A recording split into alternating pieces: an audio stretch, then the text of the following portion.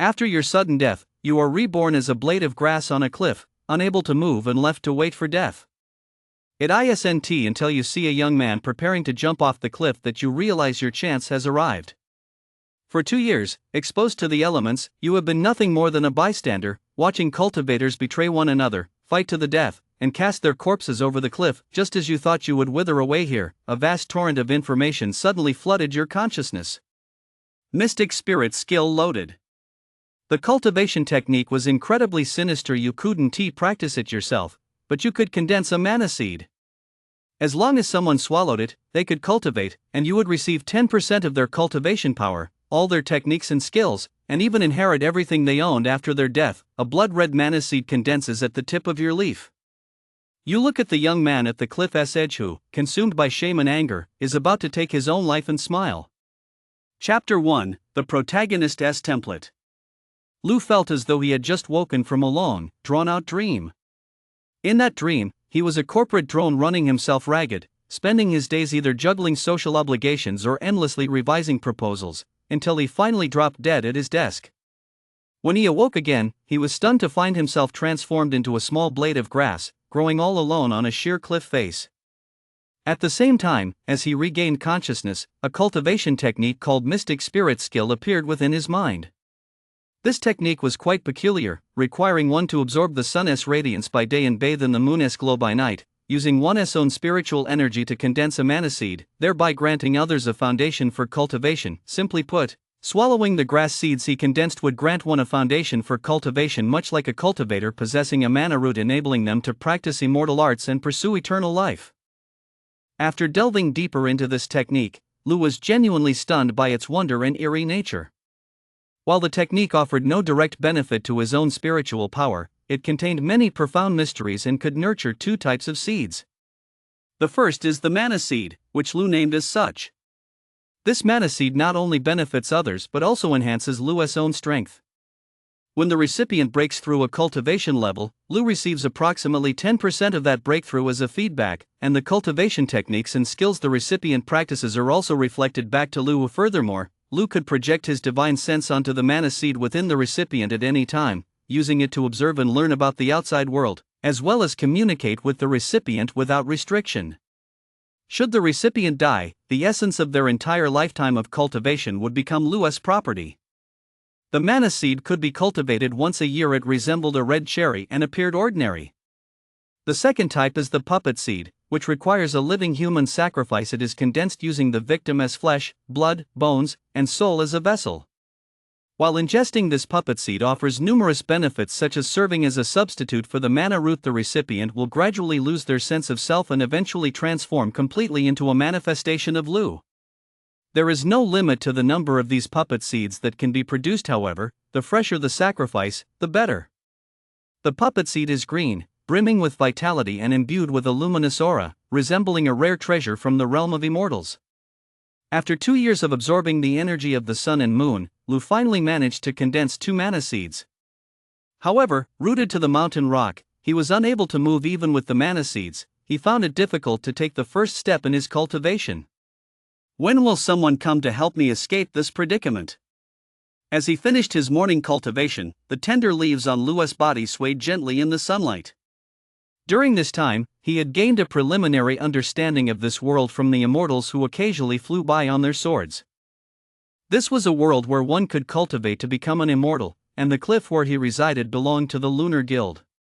Every 5 years, the Lunar Guild opened its doors to recruit disciples seeking fresh blood. Most outer sect disciples were ordinary people with poor mana root aptitude or none at all who had been tricked into coming here to serve as laborers. For 2 years, unable to move, Lou had been a mere spectator, witnessing the treacherous nature of the cultivation world. One night, 6 months after he awoke, a man and a woman from the sword sect were caught having a secret rendezvous. They had conspired to kill an inner-sect senior brother and then threw his body off the cliff. Later, the two turned against each other, drew their swords, and fought. Ultimately, the woman prevailed, and the man was thrown off the cliff. There was also an outer door male disciple who, after being bullied by his fellow disciples, leaped off the cliff in despair. As his observations and experiences grew, Lou's idealistic illusions about the cultivation world were shattered, and he came to deeply understand its reality of deceit and treachery. Consequently, aside from his daily cultivation, he dared not reveal the seed he had refined. Though it was merely a plant and the seed emitted no spiritual energy, he feared someone might pluck it to use as an ingredient for alchemy. For the past 2 years, Lu had been waiting for an opportunity. He wanted to find someone of sound mind to lead him away from the cliff and begin his journey into the world of cultivation. As the date for the Lunar Guild to open its doors and accept disciples drew near, he felt that his chance might finally be at hand. That night, the sky was moonless, and a howling gale buffeted Lu's body, threatening to knock him off the cliff. The humidity in the air was noticeably higher than usual. Drawing on his innate talent, Lu knew that within half an hour, a heavy rain would fall in the mountains.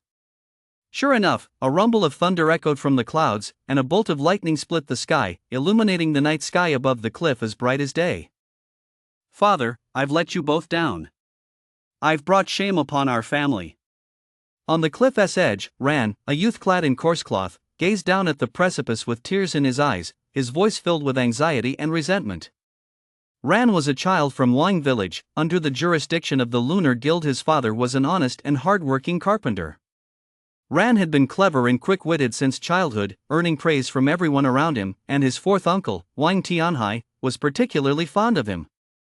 To give Ran a chance to join the immortal sect, Wang Tianhai not only gave up his own son's spot but also managed to find an iron crystal from somewhere and handed it to an outer sect steward of the Lunar Guild, which is how Ran gained the opportunity to participate in the sect's trials. Unfortunately, his aptitude and physical strength were lacking, and he failed even the most basic trials.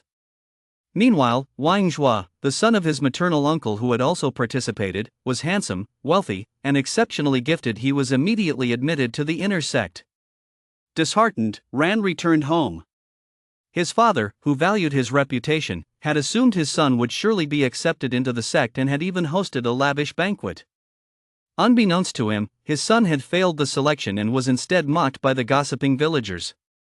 Ran's father, Wang Taizhu, got into a verbal altercation with someone at the banquet and was even injured in a fight. The naive Ran was deeply shaken by the incident and sneaked out that very night, intending to find a place to end his life. Witnessing all this, Lu felt a strange sense of familiarity welling up inside him. He instinctively looked toward a cave not far from the cliff and thought to himself, could there be another pearl in that cave? Ran then leaped into the void, seemingly destined to meet his end. Just then, a violent gale swept through the area, violently flinging Ran's body onto a ledge on the cliff face, whereupon he lost consciousness. So it's true? The protagonist trope where jumping off a cliff doesn't kill you. I wonder if old Demon Wang is behind this. Should I intervene? With the situation unclear, Lu decided to wait and see. He was also curious to discover if there was a serendipitous encounter awaiting him inside the cave. The next morning, Ran awoke in the sunlight, wincing in agony. He looked around and saw the sheer cliff below him. His face instantly turned pale. I actually didn't die. He struggled to crawl into the cave, barely shielding himself from the howling wind. The cave's entrance looked as if it had been torn open by a colossal force. Jagged rocks jutted out in all directions, giving off an inexplicably menacing aura. The interior wasn't spacious, barely wide enough for a single person to squeeze through, and the cave walls closed in on either side, creating an overwhelming sense of oppression. After taking a few steps forward, the space suddenly opened up into a circular cavern of moderate size. A few faint rays of light slanted in from the entrance, casting mottled patterns of light and shadow across the uneven walls. The depths of the cavern remained shrouded in darkness, exuding an air of mystery and the unknown. The cave walls were covered with the marks of timeless erosion. The rough rock surface resembled an old man's cracked skin, with lines like wrinkles etched by the years, varying in depth, and in some places even glowing with a faint, eerie light. However, this cave was utterly unremarkable. There wasn't even any food. Barring a miracle, he would starve to death sooner or later.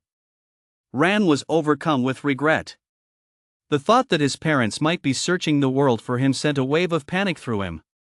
He tried to scramble to his feet, but the excruciating pain made him wail in agony. He is still just a child, Lu mused to himself, and a bold idea took root in his mind. He activated a minor technique from the mystic spirit skill, causing the green leaves surrounding him to sway rhythmically in the breeze. A gentle breeze, carrying peculiar ripples, spread out in concentric circles toward Ran. Lost in his sorrow and regret, Ran was oblivious. Within these strange ripples, his sobs gradually subsided, and he eventually drifted off to sleep. Ran felt as though he were in a strange dream. Before his eyes lay a vast starry sky, and beneath his feet was nothing but emptiness. Where am I?" he murmured, his eyes wandering blankly around him. "Child, why are you crying?" The sudden voice startled him. Looking up, he saw a strikingly handsome young man dressed in a navy blue Taoist robe, smiling gently at him. "Ah, are you human or a demon?" He instinctively took a step back, but felt no solid ground beneath his feet. "Wait, I must be dying. This is a dream." "Ah, neither dream nor reality. The place you are in is called the Xiantian Star River, one of this master's spiritual retreats." Lu bowed with one hand, smiled broadly, and continued. "So, you're an immortal? A real immortal?" Ran looked up at Lu, clad in his navy blue Taoist robe, his eyes filled with admiration. Lu smiled without speaking. Just as he was about to reply, Ran suddenly knelt down and began banging his head on the ground. "I beg you, immortal, to have mercy and take me as your disciple." Lu chuckled. "Child, our meeting is a sign of fate. As for whether I'll take you as a disciple, first answer my question. Why were you crying, and why do you wish to become a disciple and cultivate the way?" Chapter 2: The Mana Seed Enters the Belly. Seeing that Lu had not refused, hope flared in Ran's eyes. Daring not to hide anything, he recounted the entire story. In reply to the immortal's question, "My name is Ran, and I am a member of the Wang family living at the foot of the mountain. I now wish to join the immortal sect but have been unable to do so. I humbly beg Grandfather Immortal to take me as a disciple. I vow to serve Grandfather Immortal with devotion for the rest of my life and never betray you. Should I break this vow, I am willing to die a miserable death and, after death, be cast into the 18th layer of hell, never to be reborn." Is this child truly so sincere? Could it be that I misjudged him, and he is not a clone of that old demon one? Lu mused to himself, feeling a growing fondness for this youth who bore such a striking resemblance to Wang Meizi.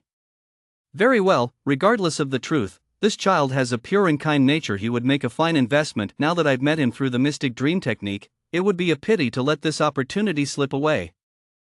Having made up his mind, Lu said thoughtfully, "Your constitution is frail, and your mana root is not evident. Even if you were to force yourself to practice, it would only serve to strengthen your body. With your aptitude, without a divine fruit to fortify your foundation, you will ultimately struggle to enter the path of the Tao. Since I've said we share a karmic connection, taking you as my disciple is feasible, but you must agree to 3 conditions." Ran was overjoyed and hastily knelt, kowtowing, "Master, your disciple will strictly obey your commands and never disobey." Lu nodded with a smile. "First, what happened today is known only to heaven, earth, you, and me. Without my permission, you must not mention my existence to anyone, not even those closest to you." "Can you do that?" Ran replied firmly, "I can." Lu continued, "Second, to become my disciple, you must swear an oath. You must not violate heaven's laws or harm others, nor use your strength to bully the weak. In all your actions, you must be cautious and steady.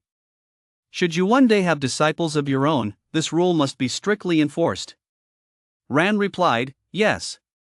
Lu's expression grew solemn. "Third, show no mercy to your enemies. You must eradicate evil completely and erase all traces afterward. Do not bring trouble upon me." Ran declared loudly, "This disciple obeys." Lu nodded, "Very well, then, take the oath and become my disciple." "I, Ran, hereby become a disciple of my master, effective today, and will remember my master's teachings. I hereby swear that without master's permission, I will never reveal any information about you. I will not bully the weak, nor commit acts that defy heaven and harm humanity. When dealing with enemies, I will eradicate evil completely, destroy their bodies, and erase all traces, leaving no evidence behind, so as never to implicate you. Should I break this oath, may I die a miserable death and never be reborn." Having said this, Ran bowed his head 3 times with a loud thud.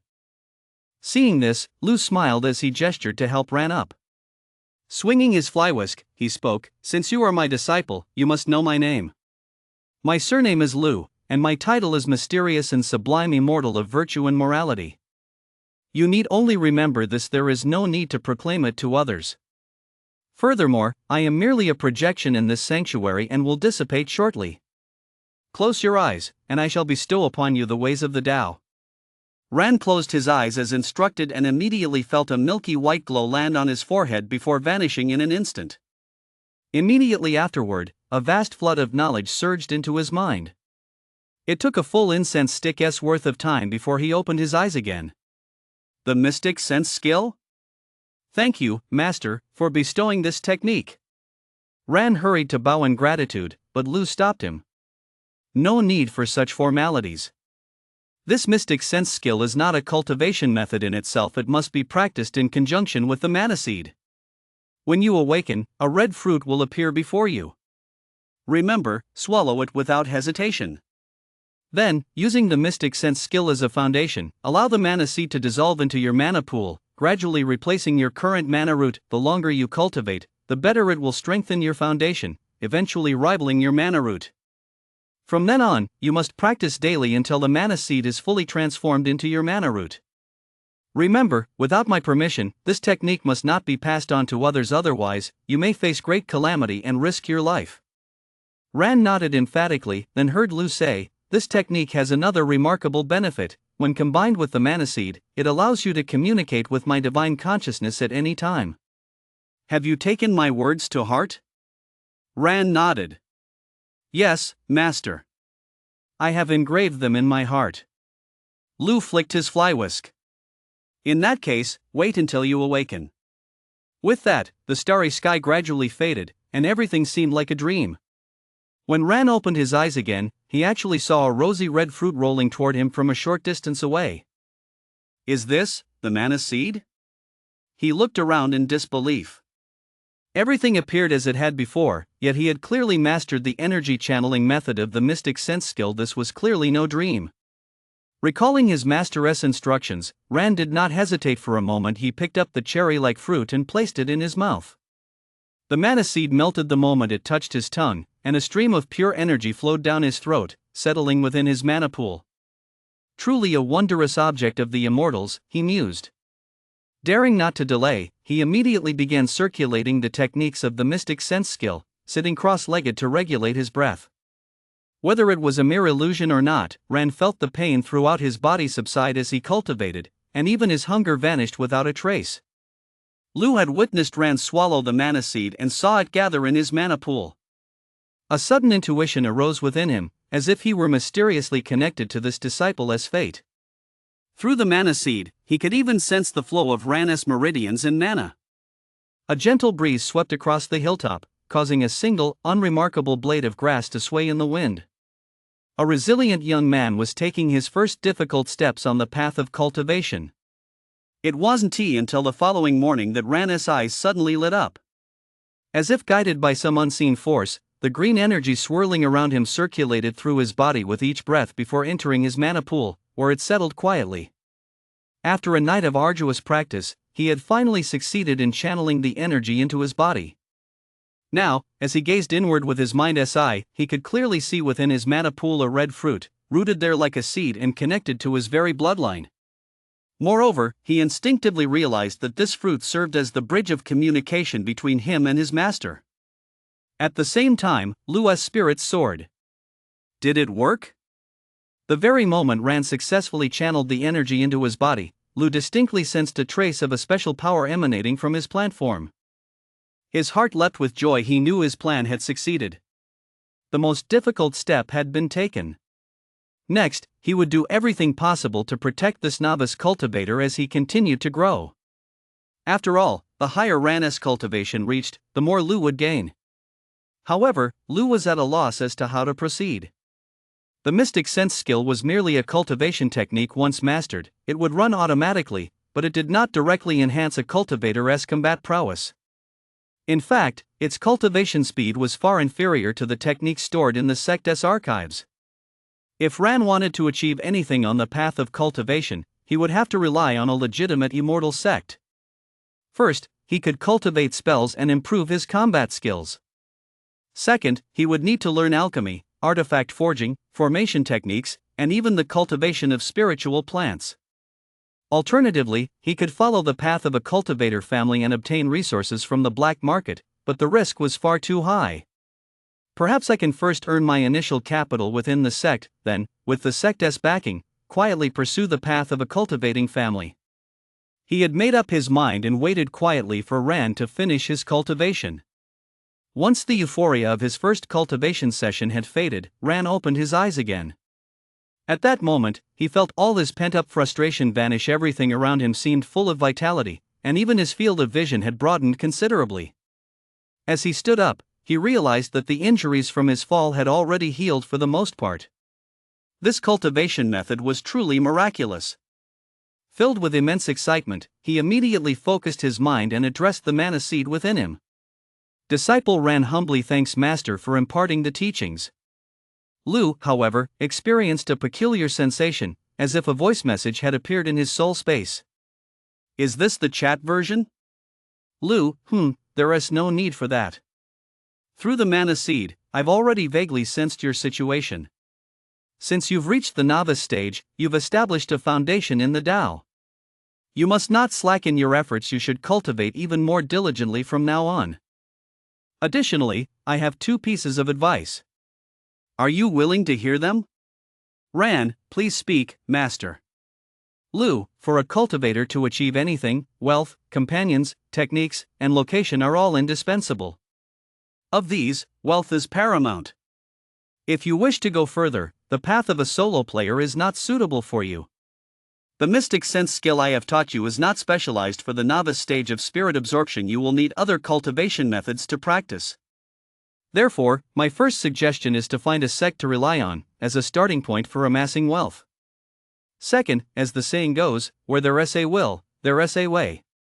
The more desperate the situation, the more likely rare treasures are to appear. If you wish to leave this place, you must find spiritual herbs or rare treasures to aid you.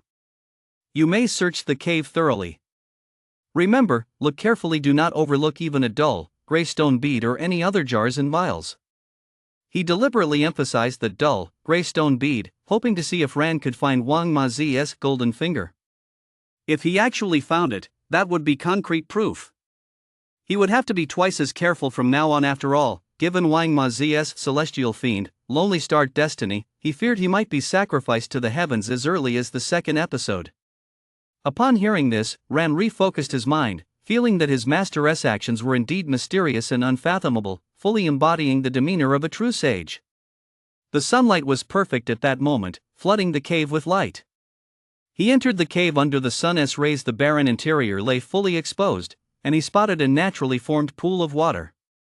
The pool wasn't deep, no larger than a wash basin formed by dewdrops condensing on the cold rocks and dripping down. The clear water reflected Rand's youthful face. He cupped his hands to scoop up a handful of water and gulped it down. He immediately felt refreshed and invigorated. He had been ravenous for some time, so he simply lay down on the ground and drank his fill. Unfortunately, the spring ran dry after just a few sips. Then, the opening of a small porcelain bottle came into view. What is this? Chapter 3, A Twist of Fate. Lying in the watery pool was a white jade bottle with its lid securely fastened. He picked up the jade bottle and examined the tightly sealed lid. He twisted it with both hands, but the lid wouldn't budge. After a moment's thought, he tucked it into his robe. He began searching the surroundings carefully once more. Finding nothing else, he gathered his focus and concentrated on communicating with the mana seed within him. Master, your disciple has thoroughly searched the cave. I found a shallow pool where mountain spring water was dripping, and inside that pool, I discovered a strange white bottle. A white porcelain bottle? Did you try to open it? Lua's slightly surprised voice came from within the mana seed. Rand shook his head helplessly. I can't open it. Lu fell silent for a moment, thinking to himself, could this little porcelain bottle be the heavenly flask from old Demon Han's possession? Wow! This is like holding old Demon Wang's script while wielding old Demon Han's prop. But isn't the heavenly flask supposed to be green? Could it be that in a different environment, even the prop has changed its appearance? Try smashing it with a rock. See if you can break it open. Lua's voice carried a hint of caution. Hearing this, Ran looked around, picked up a rock, and hurled it with all his might at the little porcelain bottle. There was a dull thud. The rock in his hand shattered into 2 pieces, but the little porcelain bottle remained completely undamaged, not even a scratch. Lua's heart skipped a beat. Hey, that's promising. Just the kind of treatment a protagonist should get. He then transmitted his voice, pausing as if deep in thought. It seems ordinary methods won't open it. Come out of the cave for now. To the left of the entrance, there's a protruding rock. Place the bottle on it to soak up some sun, and check back in a few days to see if anything is changed. Perhaps there's a hidden mechanism. Ran set the white porcelain bottle down with little enthusiasm, though his mind was filled with doubts. Does my master really know this cliff like the back of his hand? Does he even know exactly where that protruding rock is? I'm afraid I'll have to disappoint my master. You can't just stumble upon a treasure like that. This isn't some story told by a storyteller. He did as instructed and placed the bottle on the rock, which had been warmed slightly by the sun. Lu felt a secret delight. Very well, since the treasure remains elusive for now, we might as well seek out some spiritual herbs first. Close your eyes and focus your mind. I will borrow the power of heaven and earth to scan the area for you. Upon hearing this, Ran quickly sat down in the lotus position and closed his eyes, focusing his mind as instructed. Moments later, something strange happened. He didn't see it, but rather sensed the surrounding scenery unfolding like a scroll in his mind. Swaying plants, a gentle breeze. His consciousness seemed to merge with the wind, spreading outward with the swaying plants, as his range of perception quietly expanded. A moment later, he opened his eyes, a hint of awe in his gaze. Just then, his master's voice echoed in his mind. Not bad. Lua's voice carried a hint of satisfaction. On the cliff to your left grows a 50-year-old wild ginseng. Carefully harvest it, and once you've swallowed it, immediately enter meditation to cultivate. You must strive to reach the novice stage as soon as possible. That is the key to your escape. Watching Ran set off to find the ginseng, Lua's mind churned with thoughts. Though he knew protagonists were typically resilient, he couldn't guarantee anyone would come to his rescue at this moment. Could a protagonist without a golden finger still be considered a protagonist? Lu didn't know. Perhaps, that white jade flask was the greatest opportunity of Ran's journey? If it truly was the legendary heavenly flask, that would be simply marvelous. He could easily use it in secret to cultivate spiritual herbs, paving the way for Ran's cultivation. However, now was not the time to take such a risk. Even though the flask was within arm's reach, barely an inch away from his roots. Everything depended on whether this mana seed's miraculous power could truly defy the laws of nature and allow Ran, who lacked a visible mana root, to cross the threshold of cultivation. Following the instructions, Ran indeed discovered the wild ginseng on the cliff face. He carefully harvested it, wasted no time, and returned straight to the cave. In just a few gulps, he swallowed the ginseng whole, then immediately sat cross-legged and channeled the mystic sense skill with all his might. He remained in meditation for several hours, until night fell. The starry sky shone brilliantly, and the moonlight, like a silken ribbon, cast a cool, crisp glow upon the cliff face. Bathed in the moonlight, Lua's grass-like form seemed to breathe, emitting a faint, barely perceptible glow. Even more striking was the white jade flask placed nearby, which was now quietly absorbing the moonlight, with a faint, warm radiance flickering across its surface. Lua's heart swelled with excitement. Truly extraordinary. Even if it isn't the original heavenly flask, it must surely be a rare treasure. He concluded the absorption, feeling thoroughly satisfied. Meanwhile, inside the cave, Ran remained still, holding his breath and focusing his mind. The aura emanating from his body was growing stronger, strand by strand, at a pace visible to the senses. The next morning, Ran successfully broke through to the novice stage. It was as if he had shattered some invisible shackles. Not only had the injuries from yesterday's fall completely healed, but he also felt his body brimming with energy, light as a sparrow, and the entire world seemed renewed. He suddenly opened his eyes, a flash of brilliance passing through them. The world seemed as though it had been washed clean. Colors were more vivid, sounds clearer, and every detail was in sharp relief. Suppressing his excitement, he quickly focused his mind on his mana pool and joyfully transmitted his voice to his master. Master, your disciple has successfully broken through to the novice stage. Outside the cave, Lu felt a surge of thought and immediately conveyed his approval. Very good. Her tone immediately turned serious. However, the novice stage is still insufficient to ensure your safety. You must not grow complacent. I have sensed another opportunity. About 10 zhang below this cliff face lies a century-old lingji mushroom. Later, you must find a way to harvest it. After consuming it, continue your cultivation, and only then will you be able to advance to the next level. Ran respectfully agreed. He walked to the water pool, cupped his hands to drink several gulps of clear water, and then washed the fatigue from his face with the cool spring water. Although he hadn't eaten a single grain of rice in 2 days, the nourishment from the spiritual herbs and the absorption of mana had greatly alleviated his hunger. After making thorough preparations, Ran once again stood at the edge of the cliff outside the cave entrance. Surveying his surroundings, he spotted some tough, ancient vines growing nearby. He selected several of the sturdier ones, tied them together securely, and fastened one end tightly to the massive boulder at the cave entrance, while securing the other end around his waist. Taking a deep breath, he turned his back to the abyss and began sliding down the sheer cliff face. The biting mountain wind, like an invisible giant hand, violently tore at the vines, flinging him back and forth along the cliff face like a swing in a gale, making it impossible for him to steady himself. Below him lay a dizzying abyss. He could only grit his teeth, digging his fingers deep into the vine, his terrified gaze fixed on the point where the vine rubbed violently against the rough rock face, sending sparks flying. God help me! Please hold on. His desperate prayer was drowned out by the howling wind. Endless fear gripped his heart, but his body was already suspended in midair. There was nowhere to go but forward, no way back. Gritting his teeth and forcing his nearly uncontrollable heartbeat under control, he began to twist his body with all his might against the gale, trying to steady the dangerous sway. The physical enhancement granted by the novice stage was now fully evident. His piercing gaze cut through the gale, precisely locking onto the massive, dark purple lingji mushroom, as big as a wash basin, nestled in a crevice of the nearby cliff. Yet, controlling his body in the midst of the storm was next to impossible. Once, twice.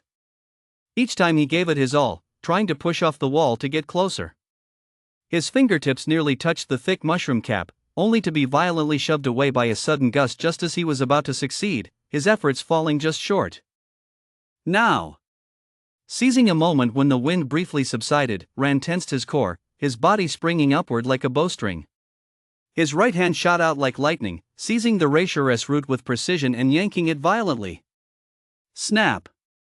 Along with a few strands of roots and soil, the century-old Reishi was finally clenched firmly in his palm.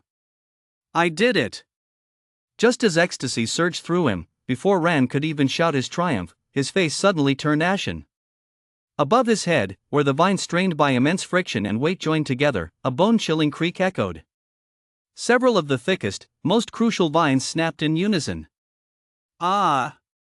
Ran's piercing scream, mingled with the howling wind, instantly shattered the silence of the cliff face. Lu's heart sank to the depths of despair as his mind, in a state of panic, watched the falling figure. It's over. No sooner said than done. A shrill, piercing sword whistle cut through the air, a streak of blue sword light, like a meteor from the heavens, shot down from the sky at an astonishing speed. Just as Ran was about to plunge into the mist below, the sword light swept precisely past his side. With a flicker of the blade, a slender figure reached out like lightning, snatching Ran up as easily as picking up a chick. Save, Ran's limbs were still frantically thrashing subconsciously. He could hear the wind howling in his ears, and the scenery before him was rushing upward like fleeting clouds. Only when the suffocating sensation of impending death eased did he realize he was suspended in midair, held aloft by a single hand of a stern-faced cultivator in a green robe, soaring toward the cliff's summit at lightning speed. The protagonist's aura is terrifying indeed. He didn't even die from that? Lu, who had witnessed all this in his mind, felt a momentary sense of relief, only for alarm to strike him instantly. He hurriedly retracted all his leaves, his roots wriggling frantically in the soil, and in the blink of an eye, he buried the white jade bottle which was still absorbing the sun's radiance deep underground, leaving not a single trace. Only after doing this did he swiftly focus all his attention on the mana seed within Ran's mana pool, holding his breath as he observed the unfolding situation at the cliff's edge. Tai Dan! My foolish child! A dark-skinned woman, her face streaked with tears and weathered by the elements, wailed as she rushed forward and threw her arms around the still shaken Ran. "If you can't become an immortal, let us just go home. We can farm or become carpenters, there's always a way to make a living. How could you be so heartless as to abandon your parents and take your own life?" His grandfather stood nearby, wiping his eyes forcefully, gazing at his son with a mix of hatred and heartache. The cold, blue-robed sword cultivator casually tossed Ran to the ground, then, clutching his long sword, retreated a few steps away with a blank expression. Listening to his mother's heart-wrenching wails, feeling his father's rough hands patting him, and sensing the glances and whispers of the surrounding clan members, a mix of reproach, pity, and schadenfreude, Ran's throat tightened.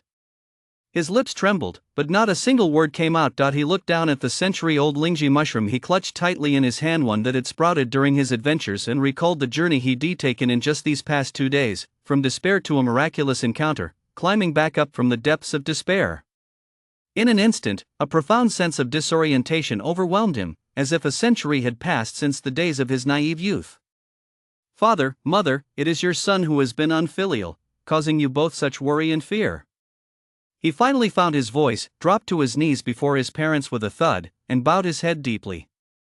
Strangely enough, as he knelt in the dust, the shame and self-doubt in his heart quietly receded like a tide, replaced by a heavy sense of grounding and a strange calm. Even the whispers of the clan members ringing in his ears seemed to be separated by an invisible barrier, growing distant and indistinct. His father grabbed his son's arm, his rough, calloused hands gripping Ran tightly. His voice was hoarse but firm. "Son, as long as you're safe, that's all that matters. That's all that matters. This immortal sect, we're done with it. Come home with your parents. With your father's skills, I'll make sure you always have a steady meal." His tone was utterly unquestionable, tinged with the relief and lingering fear of having narrowly escaped disaster. Ma Senliang, who had been watching coldly from the sidelines, swept a sharp glance over the massive Lingji in Ran's hand, stained with dirt yet faintly glowing with mana, and his eye twitched slightly. He approached the green-robed sword cultivator standing with his sword clasped, his voice low and unreadable. "Senior brother, look at that Lingji the kid is clutching. It's of exceptional quality. I'd wager it's been aging for no less than 100 years. As he spoke, a hint of unmistakable greed flashed briefly in his eyes. The green-robed sword cultivator didn't even lift an eyelid, coldly retorting. He risked his life to wrestle it from the cliff face. Ma Xianliang's eyes flickered, and he put on a warm smile. "You're quite right, senior brother. However, a youth with such tenacious fortune is truly rare, given his courage and the fortune that allowed him to find a spiritual elixir in such a desperate situation. Admitting him to the outer sect as an exception is not entirely out of the question." He skillfully shifted the subject and lowered his voice. "Of course, leaving such a precious item in the hands of a mundane youth who hasn't yet entered the Tao would indeed be a waste of heaven's bounty. And if it were to invite disaster, that would hardly be a fortunate turn of events." Seeing that the Ran family was composing themselves and preparing to leave, Ma Xianliang hurried forward a few steps and called out in a clear voice, "Young friend, please wait a moment." Just then, a clear, abrupt voice suddenly rang out in Ran's mind. "Agree to it." Ran looked up. Chapter 4, Moving House. "Esteemed immortal. Did you just mean that my son can join the immortal sect?" Wang Taizhu, the usually meek carpenter, spun around abruptly. His swarthy face flushed crimson with excitement, and his voice trembled. Ma Xianliang stood with his hands behind his back, his expression calm and impassive, and nodded slightly. "That is correct. I am Ma Xianliang, an outer sect steward of the Lunar Guild. There is indeed a clause in our sect's regulations: if a mortal finds a precious treasure and presents it to the sect, and their merit is outstanding, they may be admitted to the outer sect on a discretionary basis." His gaze swept over Ran's hand, which was tightly clenched around the Lingji, and a faint, almost imperceptible smile tugged at the corners of his mouth. "I observe that the Lingji in your hand, young friend, possesses an inner radiance and a hint of mana. It has likely been cultivated for at least 100 years. If you are willing to offer this spiritual herb to the sect, I can make the decision today and, as an exception, admit you to the outer sect of the Lunar Guild to begin your cultivation." Upon hearing this, Wang Taiju's cloudy eyes instantly burst with ecstatic light, as if he'd been struck by a massive windfall. For a moment, he was even a bit dizzy. He instinctively looked at his son, his gaze filled with inquiry and a hint of pleading. Ran's heart tightened as his master's brief, forceful command flashed through his mind, "Agree to it." Without further hesitation, he stepped forward, cupping the century-old lingji still damp with dew and soil high in both hands. His voice carried a deliberately suppressed calm. "Disciple Ran wishes to present this lingji to the sect. I humbly request the elder's approval." The greed and delight in Ma Senliang's eyes nearly spilled over, but he forced them down, transforming them into a faint, composed smile. A teachable youth, you do know your manners." He extended his well-manicured hand and, with a seemingly casual yet lightning-fast motion, took the precious treasure. The moment the lingji touched his palm, a surge of pure botanical mana filled him with a sense of well-being, and the smile on his face grew more genuine. With a flick of his wrist, he stowed it in an exquisite silk pouch at his waist. Only then did Ma Xianliang leisurely pull a jet-black token from his robe. The token was neither gold nor jade. It felt slightly cool to the touch. Its front was engraved with a crescent moon entwined with the shadow of a sword, while the back bore the simple, ancient characters Ma Senliang. "This is my identity token, keep it safe," Ma Xianliang said, handing the token to Ran. "I grant you 3 days to settle your household affairs. In 3 days' time, present this token at the Ascension Pavilion before the Lunar Guild's mountain gates. An outer sect disciple will guide you inside to receive your identity credentials and provisions." Having finished his instructions, he didn't even spare the Wang family a lingering glance, as if he'd just concluded a business transaction. He gave a slight nod to the green-robed sword cultivator who'd been standing by, sword in hand, and was the first to step onto his flying sword. A flash of green light, and the two had already vanished into the distance, leaving behind only a group of mortals on the cliff's edge, each with a different expression. "Oh my! I knew it! That kid Tai Dan has always seemed sharp since he was little. He's got good fortune and destiny on his side. Just look, it's come true. Jumping off a cliff and still managing to snag an immortal treasure. And now he has joined the immortal sect? Congratulations, third brother. You bet, the ancestral graves of our Wang family are truly giving off auspicious smoke. Following Wang Hao from the second branch, we're about to have another immortal master. Unbelievable. Absolutely incredible." The few clan members who had previously watched coldly and even sneered now wore the warmest, most sincere smiles on their faces. They crowded around, chattering excitedly, with not a trace of bitterness or sarcasm to be found. Having gone through the profound grief of their son's attempted suicide, the sudden turn of events bringing immense joy, and now being surrounded by this clamorous shift in mood as swift as turning a page, Wang Taizhu and his wife felt utterly drained. They had not a shred of energy left for celebration. Wang Taizhu forced a smile, bowed his hands in a traditional gesture to the clan members, and offered a few perfunctory words. Then, claiming that the child was frightened and needed rest, he hurriedly ran away from the commotion and set off on the road back to the village. As he pushed open the slightly weathered gate of the Wang family's old residence, a tiny figure darted toward him like a young swallow returning to its nest. "Big brother! You're back! Give me a hug!" Yeah, his little sister with her hair braided into 2 little pigtails, beamed with pure, unreserved joy as she threw herself into Ran's arms. Yeah. Ran's heart warmed, and the tension that had gripped him for days was soothed in that moment. He bent down, scooped his sister up, and lifted her high above his head, prompting Yaha to burst into a string of silver bell laughter. That pure laughter instantly dispelled the cold stillness and gloom that had hung over the small courtyard for days. The entire old mansion seemed to come alive. Watching this heartwarming scene of siblings embracing after their ordeal, the old lady's nose grew sore, and tears welled up in her eyes once more. She hurriedly wiped them away with the back of her hand. Wang Taizhu watched with a mix of heartache and relief at their survival. Forcing a smile, he said, "It's good that the kid's back. On such a joyous occasion, what kind of sight is this, all this crying? Old woman, hurry up and get the kid something to eat. Our son has been down in the mountains, who knows how many days he has been gnawing on tree bark and grass roots." Only then did Mother Wang snap out of her daze, responding repeatedly, "Yes. Yes. I'm on it." She hurried into the kitchen. Before long, a hearty laugh rang out from outside the courtyard gate, the sound arriving before the person. "Ha ha.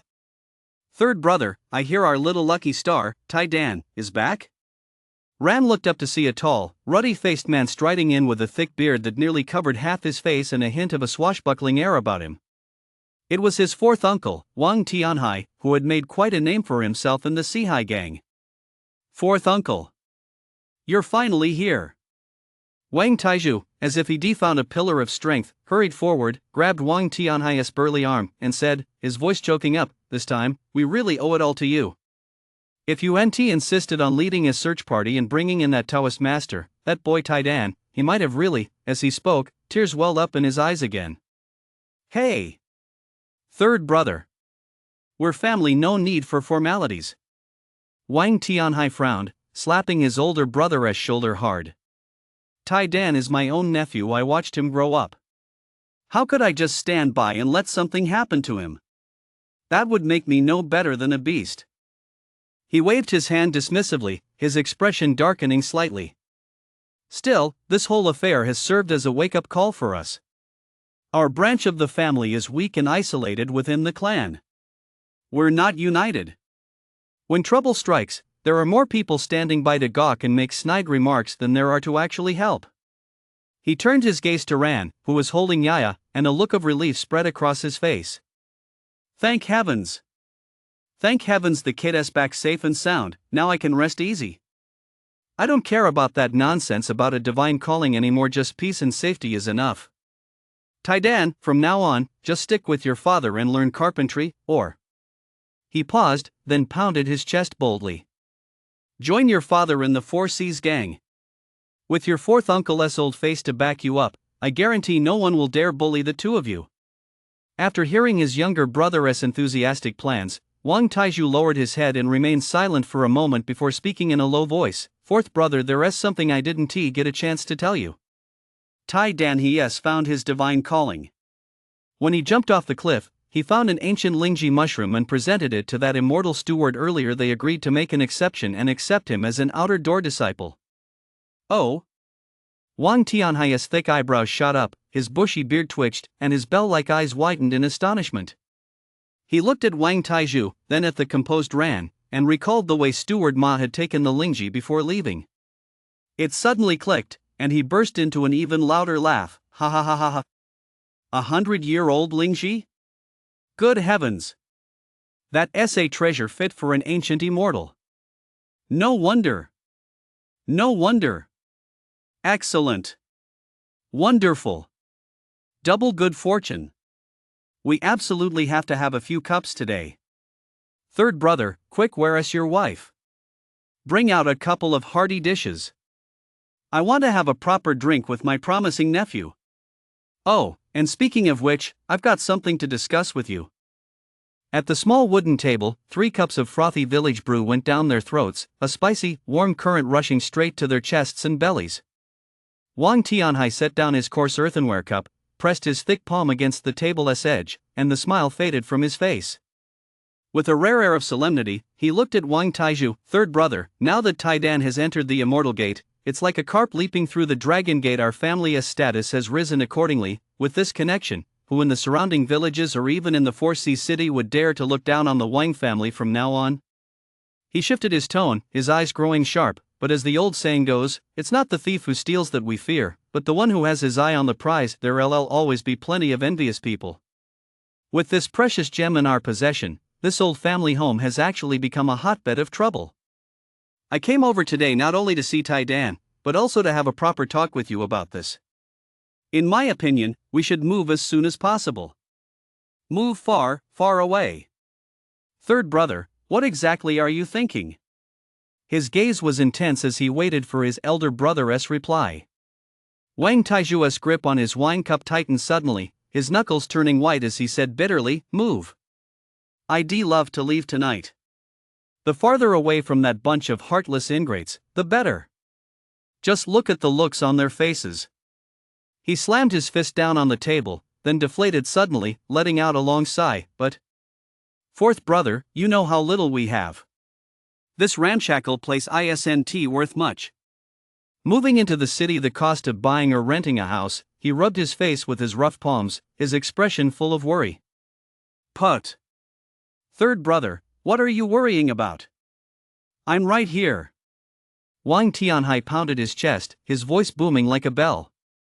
I've already figured it out, we'll move to Sihai City. I've asked the brothers in our gang to keep an eye out and pick out a courtyard for us, one with a great location, a quiet setting, and a fair price. As for the money, leave it all to me, old Fourth Wang. It's no big deal. As soon as Wang Taizhu heard that his younger brother was going to foot the bill, he felt embarrassed and waved his hands repeatedly. Old Fourth, this one do. Absolutely not. Just a few years back, when Mom and Dad were sick. Third brother. Ran, who had been quietly listening to the elders speak, suddenly looked up. The teenager's voice wasn't loud, but it carried a strange calmness that instantly silenced the two men arguing. Ran looked at his father, his gaze clear and resolute. Father, I think Uncle C has a point. Sihai City is a hub of people and information, and it's much closer to the Lunar Guild's mountain gates, making travel convenient. I am now a member of the Immortal Sect. He deliberately emphasized those 4 words, and even if I'm just an insignificant outer sect disciple, acquiring gold and silver in the mortal world should be far easier for me than for ordinary people. We can borrow the money for the property from Fourth Uncle for now. I'll take full responsibility for this debt, and once I've earned the money, I'll repay it with interest. He looked at the 2 elders, who were deep in thought, and added slowly, moving now will be costly, but this is by no means merely to avoid a temporary dispute. In the long run, it's a necessary and wise move for both our family and Fourth Uncle's family. The path to immortality is elusive and hard to attain, but the ways of the world are not entirely without order. A great tree has deep roots. By moving to Sihai City and establishing a firm foundation, we will eventually branch out and flourish, ensuring our clan produces more intelligent and capable descendants. With my modest reputation within the Immortal Sect, any promising young members of our family may well receive some guidance and support. If one generation fails, there will be a second. A journey of 1,000 miles begins with a single step. Given enough time, why should we worry that our family won't produce 1 or 2 seeds of true cultivation? Even if we have to pile resources on them, we'll pile them until we produce 2 true immortal seedlings. As soon as Ran finished speaking, the room fell so silent that all that could be heard was the crackling of the lamp wick. Wang Taizhu and Wang Tianhai stared at him as if they were meeting this nephew for the first time. Wang Taizhu's eyes betrayed disbelief and astonishment, while Wang Tianhai's eyes framed by a bushy beard glowed with an increasingly intense, almost ecstatic light. Father? Fourth Uncle? Ran felt somewhat bewildered by their gaze. Good. Ha ha ha. That's great. Wang Tianhai slammed his palm down on the table, sending the bowls and plates clattering, his booming laughter nearly tearing the roof off. Tai Dan. You've grown up. You've truly grown up. You're no longer that little snot-nosed kid who just ran after your older brother. Third brother. Listen to this. Listen to these words. What is vision? What is perspective? What is thinking of the family's long-term future? Ha ha ha ha. The future pillar of our family is sitting right here. Heaven has opened its eyes. Wang Tianhai stood up excitedly, paced around the square table twice, and, rubbing his hands together, began enthusiastically planning the specifics of the move. We'll move to Sihai City. The house doesn't need to be too big, but the yard has to be spacious. We'll pick a spot in the south of the city, closer to the gang's headquarters. Right. We've got to find a decent school for Yaya, and Taidan still needs to find time to report to the Immortal Sect. The flickering candlelight on the wooden table illuminated Wang Tianhai's flushed face as he spoke animatedly, and it also cast a glow on Wang Taizhu's face, his expression shifting from astonishment to relief, his eyes brimming with tears yet tinged with pride. Ran sat on a wooden bench, a slightly shy smile appropriate for his age playing on his face as he watched his fourth uncle and father engage in a lively discussion. Yet no one knew that the boyish mind had already quietly sunk into that strange, primordial space within his mana pool. His thoughts softly called out. Master? A calm yet deeply reassuring voice echoed almost instantly from the depths of his consciousness. I am here. What is it? That familiar reply was like a stabilizing anchor, instantly soothing the last traces of unease and disorientation in Ran's heart these past few days. The fall from the cliff, the strange encounter, the divine connection, the return home, and the initiation, it all felt like a dream from another world. To see his parents' genuine smiles, to be formally accepted into the immortal sect, and to become their pride, this had once been his greatest, most unthinkable hope. Yet now that it had all come to pass, he felt an inexplicable sense of emptiness and anxiety. The root of it all lay with this enigmatic master within the mana pool. He was terrified that it might all be nothing but a dream, terrified that once he left that cliffside cave with its grass and flask, he would never again be able to contact this mystic heavenly virtue immortal who had granted him a new life. Only when he sensed the presence of his master's consciousness did Ran's heart truly settle. He gathered his thoughts and respectfully conveyed his feelings to that chaotic consciousness. There is no urgent matter. It is simply that this disciple-less gratitude is beyond words. Today, I have fulfilled my parents' wishes and been accepted into the immortal sect, all thanks to the great opportunity bestowed upon me by my master. Your kindness is like a second birth. In the days to come, I shall practice diligently without ceasing, for fear of betraying your kind intentions in nurturing me. On the other side of consciousness, there was a moment of silence. Ran could almost sense that presence slowly pondering. After quite some time, Lua's distinctive voice finally flowed gently toward him. Your ties to the mortal world and your karmic bond with me follow their own destined course. You need not burden yourself with this, nor need you feel excessive gratitude. After a pause, the voice seemed to grow even more ethereal and profound. Simply cultivate diligently. Gains and losses, success and failure in their true nature, these are all inevitable stages on the path of cultivation. However, do you know what is the most fundamental and precious thing for a cultivator who has truly set foot on the Tao? Ran felt a slight chill in his heart and humbly sought guidance. I am slow of understanding, Master. Please enlighten me. Lua's voice carried a composure and detachment that seemed to transcend time and space. Freedom. A mind unbound, a spirit untroubled. Though the body remains in a cage, the mind has already soared to the heavens. What you are doing now is not to fulfill my expectations, nor to please your parents. You must act for the sake of freedom. Only by cutting through delusion and dissolving illusions can you realize your true self. A clear mind is the beginning of the great way. The voice paused for a moment, as if to allow Ran time to process this. Then, the voice grew gentler and more practical. This is an insight into the highest realms. You are still at the beginning of your journey. There is no need to force an understanding. Simply keep it in your heart. The path of cultivation is long, and the time will come when everything falls into place naturally. Ran felt as though his heart had been enveloped by a clear, warm spring. The heavy burden of anxiety and uncertainty instantly dissipated by more than half, leaving only a deep sense of emotion and warmth. He thought to himself, such heartfelt words from my master, pointing directly to the true essence of cultivation. Only a teacher who was as close as family would dare to reveal this so plainly. I shall cherish this kindness deep within my heart. He quickly conveyed his gratitude and newfound understanding back. I understand, Master. Your teachings are words of wisdom. I will certainly keep them in my heart and reflect on them constantly. He paused for a moment, then asked the most pressing question at hand. Then, how should I proceed from here? Do you have any guidance, Master? Lu seemed to have already considered this, and his reply was clear and direct. Gain a firm foothold, and plan carefully before acting. At present, two paths lie before you. Weigh the pros and cons, and you may choose for yourself. Two paths? Ran perked up. Indeed, Lu affirmed. The first path, focus on amassing wealth as the core, supplemented by the cultivation of the 6 arts. Focus on the 6 arts of cultivation: alchemy, artifact forging, formation mastery, spiritual plant cultivation, beast taming, and talisman crafting, striving to master 1 or 2, or even multiple disciplines, as a means to amass vast resources. These resources will not only pave the way for your own cultivation journey but also ensure a smooth path for the rise and fall of the entire clan for decades, even centuries to come. Though this path is broad and smooth, it requires vast amounts of time and energy to master these skills, and demands that you possess a grasp of the arts far surpassing that of ordinary people, as well as a sufficiently long lifespan to sustain you. The second path, take your own cultivation as the central axis, and choose one of the 6 arts to specialize in.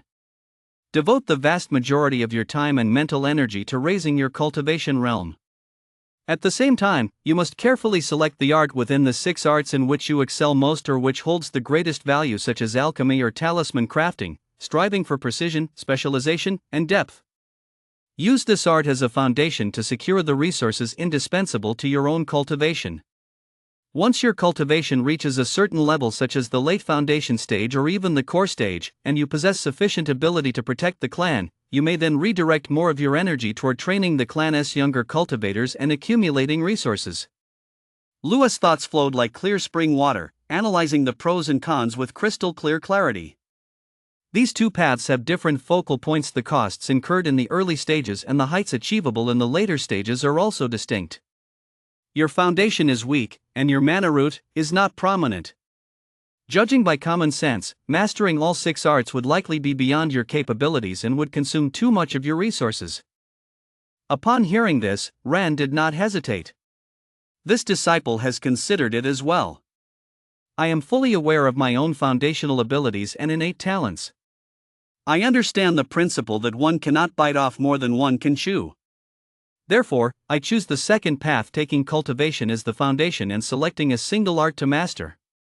His words revealed his own concerns. Lua's thoughts conveyed a rare note of approval. Well said, this self-awareness is the brightest beacon on your path. Chapter 5, The Beginning of the Journey. The night was cool as water, the moonlight as frost, gently cascading over the sheer cliffs. Lu unfurled its slender, resilient blades of grass, each one carved from the finest jade, glowing with a warm radiance in the moonlight. He could clearly sense a faint yet tangible thread of spiritual energy slowly flowing within his body. Compared to his initial state of vegetative numbness, the vitality brought by this thread of spiritual energy was like a living spring injected into stagnant water. At last, I've taken the first step. He silently turned his gaze inward. The mystic spirit skill, deeply rooted in the very source of his existence, churned with a torrent of esoteric information. Yet the many wondrous techniques and supernatural abilities within which required spiritual energy to activate now seemed as fleeting as a mirage. His spiritual energy was too meager to even begin to unleash them. Sigh, I'm still too weak. But since the seed has sprouted, all that remains is steady, patient effort and waiting. A faint thread of thought drifted beneath the moonlight. The next morning, the first rays of dawn touched the cliff face.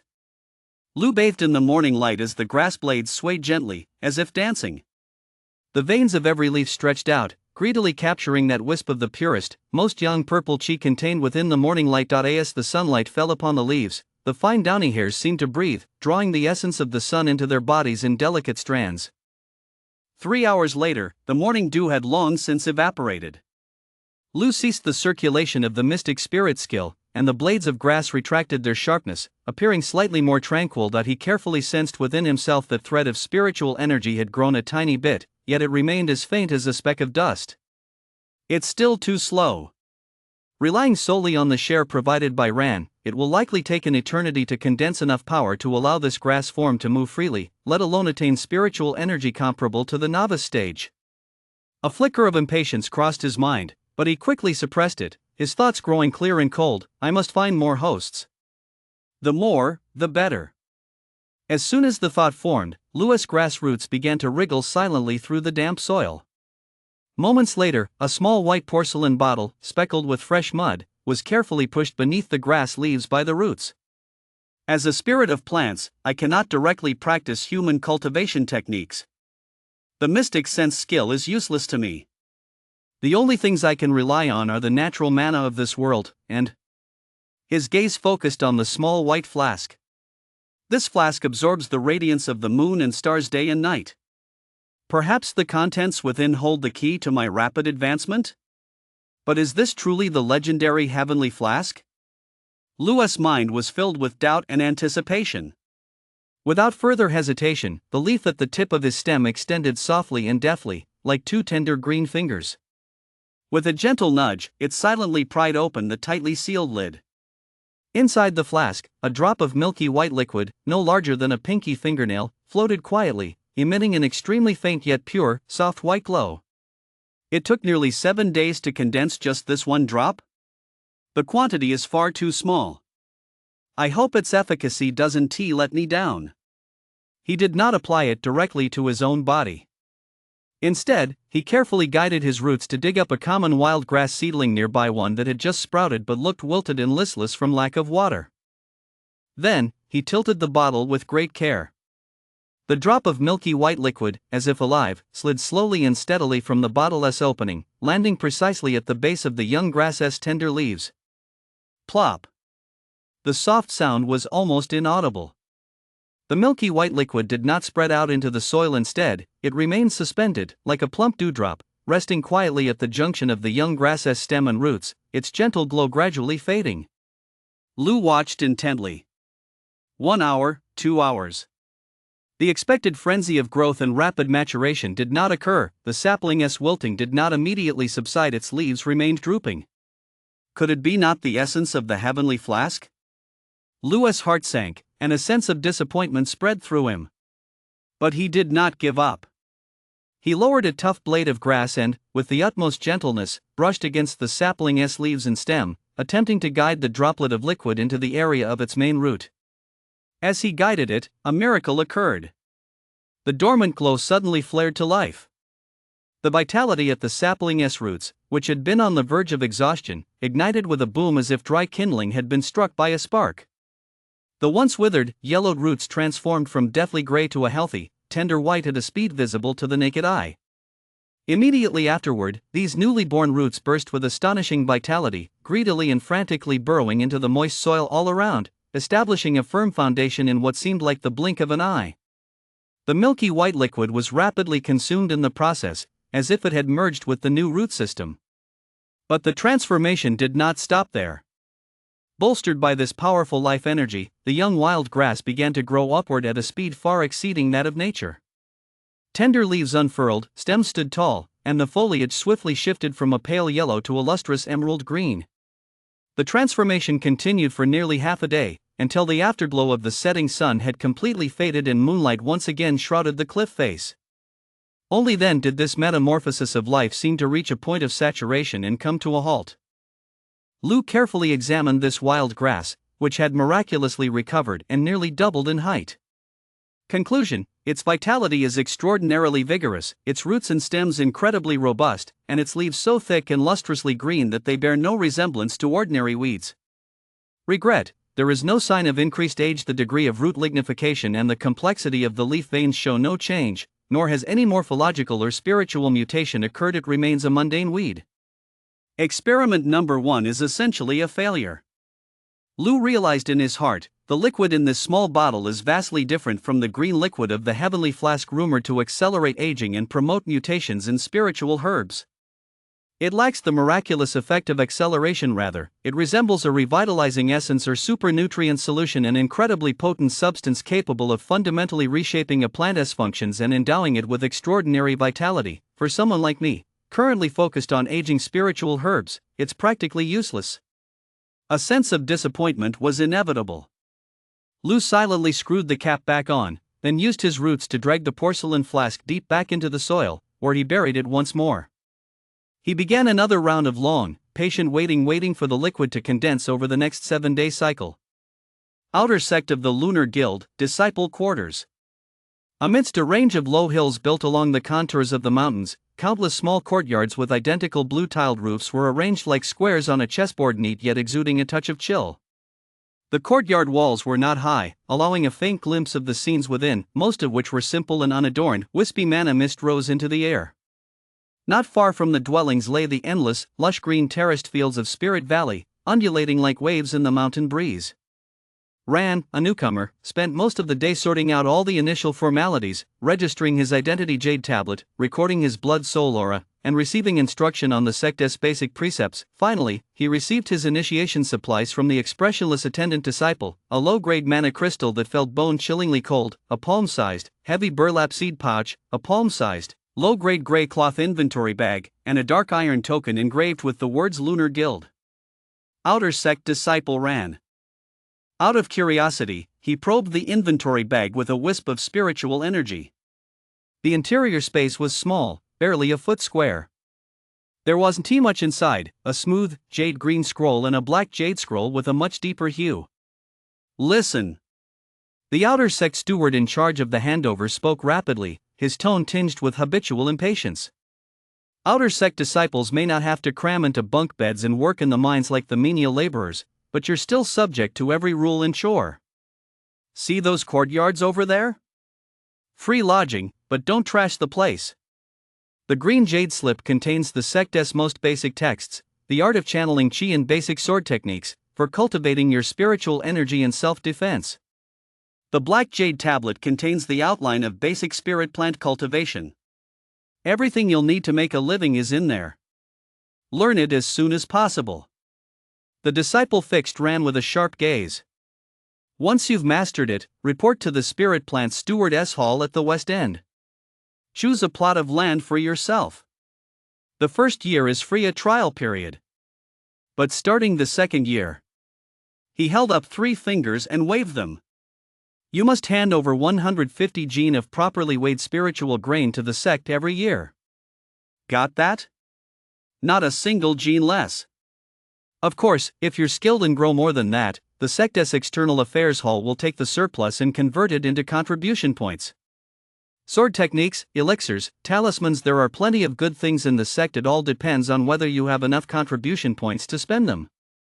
Having said that, without waiting for Rand to ask any further questions, he waved him away as if shooing a fly. All right, go find the courtyard corresponding to your sign. Don't get the wrong one. The night was deep, and the full moon hung high in the sky. Rand sat alone in the small courtyard assigned to him. Inside, there was nothing but a stone bench and a stone table, with a few clumps of unidentified yet remarkably resilient weeds growing in the corner. Bathed in moonlight, the scene felt eerily quiet and chill, broken only by the faint chirping of insects from the spirit fields in the distance and the rustling of the mountain breeze through the spirit leaves. He sat cross-legged on the stone bench and attempted to channel the sect's chi drawing technique. A stream of pure mana, several times more concentrated than that found in the mortal world, was slowly drawn into his body. However, the effect is less than 1/10 of what my Master's mystic sense skill achieves? Ran opened his eyes, his gaze betraying unmasked astonishment. Though both were entry-level techniques, and the mana here was incredibly abundant, in terms of cultivation efficiency and the purity of the extracted mana, the chi drawing technique was worlds apart from that mysterious art. A vague sense of loss and longing welled up within him. Though the mana in this courtyard was excellent, it could not compare to even 1/10,000th of the comfort and freedom he had felt on that perilous cliff, listening to his master's teachings under the starlight. The moonlight was crisp and cool, and in a flash, he recalled the days and nights spent in the company of that immortal herb on the lonely peak. After his entire family moved to Seahai City, he shouldered the hopes of his whole family alone, arriving at the gates of the Lunar Guild with the travel funds provided by his fourth uncle. Following his master's previous plan, he chose the path of a spirit plant cultivator without the slightest hesitation. Lewis' words echoed in his mind. The 6 arts of immortal cultivation, alchemy and artifact forging carry high risks and require massive investment. Talismans and formations demand exceptional skill, and beast taming is both mentally and financially draining. Only the path of spiritual plants carries the least risk. While the rewards may not be the highest, its greatest strength lies in its stability. For someone like you whose foundation is still shallow, who prioritizes family, and who must proceed cautiously, this is the most suitable path for now. First, establish a firm footing, then seek breakthroughs. Reflecting on the past few days, he had also gotten a handle on the basic rules of the outer sect. Overall, things were within his expectations. The living conditions were austere, but not unbearable. There was considerable freedom as long as he fulfilled his land tax obligations according to the rules. No one would be constantly watching him. He didn't have to toil all day like a menial laborer, nor was he burdened by the mandatory tasks assigned to inner sect disciples. Just as his master had said, this status was more like a contract between the sect and the individual. However, a contract worker naturally couldn't enjoy the preferential treatment granted to core disciples. Want more powerful cultivation techniques? Better elixirs? Rare talismans? Or even just some basic conveniences of daily life? All of it hinged on clearing the hurdle of contribution points. Those core teachings capable of transforming one's very being and pointing directly toward the Tao were reserved exclusively for the core elite. One didn't even have the eligibility to exchange for them with contribution points. One simply didn't have enough points to qualify. But for Ran, this was not unacceptable. His master's teachings served as a steadfast anchor. The essence of joining a sect lies in the word platform. Once you step through these gates, you are no longer a lone swan. You stand upon a vast platform where countless talents converge and vast resources flow. Only there can you truly feel the pulse of the cultivator community. Authentic cultivation techniques, supportive elixirs, talismanic scrolls, artifact forging lineages, these are resources that a solo player might never even scratch the surface of, no matter how much effort they expend or how many life and death trials they endure. Within the sect, the difficulty of obtaining them is reduced by more than tenfold. That is the first point. Lewis' voice seemed to transcend space, echoing in his ears. More crucially, this platform also means more opportunities for growth. Private trading fairs where cultivators exchange goods, secret training realms organized by sects to temper disciples, and shops in the inner sect markets open exclusively to cultivators and selling all manner of rare treasures. These are shortcuts and smooth paths that solo players outside the sect can scarcely access. Of course, the basic rations provided by the sect are barely enough to keep you fed. Seek rapid advancement, one must carve out alternative sources of income. But as for these matters, once your foundation is somewhat stable, I will personally teach you how to proceed. Thinking of his master's far-reaching foresight, how he had considered every detail for his sake, a wave of indescribable warmth and gratitude welled up within Ran. My master possesses such vast power, yet is willing to pour so much effort into a lowly cultivator like me. How can I ever repay such kindness and devotion? 1,000 thoughts swirled through his mind, ultimately dissolving into a soft sigh. He suppressed his wandering thoughts, and his gaze once again became focused and resolute. He took the heavy, slightly jagged-edged black jade slip from his gray cloth inventory bag, took a deep breath, and as if performing some solemn ritual carefully pressed the jade slip gently against the center of his forehead, slowly closing his eyes. His mind slowly sank into the jade slip. Boom! In an instant, Ran felt as though his head had been struck by an iceberg falling from the sky. Or as if he had plunged into a cascading waterfall spanning 10,000 acres, a cold, chaotic, and overwhelming torrent of information brutally breached all his defenses, pouring into his mind with the most violent force. The meager spiritual energy in his meridians instantly boiled, his temples throbbed violently, and before his eyes was blinding white, followed by dizzying darkness. His entire soul core felt as if it were about to be torn apart. Ugh! A pained groan escaped from between his clenched teeth, and his forehead instantly broke out in beads of cold sweat. He held on with all his might, his cross-legged body trembling uncontrollably, as if he might collapse at any moment. He didn't know how long it had been, perhaps only a few breaths, yet it felt as long as several hours.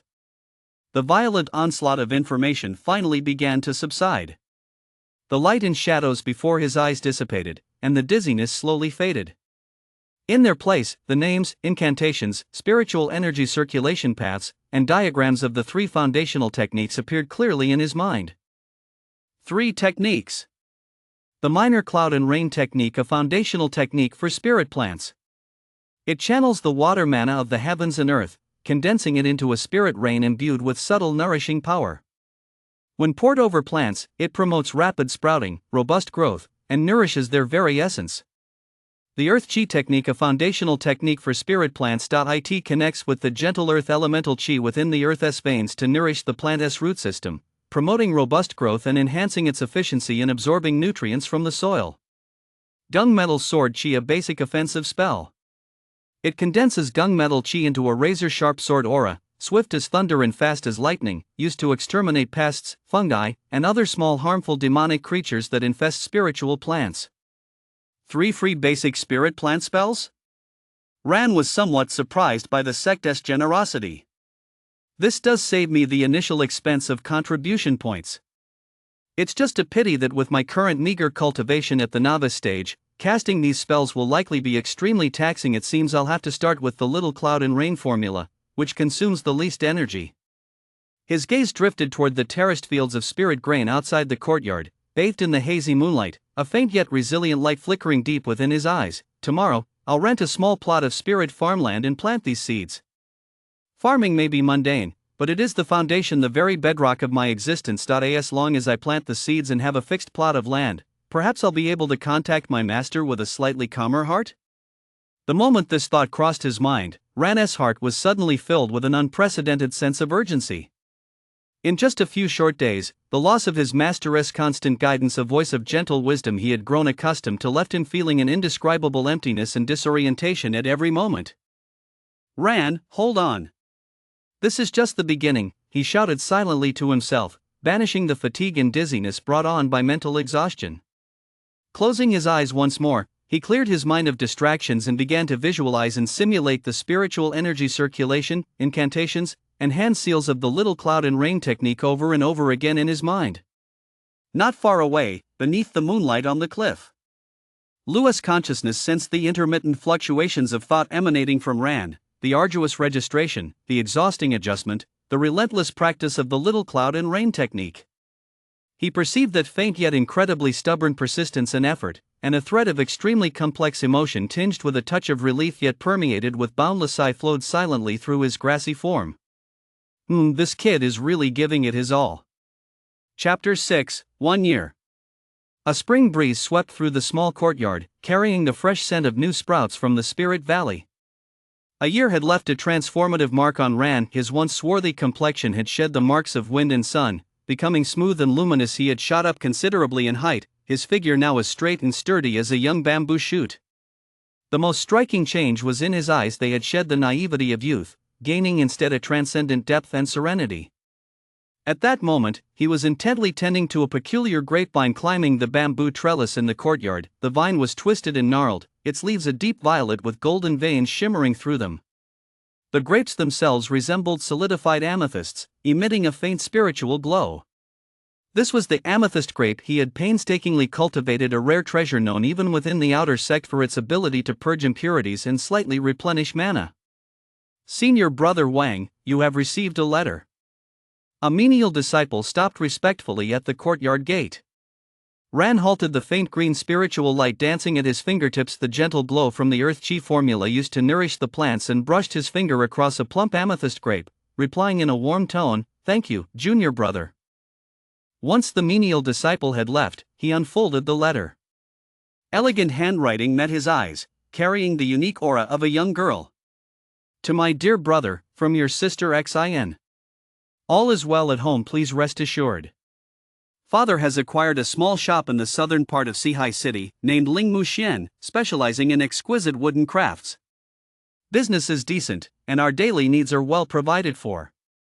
Fourth uncle, out of his kindness, has specially arranged for a learned tutor to instruct Cinny in the classics and the rights of propriety. The tutor often praises Cinny's quick wit, which brings great comfort to our parents. I recently heard that Cousin Hao has agreed to marry the daughter of the Zhang trading house in the city, and the wedding will take place on the auspicious day of the Lantern Festival. Cousin Hao specifically asked that, if it is convenient for you, you return home to attend the ceremony and bring honor to our family. Xin has been reading the Chronicles of the Strange lately and came across a passage stating, "Immortals who cultivate the way feast on the mists of dawn and drink the dew of the night, enjoying long lifespans and faces that rarely age." This struck a chord within me. Reflecting on the vast distance between the mortal world and the realm of immortals, I cannot help but wonder, if one day you return riding the clouds, and I have already become an old woman with white hair, would it not be heartbreaking for you to see me thus? Yet upon further reflection, with our parents still alive and you safe and sound, my heart's desire is already fulfilled. I dare not ask for more. I only pray that you cherish your spiritual cultivation and that your path to immortality be smooth and unobstructed. Your younger sister, Xin, respectfully. The letter fluttered slightly between his fingers. Ran gazed at the longing and a hint of naive worry over the distinction between mortals and immortals revealed in his younger sister's childish handwriting, and a warm yet slightly bittersweet smile involuntarily curled at the corners of his mouth. A year had passed. His growth over this past year far exceeded his previous expectations. The confusion he felt when first stepping onto the path of immortality had long since faded. Now, he was a bona fide novice stage, third-tier cultivator. This astonishing progress, aside from the Lunar Guild's rich mana environment, owed 90% of its credit to the mysterious mana seed within his mana pool, as well as his master Lu, who constantly plotted strategies for him and guided him through his doubts. The mana seed had granted him an indescribable affinity for plant spirits. This made his cultivation of spiritual plants seem almost divine. He could effortlessly master the Shaoyin Yaju and Di Qi Ju, and though the Gung Jin Jian Qi lacked obvious power, it was incredibly precise for clearing insect infestations. Combined with his master's insightful guidance and his own relentless dedication, in just one short year, he has grown from a clueless novice into a well-known expert in spiritual plant cultivation within the outer sect. The sect had originally allocated him a small plot of spirit grain fields. However, due to his exceptional cultivation skills and his good rapport with several stewards in charge of the medicinal herb gardens, he managed to secure an additional half-moon medicinal garden located in a shaded area with slightly denser mana. The garden not only housed common plants like lingji and wild ginseng, but also several rare treasures he had spotted with a keen eye at the market, a blood bodhi that exhaled and inhaled blood mist, and several clumps of spirit-purifying flowers in bud, capable of cleansing alchemical toxins. As for the purple crystal grapes in the courtyard, they were a spiritual fruit that made many outer sect disciples and even some low-ranking stewards green with envy. The grapes it bears save for a tiny fraction that he carefully ferments into spiritual wine to sell discreetly in exchange for scarce supplies, mostly serve as his stepping stones for cultivating connections. His master often said, in the cultivation world, it's not all about fighting and killing, it's mostly about human relationships and social graces. Ran wholeheartedly agreed with this and put it into practice. Recalling his master's teachings, a warm current always surged through Ran's heart. This bond, part mentor and part father, had long been etched into his very marrow. One late night about half a year ago, it was precisely this close connection that led to an event that still feels unbelievable to this day. At that time, he had just finished his cultivation and had immersed his mind in the mana seed to communicate with his master. Lu, however, in a rare move, directly transmitted an extremely clear map imprint into his vision and informed him, first, a major discovery had been made regarding the white jade bottle obtained from the cliff. Second, the location of a projection body he had formed in the lower realm had been exposed. He instructed Ran to go and see it as soon as possible, emphasizing that this matter was of the utmost importance and must not be disclosed in the slightest. Filled with astonishment and doubt, Ran followed the map's directions deep into a secluded valley 100 li beyond the outer gates of the Lunar Guild. Parting layer upon layer of vines, the sight before him left him breathless. In the moonlight, a tiny blade of grass no more than half a foot tall, yet remarkably vibrant, was unfurling itself in the crevices of the rocks by the stream. Its leaves were a vivid, almost dripping emerald green, and an extremely faint yet pure plant mana swirled around it. What shook him to the core even more was that the little grass plant tilted its head slightly, and its gaze seemed to pierce through space, locking onto him. A wave of mental energy, incredibly familiar and originating from the mana seed, transmitted clearly to him, Ran, this is your master's projection in this realm. Ma! Master? A storm of emotions raged within Ran's heart. He could never have imagined that his mysterious and all-powerful master's cross-dimensional projection would be a single blade of grass so frail, with spiritual energy fluctuations barely reaching the first tier of the novice stage. The shock of this contrast far surpassed that of encountering a nascent stage titan. The shock was followed by an overwhelming sense of awe that his master could materialize a physical form out of nothing in the lower realms. Even if it was merely the frailest of blades of grass, was a feat that completely surpassed the limits of Ran's comprehension. Daring not to show the slightest disrespect, he dropped to his knees with a thud and respectfully kowtowed 3 times before the blade of grass, his forehead touching the ground. His voice was choked with emotion and filled with profound devotion.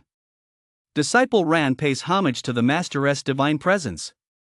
I hereby vow that I shall regard this blade of grass as the master himself, and I will protect it with my very life.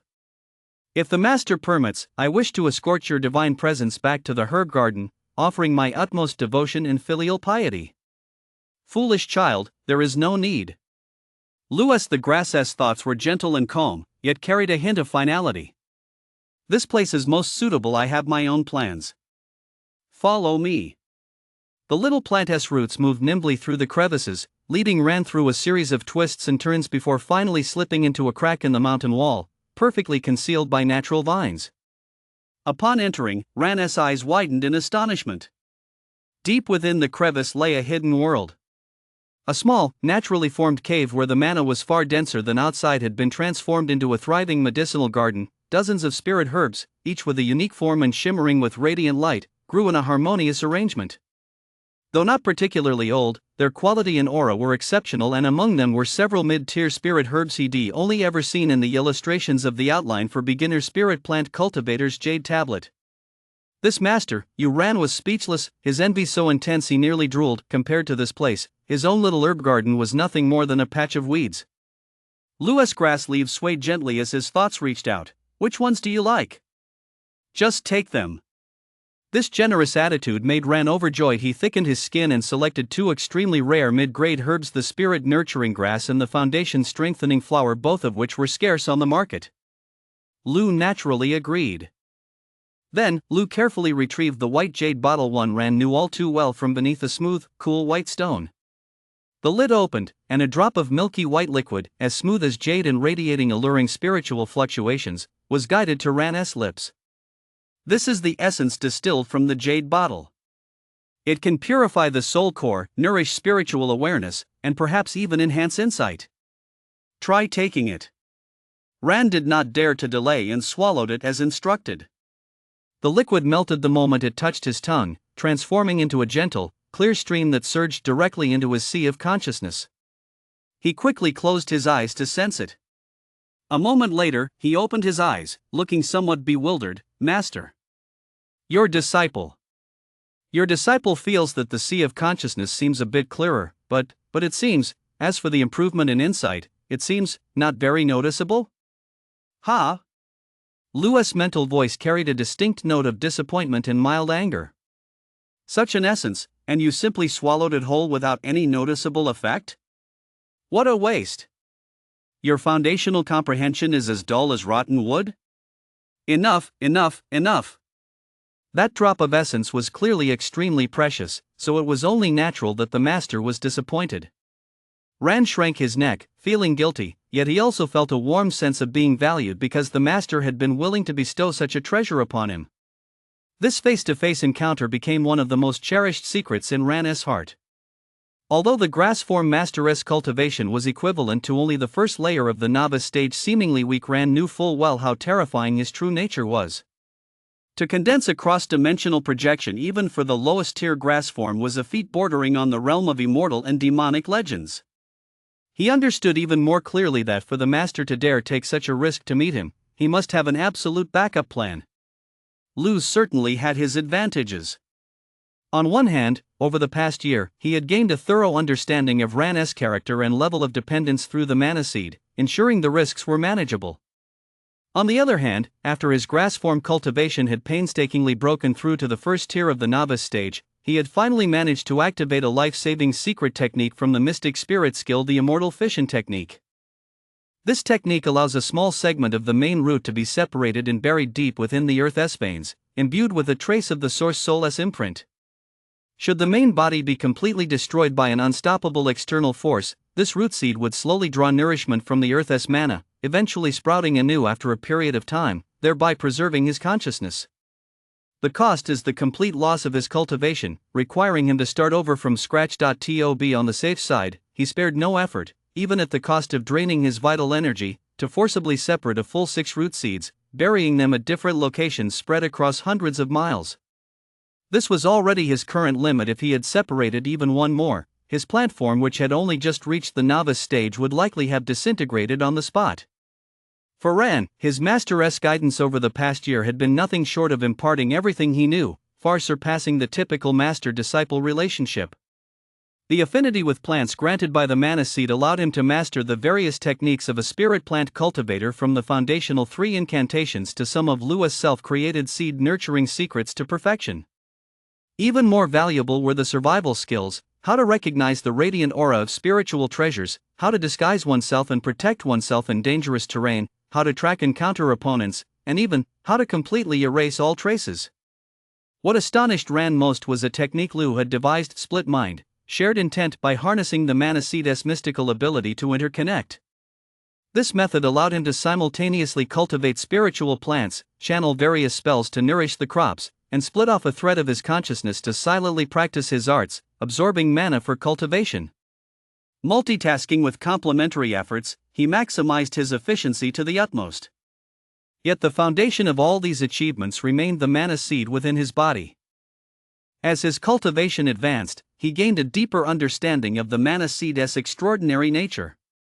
The scattered mana roots that had once been nearly non-existent within him had long been forcefully assimilated and absorbed by the mana seed as it took root, causing the mana seed to grow ever more robust and vibrant, and it had, in turn, become the very cornerstone of his cultivation potential. His master had once declared that as his cultivation advanced, this mana seed would undergo a complete metamorphosis, transforming into a primordial mana root comparable to the finest wood mana root. Precisely because of this, his ability to absorb and sense mana, as well as his affinity for the vitality of plants and trees, far surpassed that of other cultivators at his level, allowing him to make rapid strides in the cultivation of spiritual plants.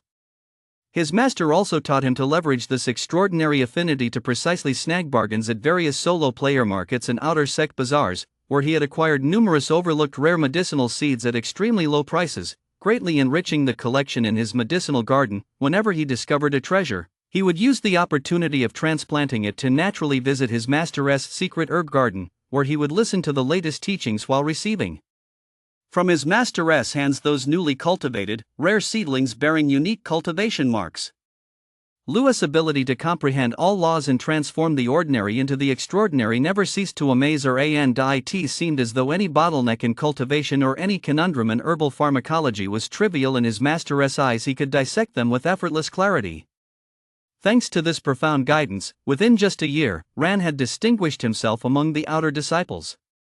The exceptional quality and extraordinary variety of the spiritual herbs he cultivated finally caught the attention of Qiu Yongzhen, the alchemy elder of the inner sect. Not long ago, he even received a private promise: as soon as his cultivation reached the 6th level of the novice stage, he would be exceptionally accepted as a direct disciple.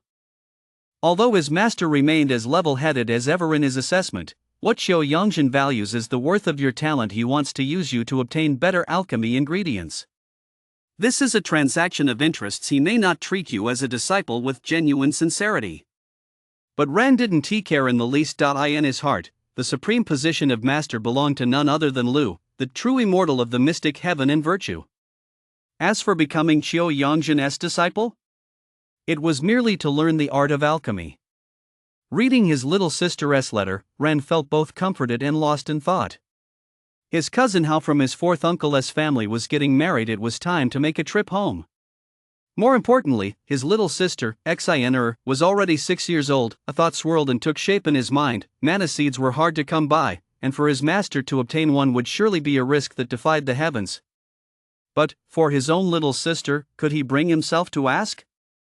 Even if there was only a 1 in 10,000 chance?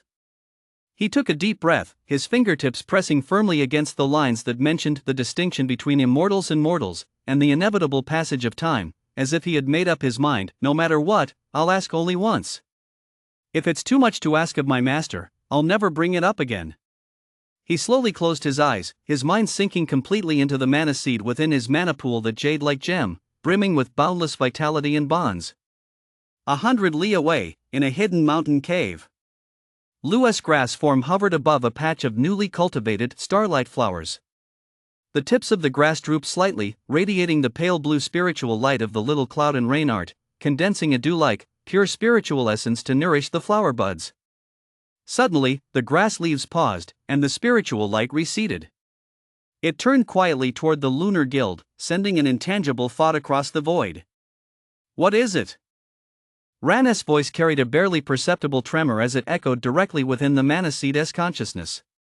Your disciple is deeply humbled. A message has arrived from home. Wang Hao, the son of my 4th uncle, is to be married on the auspicious Lantern Festival. He has invited me to return home to witness the ceremony. I have come to seek your guidance, master.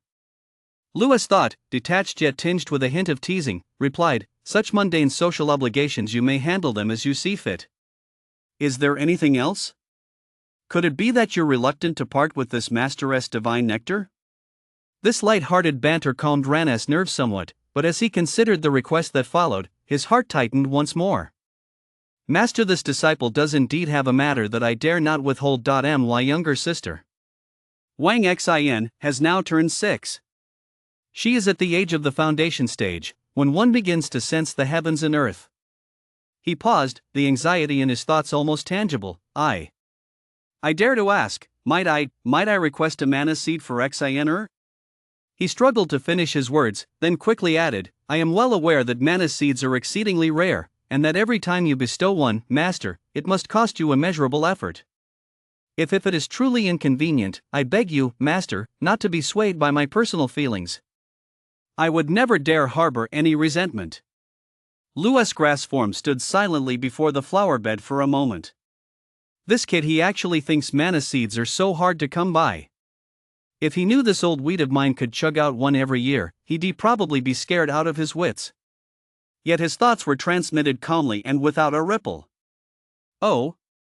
Asking for a seed for your little sister? You're quite the sentimental one. Since you know the weight of a mana seed, you must also know the depth of its consequences and the magnitude of its implications far beyond what you can imagine. Ran's heart sank, and he immediately responded with unwavering resolve, this disciple understands. I swear on my life that this secret will remain buried deep within my heart. Even unto death, I will not reveal a single detail about you, Master, or the mana seed to the outside world. Should I ever waver, may heaven and earth destroy me. A brief silence fell over the mental connection. After a long while, Louis' voice finally drifted over, tinged with a hint of meaning. Very well. Your split mind and shared thought technique has reached a preliminary level of mastery. You may send a spiritual avatar to visit my cave residence in secret. 2 mana seeds are hidden beneath the soil and rocks at the roots of the third dew condensing grass plant on the left side of the cave entrance. Give one to your younger sister. The other, you may give to your cousin Wang Hao, who is about to be married. As for whether to give it or not, when to give it, and how to do so, the nuances of this matter are for you to judge on your own. Chapter 7, Self-Discovery of the Art. After ending the mental exchange with his master, a great weight lifted from Ran's heart, and an indescribable joy and gratitude welled up within him. He hurried into the meditation chamber, moved aside the heavy stone table, and pressed his finger lightly against an inconspicuous green stone slab in the corner. The slab slid open silently, revealing a deep, dark staircase beneath. Descending the steps led to a simple stone chamber barely large enough for a few people to stand. The room contained nothing else but a meditation cushion placed in the center. Upon the cushion sat a palm-sized, somewhat crude straw doll, cross-legged. The doll's features were indistinct, nearly human in form, its entire body woven from tough spiritual grass fibers, with fine roots entwining its joints. Most striking was the location of its mana pool. A strange, dull seed, overgrown with fine roots, was deeply embedded within the straw doll. The roots had fused perfectly with the doll's straw body, resembling its heart and veins. This was the compute clone that Ran had painstakingly crafted over months, following the secret techniques taught by his master, Lu. Though this object is not classified by rank and possesses almost no sentience, it has one remarkable use: it can take Ran's place to continuously practice the most basic cultivation techniques, such as the chi drawing formula. Over time, that minuscule spiritual energy flows like a trickling stream into the mana pool's mana seed, becoming a significant aid in his cultivation progress. On ordinary days, this compute clone remained hidden here, silently serving as Ran's cultivation laborer. Take on my appearance and go to the Master's cave to retrieve some items. Remember, conceal your movements, do not reveal yourself, Ran ordered the compute clone in a deep voice.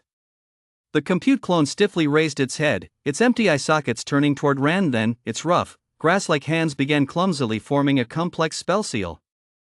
As the seal activated, a faint green glow emanated from the compute clone's body.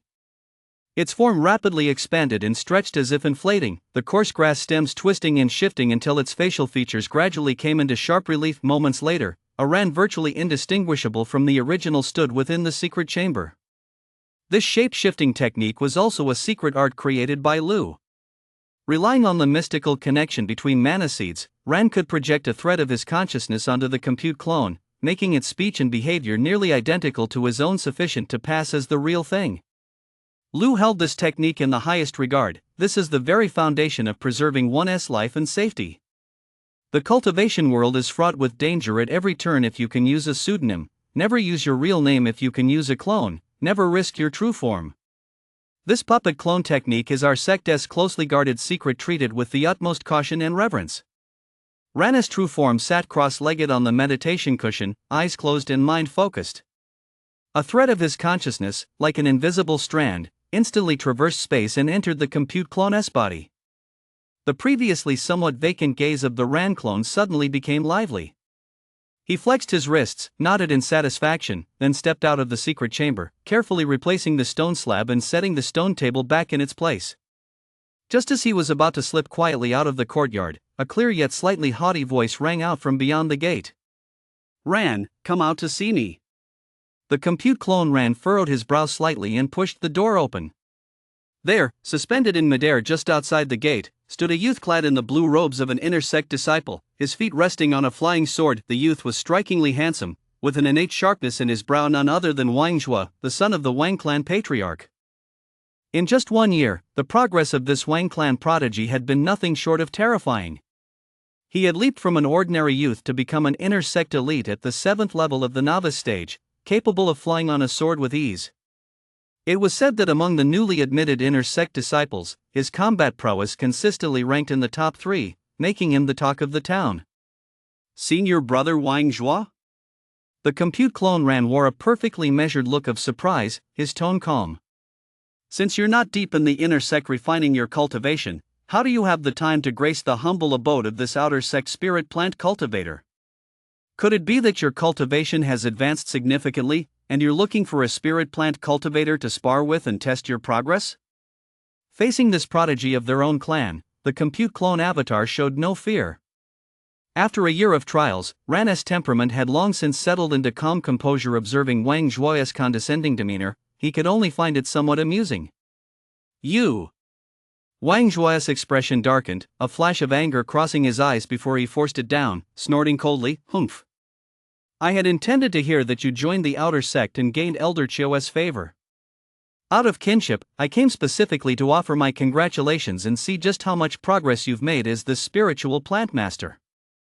I never expected you to be so sharp-tongued and ungrateful. You're truly annoying."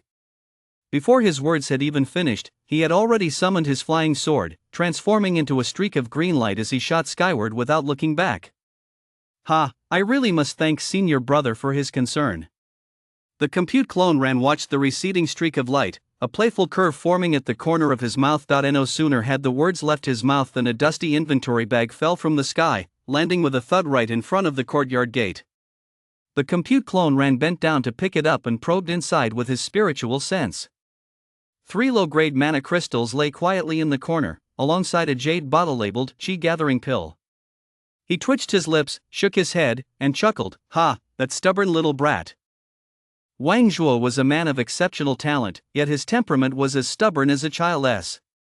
Though he harbored good intentions, he insisted on putting on a cold front. Ran sighed inwardly, his nature isn't bad. He has just been pampered too much, doesn't he know his place, and lacks a good master who can set him straight. He stowed away the inventory bag, made no further delay, and with a flick of his body, flew off toward a secluded spot in the back mountains. Deep within the back mountains, a hidden cavern. Luous grass-like form hovered above the medicinal garden, its emerald leaves swaying gently in the few rays of sunlight filtering through the cavernous ceiling. The medicinal garden teemed with thriving herbs, and manna swirled thickly through the air. Most of the plants were wild seedlings he had discovered deep in the back mountains over the past year. Relying on his botanical instincts and keen perception, a small portion had been snagged by Ran at the market or acquired through sect channels. His gaze focused intently on a lingji mushroom whose leaf edges were veined with pale gold. He had discovered this golden vein lingji 6 months ago in a crevice on a sheer cliff. At the time, it had only 3 tender leaves, but now it had grown to the size of a palm and was beginning to develop its medicinal properties. His gaze swept over a smooth white stone in the corner of the herb garden, beneath which lay the all-important small white jade bottle. After spending half a year studying it, Lu had finally figured out the true effects of the spiritual elixir inside the bottle. First, life restoration and fortification. It can instantly revitalize dying plants, endowing them with resilience and growth potential far surpassing their peers. Second, spiritual enlightenment and enhanced comprehension. Long-term, moderate application can gradually elevate a spiritual plant's spiritual essence, making it easier for them to absorb the essence of heaven and earth, and even offering a chance to awaken nascent spiritual intelligence. For Lu himself, this effect was even more crucial. It significantly enhanced his ability to comprehend and deduce the principles of martial arts and spells. Over the course of this year, relying precisely on this spiritual elixir's enhancement of his comprehension, combined with his profound understanding of the way of plants, he successfully refined foundational spirit plant spells such as the Minor Cloud and Rain formula and the Earth Chi formula, making them better suited to the flow of spiritual energy within his own plant-based physique. He also created the Compute Clone Spirit Imbuing Technique, the clone technique used by Ran N.A. Dangerous, domineering reverse sowing, in essence seizing secret art designed specifically for the mana seed. This technique involves forcibly plundering life force to nourish oneself, which violates the harmony of heaven and earth, so he did not teach it to Ran. Though not as defiant of the heavens as Han Tianzuan's heavenly flask, the wondrous uses of this white jade flask were enough for Lu to regard it as a priceless treasure. Naturally, he had once let Ran try this spiritual elixir. Unfortunately, that drop of liquid which Ran treasured like a precious gem had a negligible effect on enhancing his spiritual insight. It was far less effective than the spiritual power boost provided by a single low-grade mana crystal. Seeing this, Ran did not hesitate to present the vial to his master. From then on, the vial became Lu's personal possession.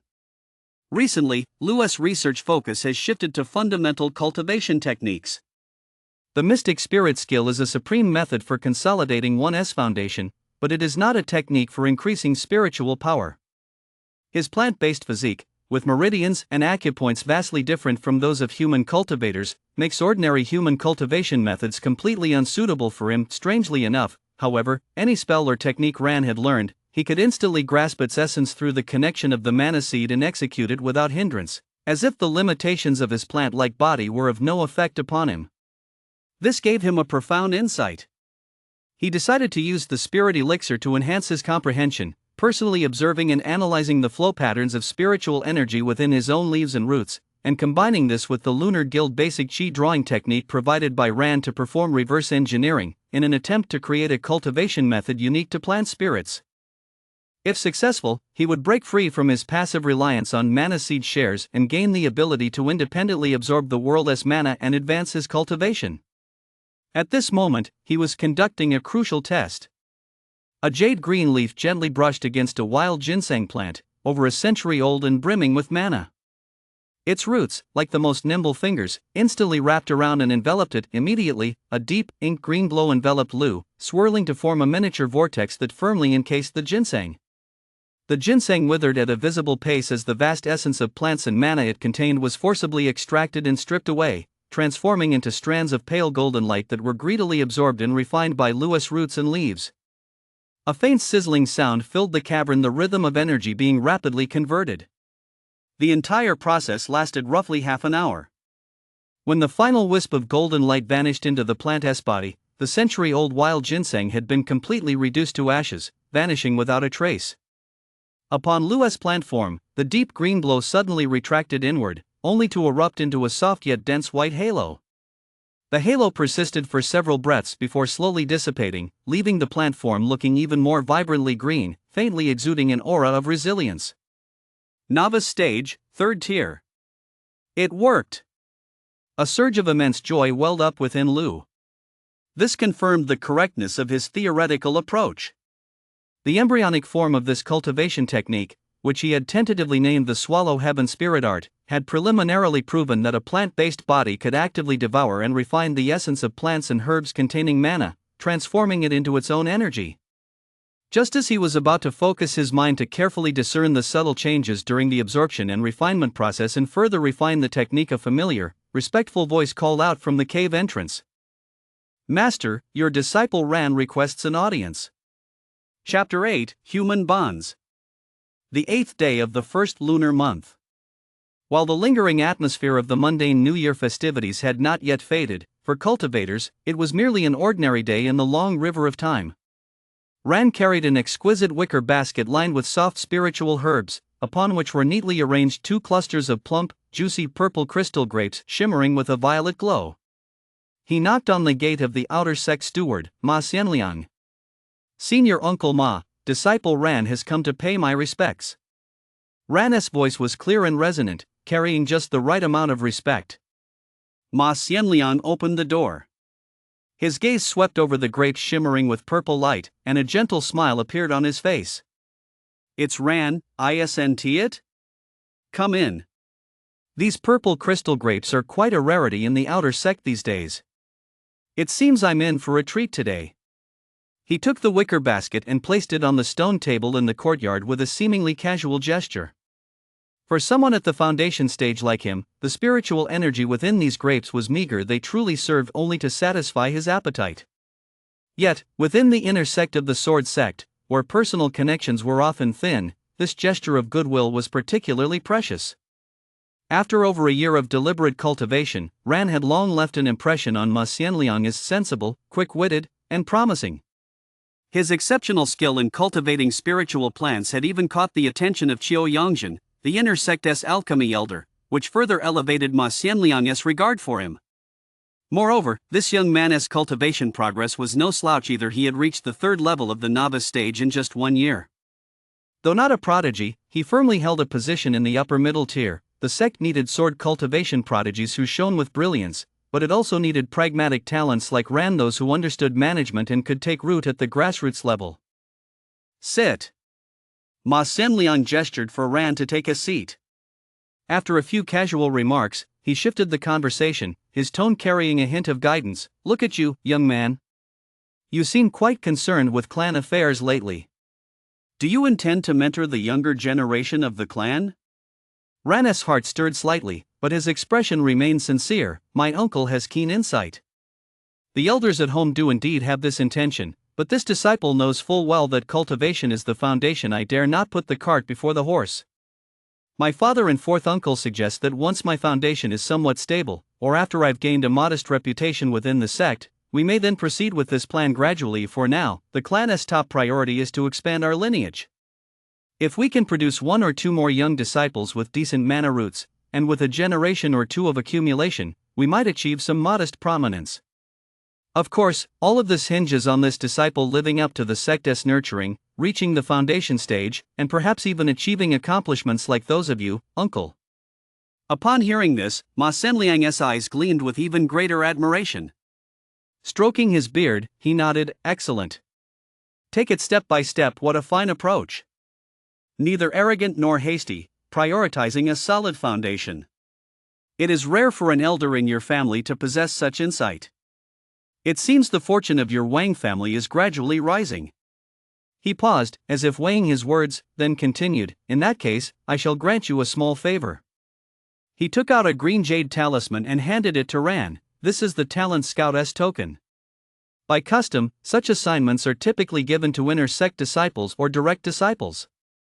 However, senior sister Qiu holds you in high regard, so I have secured this opportunity for you. I grant you a month's leave. While attending to your family affairs, you are to patrol the 4C city and the surrounding 3,000 li region. Should you discover any promising prospects possessing a mana root and decent aptitude, you may recommend them to the sect to take the entrance examination. Should you find exceptional talents such as those with dual mana roots or heavenly mana roots and recommend them to the sect, it will be a great achievement, and the sect's rewards will be generous indeed. Ran was overjoyed. He quickly rose to his feet and solemnly accepted the jade token with both hands. This disciple thanks you, Uncle Master, for your guidance. I will forever cherish this kindness and gratitude in my heart. I shall do my utmost to live up to your trust. He paused briefly, his face betraying a perfectly measured mix of hesitation and reverence, before retrieving a jade box about a foot long from his inventory bag. The box radiated a warm glow, and a yellow talisman, pulsing with spiritual energy, was affixed to its surface, clearly sealing the contents within. Uncle, I stumbled upon this item by chance in a remote valley a few days ago. Ran gently placed the jade box on the stone table, his voice dropping a few notches.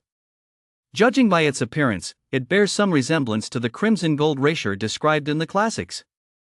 Alas, this disciple's eyes are untrained and my knowledge limited. I dare not be certain. Having long heard of your expertise in pharmacology and your ability to identify 100 herbs, I have brought this item here specifically to ask for your expert opinion and to resolve my doubts. Red gold rapier? Ma Xianliang's previously composed expression instantly hardened, and a flash of sharp intensity flickered in his eyes. As a foundation stage cultivator, he was all too aware of this item's value. It was one of the 3 primary ingredients for refining foundation stage elixirs. It was rare, grew mostly in treacherous terrain, was extremely difficult to harvest, and was virtually impossible to find on the market. A young relative in his family was currently stuck at the late novice stage bottleneck and desperately needed this item. A wave of emotion surged through him, though he did his utmost to maintain a calm facade. Oh? Crimson gold rasher? It is indeed a rare item. Bring it here for this old man to examine. He took the jade box without a flicker of emotion, a faint glow of spiritual energy emanating from his fingertips as he effortlessly dispelled the talismanic seal. The moment the lid opened, a pure and gentle aura of botanical mana wafted out. Inside the box lay a single Ganoderma lucidum. Its cap was a deep purple, yet its edges were rimmed with a brilliant golden glow, as if traced by molten gold. The flesh was plump and thick, with distinct grain patterns, radiating a rich spiritual radiance. It was clear at a glance that it had been freshly harvested, its medicinal potency perfectly preserved. Even Ma Senliang, known for his steady temperament, couldn't help but gasp in astonishment. This was far more than just a red gold rasher. It was clearly a rare treasure of the highest quality, at least 50 years old. Its value was far beyond what a few hundred mana crystals could measure. He forced down his excitement, examined it closely for a moment, then slowly closed the jade lid. The look in his eyes as he turned to Ran was incredibly complex. It is indeed a red gold rasher, without a doubt, and of exceptional quality, brimming with medicinal potency. For you, in the early stages of the novice stage, it would indeed be of little use. But for an old man like me, it is precisely what I urgently need. He paused, his tone growing more sincere. Ran, this is far too precious. I won't hide it from you. The market price for this Lingji is at least 800 low-grade mana crystals, and it's practically priceless. Are you truly willing to part with it? A look of great relief spread across Ran's face, and he hurriedly replied, You flatter me, uncle. It was pure luck that I came across this. Had it not been for your discerning eye, I would have mistaken it for an ordinary Lingji and nearly wasted such a precious gift of nature. That this Lingji has caught your eye is its good fortune and my great honor. I am more than willing to present this Lingji to you as a token of gratitude for all the care and guidance you've shown me since I first joined the sect. Ma Xianliang looked deeply at Ran, his heart filled with emotion. This young man not only possessed decent talent but also a mind as clear and perceptive as crystal. This gesture of gratitude was perfectly timed, leaving him no choice but to accept it willingly. Excellent! Excellent! Excellent! Ma Xianliang exclaimed 3 times in a row, no longer refusing, and carefully tucked the jade box away. Immediately afterward, he produced a heavy inventory bag and a token engraved with the words External Affairs Pass, handing both to Ran. This bag contains 300 low-grade mana crystals. Though they pale in value compared to the crimson gold rasher, please accept them as a small token of my appreciation. This token grants you free passage in and out of the mountain gates for 1 month, allowing you to conduct your affairs as you see fit. Keep them safe. Half an hour later, Ran left Ma Xianliang's courtyard with a sense of satisfaction. His inventory bag now contained 300 mana crystals and the pass token, and that weighty gesture of goodwill had been quietly conveyed. My master's judgment was spot on. This red gold rasher has indeed opened the door. Ran thought to himself. This mushroom was, of course, one of the fruits of Master Lu's meticulous cultivation in his secret herb garden, specifically sent for him to retrieve. Thanks to the miraculous effects of the elixir in the white jade bottle, its roots had quietly begun to regrow and regain vitality even as it was being harvested. By now, the mother plant must have taken root and begun to grow anew under his master's care. This favor not only resolved Ma Xianliang's immediate crisis but also paved a smoother path to immortality for the Wang family, all without compromising his own foundations. Truly a threefold victory. Time was of the essence. Wang Hao's wedding was only 2 days away. Ran wasted no time and headed straight for the solo player marketplace outside the mountain gates. His mission was clear. 1. For his parents and fourth uncle, to purchase top-tier mundane health-preserving elixirs such as the essence-nourishing pills and longevity-extending powder. Though not spiritual elixirs, they were sufficient to strengthen the body and prolong life. 2. For his younger sister, Wang Xian, to seek out the soul-nurturing jade or vitality-warming elixir substances that were gentle and harmless, yet aided children in cultivating their foundational energy. 3. For his master, to keep an eye out in the market for rare spiritual plant seeds or saplings, especially those overlooked gems seemingly ordinary yet potentially harboring extraordinary potential. His master had once remarked that such bargain finds are the ultimate test of discernment and maniseed intuition. 4. For myself and the family, purchase several sets of basic stealth array discs and early warning array discs. Though these basic array discs have limited power, after being refined by the master's skillful hands, they might turn the ordinary into the extraordinary, becoming vital defensive measures for the family's residence or future ventures. With clear objectives in mind, Ran's figure merged into the bustling crowd of the marketplace, embarking on a new round of treasure hunting. Chapter 9: Turmoil in the Market. As Ran's figure vanished beyond the courtyard gate, the gentle smile on Ma Xianliang's face slowly faded, replaced by a look of deep contemplation. Standing with his hands behind his back by the window, he gazed in the direction Ran had departed, his fingertips unconsciously caressing the newly acquired crimson gold Lingji jade box at his waist. 100-year-old Lingji crimson gold Lingji. This latest luck in seeking out treasures is nothing short of astonishing. Ma Xianliang murmured to himself, a gleam of sharp insight flashing in his eyes. The sect investigated him before he fell off the cliff. His mana root was barely detectable, making him almost ordinary, yet now he is making a name for himself in the realm of spiritual plants, and his cultivation is steadily improving. Could it be that some unknown opportunity truly lies hidden beneath that cliff? A desire to investigate quietly took root. As a foundation-stage cultivator, he knew full well the importance of such opportunities to a cultivator if he could gain even a glimpse. But the moment this thought arose, it was suppressed by a stronger sense of reason. "Never mind," he said, shaking his head slightly as if to convince himself. The cultivation world is full of countless serendipitous encounters, and fortune is part of one's strength. If he can find it, it is his destiny. Besides, this young man is sharp-witted, acts with great discipline, and has even won senior sister Chio's favor. Rather than covet that elusive secret, it is better to cultivate this good karmic connection. As long as his heart remains loyal to the sect, he will be a blessing to the sect. He withdrew his gaze, completely suppressing that inquisitive urge. The value Ran had demonstrated stable spiritual herb production, tactful handling of affairs, and the potential future support from his family was far more worthy of investment than an uncertain secret. Meanwhile, on another front, Ran returned to his cave residence. His true form swiftly retreated into the depths of a secret chamber, where he crossed his legs and entered meditation. Meanwhile, the compute clone woven from resilient spiritual herbs, with a mana seed embedded in its mana pool twisted and shifted under the influence of secret arts, instantly transforming into the likeness of Ran's true form, even mimicking his aura with uncanny precision. It picked up the inventory bag containing mana crystals, flickered into the air, and flew toward the solo player marketplace outside the mountain gates. 100-mile journey was not a great distance for a flying artifact piloted by a novice stage cultivator. By the time the compute clone Ran arrived at the marketplace, it was already afternoon.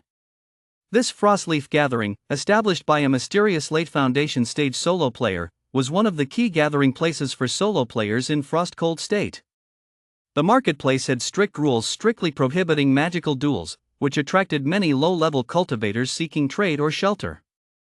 Stalls lined both sides of the street, and the area was bustling with people. Compute clone Ran had a clear objective. First, at a stall selling elixirs, he purchased 2 bottles of evergreen elixir for 10 low-grade mana crystals. This elixir had a mild potency and offered minimal benefits to cultivators, but it was perfectly suited for ordinary people to strengthen their foundations, nourish their essence, improve eyesight, and soothe the spirit, ideal to take home as a gift for his parents and his 4th uncle. Next, he spent 20 mana crystals to purchase a jade slip containing the basics of Introduction to Array Arts. Having accomplished most of his primary objectives for this trip, he did not leave immediately. Instead, his gaze continued to roam among the stalls, hoping to find some rare spiritual plant seeds for his master. His gaze was suddenly drawn to a stall ahead. The vendor was a middle-aged man with a sorrowful expression, with a timid little girl roughly at the first level of the novice stage cuddled close beside him. What caught Ran's attention wasn't the common talismans or minerals on the stall, but a hairpin the vendor was carefully shielding in front of him. The hairpin was exquisitely crafted, shaped like a spirit butterfly with wings spread as if ready to take flight. The wings were inlaid with thin slices of a translucent pale blue crystal, and the naturally formed patterns on them refracted a dreamy, faint glow in the light. Even more peculiar was that the hairpin itself emitted an extremely faint yet pure spiritual energy fluctuation. It was certainly no ordinary piece of jewelry. Compute Clone Ran felt a stir of interest. He stepped forward, picked up the hairpin, and examined it closely. The moment his fingertips touched the crystal butterfly wings, a faintly cool, strangely soothing sensation washed over him. "You've got a keen eye, young man." The vendor, seeing a customer, immediately broke into a smile, though it held a barely perceptible hint of bitterness. "This ice crystal butterfly wing is a family heirloom passed down through generations. My father told me it's a defensive magical artifact capable of withstanding a full power strike from a mid-novice stage cultivator. Just look at the craftsmanship, the spiritual glow." He was pitching it with all his might, yet his eyes kept darting toward his frail daughter standing beside him. The Compute Clone Ran nodded to himself. The vendor wasn't exaggerating. This item contained inherent spiritual energy and featured exquisite craftsmanship. It was indeed no ordinary item. "How much is this?" he asked. 50 low-grade mana crystals." The vendor gritted his teeth as he quoted a price that was astronomical to him, nervously watching Ran. Just as Ran was about to haggle, a slightly arrogant voice rang out from beside him. 50 mana crystals? I'll take it." A youth of about 15 or 16, clad in an opulent brocade robe, strode over, followed by a gray-clad bodyguard with a steady aura and piercing gaze. The youth tilted his chin slightly, his eyes sweeping over Ran and the vendor with disdain, then casually tossed a bulging little cloth bag onto the stall, producing a crisp clatter as the mana crystals collided. The vendor's face paled. He glanced at the hairpin in Ran's hand, then at the bag of mana crystals. A flicker of conflict crossed his eyes before settling into resignation. He reached out to take the hairpin. "Young master, I'm sorry, but this hairpin..." "Hold on." The Compute Clone Ran flicked his wrist to dodge the vendor's hand. Simultaneously, his other hand retrieved 50 mana crystals from his inventory bag and placed them steadily on the counter. His voice was calm yet unyielding. "Sir, everything follows the first come, first served principle. I claimed this item first. The mana crystals are here. The transaction is complete." He turned his gaze to the youth in brocade robes. "My friend, please conduct yourself with some decorum." The youth's expression darkened instantly, a flash of ferocity crossing his eyes. "Ha! In the territory of Frostcold State, no one has ever dared to defy me, Tang. Boy, do you know who I am? If you know what's good for you, put that down and get lost. Who you are is none of my concern." The Compute Clone Ran remained impassive, completely unmoved. Though this clone was merely at the first tier of the novice stage, his true body was 100 li away, and with the vegetation concealing ability granted by the mana seed, what had he to fear from threats? He paid the other no further heed, tucked the hairpin into his robe, turned, and walked away.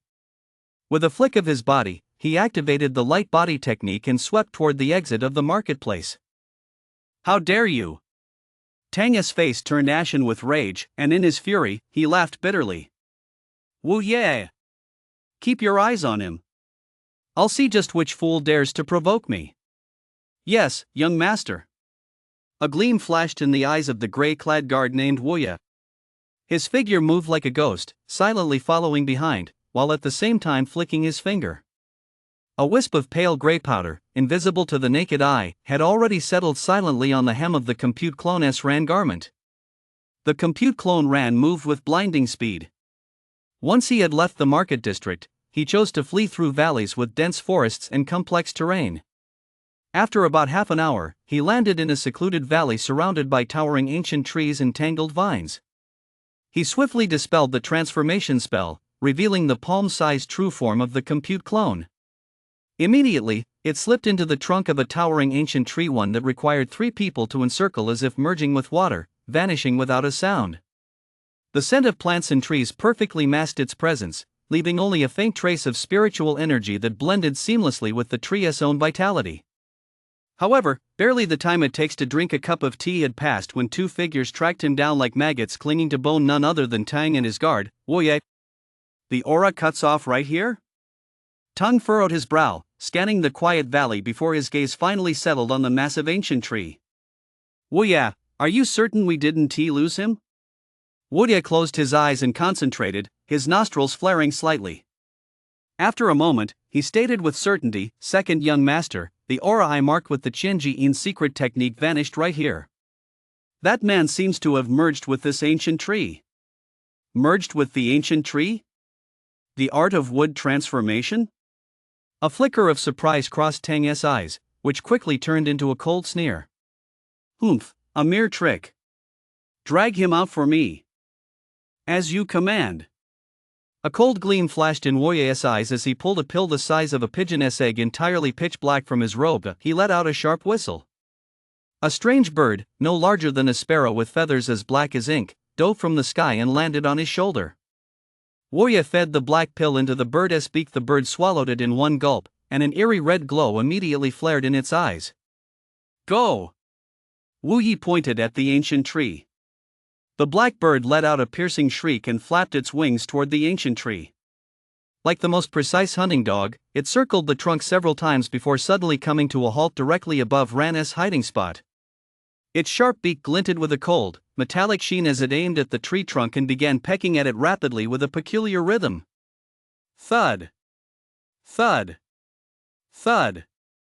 Three dull, eerie thuds rang out, as if striking the very soul. The compute clone Ran, hidden within the tree trunk, was horrified to discover that an invisible shockwave had penetrated the wood, striking it with pinpoint accuracy and forcibly severing its fusion with the ancient tree.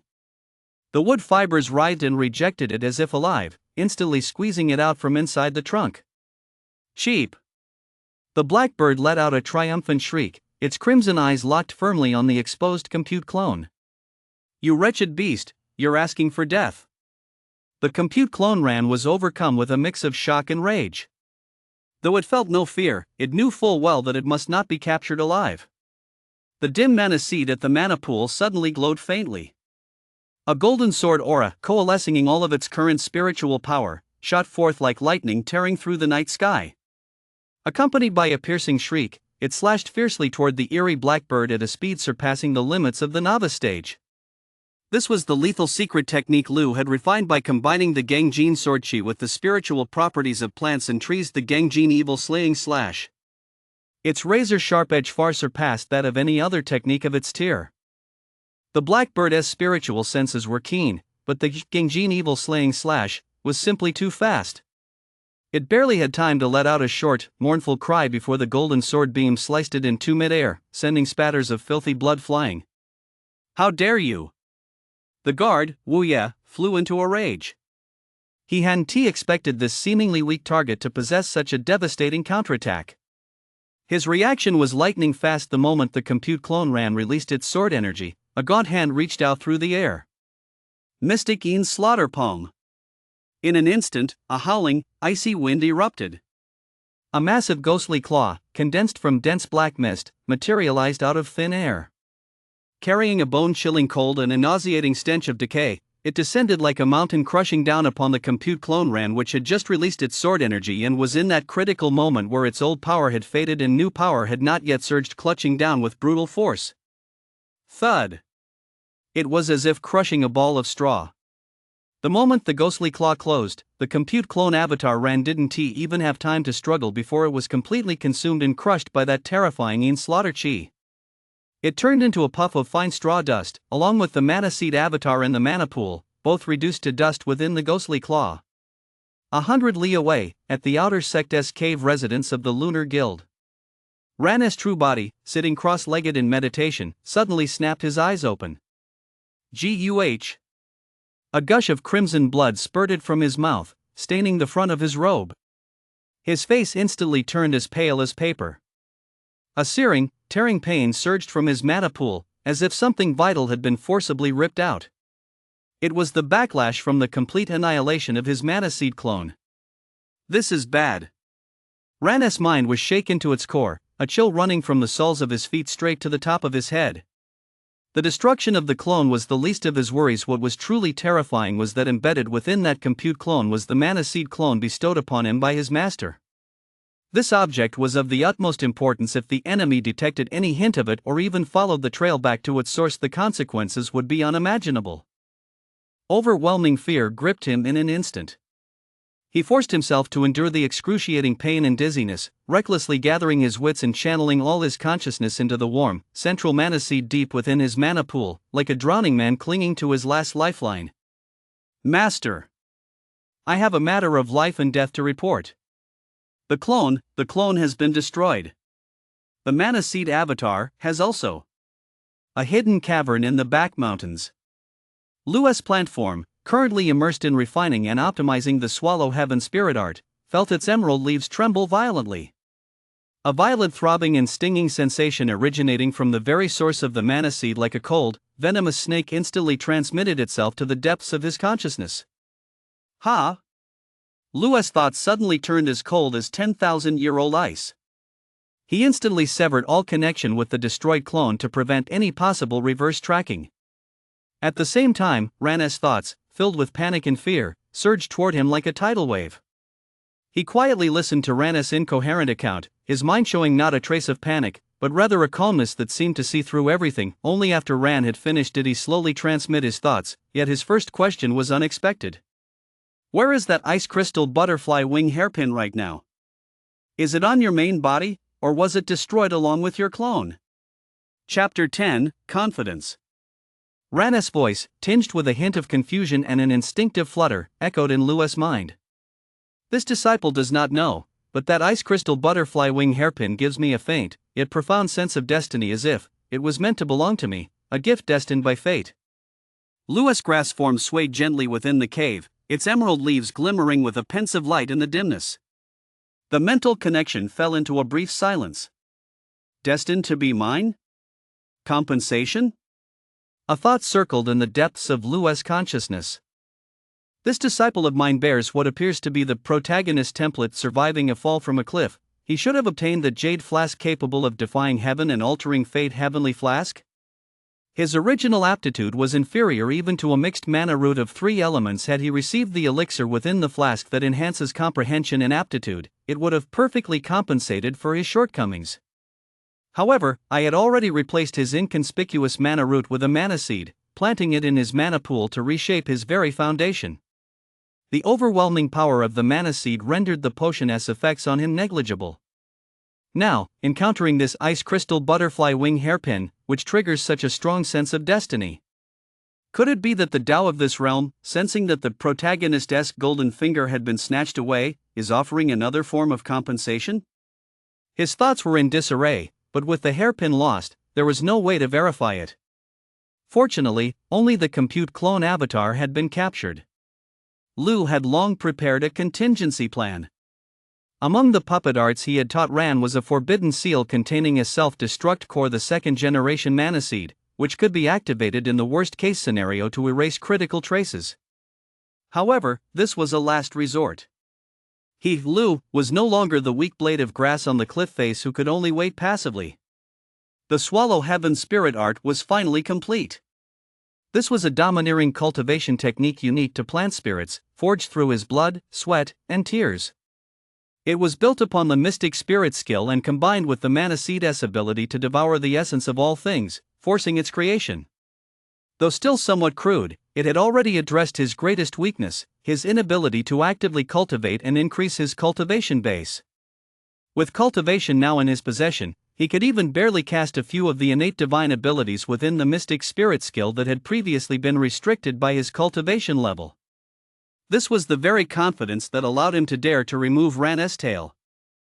Since that is the case, there is no need to worry excessively. Lewis' thoughts returned to calm, imbued with a steady confidence that he held the situation under control. Wait quietly in the secret chamber for half a day. After half a day, your master will retrieve the inventory bag for you and bring this matter to a close. The mental connection severed. Lewis' gaze turned to the spiritual herb swaying gracefully in the medicinal garden of his cave residence: ginseng, mountain ginseng, and several newly cultivated pure spirit flowers. They radiated an alluring spiritual glow and vitality. Devour. Without a moment's hesitation, Lua's plant form suddenly burst into a dazzling emerald glow. His roots danced like spirited serpents, and his jade green leaves instantly swelled and extended, transforming into two massive jade palms formed from pure plant spiritual energy. The colossal palms crashed down, driven by an irresistible will to devour, uprooting every spiritual herb in the garden. Dirt flew, and spiritual light scattered wildly. At the same moment, a slowly rotating, ethereal millstone composed of deep, dark green runes materialized beneath the Lugrass. This was the core manifestation of the Swallow Heaven spirit art, the spirit-devouring millstone.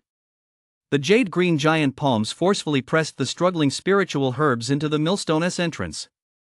Creak sizzle. A bone-chilling grinding sound echoed through the cavern.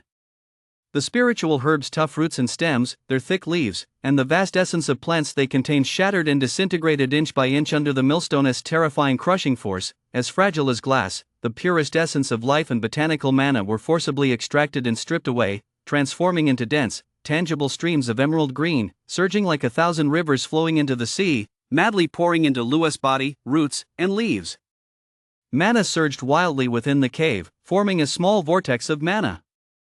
Lua's grass form, like parched land receiving long-awaited rain, greedily absorbed this plundered power. The leaves grew even more crystalline and translucent, with surging spiritual light coursing through their veins. The roots became increasingly thick and resilient, sinking deep into the earth's veins. A formidable aura climbed up his body at a speed visible to the naked eye. Novice stage, 4th tier. 4th tier peak. The bottleneck is breaking. Boom! An invisible shockwave radiated outward from Lu. A brilliant jade green light surged around him, as if he were carved from emerald, his entire body emanating a warm, subdued radiance. A unique aura of a mighty spirit tree spread out from him. Novice stage, 5th tier. 2 hours later, the illusory millstone slowly dissipated. The cave residence was in shambles, the medicinal garden completely empty, leaving only freshly turned soil and the lingering scent of plants in the air.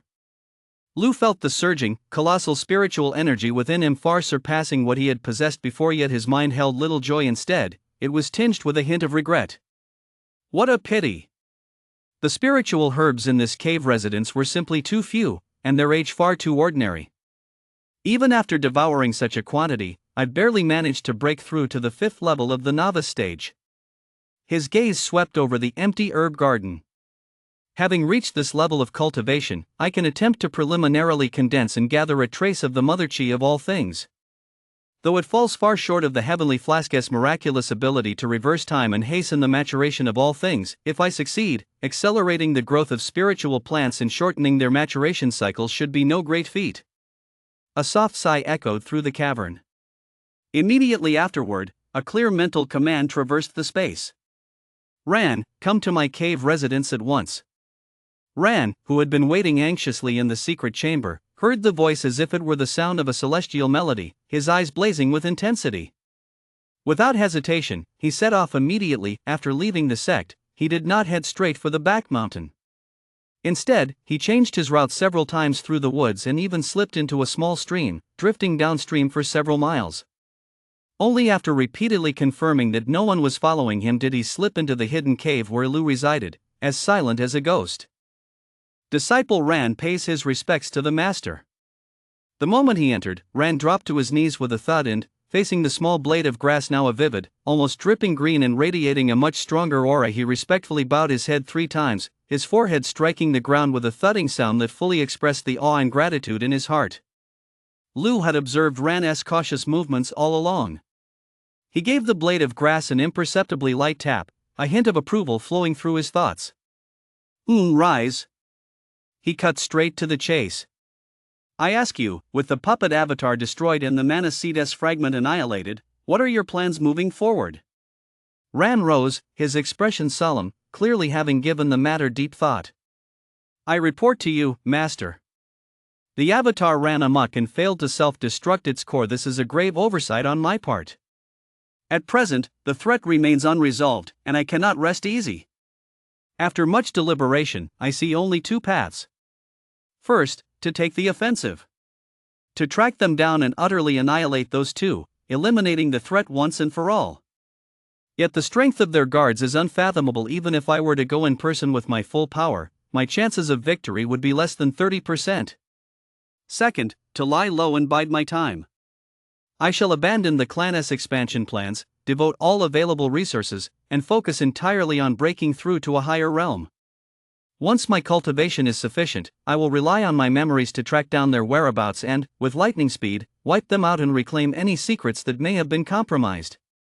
He paused, his voice resolute. Disciple leans toward the first path. A hidden threat left unchecked is like a fishbone stuck in the throat. But without Master S assistance, Disciple would never dare to act rashly. I humbly beg for Master S guidance. Lu listened quietly, a blade of grass swaying gently. Your reasoning is quite thorough. Though my secret techniques have concealed it, when that compute clone was destroyed, its core mana seed was simultaneously obliterated.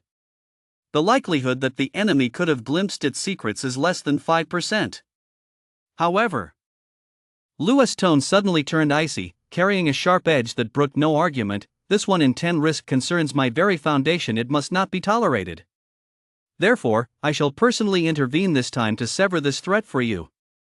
Upon hearing this, Ran's heart leapt with joy, but worry soon followed. You will intervene personally, Master? I am humbled. But, half a day has already passed. The enemy has likely fled far away. How shall we track them? And as for that guard S cultivation, it matters not, Lu replied, his tone steady. When I created this secret art of the avatar, I imprinted a unique sensory mark within the core mana seed. Even from 100 li away, I can vaguely sense the location of its final vanishing. At this moment, the auras of those two still linger within a dense forest 100 li northeast of the marketplace. They have not moved an inch. Not moved at all? Alarm bells rang in Ran's mind. Are they lying in wait, hoping my true form will walk right into their trap? Master, if they're so brazen, they must have something to rely on. If we rush in recklessly, we'll likely fall into their snare. The risk is certainly there. Lu acknowledged, yet this crisis was caused by you, and it concerns my safety as well. We cannot back down this time. It was my oversight. I did not anticipate that the avatar would lose all contact. Afterward, this secret technique will need refinement. He shifted his tone, radiating powerful confidence. As for the present, rest assured. I possess the cultivation of the 5th level of the novice stage, have just mastered the Swallow Heaven spirit art, and am further protected by the Mystic Heaven secret art. Even if we are outmatched, carrying you far away is no difficult task. The immediate priority is to confirm whether the Avatar's remains have been completely destroyed. If any traces remain, they must be eradicated. Is Master S confidence rooted in this newly created, overpowered technique and his unfathomable teleportation arts? Given Master S as steady as an old tortoise temperament, his escape methods must surely be foolproof. Ran's mind settled slightly, but a sliver of doubt remained. Master, the core of that avatar has already been completely obliterated by the protective dark arts, reduced to dust. How can we confirm? I have my own secret methods to sense any lingering traces. Lu interrupted him, his tone leaving no room for argument. There's no time to waste. Focus your mind and do not resist. Before his words had even finished, a brilliant green light burst forth from Lua's grass form. A gentle green light enveloped Ran. He felt a flash before his eyes, and his form rapidly shrank. In the next instant, he was drawn by an invisible force beneath Lua's grass form, where several broad, tough leaves wrapped him tightly like a swaddling cloth, protecting him completely while leaving only a sliver of his consciousness to sense the outside world. At the same time, a stream of pure plant essence flowed into his body, helping him completely conceal all traces of his presence. Let us go. The Lu grass trembled slightly, ripples spreading across its surface like water. In an instant, it fused with the soil beneath its feet, transforming into a faint green streak of light invisible to the naked eye. Like a fish swimming through the earth's veins, it darted toward the detected location at an astonishing speed. 100 li northeast of the solo player market, deep within a dark, dense forest. A campfire crackled, its flickering light illuminating the face of the youth in brocade robes, a face etched with a smile that was both amused and cruel. In his hand, he was toying with the lifeless, palm-sized remains of a compute clone. The remains were encased in a thin layer of black mist, resembling an exquisite specimen. Tisk, TSK. This puppetry technique is quite ingenious. Tang flicked the compute clone's stiff arm with his fingertip. A body fashioned from plants, with some strange seed embedded as the core drive. Wuya, are you certain this core has been completely destroyed, leaving no possibility of further investigation? His bodyguard, Wuya, stood by his side like a shadow. Upon hearing this, he bowed and replied, "Rest assured, young master. I used mystic malevolent chi to corrode its core. That strange seed turned to ash in an instant, leaving no trace. This thing is now nothing but an empty shell." An empty shell? A cold smile curled at the corner of Tang's mouth. That is enough. If he could forge such a doppelganger, his true form must harbor even greater secrets. I have set up this soul-binding mist concealment array. I 1T believe he 1T come. His eyes flickered with greed and the mocking glee of a cat toying with a mouse. What kind of trouble can a mere novice stage cultivator stir up? Once he walks into this trap, I'll make him spill every secret, including the forging method for that defensive artifact. Wu Yi lowered his head, yet a fleeting, barely perceptible gravity flashed in his eyes. He couldn't shake the feeling that when the puppet was destroyed, some extremely subtle, elusive connection had been severed in an instant, but he said nothing. Just then, Tang and Wuya sensed something almost simultaneously and jerked their heads up toward the edge of the dense forest. A figure slowly emerged from the shadows. It was Ran. His expression was calm, yet his gaze was sharp as a blade, and he clutched a gleaming flying sword in his hand. "He is here."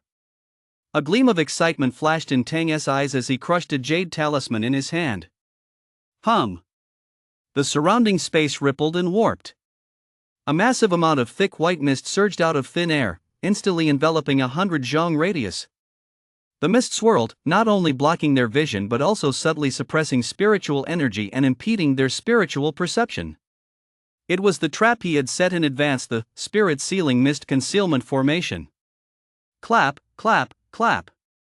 Tang clapped his hands, standing up with a smug expression as he looked through the thick mist that ran within the formation, his voice dripping with undisguised mockery. "Well, yeah, look. What did I tell you? The fish has taken the bait, hasn't he it? Ha ha ha." He took a step forward and, speaking loudly through the mist to Ran, said, "Kid, I've been waiting for you for ages. What's the matter? Can't bear to part with your crappy clone? Or?" He waved the remains of the compute clone in his hand. "Want it back?"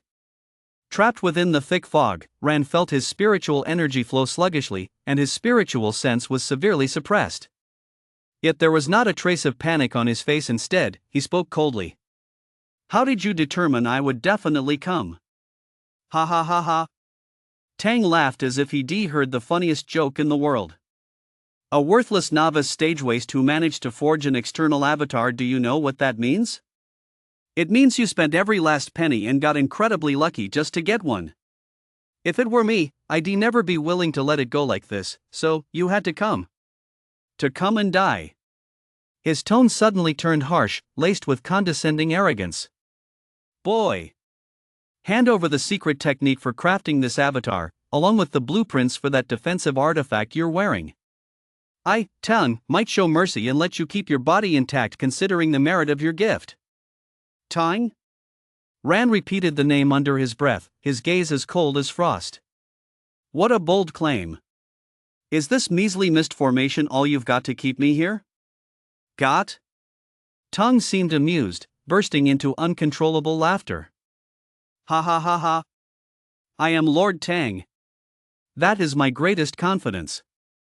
In frost-cold state, if my Tang family orders you to die at midnight, who dares let you live until dawn?" His laughter cut short, murderous intent flashing in his eyes. He barked at Wu Yi. "Wu Yi! Seize him for me. Alive! This young master intends to torture him personally and pry the truth from his mouth." "As you command, young master." A cold gleam flashed in Wu Yi's eyes as his figure melted into the thick fog like a ghostly apparition. A gaunt hand had already risen, and dense, dark aura once again coalesced. Chapter 11, Choose One. The Tang family? Is there really a Tang family? Ask him if there's a formidable cultivator named Tonli in their clan? Lua's voice suddenly echoed in his mind. At that moment, Wu Ye appeared before Ran like a ghostly apparition. Black mist swirled on his palm, transforming into a fan-shaped moonfox lightblade that slashed toward Ran's head. Ran's expression changed drastically. Just as he was about to react, a flash of spiritual light surrounded him. In the next instant, he vanished from where he stood and reappeared, eerily, atop a tree branch. Oh. You've got some skills. No wonder you dared to come here alone. Tang sneered coldly, then turned to the guard beside him. Wu Ye, don't intervene. Just stand by and watch the action. Under no circumstances let this kid escape. With that, he prepared to fly toward the treetop. Hold on. Ran's voice rang out. Is there a formidable cultivator in your clan named Tang Li? Tung paused slightly at the question, then burst into laughter. What?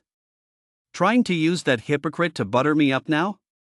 Too bad it won't work. He is one of the people I despise most. Sooner or later, I'll kill him. Ran's expression grew grave as Lua's urgent thoughts echoed in his mind. Is that true? Damn it! If this isn't a coincidence, we can't kill him just yet. The Tang family has always been arrogant and ruthless. I'm afraid this kid might have something to protect his life, and I'm even more afraid of triggering a bloodline curse. With our current strength, if we trigger it, we'll be fighting for our lives. Use the secret art of cloning as bait to try to win him over. Remember, to survive, you need not only caution and composure, but when facing an enemy you can't defeat, you must learn to turn swords into plowshares and reduce the number of enemies. Though Ran found this strange, he didn't understand what kind of power the Tang family held to make his master so wary. He knew his master must have a deeper reason. He gathered his thoughts and bowed to Tang, saying, Brother Tang, you've misunderstood. There is no deep-seated enmity between us, and I am not trying to curry favor with you by mentioning Tang Li. I've never met him before. I merely heard by chance that though he possesses extraordinary talent, he is a treacherous and cunning man who has committed many heinous acts. Now that we've confirmed your identity, Brother Tang, shall we put this misunderstanding behind us? Upon hearing this, Tang's eyes darted about, and a smug, triumphant smile spread across his face, just as I thought. You're all nothing but cowardly rats, boring. Hand over the puppet clone technique, and I'll let you off the hook. This brat is still plotting to kill and steal the treasure. Heh, perfect. My mana seed reversal technique is still missing a test subject. Using this depraved scion who deserves to die is no burden at all. Lua's thoughts were cold and calculating. You say that?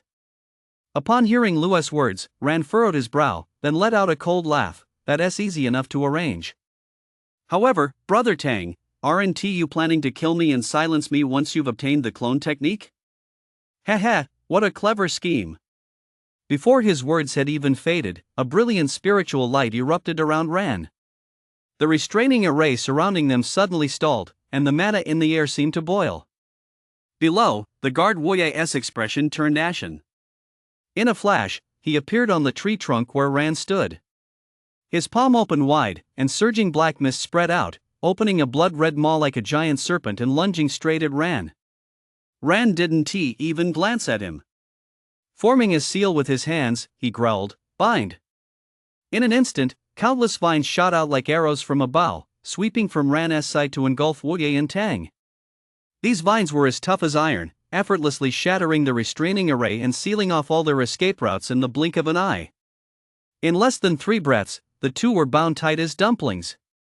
The mist then dissipated. Ran let out a sigh of relief, his heart equally shaken by his master's prowess. Merely a plant projection with almost no cultivation could turn defeat into victory so effortlessly. It was clear that his master had taken control of his body just now. Only when that surging, ocean-like spiritual energy flooded into his body did he belatedly realize that his master's cultivation had long surpassed his wildest imagination. No wonder the master dared to come. He had previously worried that he might endanger the master's cover. What a needless worry. Still, the master was far too cautious. With the ruthless methods he displayed, if he killed those two, who would have even noticed? Ran thought to himself. If Lu knew what he was thinking, he'd likely be so furious his hair would stand on end. Foolish disciple. Do you think I didn't want to kill them? If they were just ordinary clan cultivators, I'd have killed them without a second thought. But I don't know much about this world. What if this Tang clan is the very same Tang clan I know Tong Huayuan? A nascent stage old monster. A bloodline curse. Killing them would mean a life or death, never-ending flight across the world. You don't even have the heaven-defying pearl to protect you. How do you expect to withstand the wrath of a nascent stage ancestor? Not bad, they're behaving themselves now. Ran, controlled by Lu, clapped his hands and began to carry out his master's plan. Seeing Ran's expression, Tang was both shocked and enraged. He stared at him for a long moment, then suddenly burst out laughing. Ha! So you're still afraid of the Tang family's reputation and don't dare to strike? What's the point of doing this, then? Ran nodded noncommittally. At least it keeps you from harboring any more devious thoughts. My master, an elder, once taught me, to earn others' respect and engage in equal dialogue, the first requirement is to possess strength equal to theirs. As for enemies, one does not wish to provoke or cannot afford to provoke. His gaze swept sharply over Tang. One must either choose to befriend them and turn them into allies, or find a way to wipe them out completely, leaving no survivors, to eliminate the threat forever. Tell me, which should I choose? Tang wore a mocking expression. It seems you don't dare kill us. But you're right, we don't have any deep-seated grudges, so turning enemies into friends isn't out of the question. My terms remain the same. I want the puppet incarnation technique. You can state your conditions as well. Since you possess the power, we can try a trade. Upon hearing this, Ran looked at Tang with a strange expression. Only when the other began to grow annoyed did he wave his hand dismissively. You've got some nerve. It seems you truly aren't afraid I'll kill you. Getting the puppet clone technique is simple. First, kill your guards, then we'll talk. What? You? Tang's expression changed abruptly, and he was about to explode. Ran snorted coldly. Enough talk, you fool. Who do you think you are? What of the Tang family? Judging by your age 15 or 16, your cultivation is merely at the third level of the novice stage. Given the Tang family's status and standing, how many direct descendants of your age are as useless as you? What of the Tang family? You're nothing but a third-tier novice stage family failure. Your own brothers and sisters probably can't wait for you to die, so you drag them down. It's one thing for you to lord it over people on Tang family territory, but now that you've come to this remote mountain wilderness, do you really think everyone should just give way to you? The choice is yours. Ran's tone was icy as he laid out the options. 1. Return my compute clone and inventory bag to me exactly as they are, and swear a solemn oath, from this day forward, you will never again be my enemy, and you will automatically step aside whenever you see me. 2. You and your bodyguard choose one of you to die. The survivor will leave with my compute clone and inventory bag, and in return, I will teach you the puppet clone technique. Take your pick. You have 10 breaths to decide. 1, 2. I choose the second option. Tang snapped his head up, his voice hoarse and shrill, laced with the madness of a man with his back against the wall. But you must swear. If I kill Wu Ye, you must give me the secret technique. And let me leave safely. Otherwise, even as a ghost, I will never let you off the hook. Chapter 12, Seduction. Tisk, cold-hearted by nature, as expected. Ran watched the scene unfold before him and let out a soft sigh.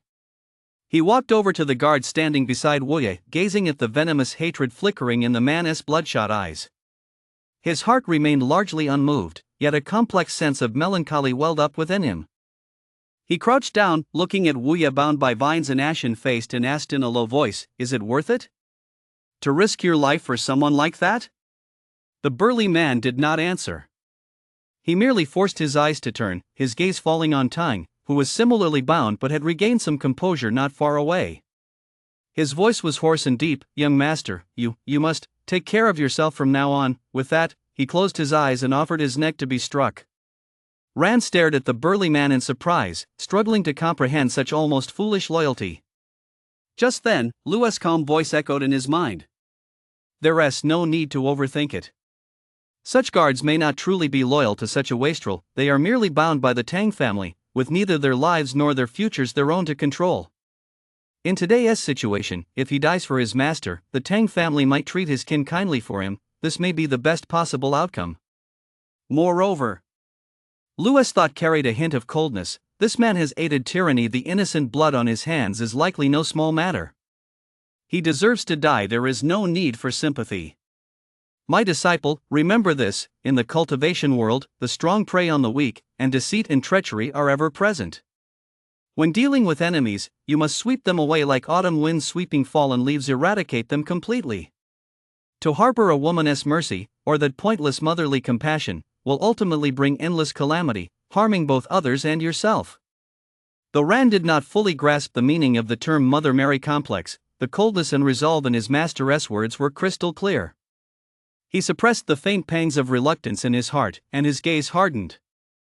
Following Lu's instructions, he extended his right hand, gathering a pure, vibrant emerald green spiritual energy in his palm, and slowly pressed it against the Baihui acupoint on the top of the burly man Woye's head. Hum! The emerald green light instantly enveloped Woye's entire body. A bizarre scene unfolded. The burly man's originally bronze-colored skin rapidly lost its luster, becoming as gray and withered as dead wood. Cracked and parched, rows of grotesque, twisted blue patterns, as if alive, spread downward from the top of his head, crawling across his entire face and even deep into his neck. His muscles atrophied and collapsed at a visible speed, and his once robust body shriveled rapidly, as if all the moisture had been drained from it. Even more terrifying was the fact that the vast life essence and the lingering spiritual energy within Wu Yi were being frantically drained and devoured by those eerie blue patterns. The patterns resembled greedy roots, flickering with an unearthly green glow, while Wu Yi himself rapidly aged in silent agony, his vital energy rapidly fading. In mere moments, Wu Yi's life force was completely drained. His entire body had turned into a skin and bones mummy, yet the green patterns crawling across his face suddenly flared to life. Like vines sated with nutrients, they intertwined and coiled above his head, eventually coalescing and blooming into a vivid, lush emerald green flower, one that exuded a rich aura of life and eerie fluctuations. At the flower's center, a brilliant green light rapidly coalesced and spun, pulsing like a heart. The patterns on the petals flowed with the life essence drawn from Wu Yi, and eventually, all the radiance collapsed inward, converging at the flower's pistil. Put! With a soft pop, the enchanting flower withered and fell apart in an instant, turning to ash and drifting away to eye in its place, a seed the size of a lychee, entirely emerald green, crystal clear as jade, and radiating a mysterious aura, floated quietly in the air.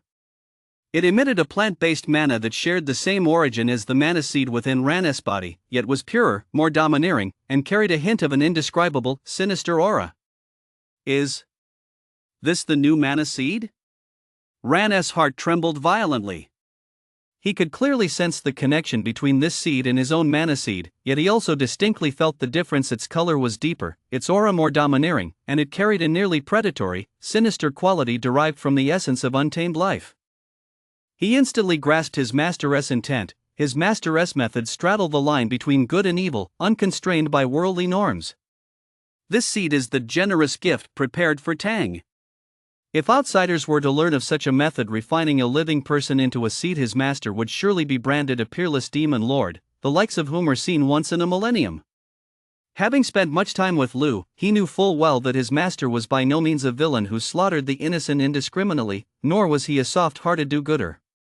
Since Tang could not be killed just yet, this mana seed, which harbored hidden dangers, was the lethal contingency plan his master had laid in store. Next, do as I say. Lu's telepathic message arrived at just the right moment. Rand gathered his focus and reached out to gently pluck the floating emerald seed.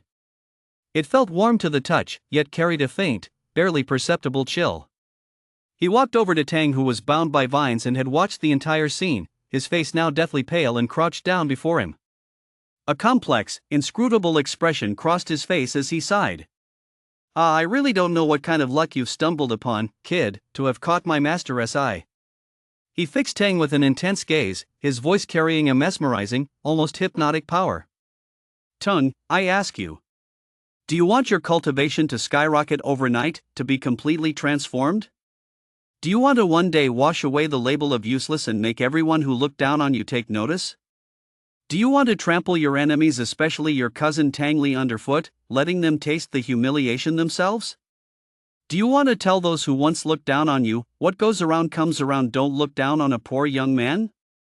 Tang's eyes, which had been filled with fear and humiliation, suddenly widened. Unbelievable. Absurd. That was his first reaction. Of course he wanted to. He'd dream of it. But was that even possible? His mixed mana root of 3 elements had long sealed the fate of his arduous cultivation path. Were it not for his status as a direct descendant, he wouldn't even have achieved this meager level of cultivation. His cousin Tangli, only a year his senior, was already a prodigy at the 2nd level of the foundation stage. As a child, Tangli had subjected him to every possible humiliation. Had it not been for the claness rules, he likely would have met a violent end long ago. Hadn't his journey out into the world been nothing more than an escape? But this man before him, and his mysterious master. How did they know his situation? How did they know the longing and resentment in his heart? That unfathomable ability to control vines, that terrifying power that so easily subdued Wu Yi. Could it be? Could there truly be a way to defy heaven and rewrite one's fate? What exactly do you want? Tang's voice was hoarse, laced with humiliation and a barely perceptible hint of longing. There is no need to toy with and humiliate me like this. He lowered his head, his eyes a mix of venom and ambition, while a frenzied scream echoed in his heart. No matter who you are. The humiliation I suffer today, Tongue, will repay 100-fold in the future. As long as I can return alive. Seeing this, Ran shook his head, looking somewhat disappointed. Very well. It seems your time has not yet come, and your character is lacking. Out of respect for your Tang lineage, my master has bestowed upon you a scroll containing a supreme martial art. Whether you choose to learn it or not is up to you. With that, he said no more and, following Lewis' instructions, placed his palm on Tang's head once again. A cool, vast torrent of consciousness instantly surged into Tang's mind. He felt as though he were standing in a boundless, vibrant sea of green grass. Above the sky, ancient characters radiant with golden light and imbued with the ultimate truths of the Tao slowly emerged, forming a profound and inscrutable cultivation technique. Supreme immortal skill. The opening preface thundered like a bolt of lightning. Take the mana pool as fertile soil, and plant the mana seed within it. When the mana seed takes root, a spirit tree will form of its own accord. At the minor level, it can purify the impurities of the postnatal world and cleanse the flaws of the mana root. At the major level, it can nurture a primordial spirit tree and seize the creative power of heaven and earth. This technique could actually reshape the mana root? Give birth to a primordial spirit tree? This was nothing short of a supreme secret art capable of defying heaven and altering one's fate. Tang's mind was shaken to its core as he greedily read every word, as if a drowning man had grasped a lifeline. He forgot time, forgot his circumstances, and was completely immersed in the profound mysteries of this mind-shattering technique. He knew not how long had passed when Tang suddenly snapped his eyes open. The vines that had bound him had vanished without a trace. Ran stood calmly before him, holding that eerie, jade-green seed in his hand. "Greetings, senior brother." Tang almost instinctively rolled over and knelt, his tone carrying unprecedented reverence and a hint of fervor. "May I ask, what is the venerable master's name?" He lowered his head, concealing the ambition and scheming churning in his eyes. Ran nodded slightly, his tone flat yet imbued with unquestionable authority. "It seems you're not entirely stupid. Today's events were merely a lesson on my master's behalf for a reckless, spoiled brat like you who doesn't know his place. As for my master's name, you are not yet qualified to know it. Come ask me again once you've achieved success in the foundation stage." He opened his palm, revealing the jade-green seed. "Since you've made your choice, I bestow this Tai mana seed upon you." Tang's eyes burst with ecstasy as he reached out to accept it. "Thank you, senior brother." "Thank you, master, for this gift." "Hold on." Ran withdrew his hand, his face flushing with a touch of well-timed embarrassment as he cleared his throat. "Ahem, where is my inventory bag?" Also, now that you've become my disciple, aren't you going to present your initiation gift? Leave behind everything of value you're carrying, I'll personally deliver it to the master on your behalf. Tung froze for a moment, then suddenly realized, his face breaking into a fawning smile, of course. Of course. He hurriedly pulled an exquisite inventory bag from his bosom or waist and presented it with both hands. Senior brother, this contains all my worldly possessions. Also, he quickly pulled out another small pouch. Here are 1,000 low-grade mana crystals and some healing and cultivation-enhancing pills. Consider this a small token of my apology to you, senior brother. Please speak highly of me to our master. Once I return home and prepare a generous gift, I will personally come to the mountain gate to pay my respects to our master. Rand took the inventory bag and swept his spiritual sense over it, confirming that the pills he had purchased and the ice crystal butterfly wing hairpin were both inside. He breathed a sigh of relief. Without showing any emotion, he accepted the mana crystals and the bag of pills as well, his expression remaining calm. There is no need to rush the matter of becoming a disciple. Our master said you are still in the probationary period. It won't be too late to discuss admission once you've successfully completed the foundation stage. His tone turned cold, laced with a grim warning. What happened today, including the cultivation technique and the mana seed, must never be revealed to a third party. Otherwise, you should know the consequences. Chapter 13, Always Play It Safe. It wasn't until Ran's figure had completely vanished into the depths of the dense forest that Tang's taut nerves suddenly relaxed. He exhaled a long, heavy breath. His back was already soaked through with cold sweat. He opened his palm. The tiny mana seed, emitting a soft green glow, smooth to the touch yet carrying a faint, inexplicable chill, rested quietly in his palm, like a silent temptation. Everything that had happened today felt like a bizarre nightmare, yet it was terrifyingly real. That he had merely intended to seize a defensive artifact that caught his eye, yet he had unwittingly drawn out a mysterious senior brother and the even more inscrutable master behind him. What he had assumed would be an easy hunt had instead ended with him being effortlessly subdued by his opponent, and even gifted with this cultivation technique and mana seed capable of defying heaven and altering fate. This massive turn of events far exceeded the scope of his limited experience. Ecstasy and greed grew like wild weeds in his heart, but hot on their heels came deeper doubts and unease. Me, Tang? Am I truly destined for greatness? Did I just stumble upon a benefactor?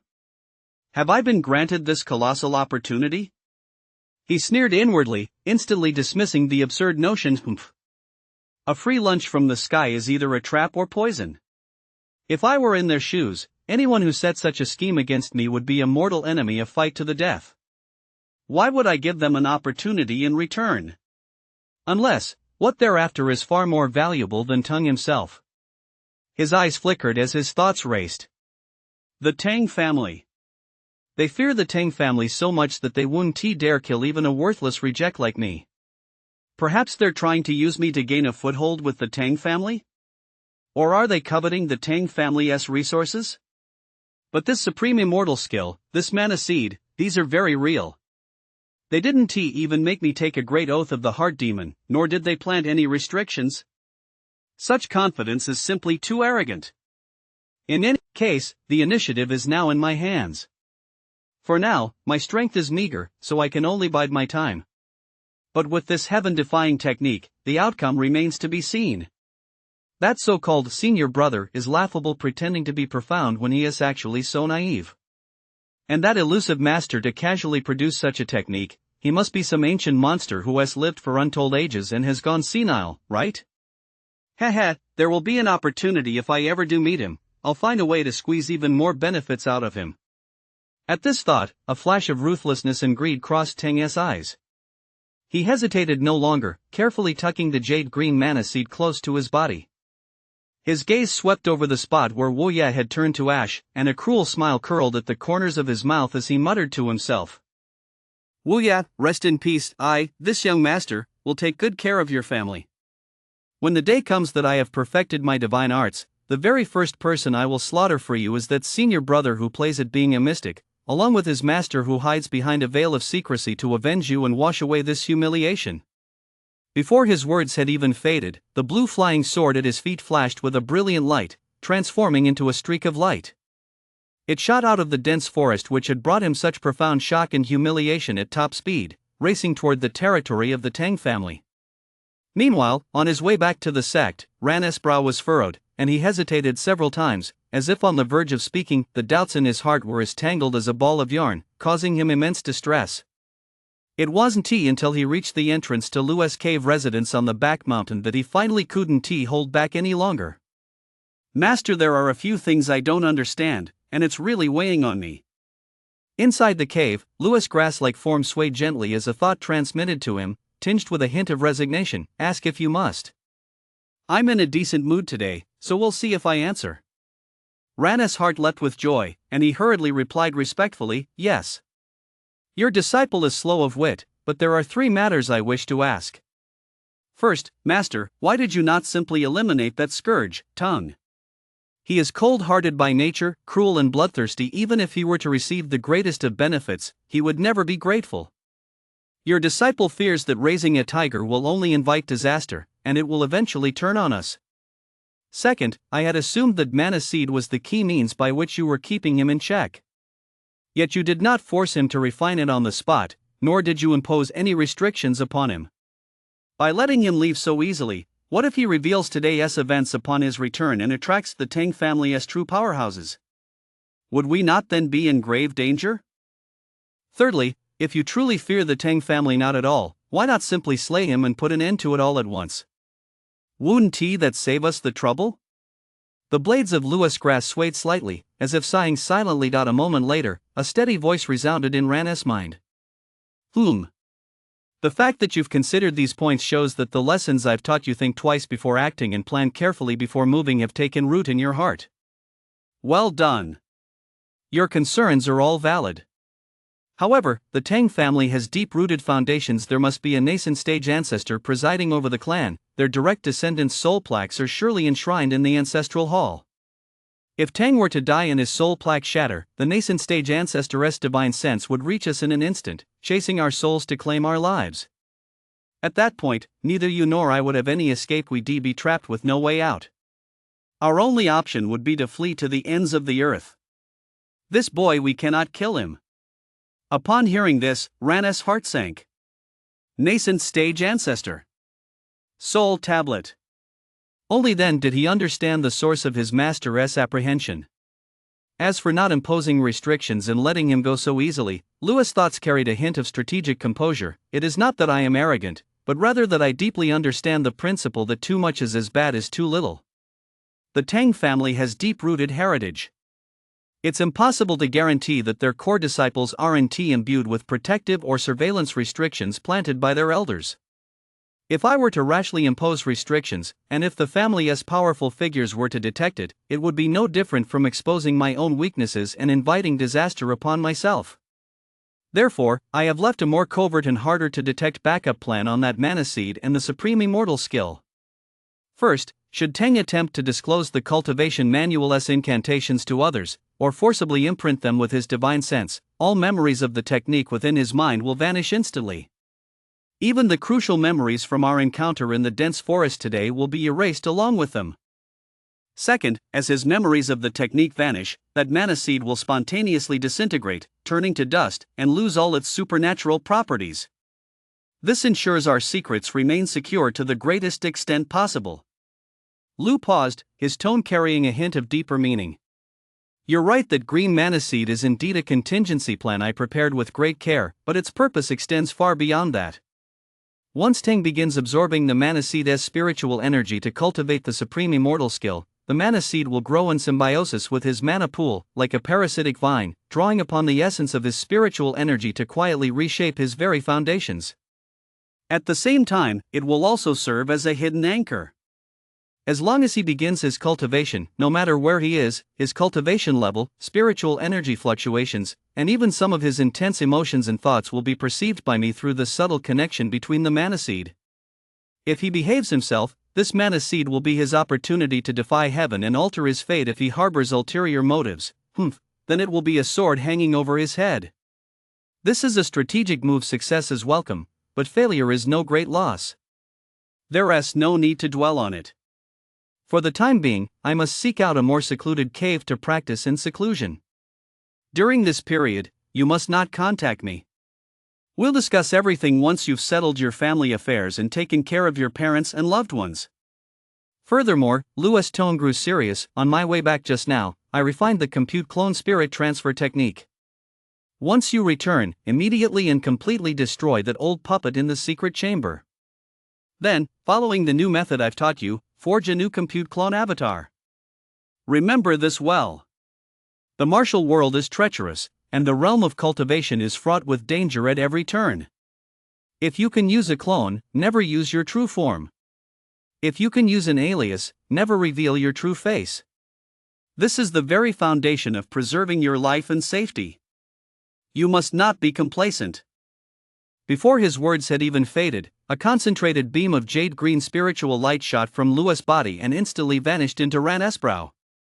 A torrent of information flooded his mind. It was the improved compute clone spirit implantation technique. By the time Ran had processed the information and looked up again, there was no trace of Lewis' body before his eyes. The cave dwelling was completely empty, as if no one had ever been there. Ran stood frozen for a long while, his heart filled with 1,000 emotions. My master's actions are truly flawless. Every move is calculated. He didn't place restrictions on Tang not because he couldn't, but to guard against any potential surveillance methods the Tang family might employ. What seems like a colossal problem to me, my master has already prepared multiple contingency plans for, handling it with effortless ease. There is simply so much I need to learn. But it will be a long time before I can hear my master's teachings again. He gathered his thoughts, suppressed his longing, and turned to fly toward the Lunar Guild. Only upon returning to the familiar courtyard and stepping into that simple yet secure secret chamber did Ran feel a true sense of peace. Without hesitation, he immediately set to work, using his spiritual energy to completely shatter and incinerate the compute clone that had once housed the old Manaseed's avatar, leaving not a trace behind.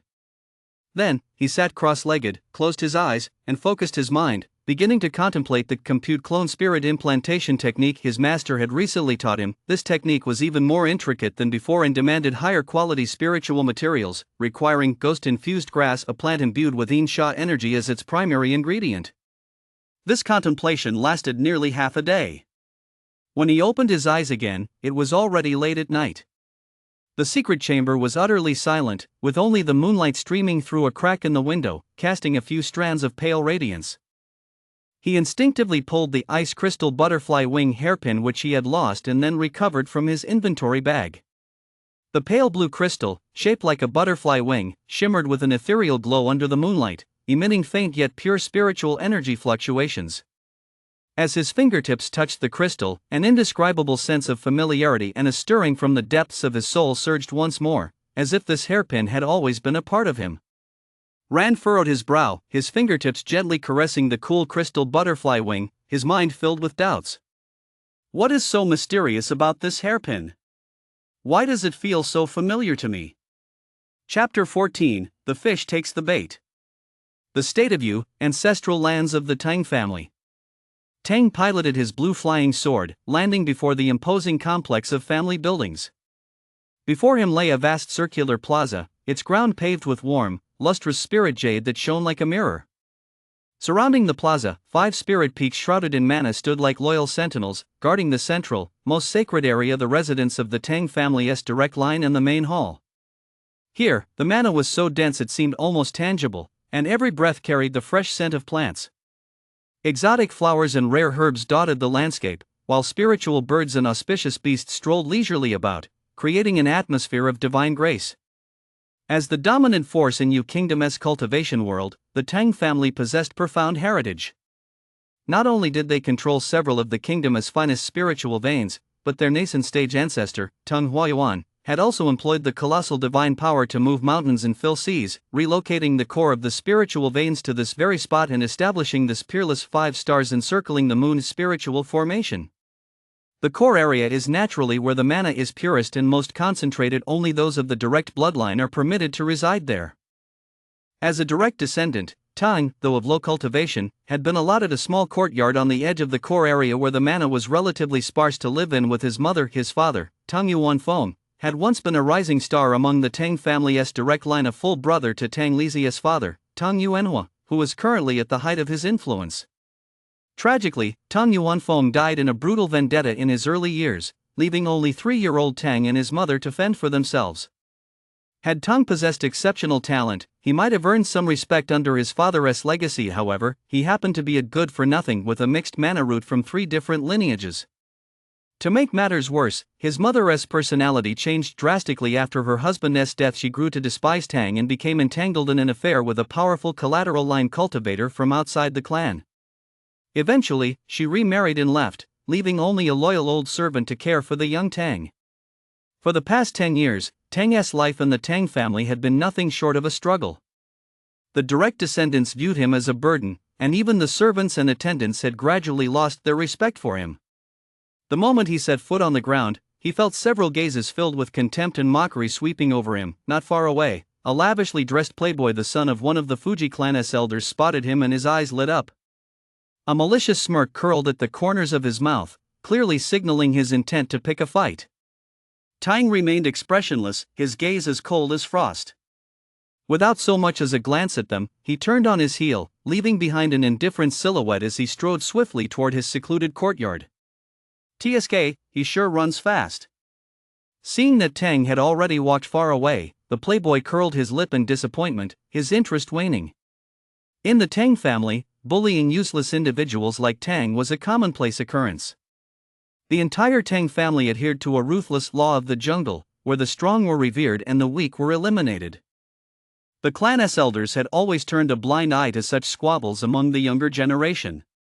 As long as no one was killed, they viewed it as a means of tempering the young, even mistakenly believing it to be the foundation of the clan's enduring prosperity. "Young master, you're back?" In the small courtyard, a white-haired old servant, hunched over, was sweeping up the fallen leaves. Tang acted as if he hadn't heard, walking straight into his room, slamming the door shut with a bang, and simultaneously activating a simple protective barrier to seal off the interior from the outside. Inside the room, the light was somewhat dim. Tang sat cross-legged on a meditation cushion, carefully removing from his bosom the tiny mana seed, which emitted a soft green glow and felt warm to the touch. A flicker of struggle crossed his eyes, only to be replaced by ruthlessness and resolve. "Just you wait, Tan Li, and all those who look down on me. It won't be long before I make every single one of you crawl at my feet." Without further hesitation, he opened his mouth and swallowed the emerald green mana seed whole. The moment the mana seed entered his stomach, a cool, refreshing energy plunged straight into his mana pool. Immediately afterward, a colossal, boundless vitality and the purest spiritual energy erupted like a volcano dormant for 10,000 years. This power was violent and surging. It was the very essence condensed from refining the entire cultivation and life essence of the Guardian Wuya novice stage, 5th tier. Ugh! Agonizing pain instantly swept through his entire body. Tang felt as though his meridians and flesh were about to be torn apart and ripped open by this savage force. Veins bulged beneath his skin, blood vessels swelled, and his entire body felt like an overinflated balloon, ready to burst at any moment. At this critical juncture between life and death, he gritted his teeth against the excruciating pain and frantically activated the supreme immortal skill. Within his mana pool, the jade-green mana seed trembled slightly, emitting a gentle glow as it guided the raging torrent of spiritual energy along a mysterious path. The technique functioned like a massive millstone, slowly yet resolutely grinding, refining, and absorbing this foreign force, weaving it thread by thread into every fiber of Tang's body, his limbs, flesh, and bones. Time passed slowly amidst the agony and torment. Tang's body was like a voracious vessel, frantically absorbing the pure spiritual energy released by the mana seed. His cultivation, which had previously stagnated, began to rise step by step at a visible pace. Behind the Lunar Guild, a newly carved cave dwelling. Lua's plant form was unfurling its leaves, carefully manipulating several slender roots to etch intricate array patterns at the entrance of the cave. This location was even more secluded than the previous cavern, deeply hidden within an inconspicuous crevice in the valley. The interior of the cave was considerably more spacious, and the newly cultivated spirit fields covered an area more than 3 times larger than before. Unfortunately, the vast spiritual fields lay barren and empty, devoid of even a single blade of grass, giving the place a somewhat desolate air. "I've practically stripped the spiritual herbs on the outskirts of the Lunar Guild bare," Lu thought to himself with a sigh. For now, I'll have to rely on Ran to gather them slowly. The Swallow Heaven's spiritual art still needs refinement. During this period, I must not leave the mountain unless absolutely necessary. Staying put and focusing on cultivation is the right path. He habitually tapped the 2 emerald green leaves together lightly, as if applauding himself. Another period of peaceful, uneventful days. Immediately afterward, he gathered all the leaves, basking in the last rays of the setting sun filtering through the cracks in the rocks, preparing to enter a deep slumber to absorb the essence of the sun and moon. However, just as his consciousness was about to sink into chaos, a pure and familiar fluctuation of spiritual energy like a pebble tossed into a calm lake jolted him awake in an instant. Immediately, a vivid scene unfolded in his mind. In the vision, Tang slowly opened his eyes, his face radiating uncontrollable ecstasy and excitement. In just a few short hours of cultivation, he had surged forward like a tidal wave, breaking through the bottlenecks of the 3rd, 4th, 5th, and 6th levels of the novice stage, and finally settling firmly at the early stage of the 7th level of the novice stage. Truly worthy of a divine art. It has granted even a prodigy of my caliber such a heaven-defying cultivation speed. Tang roared inwardly. According to the divine art, once I enter the foundation stage, these troublesome and pure mana roots within me will be completely devoured and refined by the mana seed. At that point, I, Tang, will be a peerless prodigy who has transcended the heavens, a top-grade wood mana root. Next, I must gather spiritual herbs as quickly as possible to aid my cultivation. I'll strive to reach the foundation stage as soon as possible. Tang was immersed in ecstasy and ambition, completely unaware that his every move and thought was laid bare before Lua's eyes as if he were transparent. He had no idea that deep within his soul core, a faint, imperceptible emerald mark was quietly spreading. Lu silently sensed the slight increase in spiritual energy within his body, as well as the faint yet exceptionally clear connection established through the mana seed. The grass blades unfurled slightly, revealing a hint of satisfaction. The fish has taken the bait. The reversal is about 10% acceptable. With this, I can rest easy for a while. From the 5th to the early 6th level of the novice stage, a 20% feedback rate is better than nothing. Indeed, becoming stronger ultimately depends on oneself. Lunar Guild Outer Sect, a secret room in Ran's small courtyard. One day later. Ran sat cross-legged, his gaze fixed intently on the palm-sized new compute clone before him. After repeated trials and refinements, the craftsmanship of this new puppet had clearly improved. One could now clearly discern the outline of Ran's true form. At this moment, the tiny compute clone was taking slightly clumsy yet remarkably agile steps, carefully patrolling the floor of the secret room, a rather comical sight. The new puppet's mana capacity has been increased to 60% of the original S, and its agility and controllability have also improved significantly, Ran assessed inwardly. Most crucially, once the puppet strays beyond the original S sensory range, the 2nd-generation mana seed at its core will self-destruct instantly, ensuring we never face the humiliating situation of being captured alive again. Master S improvements are indeed thorough. Furthermore, the transformation technique has been optimized. With a slight shift in his thoughts, the compute clone flickered and instantly transformed into a miniature figure indistinguishable from Ran's true form. With another thought, it morphed into an unremarkable weed, blending perfectly into the surroundings. True form, weed, it's fairly reliable and practical. He blew a gentle breath toward the compute clone, then took out the faintly glowing ice crystal butterfly wing hairpin and placed it solemnly before the compute clone.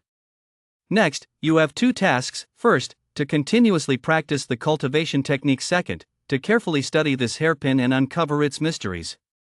His cousin Wang Hao's wedding was approaching, and he had to return to the Wang family in Sihai City as soon as possible. This trip required him to recruit disciples on behalf of his master and teach them the mana seed and cultivation techniques, so it would be impractical to send a puppet clone. He had already made up his mind. Once his cousin Wang Hao and his younger cousin Wang Xian had successfully channeled qi into their bodies and completed the introductory stage of the mystic sense skill, he would return to the sect immediately. As for trivial matters like expanding the family's influence and selecting new disciples for the Lunar Guild, he could leave those entirely to his 4th uncle, Wang Tianhai. All he needed to do was return to the sect quietly, focus on cultivating and tending to his practice, and strive to spend more time by his master's side, listening to his teachings. Sigh, the days when I can't reach my master leave me feeling utterly insecure. Ran let out a soft sigh, her eyes betraying a deep reliance on her master. Chapter 15, An Unexpected Turn. The bustle of the Lantern Festival had not yet fully subsided, and a faint scent of fireworks still lingered in the air throughout Sihai City. The Wang family mansion, both inside and out, was already decked out in festive decorations, with bright red lanterns hanging high, creating a scene of joyous celebration. As dawn broke, guests arrived in a steady stream to offer their congratulations, filling the courtyard to capacity. Among the guests were no shortage of Wang family members who had once had disagreements with Wang Taizhu. Wang Taizhu was a straightforward and honest man who had lived a quiet, unassuming life. He never imagined that in his twilight years, he would finally find pride and honor because his son, Ran, had been accepted into the immortal sect. Now, with his nephew Wang Hao's wedding, everyone in Four Seas City who wished to forge ties with the Wang family had arrived early, and some had even come before dawn to help with the preparations. The bustling commotion within the estate was even livelier than on the Lantern Festival itself. In this world, mortal dynasties are nothing more than vassals dependent on immortal clans. Even imperial relatives must kowtow and tremble before true cultivators. There have been instances where princes and princesses inadvertently angered immortals if they were merely taken as servants or maids. It was considered a blessing from their ancestors' virtue. More often than not, they were killed on the spot, and their entire royal lineage was overthrown by the cultivator with a mere flick of the wrist. Though the Wang family was far from possessing such overwhelming power today, within the Four Seas City, they had quietly ascended the social ladder. Fortunately, Wang Taizhu and his wife were of pure and kind nature. Aside from Ran, their daughter who was a disciple of the immortal sect, they had only their 6-year-old daughter, Wang Xian, with no spoiled brats in the household and no history of bullying others. Coupled with the couple's generous and kind-hearted nature, they enjoyed an excellent reputation throughout Sihai City. At this moment, Wang Hao had already set out with the wedding procession to the Zhang family residence to fetch his bride.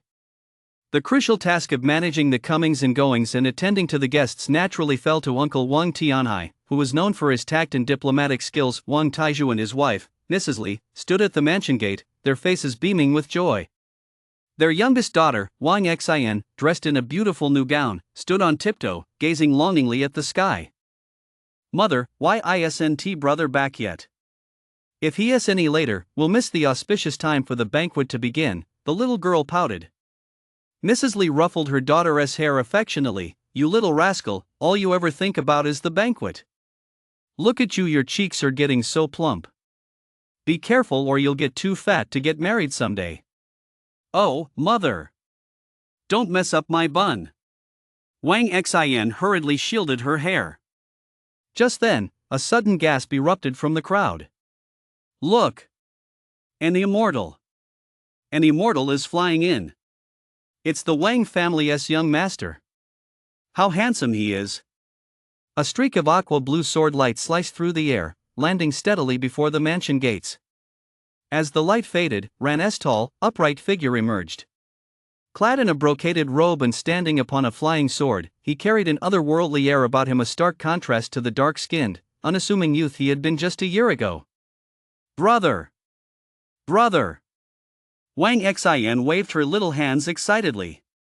Ran spotted his parents and younger sister at once. A wave of warmth surged through him, and he hurried forward a few steps, his voice trembling with emotion. "Father! Mother! Your son has returned." Looking at the lively scene before him, Ran couldn't help but recall the desolation and hardship his family had endured just a year ago. His heart was filled with mixed emotions. The Wang family owes its present prosperity entirely to the kindness of my master. In the future, I must serve my master diligently by his side and live up to the title of his foremost disciple. "Ha ha! My dear nephew! You're finally back!" Wang Tianhai's booming voice rang out. He pushed through the crowd, striding purposefully toward Ran. He gave Ran a hearty slap on the shoulder, his eyes brimming with pride. "Excellent! Excellent! You've grown taller and stronger, and your bearing is truly remarkable. From now on, I can't call you Iron Egg anymore." Ran hurriedly bowed respectfully. "Fourth uncle, you flatter me. The Wang family's success today is entirely due to your unwavering support. I dare not take credit for it." Wang Tianhai waved his hand heartily. "Ah. We're family, no need for formalities. Do I not know exactly what my son Hao is made of? He's decent with a spear or a staff, but cultivating to become an immortal? That's simply not his calling. You, on the other hand, have truly made us proud. Now that you can ride a sword through the skies, you're a true member of the immortal clan. I'd say even our own Wang Zhua isn't much better than you. Those clan members who looked down on your family back then were truly blind. As soon as these words were spoken, the previously lively atmosphere grew noticeably tense among the guests. Many members of the Wang clan looked awkward, including those who had once mocked and taken advantage of Wang Taijua's family when they were down. Ran was no longer the naive youth he once was. After over a year of his master Luo's constant reminders teachings about human nature's pursuit of gain and envy of the poor and fear of the rich, he had long since come to view these past events with detachment. His master had once said, "Everything in this world is subject to change, but the human nature of pursuing self-interest is hard to alter." This is especially true among relatives and clan members, who often cannot bear to see those close to them rise to prominence. They despise you for being poor and fear you for being rich, fearing both that their brothers will suffer hardship and that their brothers will drive a Land Rover Note, a type of expensive vehicle, as per his master's words. Fourth uncle, Ran shook his head calmly, "We are all of the Wang bloodline. Let the past be the past. Your nephew won't dwell on it, and you needn't bring it up again. Today is my cousin's wedding day. All the clan members who have come to offer their congratulations do so with genuine goodwill. Let us not let the past spoil everyone's spirits." "Good lad. You've really grown up." Wang Tianhai's eyes brimmed with admiration. "All right. I'll take your word for it. You've got to have a few good drinks with your fourth uncle today. You've been gone for a whole year. Your parents and I, your uncle, have been worried sick. Go talk to your parents first. Once Howard brings the bride back, we'll need you, a disciple of the immortal sect, to hold the fort and help your cousin hold his liquor." No sooner had Wang Tianhai finished speaking and turned to greet the other guests than a sudden commotion erupted. A young man dressed in wedding attire, blood trickling from the corner of his mouth and a clear handprint on his cheek, stumbled through the crowd, his voice trembling with tears and terror. "Fourth uncle. It's terrible.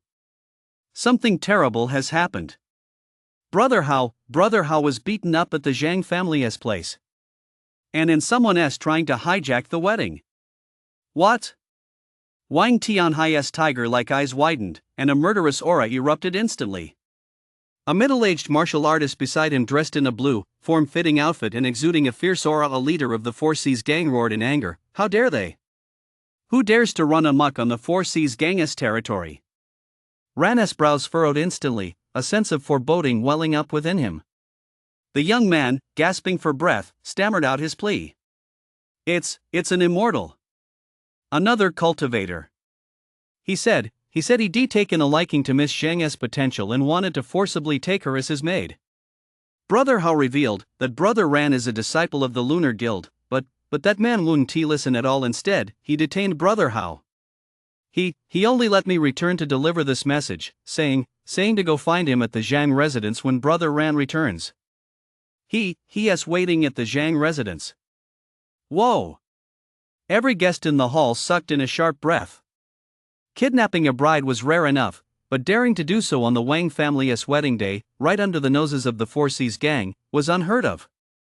And the perpetrator was actually a cultivator, who had specifically named Ran to come to him. This was clearly aimed at the Wang family, or rather, at Ran himself. Wang Tianhai's face turned ashen, his fists clenched so tightly his knuckles turned white. When it came to conflicts among cultivators, even as the leader of the Four Seas gang, he felt powerless despite his burning rage. The other party's audacity made it clear they had come prepared. Ran's mind raced, and he instantly realized that today's wedding would likely not end smoothly. Even if he managed to resolve the matter, with such a sudden upheaval, the ceremony could not continue. The immediate priority was to stabilize the situation and prevent further complications. He took a deep breath, forcing down his shock and confusion, then bowed to the assembled guests, his voice steady and clear. "Uncles, elders, relatives, and friends. Due to today's unexpected incident, the Wang family deeply apologizes for the inadequate hospitality. We ask that you all return to your homes for the time being." Once Ran has resolved this matter, I will certainly visit you with my cousin to offer our apologies. We thank you all for your kindness today. The Wang family will remember it forever." The guests exchanged glances.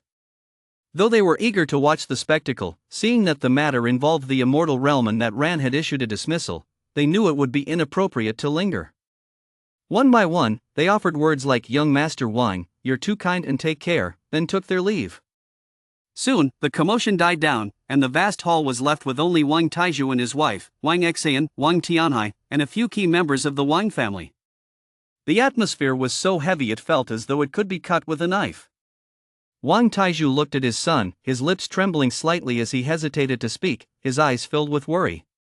Seeing this, Ran sighed inwardly and spoke up, "Father, are you worried that I've made enemies at the immortal sect, and now they've come looking for me?" Wang Taizhu nodded heavily. Mrs. Li also clutched her daughter's hand tightly, her face pale. Ran shook her head resolutely. "Don't worry, father and mother. I have strictly followed my master's instructions at the sect, kept a low profile, and gotten along harmoniously with my fellow disciples. I have no enemies." He then turned to Wang Tianhai, whose face was dark with worry. "Fourth uncle, there is no time to lose. I'll head over to the Zhang family right away. No matter what, I will bring my cousin back safely. As for the rest, we'll deal with it once my cousin returns."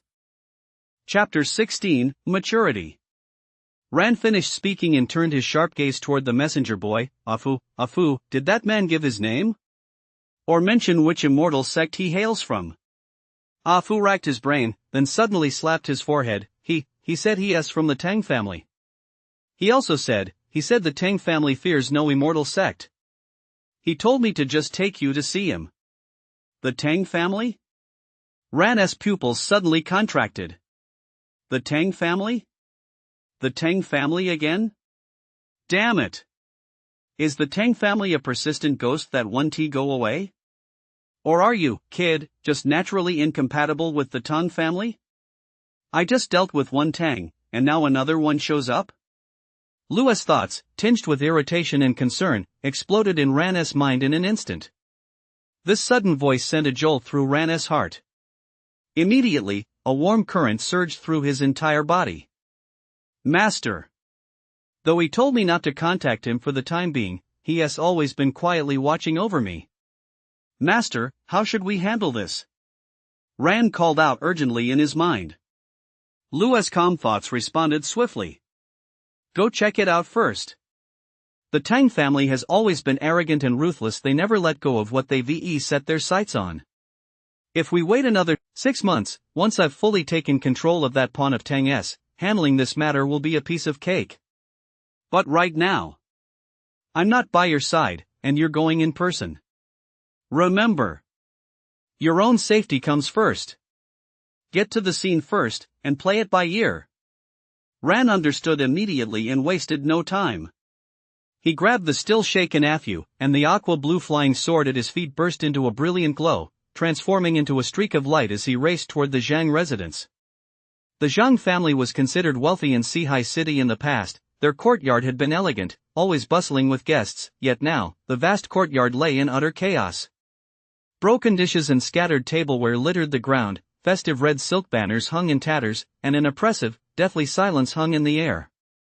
The guests had long since fled, leaving only Mr. Zhang, slumped on the ground, tears streaming down his aged face as he clutched his daughter who was trembling uncontrollably and sobbing inconsolably tightly to his chest.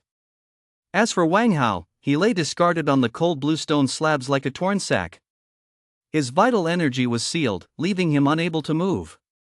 All he could do was stare intently with bloodshot eyes, burning with overwhelming fury, at the young man in brocade robes standing with his hands behind his back in the center of the courtyard, his expression haughty.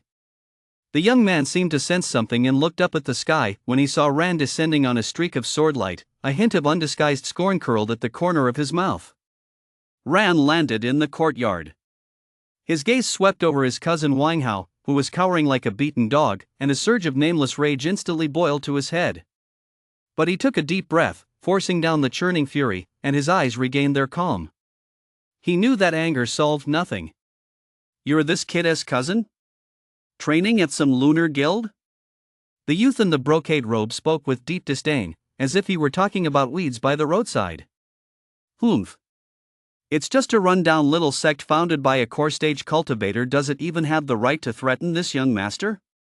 Ran's face was as still as water. He bowed his hands toward the youth in the brocade robe, his voice steady. Ran, an outer sect disciple of the Lunar Guild, greets you, fellow Daoist. I hear you have come here specifically to await the Swang. Might I ask what you wish to teach me? Every muscle in his body was taut. He channeled his spiritual energy in secret, his mind focused and on high alert. Advice? The youth in the brocade robe snorted derisively, his eyes brimming with contempt. Do you even deserve it? I merely wish to teach you a lesson right in front of this brat. And let this pair of arrogant father and daughter see clearly just how laughable their so-called protection is in the face of the Tang family. Before his words had even finished, he didn't move a muscle. He merely raised his right hand casually. Hum. A flying sword, cold and menacing, materialized out of thin air. Its blade was wrapped in fine purple arcs of lightning, emitting a piercing shriek. In the next instant, the sword shot forward like an arrow, leaving the bowstring, carrying a terrifying force that tore through the air, striking directly at Ran's face. Its speed was so great that it left only an afterimage in the air. Ran's pupils contracted slightly, but he did not panic. He was already fully focused. Just as the flying sword was about to strike him, he pressed his right index and middle fingers together, and a golden light flashed from his fingertips. Break! A golden sword beam, as solid as matter, shot out with pinpoint accuracy. Though fired later, it arrived first, and with a crisp clang, it slammed into the spine of the flying sword. The ferocious flying sword was violently deflected by this precise strike, whizzing past Ran's ear by the narrowest of margins. The fierce sword energy even severed a few strands of his hair. Thwarted, the flying sword spun sharply in midair, emitting a resentful hum, its tip once again locking onto Ran as it lunged forward. A cold gleam flashed in Ran's eyes. Instead of retreating, he advanced. His hands formed seals at lightning speed, and a layer of dense golden light instantly covered his entire palms, as if he were wearing a pair of golden gloves. Just as the flying sword lunged toward him once more, he neither dodged nor retreated. His right hand shot out like lightning, grabbing fiercely at the peerlessly sharp blade. You're asking for death. A flicker of astonishment crossed the brocade-robed youth's eyes, quickly turning into a cold sneer. SSSSH. A piercing screech rang out. The flying sword slammed into the palm of Ran's hand, now shrouded in golden light. The expected image of his palm being pierced through did not materialize. That golden palm was as tough as a boulder, stubbornly withstanding the flying sword's edge. The sword tip collided violently with the golden light, sending sparks flying. A stalemate. For just a single breath. Ran grunted softly, his face turning slightly pale. He clearly felt the immense force emanating from the opponent's flying sword, along with the purple electric arcs that numbed his meridians. 5th level of the novice stage. His opponent's cultivation far surpassed his own. This head-on clash had already split the skin on his palm and left his arm numb and aching. I cannot match him in strength. Ran made his decision in an instant. The sharp gleam in his eyes faded. He deliberately dispersed the golden light in his palm, allowing the flying sword to pierce his unprotected hand with a plop effortlessly. Blood gushed out instantly. Ugh! Though excruciating pain surged through him, Ran didn't even furrow his brow. He calmly withdrew his hand, letting the blood drip freely, his gaze fixed serenely on the youth in the brocade robe. His voice remained steady. Your techniques are formidable, fellow Daoist. My cultivation is lacking. I humbly concede defeat. The brocade-robed youth, tongue Yao revised, paused slightly. He looked at Ran's palm-pierced yet still calm and unruffled in those clear yet unfathomable eyes, and for the first time, genuine interest flashed across his face. He did not continue his attack. Instead, he recalled the flying sword and examined Ran with keen interest. You are quite something. Truly quite something, neither servile nor arrogant. That kind of composure and bearing is indeed rare. He changed the subject, a hint of amusement in his voice. In that case, may I take this woman with me? Ran remained silent. He looked at Wang Hao on the ground, his eyes bulging with fury and his body trembling with rage, then at the Zhang family girl weeping in despair. He slowly raised his injured hand and, without a flicker of emotion, shook his head at Wang Hao, signaling him not to act impulsively. Then, he turned to Tang Yao, his voice calm and unruffled. Go ahead. Ha ha. Ha ha ha ha. Tang Yao laughed as if he'd heard the funniest joke in the world, his cackle brimming with mockery and triumph. How amusing. Truly amusing. Boy, remember my name Tang Yao. If you want revenge, feel free to come find me at the Tang family estate anytime. I'll be waiting for you. Amid his wild laughter, he swept up the terrified, screaming young lady from the Zhang family. Ignoring her struggles and cries, the flying sword beneath his feet soared into the air, transforming into a streak of light as he arrogantly vanished into the distant horizon. Qing-er. My Qing-er. Mr. Zhang watched helplessly as his daughter was carried off, letting out a heart-wrenching wail. Overcome by rage, his vision went black, and he collapsed unconscious. In the courtyard, only the lingering scent of blood and the echoes of despair remained. Ran sighed quietly, walked over to Wang Hao, and crouched down beside him. He extended his uninjured left hand, and a stream of pure, gentle spiritual energy slowly flowed into Wang Hao's body, effortlessly breaking through the rather crude seal on his vital energy. Brother Hao, I'm sorry. I couldn't defeat him. Ran's voice carried a hint of heaviness. Wang Hao's body trembled. Now free, he sat up abruptly, but he didn't look at Ran. Instead, he clenched his fists so tightly that his fingernails dug deep into his palms, blood seeping out without him even noticing. A profound sense of humiliation and helplessness gnawed at his heart like a venomous snake. Ran watched his shoulders tremble slightly under the weight of his repressed emotions, and his sigh grew even deeper. He leaned close to Wang Hao's ear and whispered a few words in a voice only the two of them could hear. After a long moment, Wang Hao jerked his head up, his bloodshot eyes fixed intently on Ran. His voice was hoarse, like sandpaper scraping. Is that true? Ran met his gaze and nodded solemnly. Absolutely true. This matter is of the utmost importance. Why would I speak lightly? He paused, glancing at the unconscious Mr. Zhang. However, we must consider this carefully. Let us get out of here first. With that, he said no more. Hoisting the unconscious Mr. Zhang onto his shoulder with one arm and supporting the dazed Wang Hao with the other, the flying sword at his feet flared to life once more, swiftly carrying the two of them away from this place of sorrow. Brother Ran. Wait for me. What am I supposed to do? In the courtyard, the forgotten Afu finally snapped out of it and frantically shouted toward the sky. Ran's voice drifted from afar, tinged with a hint of apology. Afu, make your own way home. Thank you for your help today. The young Afu stared blankly in the direction where Ran had vanished, then looked down at the ravaged courtyard and the glaring pool of blood on the ground. A complex, indescribable mix of emotions welled up within him: relief at having survived a catastrophe, awe at the power of the immortals, and, above all, a deep sense of helplessness and resentment. So, cultivators aren't omnipotent after all. They can be injured. They can be forced to bow their heads. He clenched his fists so tightly that his fingernails dug into his palms, yet he felt no pain. Not if I could cultivate as well. I would. I would never live such a miserable life. In that moment, a seed called becoming stronger quietly took root and sprouted in the young boy Afu's heart. Where the path ahead would lead, no one knew.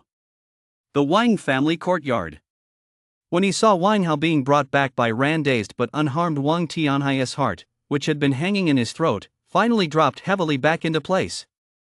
Father. Wang Hao's eyes were red-rimmed, his lips trembling. 1,000 words were stuck in his throat, yet he couldn't utter a single syllable. A crushing sense of humiliation nearly suffocated him. Wang Tianhai strode forward, slapping his son's shoulder firmly. His voice was low but carried an unquestionable authority. It's good that you're back. Being alive is better than anything else. As long as you're alive, there is still a chance. His gaze immediately fell on Ran. When he saw Ran's right hand soaked in blood and still dripping, his brows furrowed instantly. Tai Dan. Your hand? Ran shook his head slightly, his tone flat. Just a flesh wound. Nothing serious. His gaze swept over his worried parents and his bewildered younger sister, finally settling on Wang Tianhai. He spoke in a deep voice. Fourth uncle, please arrange for someone to take good care of Mr. Zhang. Then, find a quiet room. I have an important matter to announce. Chapter 17, Family Matters. This secret chamber was originally a cellar used for storing junk. I had it quietly converted after I joined the 4C's gang. Aside from the few of us, no one knows about this place. Wang Tianhai surveyed the simple stone chamber deep beneath the Wang family's ancestral home, illuminated only by a few glowstones. His gaze finally settled on Ran, tinged with solemnity. Tai Dan, what kind of matter is so important that it requires such caution? Inside the secret chamber, Wang Taizhu and his wife, his younger sister Wang Exayan, his cousin Wang Hao, uncle Wang Tianhai, and Ran himself were all gathered together. The atmosphere felt somewhat heavy due to Ran's solemn demeanor.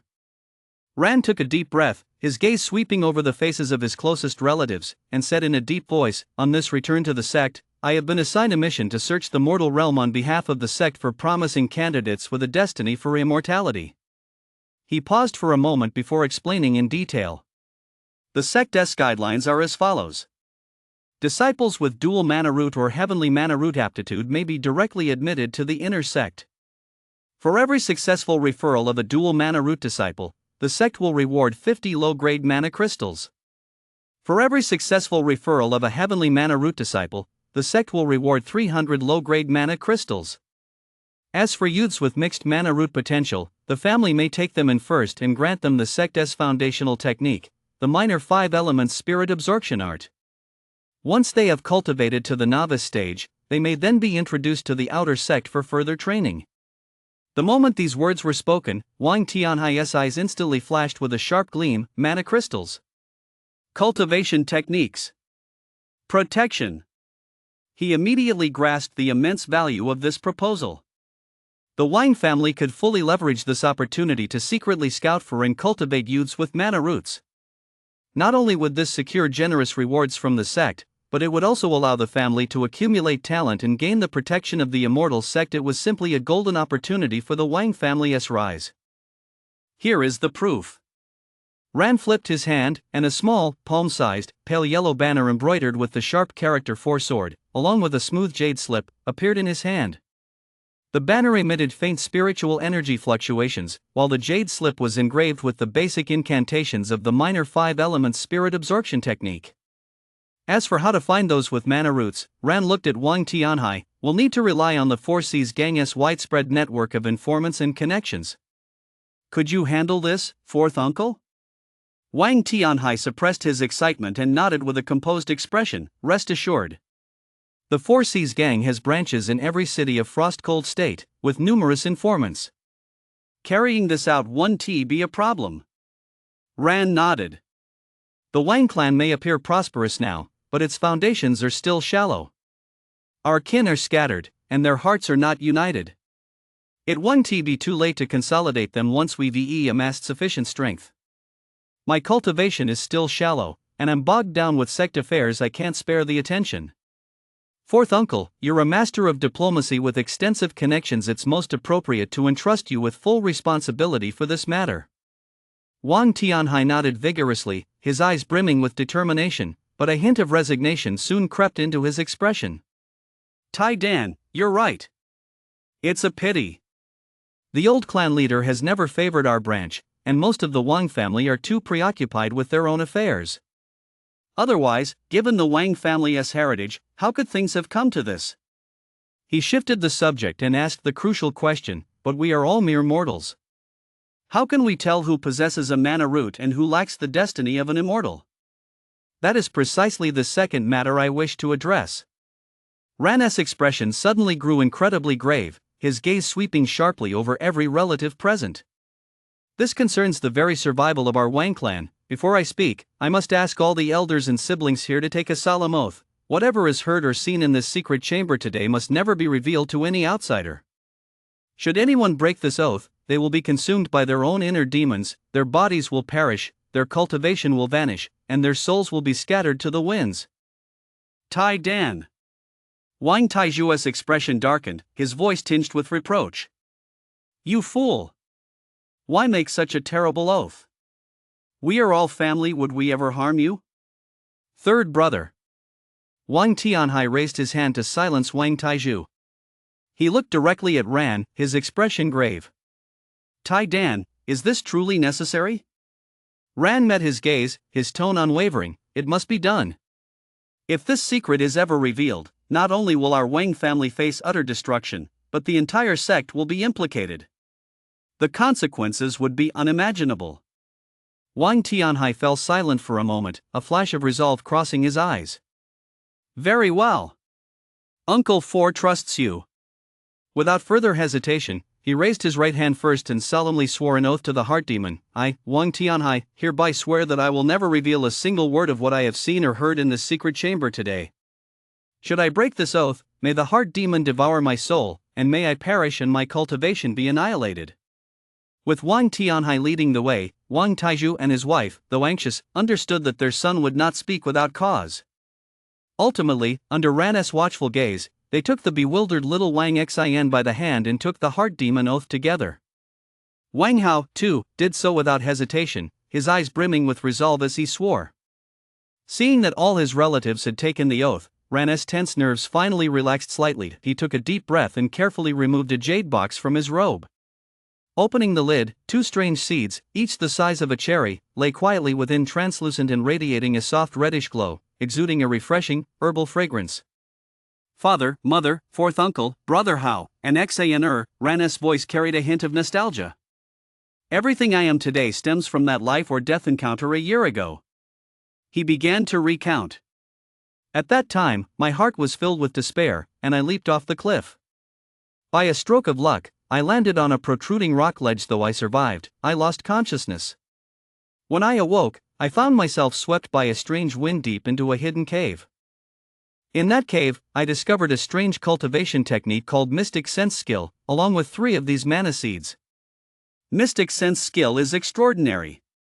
It is not an ordinary cultivation method, but a special path specifically designed for those whose mana root is faint or even absent, and the mana seed is the key to unlocking this path. Simply by consuming this mana seed and cultivating alongside the Mystic Sense Skill, one can embark on the path of cultivation as if they possessed a mana root. Brother Hao, Xan Ran looked at his cousin and younger sister with intense eyes. Take it. You too can cultivate. The secret chamber fell silent, broken only by the heavy breathing of those present. The news was too shocking. To grant mortals a mana root?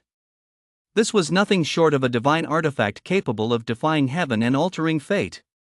Wang Tianhai was the first to recover from his shock. He sucked in a sharp breath, his voice carrying an unprecedented gravity. There actually exists such a heaven-defying object? Tai Dan. If this gets out, forget the Wang family. The entire city of the 4 seas will be turned upside down by those major immortal sects. By then, none of us will have a place to be buried. Upon hearing this, Wang Taizhu and his wife turned ashen-faced and clutched their daughter, Wang Xin, tightly. Wang Tianhai turned to his older brother and sister-in-law, his tone grave yet resolute. Third brother, sister-in-law, we old folks have lived most of our lives. What have we been striving for? Isn't it simply for our descendants to make something of themselves? Now that Tai Dan has brought back such a divine opportunity, it's as if heaven has opened its eyes. From this day forward, we elders must be even more careful with our words and actions, keeping this secret buried deep within us. For the sake of the children, for the sake of the Wang family. Wang Hao was trembling with excitement. The despair and humiliation he felt while watching his beloved be snatched away right before his eyes by the Zhang family now seemed to have found an outlet. He stared intently at the rosy mana seed, his voice hoarse. Tai Dan. Is this true? Can this mana seed really allow me to cultivate immortality too? Then who exactly is the peerless master who created such a divine art? Ran met his intense gaze and said solemnly, it is absolutely true. As for the predecessor who created this art, I only know his revered title as the Xuantiando True Immortal. I have never seen his true form or heard his real name. He deliberately omitted the existence of his master, Lu, attributing the credit to the elusive Xuantiando Jinxian to avoid any risk of implicating his master. An unprecedented radiance burst forth from Wang Hao's eyes. Xuantiando Jinxian. He knew this was his only hope, as long as he could cultivate, as long as he could grow stronger. He swore he would trample Tang Yao, the man who had abducted Xiao Cheng, underfoot and repay today's humiliation 100-fold. Time flew by in the blink of an eye. Ran spent a leisurely month at home. During that month, he personally served as a guardian for his cousin Wang Hao and his younger sister Wang Xian, guiding them in consuming the mana seed and teaching them the mystic sense skill. Thanks to the miraculous effects of the mana seeds and Ran's meticulous guidance, the two made rapid progress. Within a single month, they both broke through, successfully channeling energy into their bodies and entering the novice stage. Ran even taught them the sect's foundational spirit detection technique so they could assist their fourth uncle in searching for immortal seedlings in the future. Once everything was settled and he had ensured his family's cultivation was on the right track, Ran quietly bid farewell to his parents and relatives on a dark and stormy night. Mounting his flying sword, he left Sihai City without a sound and returned to the Lunar Guild. Stepping back into his familiar little courtyard, Ran let out a long sigh of relief as his taut nerves finally relaxed. There is nothing like the comfort of my own little courtyard. He looked around, a pang of longing welling up in his heart. I wonder what Master is up to right now. He hasn't contacted me since I brought Brother Hao home last time. He habitually focused his mind on his mana pool, attempting to summon the warm mana seed. Master? Master? The mana seed remained silent, offering no response. Lu? He waited a long time, but there was still no sign of a reply. An indescribable sense of emptiness welled up in Ran's heart, as if he had lost his most important source of support. He recalled the rare praise he had received from his master after resolving the conflict between Tang Yao and his cousin. Not bad. Though your methods are still somewhat raw, your thinking is thorough, and you know when to advance and when to retreat. Now that you can stand on your own, I can finally rest a little easier. Since then, his master had vanished without a trace, never uttering another word. As per his master's instructions, he was not to leave the Lunar Guild without permission until his cultivation reached the 6th level of the novice stage and he became a direct disciple of an inner sect elder. The 6th level of the novice stage, Ran felt the surging spiritual energy within him. He was just a hair's breadth away from the 4th level of the novice stage. This is the perfect time to go into seclusion and train hard, aiming to break through as soon as possible. Besides cultivation, Elder Chio's medicinal garden needed regular tending, and the spiritual fields and herb gardens he had cultivated himself also required careful attention. The days ahead would likely keep him on his toes. Thinking of the fulfilling days ahead, a surge of excitement welled up in Ran's heart. Without a second thought, he turned and headed toward the secret chamber, intending to check on the cultivation progress of his compute clone avatar and the research progress on that ice crystal butterfly wing hairpin. However, when he pushed open the stone door to the secret chamber, it was completely empty inside. The compute clone, which had been sitting in meditation, along with the faintly glowing butterfly hairpin placed beside it, had vanished without a trace. The look of relief on Ran's face froze instantly, and a chill ran up his spine from the soles of his feet to the top of his head. Has the secret chamber been robbed? His expression darkened instantly, as somber as the water. Chapter 18, Zhuangzi's Dream of the Butterfly. The State of Yu, Ancestral Lands of the Tang Family. Late at night, all was silent.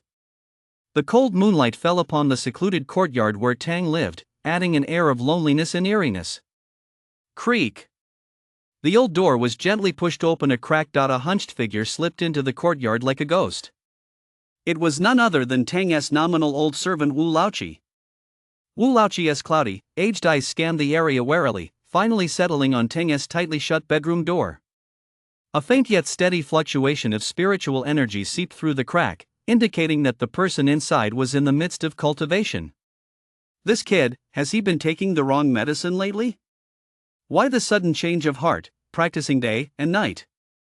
Wu Laoqi muttered to himself, though his face betrayed a barely perceptible sneer.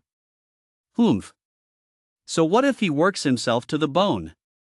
A worthless 3-element hybrid mana root. Even if he gave his life, he wouldn't measure up to a single toe of the young master born to the lady recently, that's a heavenly mana root. A true prodigy of the heavens. He snorted silently, completely unconcerned that Tang inside might hear him. At that moment, a subtle transformation was taking place within him. His once gray hair was turning jet black and lustrous at a visible pace, and his hunched back slowly straightened, as if a 1,000-pound burden had been lifted. The furrows on his aged face were smoothed out as if by an invisible hand, and finally, a hideous, twisted scar crawled up his left cheek like a centipede. This was no old servant on the verge of death. He was clearly a middle-aged martial artist with a vigorous aura and piercing eyes. Wu Laoqi's true identity was that of one of the accomplices who had plotted to murder Tang's father, Tang Yuanfeng, all those years ago. Afterward, he was taken in by Tang Yuanlin's mistress, Lady Lu, who had him undergo a facial transformation to disguise him as an old servant. She planted him by Tang's side, ostensibly to care for him, but in reality to keep him under surveillance. Like a venomous snake lurking in the shadows, he reported every single one of Tang's movements, down to the smallest detail, to Lady Lu. Today is the day of his routine return home. To better control him, Lady Lu had his family brought to the Tang household and placed under her lover's command as servants. Wu Laoqi expressed nothing but gratitude and had not a single complaint. It was precisely this loyalty and submissiveness that allowed him to survive after that bloody betrayal. Yet no one knew that the family held in Lady Lu's grasp were nothing more than pawns carefully selected by Wu Laoqi many years ago and nurtured with affection over the course of several years. His true flesh and blood had all along been carefully hidden in an inconspicuous town within the Tang family's sphere of influence. All these years, he had endured humiliation and borne the burden, willingly serving as a lackey, seeking nothing more than the Tang family's lavish stipend far exceeding what ordinary people could receive and to secure more cultivation resources for his true son in that town. Servants of the Tang family? Ha, how many of them are clean? The lower one is on the social ladder, the fewer scruples they have when climbing higher. Wu Laoqi sneered inwardly, feeling no remorse for his role in the plot to murder the family head all those years ago. If one does not look out for oneself, heaven and earth will destroy them. Confirming that Tang was still in the midst of his cultivation, Wu Laoqi made no further delay. Like a shadow merging with the night, he slipped silently out of the small courtyard, navigating the labyrinthine alleys with ease until he reached a hidden meeting point. There, he reported in a low voice the unusual circumstances surrounding Tang's recent, frenetic cultivation. Then, with a flick of his body, he slipped away, stealthily heading toward the town. His steps were light, his heart set on returning home, yet he was utterly unaware that a black figure thicker and quieter than the night itself had already silently attached itself to his heels like a bone-eating ulcer. The town, the Wu family courtyard. As he pushed open the familiar courtyard gate, a chubby-cheeked boy of about 5 years old rushed up, cheering, "Daddy! Daddy's back! Ha ha! My little tiger head!" Wu Laoqi, who had now resumed his true form, a rugged face with a menacing scar on his left cheek, scooped up his son. Feeling the faint yet distinct fluctuations of spiritual energy within the boy, his eyes brimmed with joy and pride. "Good lad! Your spiritual energy has grown even stronger. You're on the verge of breaking through to the second level of the novice stage. You're already far stronger than your father was back in the day." Looking at his son's innocent, carefree smile, the softest part of Wu Laoqi's heart was touched, and a warm current dispelled the chill of the night. Yet, this heartwarming scene caused the image of another child to flash involuntarily through his mind, that of Tang as a young boy back then. Tang had been just as chubby-cheeked and lively, with clear, bright eyes. Under the protection of his father, Tang Yuanfeng, he had been cheerful and spirited, a complete contrast to the dark, extreme figure he was now. 10 years, a full 10 years. A complex, indescribable feeling welled up in Wu Laoqi's heart. He had watched with his own eyes as that sunny child, after losing his father, facing cold indifference, and being betrayed by those closest to him, gradually twisted into the fearsome, repulsive figure he was now. "My husband is home." A woman dressed in a simple, sheer gown stepped out upon hearing the sound, gently taking Wu Laoqi's arm with tenderness in her eyes.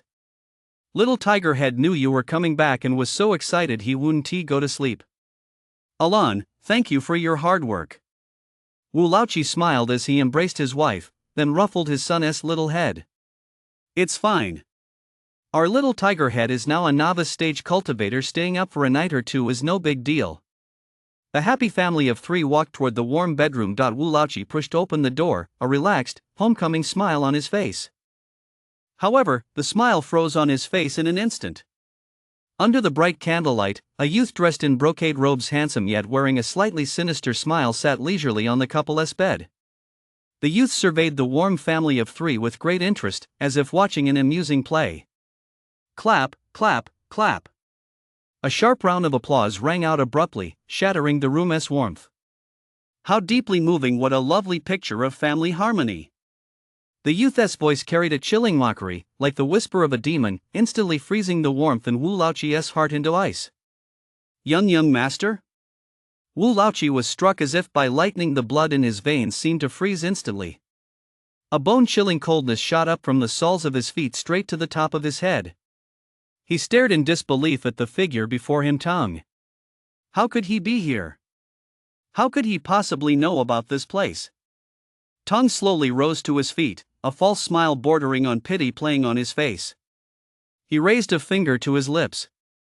Shoo! Quiet. I have come today to collect a debt. An incense stick's worth of time later. The candles in the bedroom still burned brightly, yet the room was empty. Only on the windowsill had three small blades of grass appeared vividly green and radiating a faint spiritual glow, swaying gently in the night breeze. Tang's figure materialized outside the courtyard like a ghostly apparition. He looked up at the bright, full moon on the horizon, a cold yet satisfied smile curving his lips. Instantly, his form flickered, blending into the shadows like ink, vanishing without a sound into the vast night. Behind the mountain, in a hidden cavern, Lu's grass form hovered silently, its emerald leaves glimmering faintly in the gloom. He observed Tang's every move as if he were a detached spectator. Reversal rate, 35%, this kid is ruthless and utterly ruthless. Lu's thoughts were calm and unruffled, tinged with a hint of approval or perhaps satisfaction with a tool that served him well. In just over a month, Tang's cultivation had skyrocketed from the 3rd tier of the novice stage to the 7th tier. The hatred and malevolence suppressed for so many years, like a long-dormant volcano, had finally found an outlet. Tonight's slaughter was merely an insignificant part of his vast plan for revenge.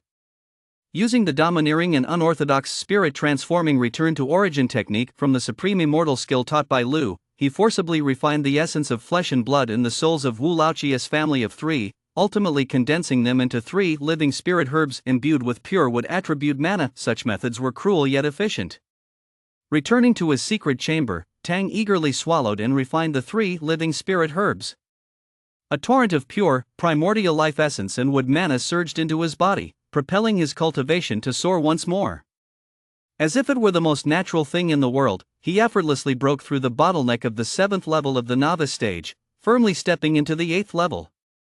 The thrill of plundering others' lives to rapidly elevate his cultivation was like the most potent poison, leaving Ting deeply intoxicated, nearly driven to madness. He reveled in the supreme pleasure brought by his surging power, yet remained utterly unaware that with every increase in cultivation and every casting of that life-draining dark art, the emerald mark, the seed of reversal planted deep within his soul core by Lu, would quietly spread like a living entity, eroding his primordial essence ever deeper.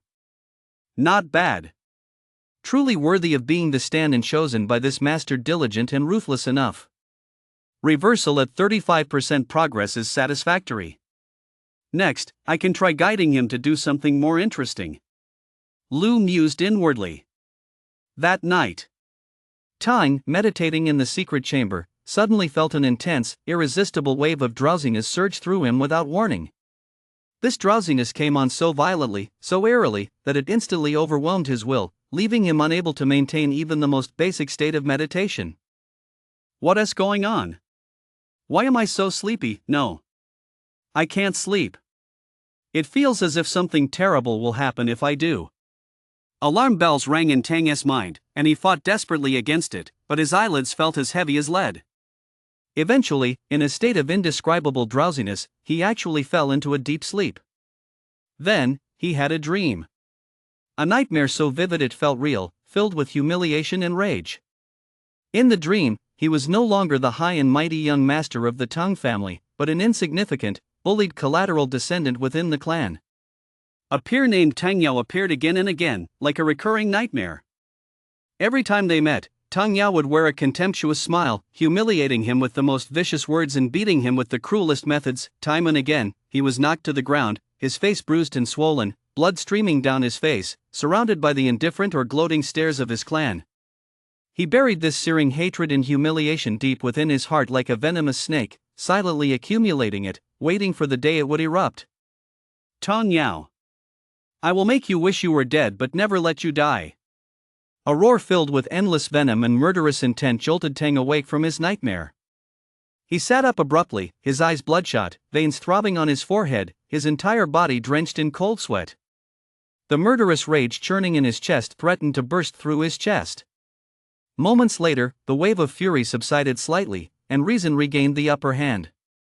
Tang realized with horror that he had actually been thrown off balance by a mere dream, nearly succumbing to a demon within his mind.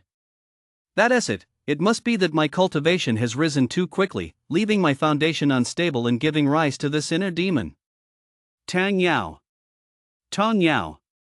That name is like a maggot gnawing at my bones. He was still shaken, cold sweat pouring down his face. To steady his mind and suppress this inexplicably appearing demon of the heart, he forced down the impulse to immediately go and fight Tang Yao to the death, rising to head for the clan's library. Amidst the vast sea of texts, he spent several days before finally discovering a cultivation method for the concentration incantation, said to calm the mind and ward off inner demons. He treated it as a priceless treasure, transcribed it, and hurriedly left. He did not know that, with every moment he spent poring over the texts, Lu thousands of miles away was using the reversal seed deeply embedded in his soul core to observe everything he read as if browsing his own library, taking in every technique and secret art he encountered. Lu had no interest in the concentration incantation. His gaze eventually settled on an ancient jade slip, long covered in dust, which recorded obscure and esoteric knowledge. Within the slip was a striking record of the rudimentary form of an extremely rare secret technique specifically designed to immunize against the backlash of low-level curses. Oh. This is interesting. Lu's heart stirred. Inside the cavern, he carefully retrieved a small white jade vial, poured out a single drop of milky white liquid as smooth as jade and exuding a strange, delicate fragrance and let it fall onto a blade of grass. The liquid was instantly absorbed, and a wave of coolness penetrated straight to his soul core. His mind felt as if it had been instantly cleansed, becoming clearer and more active than ever before. Leveraging the terrifying boost to his insight provided by the spiritual elixir, Lu immediately immersed himself in a frenzied analysis of the embryonic form of that curse immunity secret technique. He intended to use this as a foundation to create an entirely new auxiliary cultivation technique. The sole purpose of this technique would be to shield against the will of heaven and sever the bonds of cause and effect. To ensure that any being attempting to trace his origins through divination, curses, or other means would return empty-handed. Just as Lu was fully immersed in this calculation crucial to his future safety. Lunar Guild, Ran's private chamber. Seated in lotus position and in deep meditation, Ran's consciousness gradually sank into a state of chaos. In a daze, he felt himself transform into a vibrantly colored butterfly.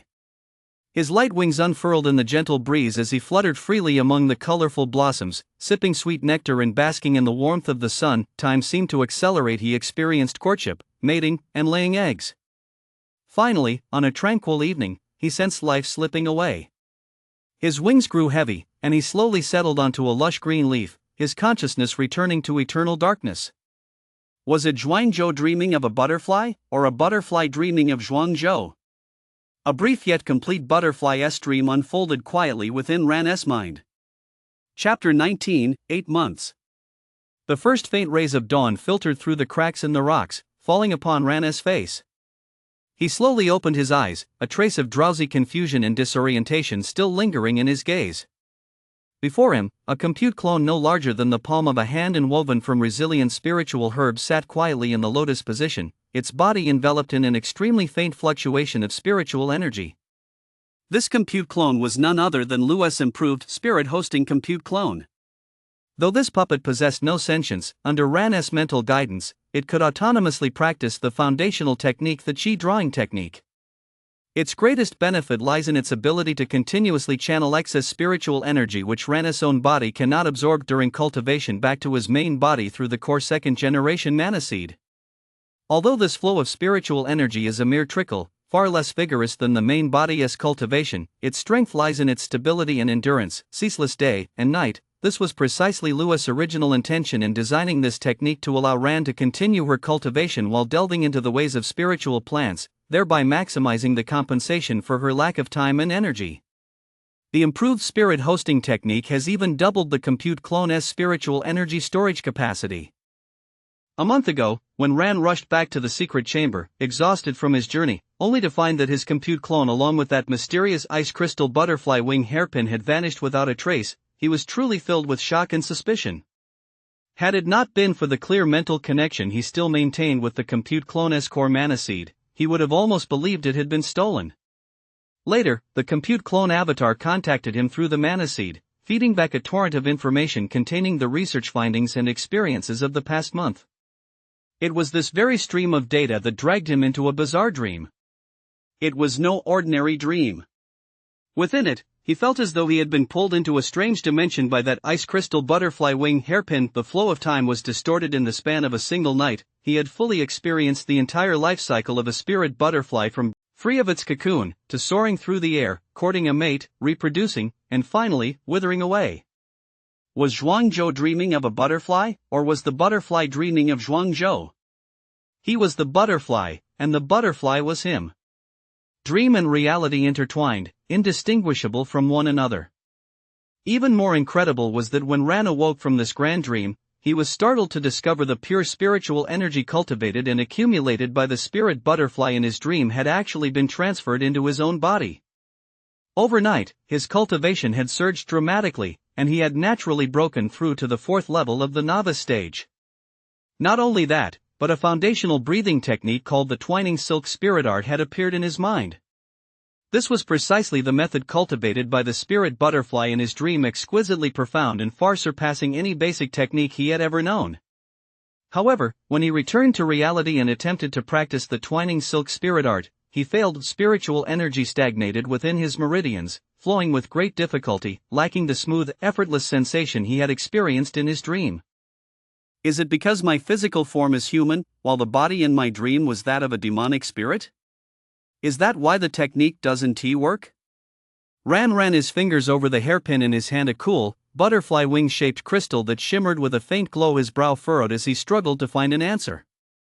At the same time, 100 li away from the Lunar Guild, in a hidden mountain valley cave, Lu's grass form trembled slightly as a pure, familiar spiritual energy fluctuation was transmitted back through the mana seed. Is that Ran? Has she broken through to the 4th level of the novice stage?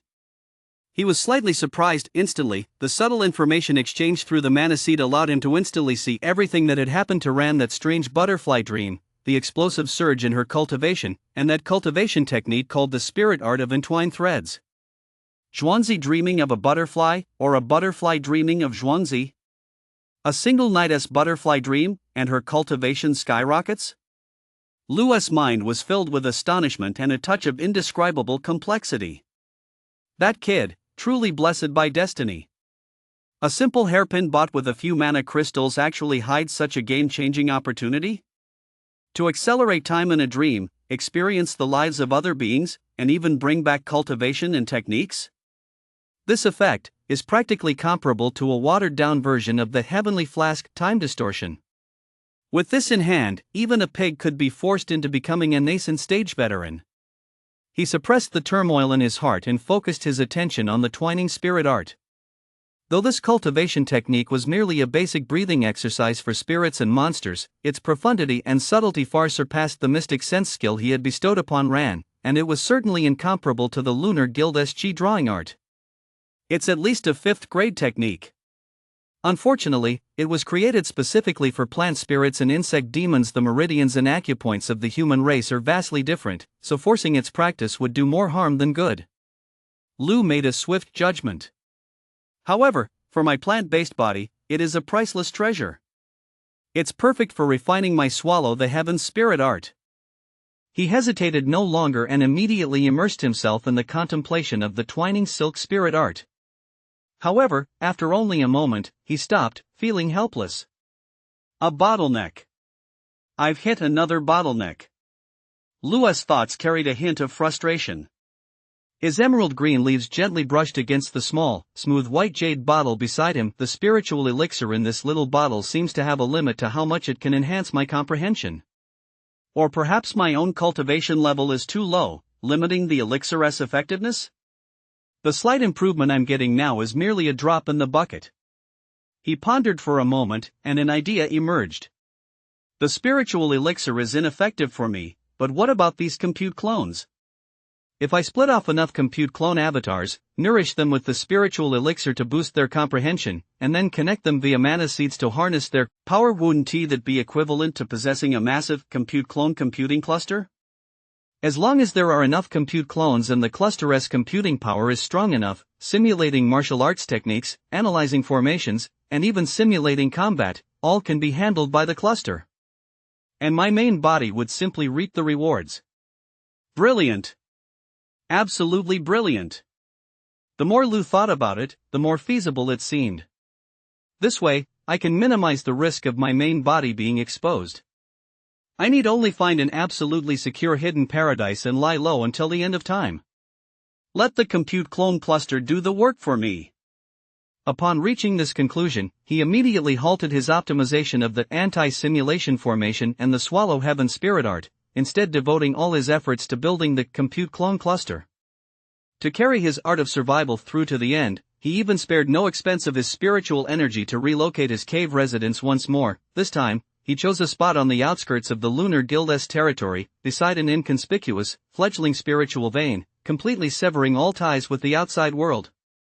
He also decided that in the future, whenever he met with Ran, it would only be at another pre-designated safe house, where they would communicate through his compute clone avatars. Stay calm. Must stay calm. My disciple is great, but my life is more important. Lou was utterly resolute in his heart. Time flies like a white horse passing through a crevice. In the blink of an eye, 8 months had quietly slipped away.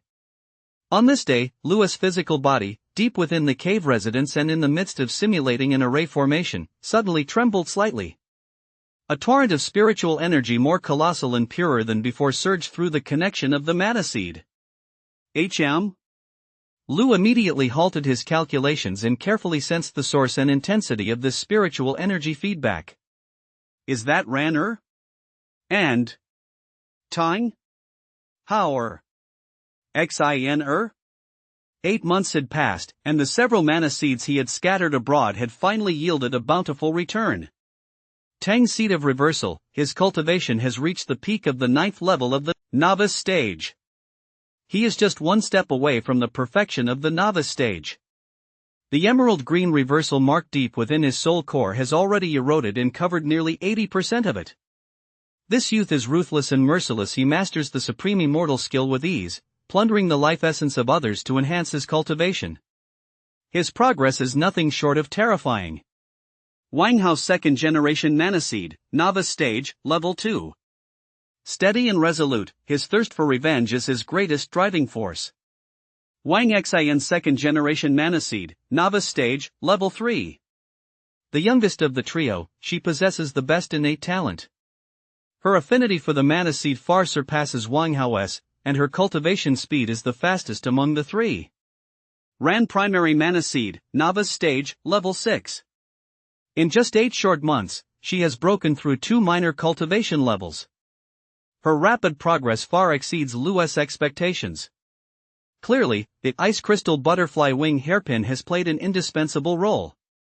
What brings Lou even greater joy is that Ran has successfully become a direct disciple of Qiu Yongzhen, the inner sect alchemy elder. Her status and standing are now incomparable to what they once were.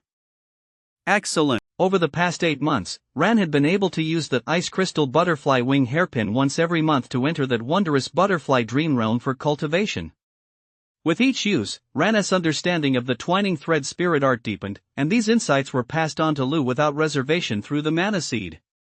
I have fully mastered the essence of the twining spirit art. Lou's mind was brimming with confidence. Building on this foundation and integrating the swallowing heaven spirit art, my fundamental cultivation technique is bound to undergo a qualitative leap.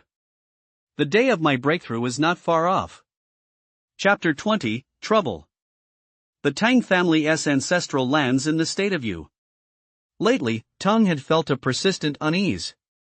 An indescribable sense of emptiness, like a maggot gnawing at his very bones, would occasionally gnaw at his mind. It was as if something of utmost importance was quietly peeling away from his body and slipping away, yet whenever he focused his mind to scrutinize it, trying to grasp this subtle anomaly, the sensation slipped through his fingers like sand, vanishing instantly without a trace. Is it an illusion? Or has my cultivation progressed too rapidly, leaving my foundations unstable and giving rise to inner demons? Tang furrowed his brow, ultimately forcing himself to suppress this inexplicable restlessness. For now, he had more pressing matters to attend to. Ever since the night when he had refined the living spirit grass formed from the bodies of Wu Laoqi and his family of 3 and his cultivation had surged to the 8th level of the novice stage, he had remained secluded, devoting himself entirely to consolidating his realm. Now, his cultivation had reached the peak of the 9th level of the novice stage, just a hair's breadth away from the perfection of the novice stage. According to the Tang family's rules, he needed to go to the main hall to register his cultivation level and collect the corresponding elixirs and monthly allowance for direct line disciples. As he stepped back onto the Tang family square for the first time in many days, the clamor of voices washed over him. In the vast martial arts arena in the distance, a riveting duel was unfolding. The sidelines were packed with people, buzzing with chatter. Look! It's Tang Man, the prodigy from the collateral branch. She is challenging Tang Yao from the main branch. They're both at the 8th level of the novice stage. I hear the stakes for this duel are high. Whoever loses must acknowledge the other as their master and serve them at their command. Tisk, TSK. That girl Tang Man is the flower of our collateral branch. She is so cold and aloof. That scoundrel Tang Yao must have had his eye on her for ages. Hey! I heard that while Tang Man was in seclusion, Tang Yao kidnapped her closest maidservant. That met a tragic end. When Tang Man emerged from seclusion and learned of this, she was so enraged that she challenged him to a duel. Tang Yao practices some twisted cultivation techniques that likely fell victim to his cruelty. This has created a major rift between them. If Tang Yao wins, it's anyone's game. Tang Man isn't someone to be messed with. Tang Yao? The name was like a pebble tossed into a calm lake, instantly sending ripples of turmoil through Tang's heart. A bone-chilling, murderous intent surged up from the depths of his soul without warning, instantly engulfing his entire body. He clenched his fists tightly, his fingernails digging deep into his palms. Tang Yao. That name. That figure who had humiliated and beaten him countless times in his nightmares, filling him with hatred to the very marrow of his bones. The reason told him it was merely an illusory nightmare. Hearing that name now unleashed a volcanic eruption of searing hatred and murderous intent that was impossible to contain. A man who acts with such malice must have many enemies. A cold gleam flashed in Tang's eyes. Perfect. I'll find an opportunity to eliminate him without anyone noticing. He suppressed the surging killing intent, stepping out from the corner of the square with a blank expression. He walked slowly toward the arena, his gaze as sharp as a hawk's, locking onto a figure in the crowd dressed in luxurious robes and with a haughty expression. Tang Yao. However, after taking only a few steps, a shrill voice rang out, thick with mockery. Oh! Isn't this our useless young master Tang? You've been gone so long, I thought you'd died out there. What's this? You've come back and don't even know to pay your respects to Uncle Biao? The crowd parted automatically, and a portly man holding a gold-inlaid folding fan, accompanied by several henchmen, strut right in front of Tang. It was Tang Biao, the son of a collateral line elder of the Tang family, who, relying on his father's power, had taken pleasure in bullying Tang since childhood. Tang paused in his tracks and slowly turned around. He narrowed his eyes, his icy gaze like a tangible blade, slicing across Tang Biao's greasy, chubby face. The memories of those humiliations and beatings instantly came flooding back. Tang Biao. A cruel smile curled at the corner of Tang's mouth. Fine, today, I'll start by collecting some interest from you. Tang Biao? Tang's voice was calm and unruffled, yet carried a chilling coldness that sent shivers down the spine. A worthless waste who has just entered the 7th tier of the novice stage. Do you really think you're worthy of greeting me? The mockery on Tang Biao's face froze instantly. He felt a tangible, icy killing intent lock onto him. What terrified him even more was the powerful spiritual energy fluctuation emanating from Tang, the peak of the 9th tier of the novice stage. How is that possible? How could he be at the peak of the 9th level of the novice stage? Tang Biao was horrified. He instinctively took a half step back, his jowls quivering as he barked, feigning bravery but trembling inside. You insolent fool! How dare you call me a good-for-nothing? He raised his foot and stomped viciously on Tang Biao's chest. Guh! Tang Biao spat out another mouthful of blood, his ribs emitting a heart-wrenching groan. Useless piece of trash! Weren't you so full of yourself when you were a kid? Why aren't you fighting back now? Tang seemed to have lost his mind, kicking Tang Biao over and over again. The dull thuds, accompanied by Tang Biao's agonized screams, echoed throughout the square. The surrounding crowd fell silent, no one daring to step forward to stop him. Stop! A voice aged yet imbued with supreme authority exploded in Tang's ears like a thunderclap. Tang felt an invisible, colossal force instantly envelop his entire body. He felt as if he sunk into quicksand, his movements abruptly halted. A terrifying, ocean-like pressure descended from the heavens, pinning him firmly to the spot, unable to move. His bones seemed to groan, as if they might shatter at any moment. Core stage. Tang's heart jolted violently. Cold sweat instantly soaked his back.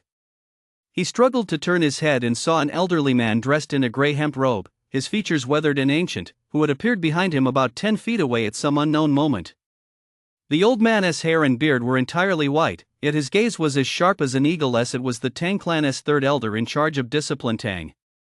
Third elder, Tang forced down the terror and resentment in his heart, slowly withdrawing the foot pressed against Tang Biao's chest. He stood with his head bowed, his voice hoarse. This disciple dares not. Tang's face remained expressionless, his gaze as piercing as lightning as it swept over Tang, lingering for a moment on his palm which still glowed with an emerald light that had not yet fully receded, a barely perceptible gleam flashing in his eyes. Humph! Tang snorted coldly, and the terrifying pressure that had been crushing Tang receded like a tide. He walked slowly forward, stopping before Tang. Extending his gaunt hand, he patted Tang's shoulder in a seemingly casual gesture. You know when to advance and when to retreat. You understand the art of endurance. Not bad. Tang's voice was flat and unemotional, yet carried an air of unquestionable authority. I, Tang, admire juniors like you the most. Should anyone ever bully you again in the future, take this token and come directly to me. A black token, cold to the touch and engraved with intricate runes, was slipped into Tang's robe. Tang gave him a deep, meaningful look, his gaze piercing as if it could see right through his soul. Then, in a flash, he vanished from the spot like a ghost, as if he had never been there at all. Tang stood where he was, feeling the icy touch of the token in his bosom and the lingering, faint yet spine-chilling chill on his shoulder. Alarm bells rang loudly in his mind. What on earth is that old man up to? His brows furrowed tightly as a strong sense of unease welled up within him. 100 li from the Lunar Guild, in a hidden mountain valley cave. Lu, who was in the midst of meditating on his martial arts techniques, shuddered violently. A foreboding sense of danger, unexpected yet bone-chilling, seized his mind like a venomous snake. A premonition? Lu's mind was shaken to its core. Danger! He immediately halted his meditation, sinking his consciousness into the mana seed, and instantly captured the scene of Tang and Tang facing off. Especially when Tang patted his shoulder, that seemingly casual yet deeply calculated palm strike, and the icy aura that had seeped into Tang's body. Core stage. The third elder of the Tang clan. Lu's mind instantly grew as heavy as lead. We're in trouble. With an old monster like that targeting him, Tang, this pawn of mine is likely as good as finished. Chapter 21, Provocation. Lu withdrew his consciousness and fell into deep thought. Tang left a spiritual imprint on Tang. It seems he sensed something amiss with Tang. That fool is completely oblivious. With his vindictive and unrestrained nature, he is bound to meet a violent end sooner or later. The safest course of action right now is to wait and see. Once the reversal reaches over 95%, it won't be too late to plot against the Tang family's treasury. He sighed inwardly, then banished all distracting thoughts and returned his focus to refining the cultivation technique. The spiritual energy circulation pathways of the twining silk spirit art simply cannot be directly applied to my plant-based body. However, my recent days of secluded study have successfully yielded a foundational breathing technique suitable for human cultivators, the mystic heaven spirit gathering art. Furthermore, my previous compute clone, limited by the characteristics of my main body, could only serve as a tool to boost computational power. It was incapable of independent cultivation or storing spiritual energy. Now, however, I can make some improvements. By simulating and constructing a simple meridian system similar to that of a spirit butterfly within the compute clone's body. This might grant it the bare minimum ability to cultivate and accumulate a small amount of spiritual energy. He organized his recent findings, then used the mana seed to contact Ran, who was busy in the Lunar Guild's medicinal garden, projecting his thoughts to her. "Master?" Ran's voice, tinged with surprise, echoed in Lua's mind. This was Elder Chiu Yongshin's medicinal garden, where mana swirled and spiritual herbs flourished, far surpassing the small plot Lu had once cultivated on the back mountain. The garden boasted a complete variety of spiritual herbs, ranging from those required for the novice stage to the core stage. Among them, the most precious was a 5th-grade spiritual plant, the frost sword condensing grass. This herb was extraordinary. Not only did it require nourishment from spiritual rain, but it also needed to be tempered daily with pure sword intent. Once matured, without any additional refinement, it would transform into a 5th-grade spirit sword imbued with frosty sword intent, a treasure of immense power that core-stage cultivators dreamed of possessing. This herb was truly the crown jewel of the Lunar Guild's medicinal garden. Unfortunately, Ran's talent in the way of the sword is mediocre. Even though he has trained tirelessly day and night, using his compute clone to constantly delve into its mysteries, he has only managed to master the frost-condensing sword art to the point of practice makes perfect. The realm of comprehending sword intent remains a distant dream. Consequently, the responsibility of tending to this sword grass has been shared between him and senior sister Chen, an inner sect disciple who excels in the way of the sword.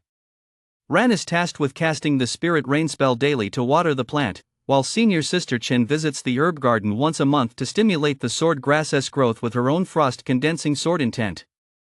Over the past 8 months, Ran has heeded his master's teachings, keeping a low profile and navigating social situations with skill, getting along harmoniously with his fellow inner sect disciples, and not being a sword cultivator, he stayed out of the core rivalries. Instead, thanks to his superb skills in cultivating spiritual plants and his authority over the distribution of certain elixirs, he attracted many who sought to befriend him, and his days passed quite smoothly. Although Lu occasionally kept an eye on him, he had no idea that Ran had already built such a solid network of connections within the Lunar Guild. Hearing Ran's voice, which couldn't hide his excitement, Lu couldn't help but feel a twinge of dissatisfaction. This child still lacks composure. With a slight flicker of his thoughts, he transmitted his voice. "Ranner, I have recently created a new foundational breathing technique called the Schwanti Nailing Ju. This method absorbs mana more than twice as efficiently as the one you currently practice. Familiarize yourself with it, and in time, I will pass it on to your younger brothers and sisters." Upon hearing that it was indeed his master's voice, Ran's heart swelled with excitement, but being in the medicinal garden, he had to force himself to remain composed. He had not heard from his master in 8 months and had assumed he must have done something wrong to displease him. Only now did he realize his master had been creating a technique just for him. A wave of warmth washed over him, and he was deeply moved. "Master, you are so kind to your disciple.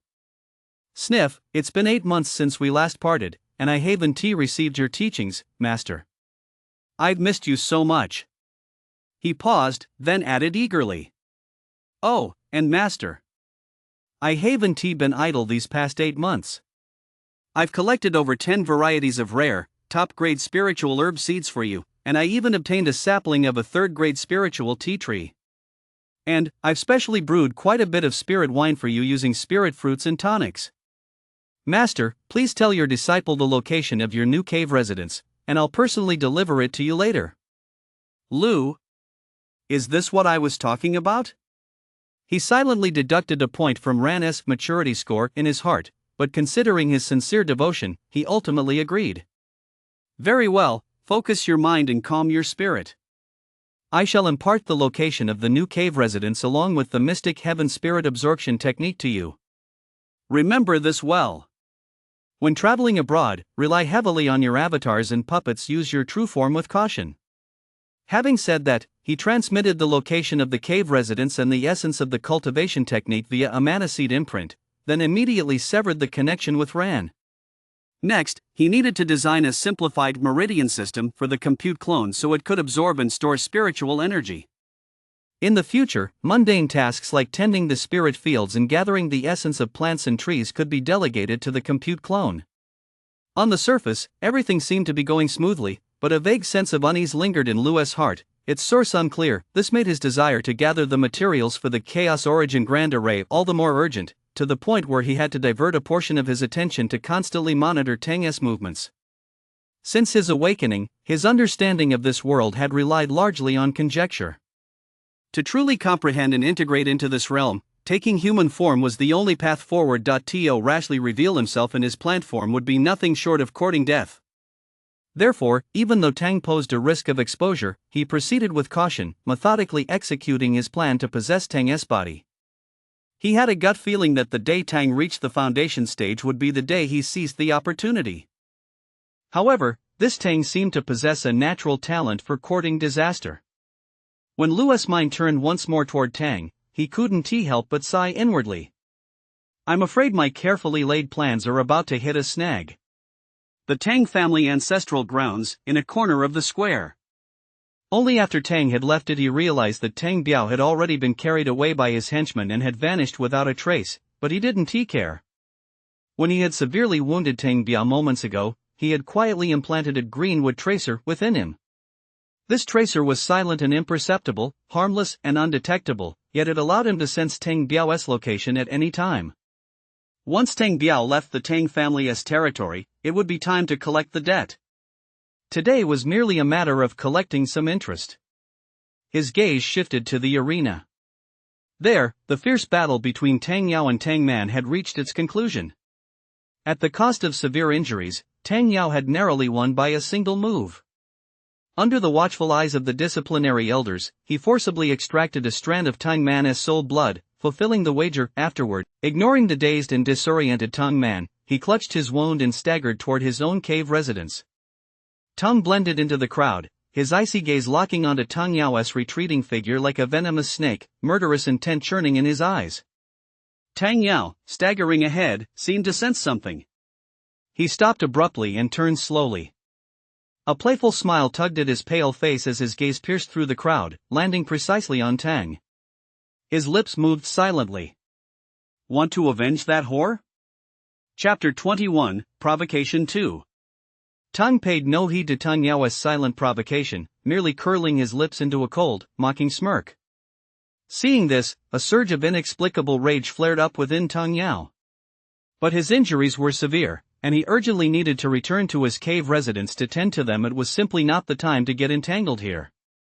He forced down his fury and snorted coldly. Humph. A good for nothing is still a good for nothing.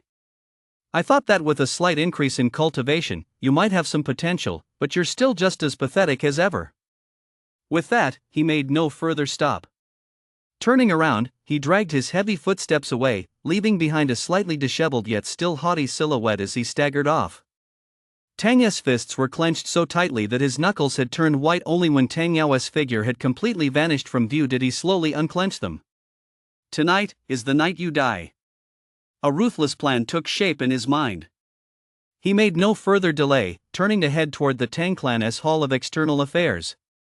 Inside the Hall of External Affairs, the elder on duty, Tang Zhou Foundation stage, caught sight of Tang, a hint of surprise flashing in his eyes. Young Master Long? What a rare visitor. It's been quite some time since you last visited the Hall of External Affairs.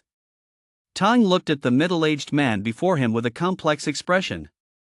Tang Zhou, whose original name was Zhou Cong, had once been a trusted subordinate of his father, Tang Yuanfeng.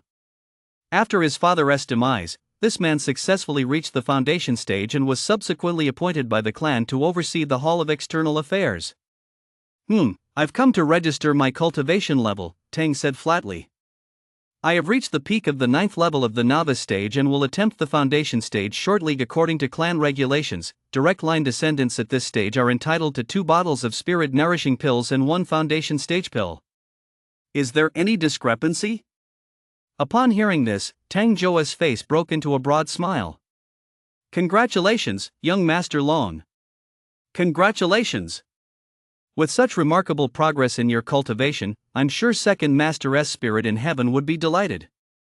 As part of my duty, please release your spiritual pressure so I may verify it. Tang complied, and a thick spiritual pressure at the peak of the 9th level of the novice stage instantly spread out. Feeling the pure and powerful fluctuations of spiritual energy, Tang Zhou nodded in satisfaction, then instructed a novice stage steward standing beside him, "Go to the storeroom and fetch the pills young Master Long is entitled to, along with the monthly mana crystals he hasn't claimed for the past 3 months." The steward took his leave.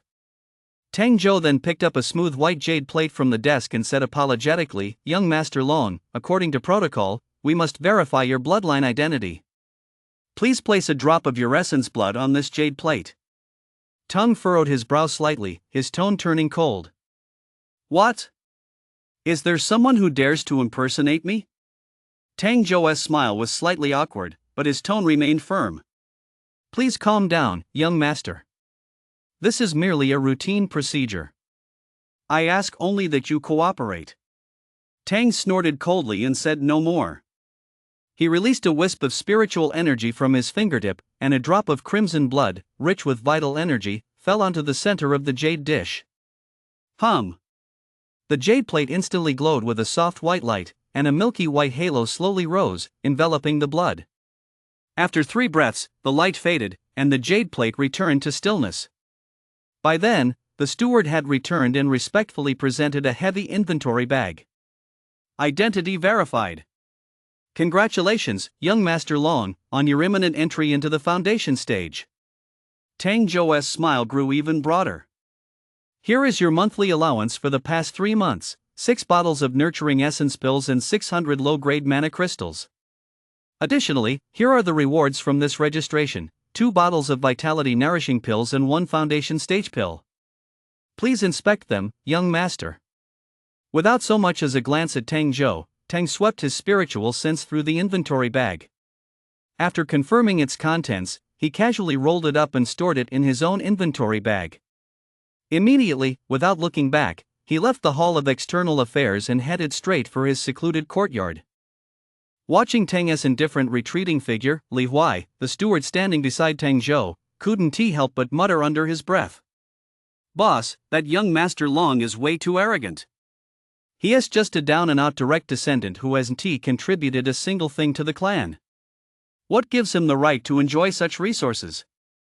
Back in the day, you nearly lost your life for that single foundation stage pill. We ordinary novice stage cultivators work our asses off for a year just to scrape together 100 or so mana crystals, but he just lies around and pockets 200 every month. These direct descendants, really." "Shut up." Tang Zhou's expression darkened as he snapped sharply. He glanced around to make sure no one was paying attention, then lowered his voice and said earnestly, "Li Huai, if you want to live a long life, you must never repeat today's words to a second person. Otherwise, even I won't be able to protect you." A complex expression flashed across his eyes. Such is the life of a guest in someone else's home. Even after successfully reaching the foundation stage, he had been forced to change his surname to Tang just to secure a foothold in the Tang family. Yet, this Tang surname had not brought him true respect. In this family with its rigid hierarchy, a non-legitimate scion could face irreparable ruin at the slightest misstep. Remember, in this family, strength and bloodline are everything. As a non-legitimate descendant, watch your words and actions, otherwise you won't even know how you died. He gave Li Huai a heavy pat on the shoulder, sighed, and turned to walk toward his private chamber. To him, staying with the Tang family was nothing more than a cold exchange of interests. Tang, of course, did not share Tang Zhou's sentiment. He detested such profound musings. Cultivation was about settling scores with reckless abandon, doing as one pleased. If one had to constantly hold back and weigh every move, what was the point of cultivating at all? My past weakness was not my fault. But now, those who deserve to die, not a single one shall be spared. Otherwise, I will go mad." Returning to the secluded courtyard, Tung closed the door. He sat cross-legged and took out a palm-sized, rough doll woven from withered spiritual grass from his inventory bag, the compute clone. He squeezed a drop of essence blood from his fingertip and let it fall onto the compute clone's brow. Hum. The compute clone trembled slightly, as if infused with life. It staggered to its feet from Tang's palm, its form rapidly swelling and stretching as if inflated. The coarse grass stalks twisted and shifted, and its facial features gradually came into focus. Moments later, a Tang virtually indistinguishable from the original stood in the room. A strange sensation of shared bloodline and telepathic connection surged through Tang's heart. He let out a sigh of relief, yet at the same time, the image of that senior brother Ran he had encountered at the solo player marketplace months ago involuntarily surfaced in his mind. Compute clone. Mana seed. Supreme immortal skill. All of this had come too easily, too eerily. What had he given up? A mere 1,000 mana crystals? Compared to what he gained, the cost was practically negligible. This kept him on high alert, convinced that the other party must have ulterior motives and that those motives were significant. Yet, 3 months had passed, and Ran was nowhere to be found. That mysterious master remained completely silent.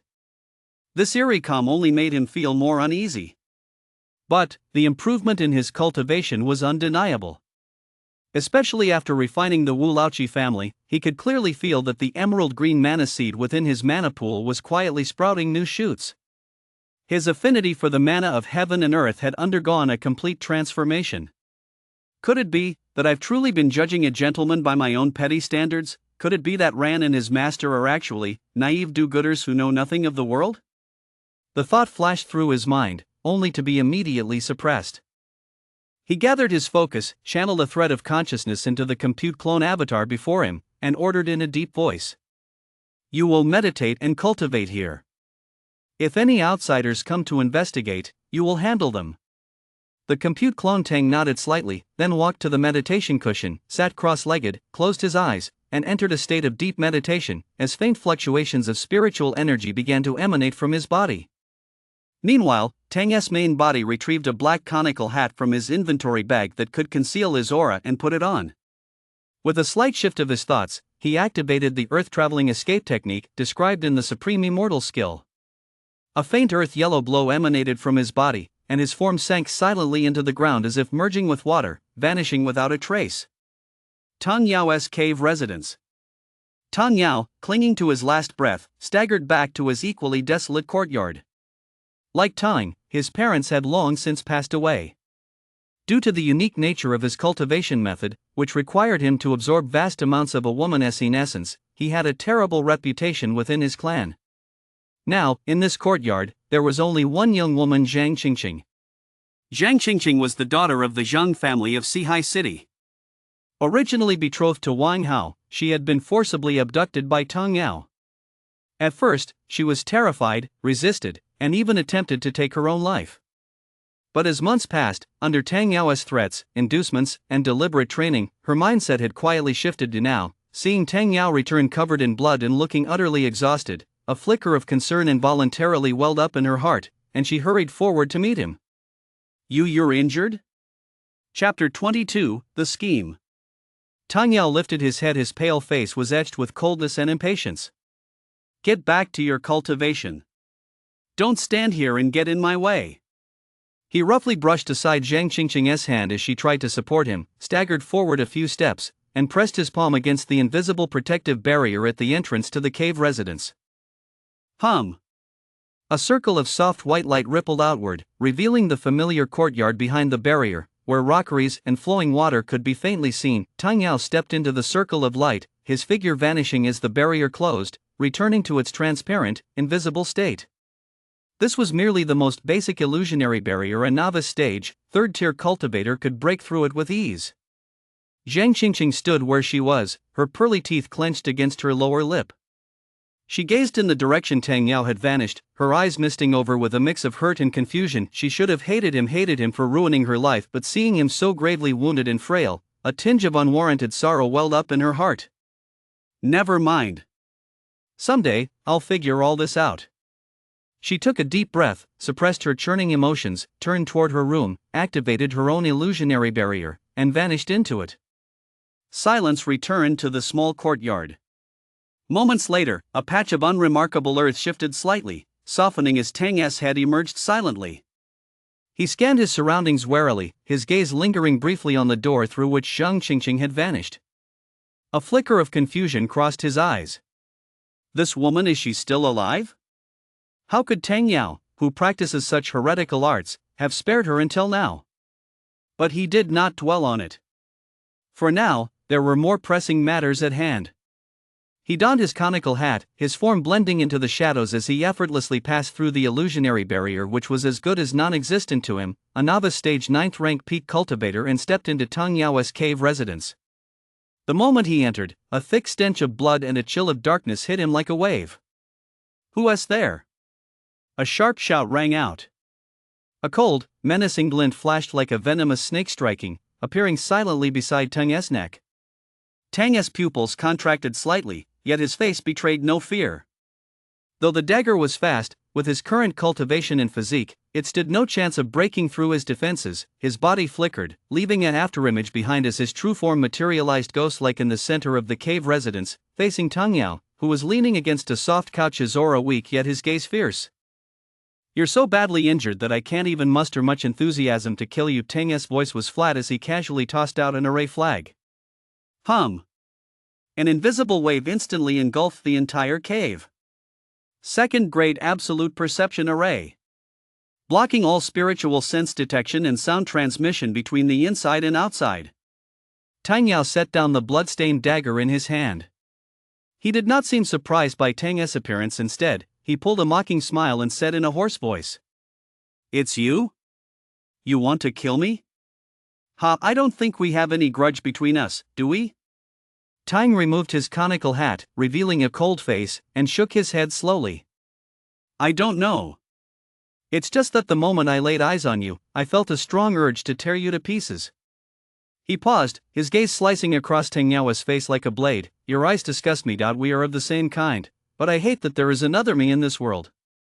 Seeing that Tang Yao remained unmoved, even wearing a mocking expression, a flash of malice flickered in Tang's eyes. He pulled a completely black, dull wooden sword from his inventory bag. "Aren't you going to put up a fight?" His tone was strange as he closed in step by step. "Kill me, you'll regret it." "I have," Tang Yao tried to speak. "Shut up." Tang interrupted impatiently, thrusting the black wooden sword forward like a bolt of lightning. Thud. The tip of the sword sank precisely into Tang Yao's chest. Strangely, the expected spurt of blood did not occur. The moment the black wooden sword pierced him, it transformed into a viscous, vibrant emerald stream of light that seeped into Tang Yao's body through the wound. Tang furrowed his brow. It went this smoothly? His mind raced as he swiftly formed hand seals. The emerald stream inside Tang Yao's body suddenly erupted with a blinding light.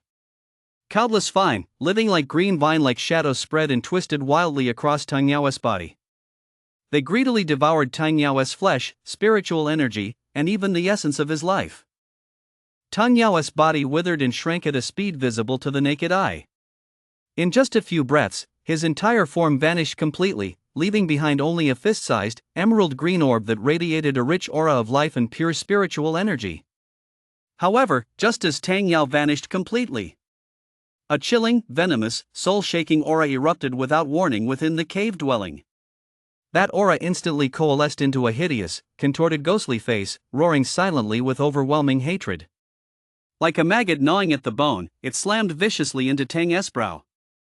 Bloodline curse. Tang's expression changed drastically. He recognized it instantly. This was the last resort for the direct descendants of the Tang family to save their lives. Should they meet an untimely death, the curse would be imprinted upon the killer, demanding vengeance until death. Only a core-stage cultivator could lift it, or by immersing oneself in the Tang family's secret pool of atonement. But he was prepared. Supreme immortal skill. Transform into a seed. Tang shouted inwardly. The emerald mana seed within his mana pool trembled violently. A life force sharing the same origin as Tang Yao's, yet even purer, instantly spread out, the approaching cursed ghostly mask, as if encountering its natural nemesis, let out a silent wail. It was forcibly twisted and assimilated by this aura, eventually dissolving like melting ice and snow, vanishing without a trace. The very moment the curse vanished. "You little thief! You have the audacity to harm the bloodline of the Tang family. Surrender your life!" A thunderous roar, brimming with overwhelming fury, suddenly pierced through the blockade of the absolute perception array and exploded within the cave residence.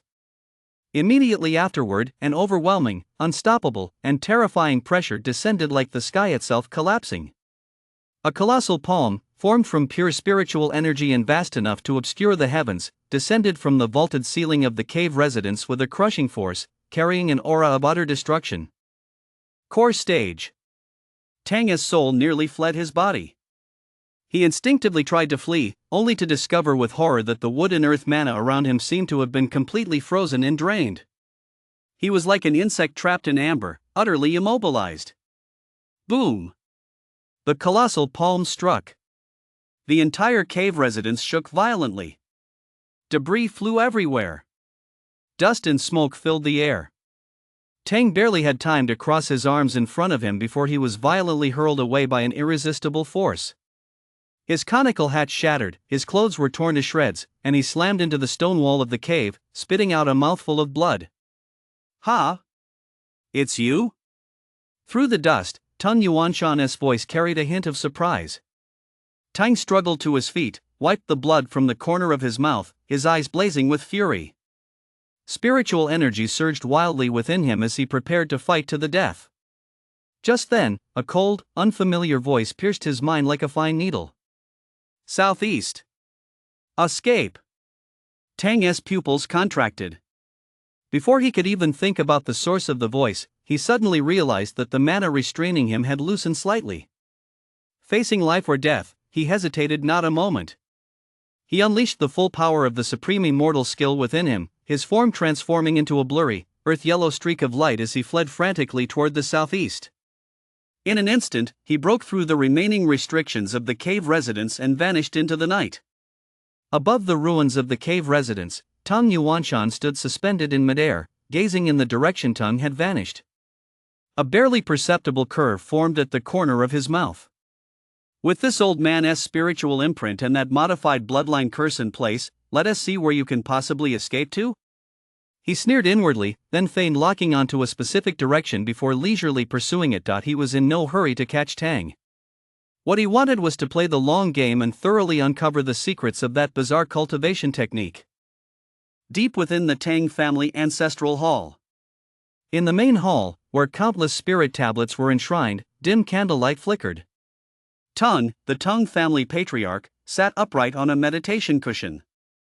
As if sensing something, he slowly opened his eyes. His piercing gaze fell upon a specific spirit tablet among the row on the altar. The tablet belonging to Tang Yao now glowed dimly, its soul flame flickering feebly, like a candle in the wind. Tang Yao. Tang had only a vague recollection of this collateral descendant. Seriously injured and near death? Though not a direct descendant of the main line, he was, after all, of the Tang bloodline. As the patriarch, Tang could not intervene personally, yet he could not completely ignore the matter either. Li-er. A calm voice echoed through the vast hall. Without a sound, a figure as straight as a sword appeared before the meditation cushion, bowing in respect, patriarch. The arrival was none other than Tang Li, the foremost figure of the Tang family's younger generation. At only 18 years old, he had reached the mid-foundation stage. Possessing a heaven-grade mana root, Tang had placed great hopes in him, viewing him as the undisputed choice to become the Tang family's second nascent stage true immortal. Chapter 23, The Antagonist.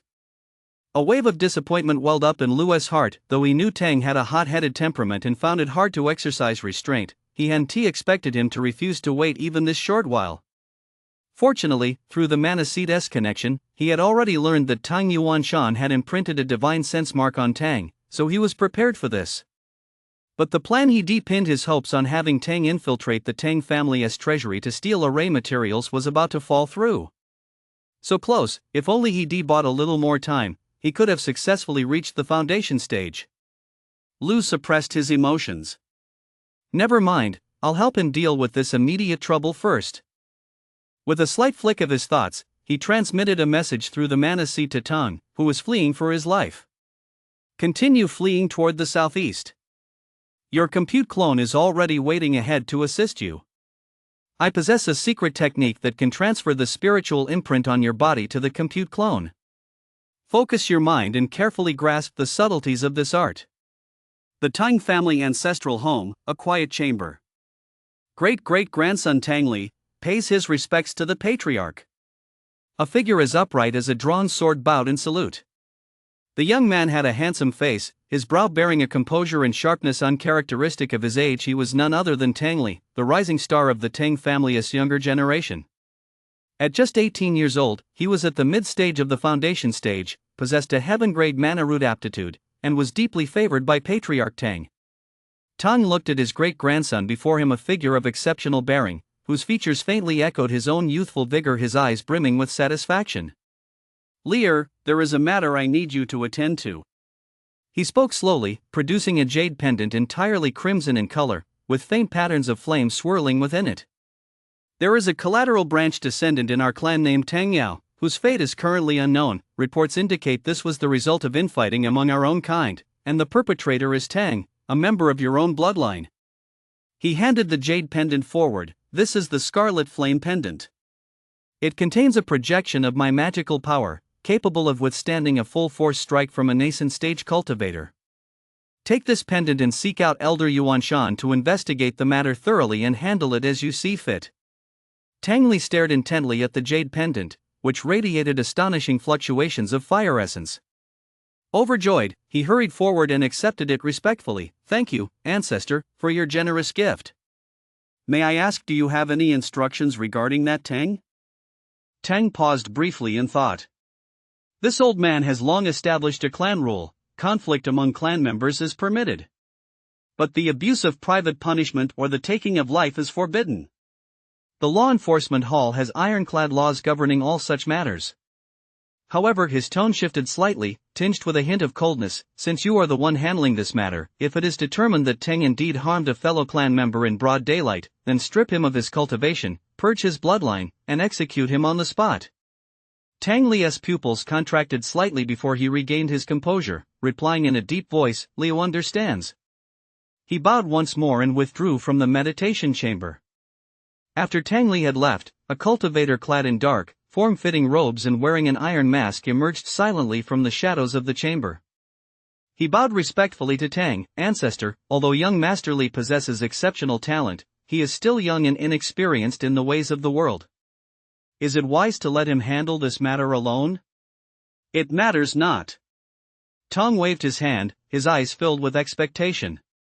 A fledgling eagle must soar on its own to conquer the skies. Besides, with my crimson flame pendant, the nascent stage cultivators of this realm will surely show me some deference. Let this serve as a trial for Li'er. He paused, his tone turning grave. There is another matter you must attend to immediately. Senior Park Namjia has sent word that in 2 months, envoys from the upper sect of a third-tier cultivation nation will arrive in your kingdom to select disciples of outstanding aptitude to bring back to the upper sect for cultivation. This matter concerns the future fortune of our Tang family. There can be no failure. Go at once to the treasury, select 3 items, either natural treasures of the 6th grade or higher, or artifacts, and personally deliver them to Senior Park Namzi. You must thoroughly investigate the envoy's preferences and criteria for accepting disciples. As you command. The iron-faced cultivator accepted the order solemnly, his figure flickering as he vanished. Xiaozhong Peak, Tang Li's residence. He, young Master Li. Where shall we start our investigation? A middle-aged man dressed in a coarse cotton tunic, hunched over, and with a somewhat shrewd and sleazy expression, came trotting up to greet Tang Li the moment he returned, rubbing his hands together with a fawning grin. This man was Tang Li's right-hand man, a novice stage 9 solo player, Old Huang. Tang Li toyed with the crimson flame pendant in his hand, his brow slightly furrowed. "Old Huang, what do you think of the Tang family?" Old Huang's beady eyes darted about, and he chuckled. Aside from your little heavy peak, which is still relatively peaceful, the entire Tang family it's a cesspool, a den of filth. As soon as I received your message, I went to investigate. That Tang is a pitiful wretch. His father was schemed to death by his own mother and outsiders. He has been bullied since childhood. Growing up in this cutthroat family, his psyche has long since become twisted and perverted. He lowered his voice and said mysteriously, that kid has been on a hell of a lucky streak lately. In just 3 months, he shot up from the 3rd level of the novice stage to the 9th level, reaching perfection. During that time, he even killed his own old servant, and before yesterday's incident, he crippled Tang Biao from another branch of the family. As for his grudge against Tang Yao, I haven't found anything yet, but both of them are psychologically twisted. Someone heard with their own ears that after Tang Yao beat Tang Man in the arena, he publicly insulted Tang, calling him a bastard good for nothing, born of a mother but raised by no father. Upon hearing this, Tang Li sighed softly. To kill someone just to vent anger over a single insult? Old Huang nodded vigorously, 9 times out of 10. If you ask me, young master, you should just capture that madman, hand him over to the law enforcement hall to be executed, and be done with it. It'd be ridding the world of a menace. Tang Li pondered for a moment, then shook his head. This matter requires further investigation. Let us go check out Tang Yao's courtyard first. I heard there was an eyewitness at the time? There is. A little beauty. Old Huang's eyes lit up, and a lecherous grin spread across his face. Her name is Zhang Qingqing, and she possesses the rare mystic Yin constitution. I hear that scoundrel Tang Yao has a taste for that sort of thing. He specifically steals women's in essence to fuel his evil arts. He kills them after he has done with them. There are plenty of girls who met their end at his hands, but don't worry, young master. This girl has a special constitution. Tang Yao hasn't had his way with her yet. She is still a virgin. If you fancy her, I'll put my old face on the line and go to the law enforcement hall to get her for you. Upon hearing this, Tang Li kicked old Huang in the butt with a scowl. Get lost. You old pervert, you've got lard in your brain, you'd dare get involved with a woman like that? Just look at what happened to Tang Yao. By your own account, that Tang is the very embodiment of a ruthless, vindictive villain straight out of a storybook. For outsiders like us, the slightest misstep could earn his grudge, and we die without even knowing how it happened. There aren't many sane people in the Tang family, from top to bottom. He paused, looking at old Huang's lecherous yet slightly resentful face, then changed the subject. But old Huang, with your aptitude, reaching the foundation stage in this lifetime is probably out of the question. I've seen that Tang before. His aptitude is mediocre, only a hair better than yours. Maybe this is an opportunity? Old Huang froze for a moment, then gave a wry smile. Young master, are you referring to Tang's serendipitous encounter? That depends on fate. What if he stumbles upon some old man? We'd better play it safe. I heard that Elder Yuan Shan is personally hunting Tang down. We'll just follow behind and watch whatever we do, don't stick our necks out. If things go south, we'll make a quick getaway.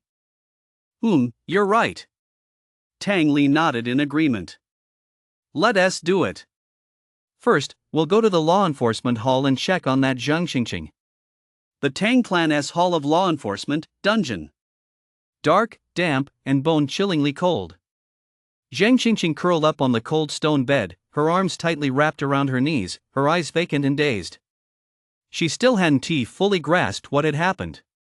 All she remembered was that Tang Yao had returned severely injured. She had barely asked a single question before being roughly shoved aside. Then it seemed like an outsider had burst in.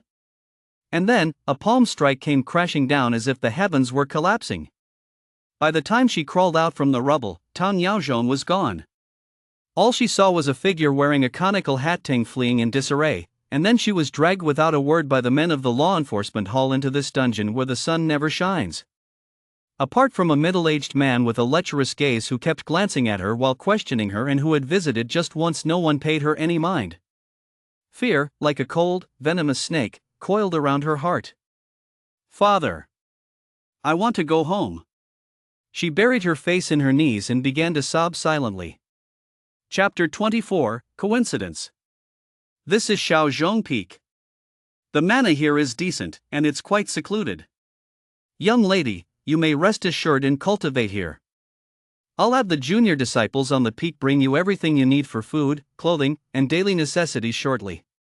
Lao Huang skillfully arranged accommodations for Zhang Qingqing, gave her a few more instructions, and only after confirming nothing was overlooked did he turn and leave Shaozhong Peak, a hint of puzzlement lingering on his face. Outside the peak, old Huang caught up with Tang Li, who was waiting, and couldn't help but ask, "Young master, did you really bring that girl back? You wouldn't have actually taken a liking to this little girl, would you?" Tang Li glanced at him, his expression calm. "This is an opportunity. Miss Zhang possesses the mystic Yin primordial constitution, and her primordial Yin is of great benefit to cultivators breaking through bottlenecks." He paused, looking at Lao Huang's face, etched with the lines of a streetwise, world-weary man, and sighed softly. "Lao Huang, this world is, after all, not the place we came from. Whether we'll ever be able to return in this lifetime is anyone's guess.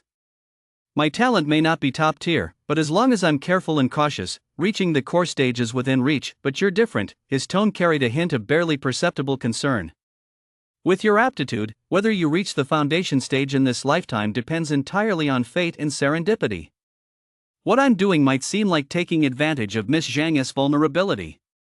But it's better than her having her constitution discovered by cultivators from other clans, becoming nothing more than a mere alchemical vessel, and meeting a tragic end. Her constitution might just be your chance to reach the foundation stage. If it really works out, you must treat her well. You absolutely must not be the kind of man who takes advantage of her and then abandons her." Upon hearing this, a flicker of emotion passed through old Huang's cloudy eyes. He instinctively patted his empty pockets, then sighed with a bitter smile, "Me? Young master, I'm just a servant. That young lady, would she even look at an old geezer like me?" Tang Li shot him a scornful glare. "Times have changed, old Huang. Stop applying those old notions of hierarchy here. Among cultivators, strength is everything. If you reach the foundation stage and your lifespan increases, who would dare look down on you?" "Nothing is really different," old Huang muttered under his breath. "A servant is still a servant." Then he grinned, revealing a mouthful of yellow teeth, and chuckled. "But whatever you say, young master, old Huang will do. Where are we headed next?" Tang Li paused for a moment, "To Sihai City. We'll stop by to see how Miss Zhang's family is doing these days." "Ha?" Old Huang froze. "But what does that have to do with tracking down Tang?" Tang Li shook his head, his gaze deep and inscrutable. "If I say it's related, then it's related. With Tang being personally pursued by core stage cultivator Tung Yuanshan, if we rush in now, we won't even get a taste of the action. Let us wait and see how things play out. We'll act once something goes wrong on their end." Old Huang nodded, not quite grasping the full meaning. "All right. Wherever you point, young master, old Huang will strike." Meanwhile, on the trail, Tang Yuanshan's spiritual sense was like an invisible spiderweb, firmly locked onto the spiritual imprint etched onto Tang Yu's body. He remained calm and composed, showing not a hint of haste. In the face of absolute power, any struggle was futile. He was confident that no matter what tricks Tang had up his sleeve, he couldn't escape his grasp. He sensed the movement of the imprint as it passed through the dense forest, finally coming to rest in a secluded mountain hollow, seemingly hiding inside a cave. Giving up the fight? A cold smile curled at the corner of Tang Yuanshan's mouth. With a flick of his body, he instantly appeared at the cave's entrance. Inside the cave, a blurry figure sat cross-legged, its breath faint. It was none other than Tang. Tang Yuanshan felt a slight sense of relief. He walked forward slowly, his voice laced with condescending generosity. "Your choice is wise. Hand over that bizarre cultivation technique of yours, and I can." Before he could finish, a sudden, unexpected turn of events occurred. The seated figure of Tang suddenly erupted with a blinding emerald glow. A violent, destructive energy surge erupted like a volcano. "No!" Tang Yuanshan's expression changed drastically. He instantly realized this was a trap. But it was already too late to stop it. Boom! A deafening explosion tore through the silent night sky. Violent spiritual energy turbulence raged like a furious dragon. The entire mountain hollow trembled violently under the terrifying shockwave. Countless rocks and dirt shot skyward. Smoke and dust instantly engulfed 100 zhong radius. As the smoke and dust began to clear, Tung Yuanshan's figure hovered in mid-air, looking somewhat disheveled, with a flickering spiritual energy shield surrounding him. His face was ashen, and his spiritual sense frantically scanned the cave below, now reduced to a pile of rubble and completely filled in. Where was even a trace of Tang?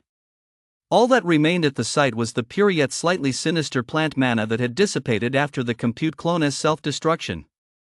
Damn it! Rage boiled in Tang Yuanshan's eyes as a sense of humiliation at being toyed with welled up within him. He snapped his head up, his gaze as cold as a blade sweeping across the pitch-black night sky. His voice was like a frigid wind from the depths of hell, laced with bone-chilling intent to kill. Fine. Very well. You dare to toy with this old man using a puppet clone, but do you really think you can get away with this? No one can escape from under the watchful eye of this old man, Tung Yuanshan. Before his words had even faded, his form flickered. Guided by a faint, more elusive sensation and enhanced curse mark he had secretly planted, he transformed into a streak of light and raced off in another direction. In the night sky, Ran, controlling his compute clone, was flying cautiously on a sword, weaving through the silent mountain forests. This clone was only at the 4th level of the novice stage. While not fast, its strength lay in stealth. He was on a mission from his master to report the clan's recent situation at the new cave residence. Suddenly, a divine sense as vast as the sea and as cold as ice, like an invisible giant net, instantly locked onto him. The compute clone was trapped as if in solidified amber, unable to move. Ran, the main body, suddenly opened his eyes wide in the secret chamber of the Lunar Guild, his face deathly pale. Core stage. Alarm bells rang in his mind. He quickly gathered his wits and did his utmost to control the compute clone, forcing it to remain calm. Boy! An icy voice thundered in the compute clone's ear. Immediately afterward, space warped slightly, and a middle-aged cultivator clad in a purple robe, his face stern, materialized before the compute clone. The terrifying pressure of the core stage felt like a tangible mountain, crushing the compute clone until it was on the verge of shattering. Have you seen a youth of similar age to you, dressed in black, pass through here? The purple-robed cultivator Tang Yuanshan glared with eyes like lightning, as if capable of piercing the soul. The compute clone, controlled by Ran, suppressing the trembling of his soul core, struggled to maintain a calm exterior. He respectfully clasped his hands in a bow toward Tung Yuanshan, his voice carrying just the right amount of tension and reverence. I report to you, Senior. On my journey here, I have not seen any suspicious individuals. Tung Yuanshan's piercing gaze swept over the compute clone several times, confirming its low spiritual power and steady aura. It did not appear to be lying, nor did it carry any residual traces of Tang. A flicker of disappointment crossed his eyes as he snorted coldly. Humph. Useless. Instantly, his form flickered, vanishing from the spot like a ghost, as if he had never been there. Only after that terrifying aura had completely dissipated did the compute clone avatar stagger as if drained of all strength. Ran, the original, let out a long sigh. His back was already soaked through with cold sweat. That was close. He was still shaken. My master was right. This world is too dangerous. I haven't left the house in 9 months, and on my first time controlling a clone, I ran into this old monster. Thankfully, the old monster was reasonable enough not to kill the innocent, otherwise, destroying this clone would be the least of my worries. What if it endangered the original body? He didn't dare take any chances. He immediately maneuvered the compute clone to change direction, circling a wide arc. Only after repeatedly confirming that no one was following him did he fly toward Sihai City according to the ironclad rule of survivalism set by his master. When encountering such an emergency, one must detour to ensure safety before returning to the cave residence. Since Sihai City was nearby, he might as well head home first. The last time he left home, he had left behind 100 low-grade mana crystals and several bottles of basic elixirs for his younger sister, Wang Xian, and his cousin, Wang Hao, to use in their cultivation. Now, 9 months later, he had accumulated over 1,000 mana crystals and had saved several bottles of the more potent nourishing essence pills perfect to send to his family. Thus, the compute clone altered its course and flew toward the Wang family residence in Sihai City. Sihai City, the Zhang family estate. It was late at night. Ever since his beloved daughter, Zhang Qingqing, had been abducted by Tang Yao and the marriage arrangement with the Wang family had fallen through, Mr. Zhang had been bedridden, his spirits growing increasingly despondent, the vast Zhang estate had lost its former vitality. The servants had all dispersed, leaving only a loyal old steward and 2 or 3 maids who remained out of loyalty, barely keeping the estate running and tending to the master, who lay bedridden. Knock! Knock! Knock! The abrupt knocking sounded particularly jarring in the stillness of the late night. The old steward, who had already gone to bed, was startled awake. He strained his ears to listen, confirming that the sound was coming from the front gate, and a wave of irritation welled up within him. Who could it be at this hour?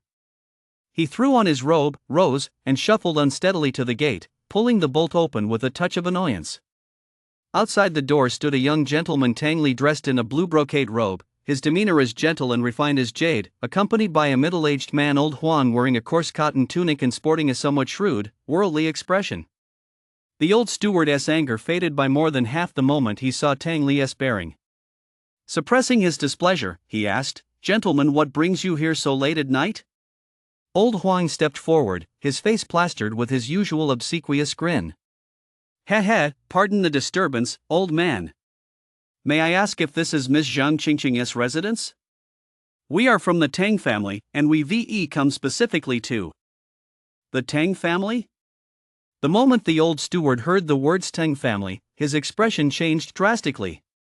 As if bitten by a venomous snake, he took a sudden step back, his eyes filled with terror and wariness.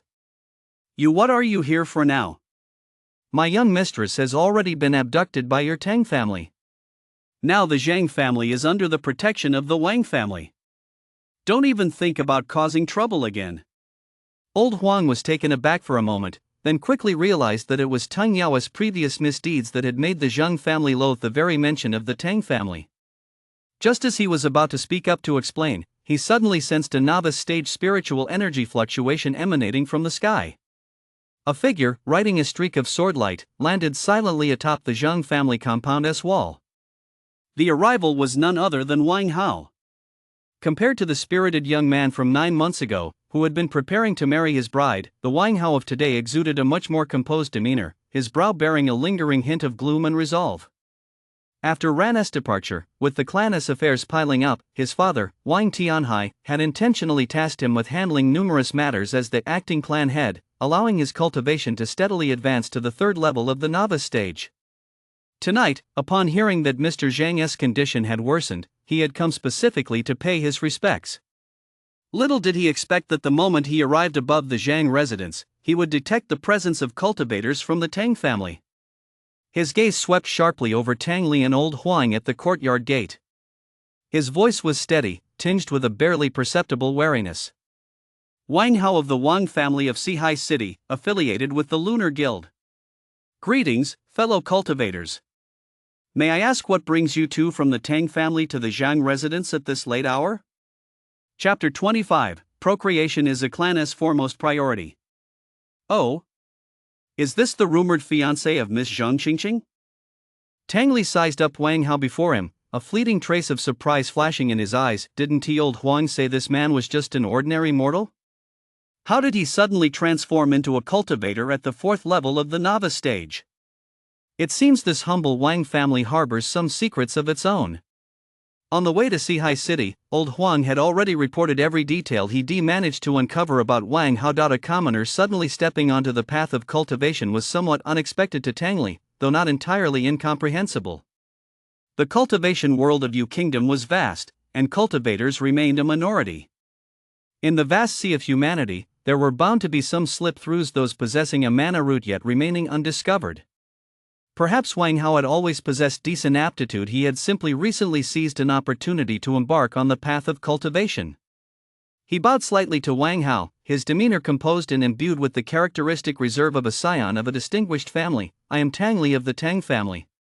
Greetings, fellow Daoist.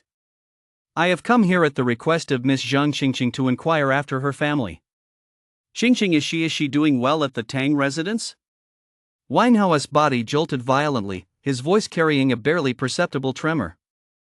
Ever since the day Zhang Qingqing was forcibly abducted by Tang Yao, a sense of humiliation and resentment had been deeply embedded in his heart like a poisonous thorn. He had trained relentlessly day and night, giving his all to improve his cultivation, all for the day he could storm the Tang family and seek justice. However, more than half a year had passed. Having encountered all manner of solo players, he had gained a clearer understanding of the Tang family, a colossal entity. It was a towering mountain he could never hope to topple. And with Qingqing in the clutches of a heretic like Tang Yao, her fate was all too predictable. Faced with this cruel reality, the sharp edges of his obsession had long since been worn smooth. He had even begun to deliberately avoid thinking about this past, pouring all his energy into clan affairs and Ran's Mana Seed project.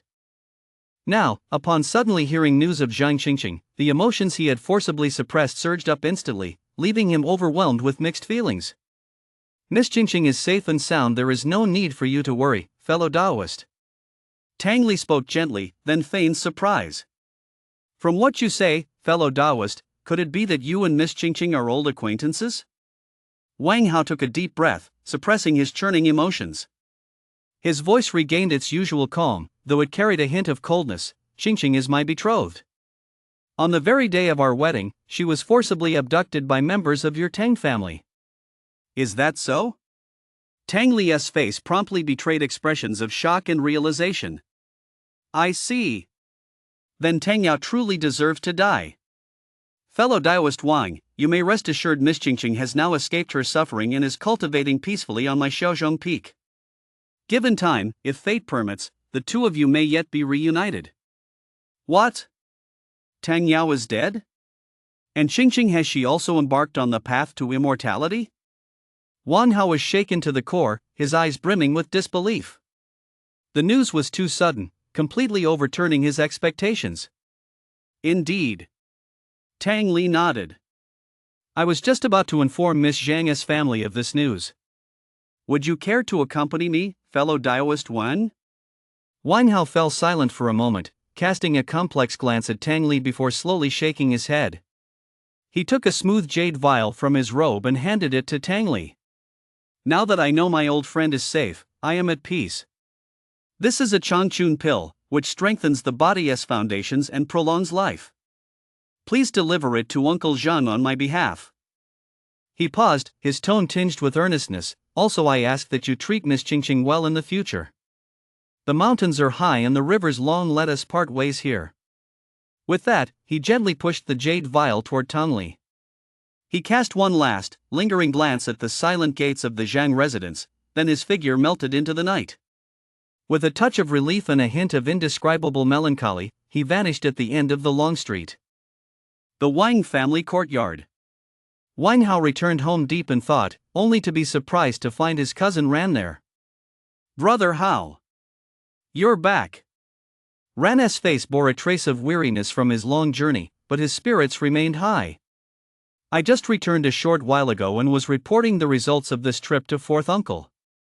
I never expected your cultivation to have advanced so rapidly. You've already reached the 4th level of the novice stage. You've worked hard these past days, Brother Hao. He then produced an inventory bag. Also, I collected some seeds for spiritual herbs and spiritual grains at the solo player market. Brother Hao, you're skilled at farming. You could cultivate them to bring in some extra income for the family. Wang Hao nodded absently, looking at Ran. After a moment's hesitation, he spoke up. Ran, earlier at the Zhang family estate, I ran into Tang Li. Tang Li? Ran froze for a moment, then realized what he meant, his expression shifting slightly. You mean Tang Li from the Tang family? Master specifically asked me to inquire about this person. He lowered his voice, his expression grave. I recall Master was quite wary of the Tang family back then. He even said I seemed to have an innate incompatibility with them. From what Master implied, we were supposed to avoid the Tang family as much as possible. Brother Hao, didn't get into a fight with him, did you? Wang Hao shook his head, his brow slightly furrowed. That Tang Li actually seemed quite courteous and polite, completely different from Tang Yao's arrogance. Could it be that our venerable master harbors some old grudge against the Tang family? Since you say so, Aaron, we'll do our best to avoid the Tang family from now on. Changing the subject, he asked, "By the way, Aaron, why did you suddenly return in the middle of the night? Did something happen with the Lunar Guild?" Ran let out a sigh of relief and explained, "I originally planned to report back to Master S cave residence first, but unexpectedly, I ran into a core stage senior on the way. Given Master S temperament, which prioritizes caution above all else, if I hadn't taken a detour to confirm it was safe and had rushed over recklessly, I'd likely have been severely scolded. So I decided to drop by home to check on things." He took out another inventory bag and solemnly handed it to Wang Hao. "Brother Hao, this is the Xuani Nailing Ju, a new technique created by my master. It's an extremely profound foundational breathing method that can greatly accelerate cultivation speed. Also, I found a second-grade sword manual called Lu Feng Jianing at the market. It's quite exquisite and perfect for you and Xiao Xian to practice. Both the cultivation technique and the sword manual have been engraved onto jade slips." He glanced at the sky and spoke more quickly, "Time is of the essence. I must hurry to my Master S cave residence. I entrust all matters at home to you, Brother Hao." With that, he wasted no time. His figure flickered, and he vanished into the night. Wang Hao clutched the heavy inventory bag in his hand and probed it with his spiritual sense. To his surprise, besides the jade slip containing the cultivation technique, there were also 200 low-grade mana crystals inside. A warm feeling welled up in his heart. Aaron must have saved up all the mana crystals he'd accumulated over time to give to the family. He knew full well how precious mana crystals were. They were in no way comparable to mundane gold and silver. With this supply of mana crystals, he could easily lease several acres of prime spirit fields or medicinal gardens near Four Seas City. However, what the family lacked most at the moment was an experienced spirit plant cultivator. Those newly recruited miscellaneous mana root cultivators would still need time to master spirit plant cultivation. For now, it seemed he and his younger sister, Wang Xian, would have to take the lead themselves to earn the family's first pot of gold. Father and third uncle are advanced in age. I fear they have long since given up on cultivation. Wang Hao recalled his father Wang Tianhai's plan. According to Father S' wishes, we could appropriately recruit those diligent and hard-working clan members to handle mundane affairs. Now, our branch truly has the confidence to stand on equal footing with the ancestral hall. Alas, among the eligible young men in the clan, those with cultivation aptitude are far too few. To expand our ranks in the short term is as difficult as climbing to the heavens." He let out a soft sigh, and his father's earnest words echoed in his mind. "Howard, do you know what truly matters most to a clan? It is to branch out and spread. It is to have a thriving population. As long as our clan is large enough, with a sufficient base, there will always be hope for the birth of a celestial prodigy." He understood that his father was indirectly urging him to take another wife, to expand the clan. He had originally been quite resistant to this, as he could never let go of Zhang Qingqing. But after this night, upon learning that she was safe and sound and had even embarked on the path to immortality, that heavy obsession in his heart seemed to quietly fade away. Perhaps, this is simply fate. Wang Hao gazed out at the deep darkness beyond the window, and his sense of responsibility toward the clan became clearer than ever before. Chapter 26, Tang Li's Intuition. Ran had no idea that his seemingly unnecessary, cautious detour had actually saved him from an unwarranted disaster. Tang Yuanshan tracked Ran to the edge of the forest, only to completely lose his target's trail.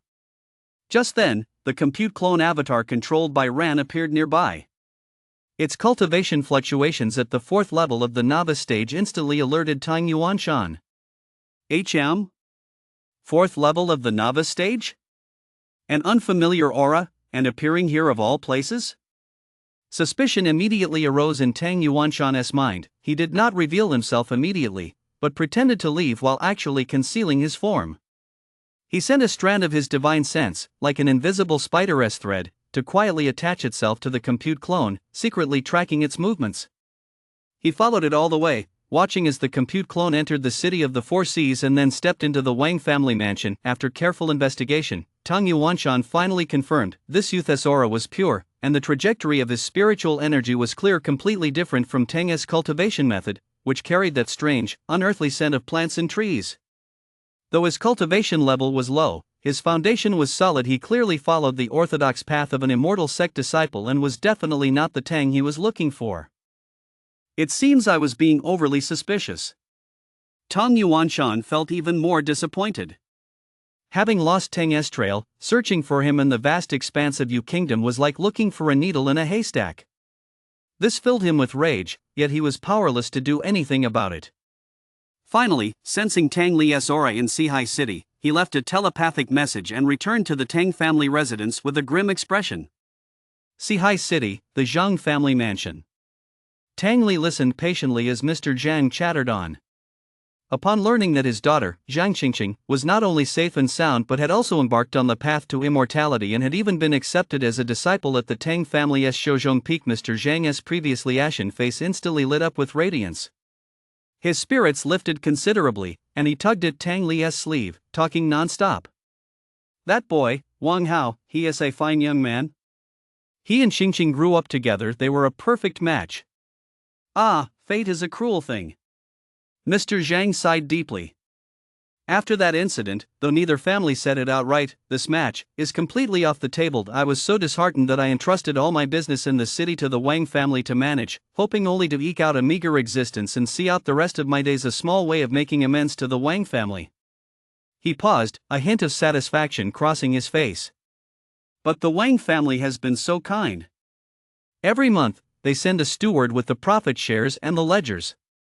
This business is essentially a partnership between our two families. Tang Li appeared to be listening intently, but his mind was already racing. He picked up on the key information and interjected at just the right moment. Oh? From what you've said, father-in-law, that Wang Hao actually cultivated from a mere mortal to the 4th level of the novice stage in just a single year? With such natural talent, why wasn't he taken in by a nearby immortal sect? Well, Mr. Zhang was stumped. This clearly went beyond his understanding. He racked his brain before replying uncertainly, I do recall hearing a passing mention of it. They said he originally had a chance to join an immortal sect, but his father, Wang Tianhai, gave that opportunity to a child from the same clan. I think the name was Ran? Yes. It was Ran. I hear he is now an outer sect disciple of the Lunar Guild. He grew more animated as he spoke. Come to think of it, the Wang family's ancestors must be rolling over in their graves. Wang Hao, Ran, and even that little girl of theirs, Wang Xin, they all tested positive for mana root. This branch of the Wang family is producing one talent after another. They're almost outshining the main family at the ancestral hall. He suddenly remembered something and added, oh, right, I heard there's another youngster in the main branch named Wang Zhui. His talent is even more extraordinary. He was accepted as an inner door disciple by the Lunar Guild ages ago. TSK. Now that's what you call a true prodigy. Upon hearing this, a sharp gleam flashed in Tang Li's eyes. The Wang family, a mere minor clan, yet 4 cultivators with mana roots have appeared in the same generation? Wang Hao, Ran, Wang Xin, Wang Zhui, but probability is simply absurdly high. He knew all too well the harsh reality of the cultivation world. Even for a great cultivation clan like the Tang family, with a 1,000-year heritage and profound foundations, the probability of a mana root cultivator emerging from the direct bloodline was no more than 1 or 2 in 10. The Wang family had no great cultivators among their ancestors. Such a flurry of divine prodigies could not possibly be a coincidence. There must be something fishy going on. Tang Li was certain in his heart that the Wang family must be hiding some unknown secret. It was highly likely that they possessed some secret technique capable of enhancing mana root aptitude or aiding others in embarking on the path to immortality. Just then, a paper crane radiating a faint blue aura glided silently across the courtyard and landed precisely in Tang Li's palm. The paper crane trembled slightly, and Tang Yuanshan's deep voice resounded directly within Tang Li's mind. Tang Li, Tung has evaded my pursuit and his whereabouts are unknown. He last vanished in the Black Wind Forest, 300 li southwest of Sihai City. This youth possesses a mysterious martial art. If you have any leads, report back immediately. Tang Li's expression grew solemn. He tucked away the paper crane, rose to his feet, and took his leave of Mr. Zhang. Father-in-law, now that I have delivered the message, I have urgent matters to attend to and cannot linger. Miss Qingqing is well. Should you need anything in the future, simply send someone to the Tang residence to find me. With that, he made no further delay and departed the Zhang residence with old Huang. Above Sihai City, the night was deep and dark. Tang Li and old Huang hovered above the Wang family estate, looking down at the cluster of courtyards below, their light sparse. "Young master, what did Elder Tang say? Why are we hovering here?" Old Huang yawned, looking somewhat puzzled. Tang Li's gaze was deep as he spoke slowly. "Tang has escaped." Elder Tang lost track of him. He vanished in the direction of Black Wind Forest. Escaped? Old Huang was startled. That kid managed to slip away from a core stage cultivator? Tang Li nodded, his brow slightly furrowed. So? I suspect the secrets surrounding Tang might have some connection to this Wang family. A connection? Old Huang scratched his head. "Young master, your intuition has always been spot on since you were a child. So what do you think? What kind of secret could they have?" Tang Li pondered for a moment, a flash of sharpness crossing his eyes. "It's hard to say. But if there really is some secret technique capable of drastically increasing the odds of a commoner possessing a mana root, or improving one's cultivation aptitude, its value would be enough to shake the entire cultivation world of Yu Kingdom." Upon hearing this, old Huang's cloudy eyes lit up instantly. "Then, what should we do next? Should we go find Tang, or?" Tang managed to escape from a core stage cultivator. He must have some astonishing trump card up his sleeve.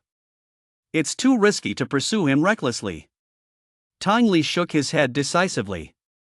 "Rather than take risks, we'd be better off biding our time. The Wang family of Sihai City is our biggest lead." His gaze swept over the silent Wang family compound below, and a meaningful smile curved his lips. "Old Huang, find us a place to stay. Starting tomorrow, we'll forge identities and infiltrate the Wang family. I'm eager to see just what earth-shattering secrets this seemingly insignificant Wang family is hiding." Meanwhile, deep within the Black Wind Forest, in a hidden cavern. Guided by Lu, Tang had finally reached the secluded spot deep within the mountain core. The entrance to the cavern was extremely well concealed. Had he not mastered the exquisite earth-traveling technique from the supreme immortal skill, coupled with Lu's precise guidance, he would never have discovered this place. The interior was not spacious, barely large enough for one person to sit cross-legged. The stone walls were bare, with only a seemingly ordinary meditation cushion placed in the center. Tang could faintly sense faint fluctuations of formation patterns flowing along the stone walls. Clearly, a sophisticated concealment and shielding formation had been set up, completely isolating this place from the outside world. What an exquisite formation! Tang marveled inwardly. Though he didn't understand its principles, the fact that it could block the tracking of a core stage cultivator was proof enough of its extraordinary nature.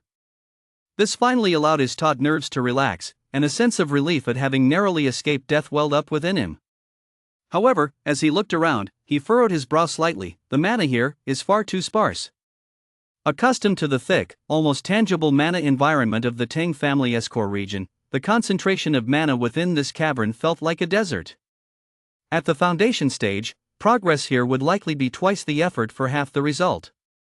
Calm your mind, focus your spirit, and adjust your state. Once your essence, energy, and spirit reach perfection, you may break through to the foundation stage. Lu's steady and authoritative voice, like the tolling of evening drums and morning bells, resounded directly within Tang's mind, instantly dispelling all distracting thoughts. Tang took a deep breath and, as instructed, sat cross-legged on the meditation cushion. He hesitated for a moment, but couldn't resist asking. "Senior, I will never forget your guidance and the debt of my life you've saved.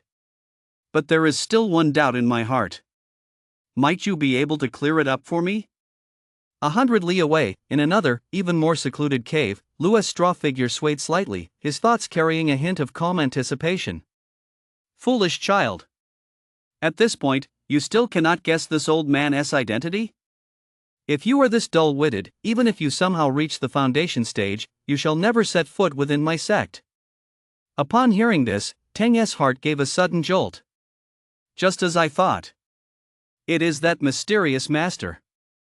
A storm of emotions instantly surged within him. Just how powerful is this master? To span 100 li and see through my every move, even transmitting his voice to me without my noticing? Could it be he has been watching me from the shadows all along?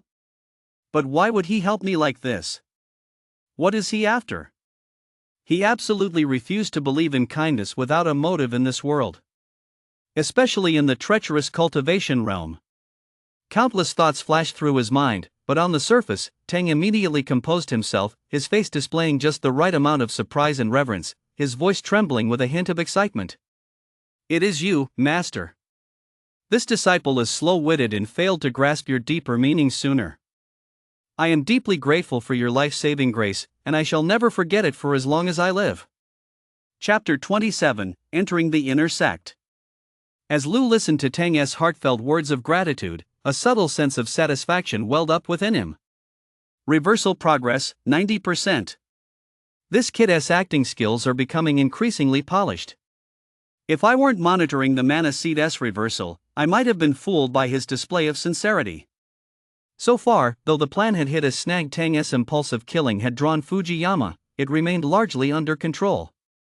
Through the Manaseedes connection, Lu also learned that Ran had been interrogated by Fujiyama. Fortunately, Ran kept the mantra of survival in mind and acted with sufficient caution, taking a detour, returning home, successfully dispelling Fujitoyama's suspicions and temporarily averting a crisis that could have affected him. As for the hidden threat that is Fujiyama, and Fujiria's covetousness toward the Wang family, Lu already has a plan in mind. Once Tang successfully completes the foundation stage, and he has smoothly taken possession of Tang's body and transformed into a human, it will not be too late to deal with them then.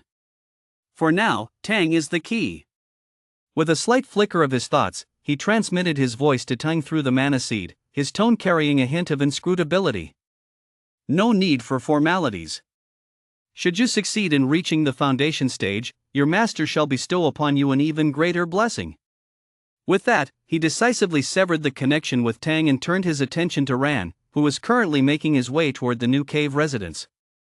Deep within the Black Wind Forest, outside a hidden cavern.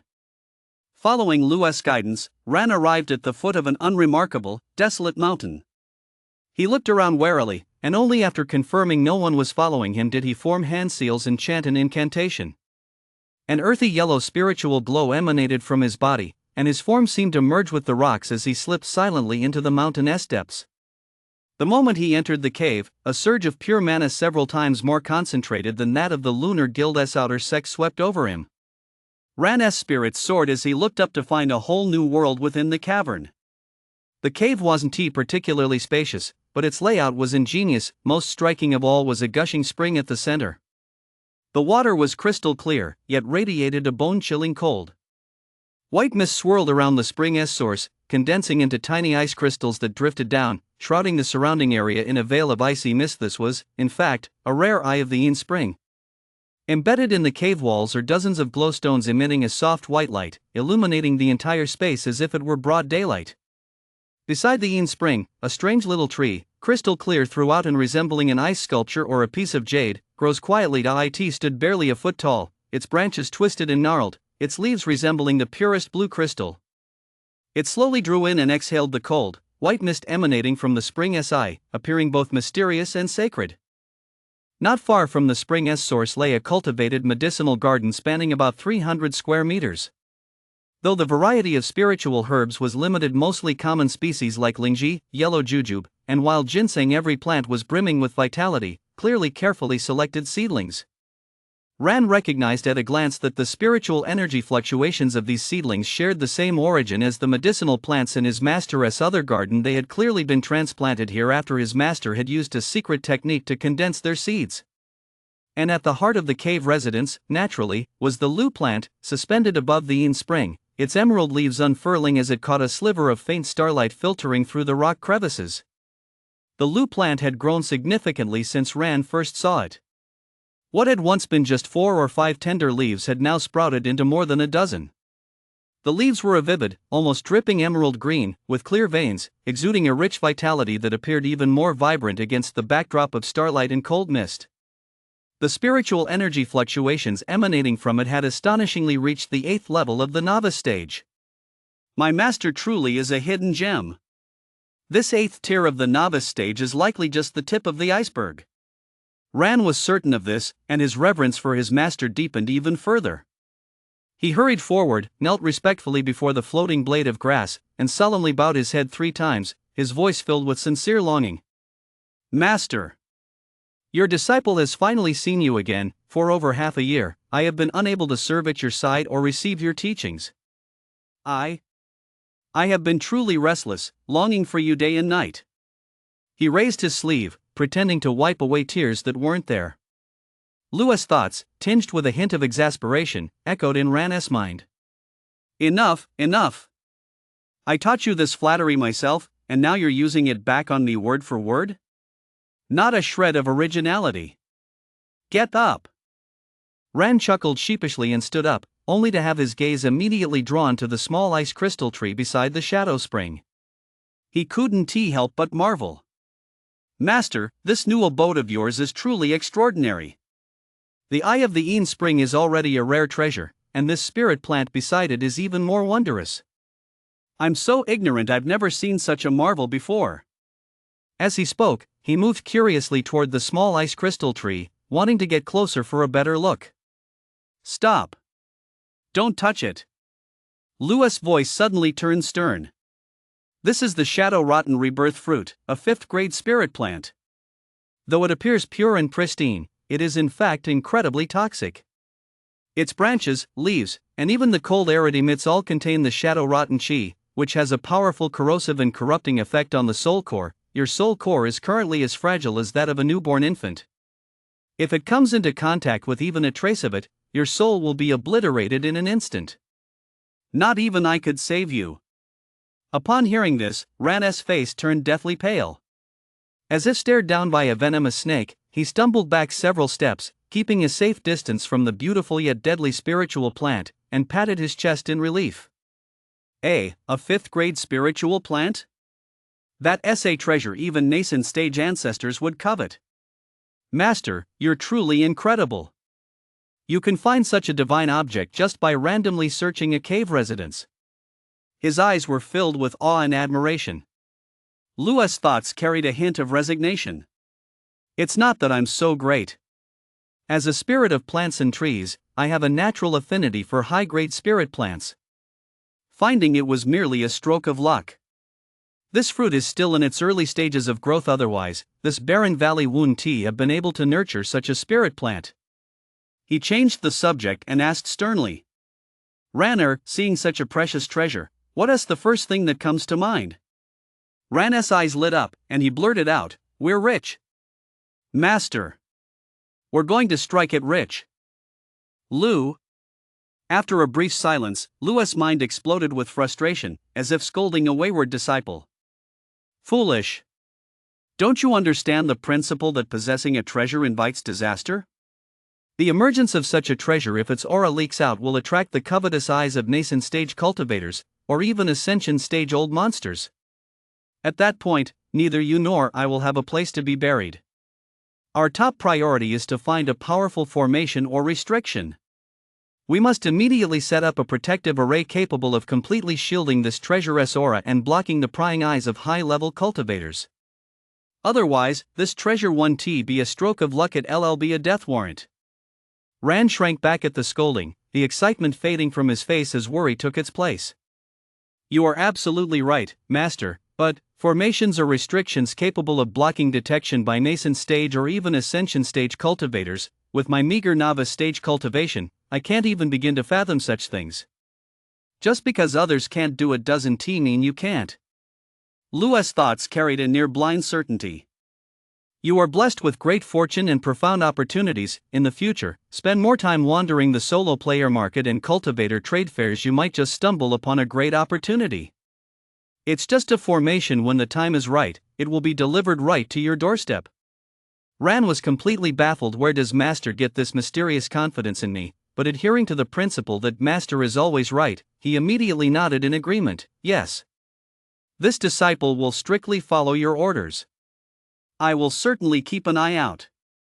Afterward, he respectfully presented Lu with the various spiritual plant seeds he had painstakingly collected over the past 9 months, as well as a carefully cultivated 3rd-grade Misty Cloud spiritual tea sapling.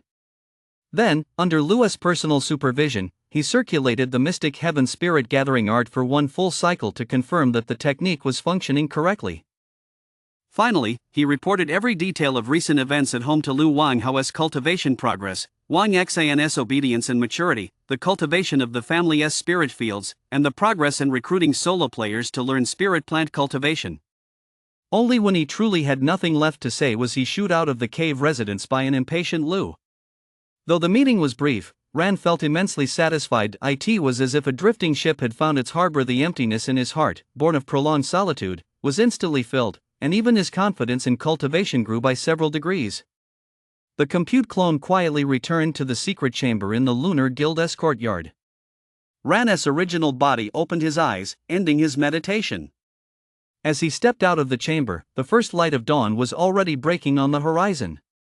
He went to the courtyard and cast the spiritual rain spell upon the amethyst grapevine.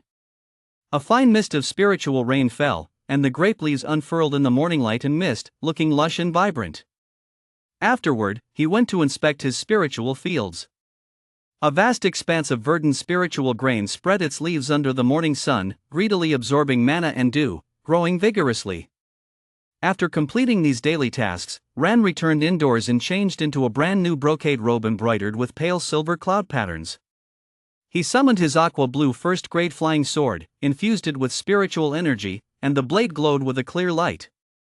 Taking a deep breath, he mounted the flying sword, transforming into a streak of light as he soared toward the core area of the Lunar Guild, the Hall of Asking the Immortals. Today was the day he would officially join the inner sect and become a direct disciple of Qiu Yongzhen, the peak master of Dansha Peak. After a year and a half of cultivation, he had risen from a mere mortal to the 6th level of the novice stage. Thanks to his masterful skills in cultivating spiritual plants, he, Ran, had finally joined the inner sect just like Wang Zhua, the prodigy of his clan, and become a true disciple of a peak. I owe everything to my master's tireless guidance and nurturing. Ran's heart was filled with gratitude. As a direct disciple of the inner sect, I'll have access to more resources and greater privileges. In the future, I must seek out even more rare spiritual plants for my master to repay his kindness. The grand and solemn gates of the Hall of Asking the Immortals loomed before him. Ran suppressed the surging excitement in his heart and glided down on his sword. He smoothed his robes, his expression solemn, and stepped into the hall with steady strides. Inside, the sect master sat majestically on the main seat, exuding an air of authority. Qiu Yongzhen, the peak master of Dansha Peak, sat below, watching him with a gentle smile. Ran walked to the center of the hall and bowed deeply to the two elders. Disciple Ran pays his respects to the sect master. I pay my respects to my master. Chapter 28, The Willow-Browed Obsession. The next morning, Tongli and Old Huang changed into coarse cotton tunics, disguising themselves as ordinary servants, and were preparing to infiltrate the Wang family as planned to gather intelligence. A paper crane, its entire body glowing with a faint blue light, flew silently to Tang Li's side. Tang Li reached out to catch it. The crane trembled slightly, and a solemn voice entered his mind. Return at once. An envoy from a third-tier cultivation nation has arrived. The ancestor has specifically requested your presence to accompany him. Do not delay. Young master, what has happened? Old Huang, noticing the slight change in Tang Li's expression, asked hurriedly. Tang Li tucked the paper crane away, his brow furrowed. An envoy from a third-tier supreme sect has arrived. The ancestor urgently summons me back to accompany him. A third-tier supreme sect? Old Huang's eyes lit up, and a look of excitement spread across his face. This is a major event, we can't delay. Shall we head back right away? No, Tong Li shook his head decisively, his gaze sweeping toward the Wang family mansion not far ahead. You stay here. Proceed as planned, find a way to infiltrate the Wang family. Remember, act with caution and don't reveal your identity. That Wang Hao has seen you before. He paused, a hint of doubt flashing in his eyes. I've picked up a piece of information these past few days. Back when Tang Yao was snatching people from the Zheng family, that ran from the Lunar Guild seemed to have mentioned my name. Oh? Old Huang froze for a moment, then curled his lip dismissively. Young master, you're just overthinking it. Maybe the Wang family just got lucky and produced a few prospects with mana roots. Tang Li's gaze grew deep as he shook his head slowly. Whether it's luck or something more sinister, we'll only know by investigating. Cast a net, and you'll see if there are any fish. I'm off, you take care of yourself. He gave old Huang a hearty slap on the shoulder, then without further delay, his flying sword shot into the air, transforming into a streak of light as he sped toward the Tang family ancestral estate. Lao Huang gazed in the direction Tang Li had vanished, sighing helplessly. He then rubbed his hands together, his face breaking into a shrewd grin, and headed toward the Wang family's main gate. Sneaking into the Wang family to work as a menial, that's actually a pretty easy job. Lunar Guild, Danxia Peak. Ran followed respectfully behind his master, Zhou Yongjin, as they entered the grounds of Danxia Peak. The peak was shrouded in mist, with mana swirling in the air, and dotted with rare flowers and exotic plants. The scenery was breathtaking. However, every disciple he saw along the way was a young woman, their graceful figures making Ran feel uneasy and somewhat out of place. Zhou Yongjin led Ran to an elegant, secluded chamber at the peak, where she took out a jade slip and an inventory bag and handed them to him. Ranner, now that you have joined my school and become my direct disciple, you must learn the art of alchemy. This is the Essentials of Alchemy, which details the foundational methods and numerous insights of alchemy. I give you 1 month to personally refine 10 fasting pills of at least mid-grade quality. She pointed to the inventory bag. Inside are 20 sets of ingredients for refining fasting pills. If you encounter any difficulties, you may seek guidance from your senior sister, Lu Mei. She changed the subject, her tone turning stern. Furthermore, the medicinal gardens within the peak, especially those spiritual herbs of mine crucial for foundation stage alchemy, still require your diligent care. You must not slack off. As for the mana crystal rewards you previously received for tending the outer sect south medicinal gardens, Zhou Yongjin looked at Ran, her tone gentle yet unyielding. Now that you have entered the inner sect, such outer sect benefits are naturally revoked. From now on, how you earn cultivation resources and balance alchemy, herb cultivation, and your own cultivation is up to you to figure out. Ran's expression grew solemn as she replied earnestly, "This disciple understands. I will do my utmost and not disappoint my master's trust." Zhou Yongjin nodded in satisfaction, then produced a jade token engraved with intricate cloud patterns. This is the access token for senior sister Lu Mei's cave residence. With this token, you may come and go as you please. She looked at Ran, a hint of depth in her eyes. There is one matter I need you to be mindful of. Your senior sister Lu was originally a sword cultivation prodigy rarely seen in a century within our sect, possessing exceptional talent. Yet, because of a single word love, her spiritual resolve has been clouded, and her cultivation has stagnated. I have punished her by confining her to her cave residence to reflect on her mistakes. She is not permitted to leave.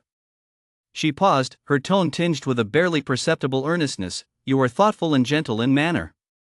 In your spare time, why not visit her more often to chat and offer some comfort? You should know how to make a woman smile, shouldn't you?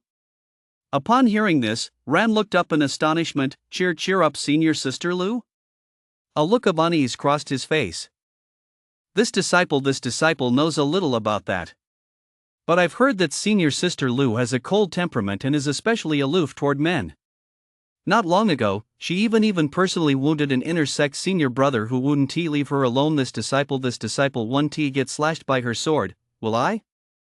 Doubts swirled in his mind. Why on earth did my master choose to take me, a male disciple? Could it be that she did so just to have me cheer up this reclusive senior sister? Zhou Yongjin shot him a scornful glare. What nonsense are you spouting? May's temper is a bit fiery, but would she really lay a hand on her own junior brother? Her expression softened slightly as she spoke earnestly. I took you on as a disciple because I value your steady temperament, your thoroughness in handling matters, and your noble demeanor. You must keep this matter in mind. I hope that by the end of the year, I will see Mayor overcome her emotional struggles, rediscover her sword spirit, and regain her former glory. She waved her hand, looking somewhat weary. All right, I am tired. Go and choose a cave dwelling to settle into. Ran could only suppress his mounting doubts, bowed respectfully, and took his leave. This whole affair feels strangely off. Stepping out of the meditation chamber, Ran muttered to himself, never mind. I'll find a place with abundant mana to settle down first. When the night is deep and quiet, I'll use the mana seed to consult the master and see what insights he has.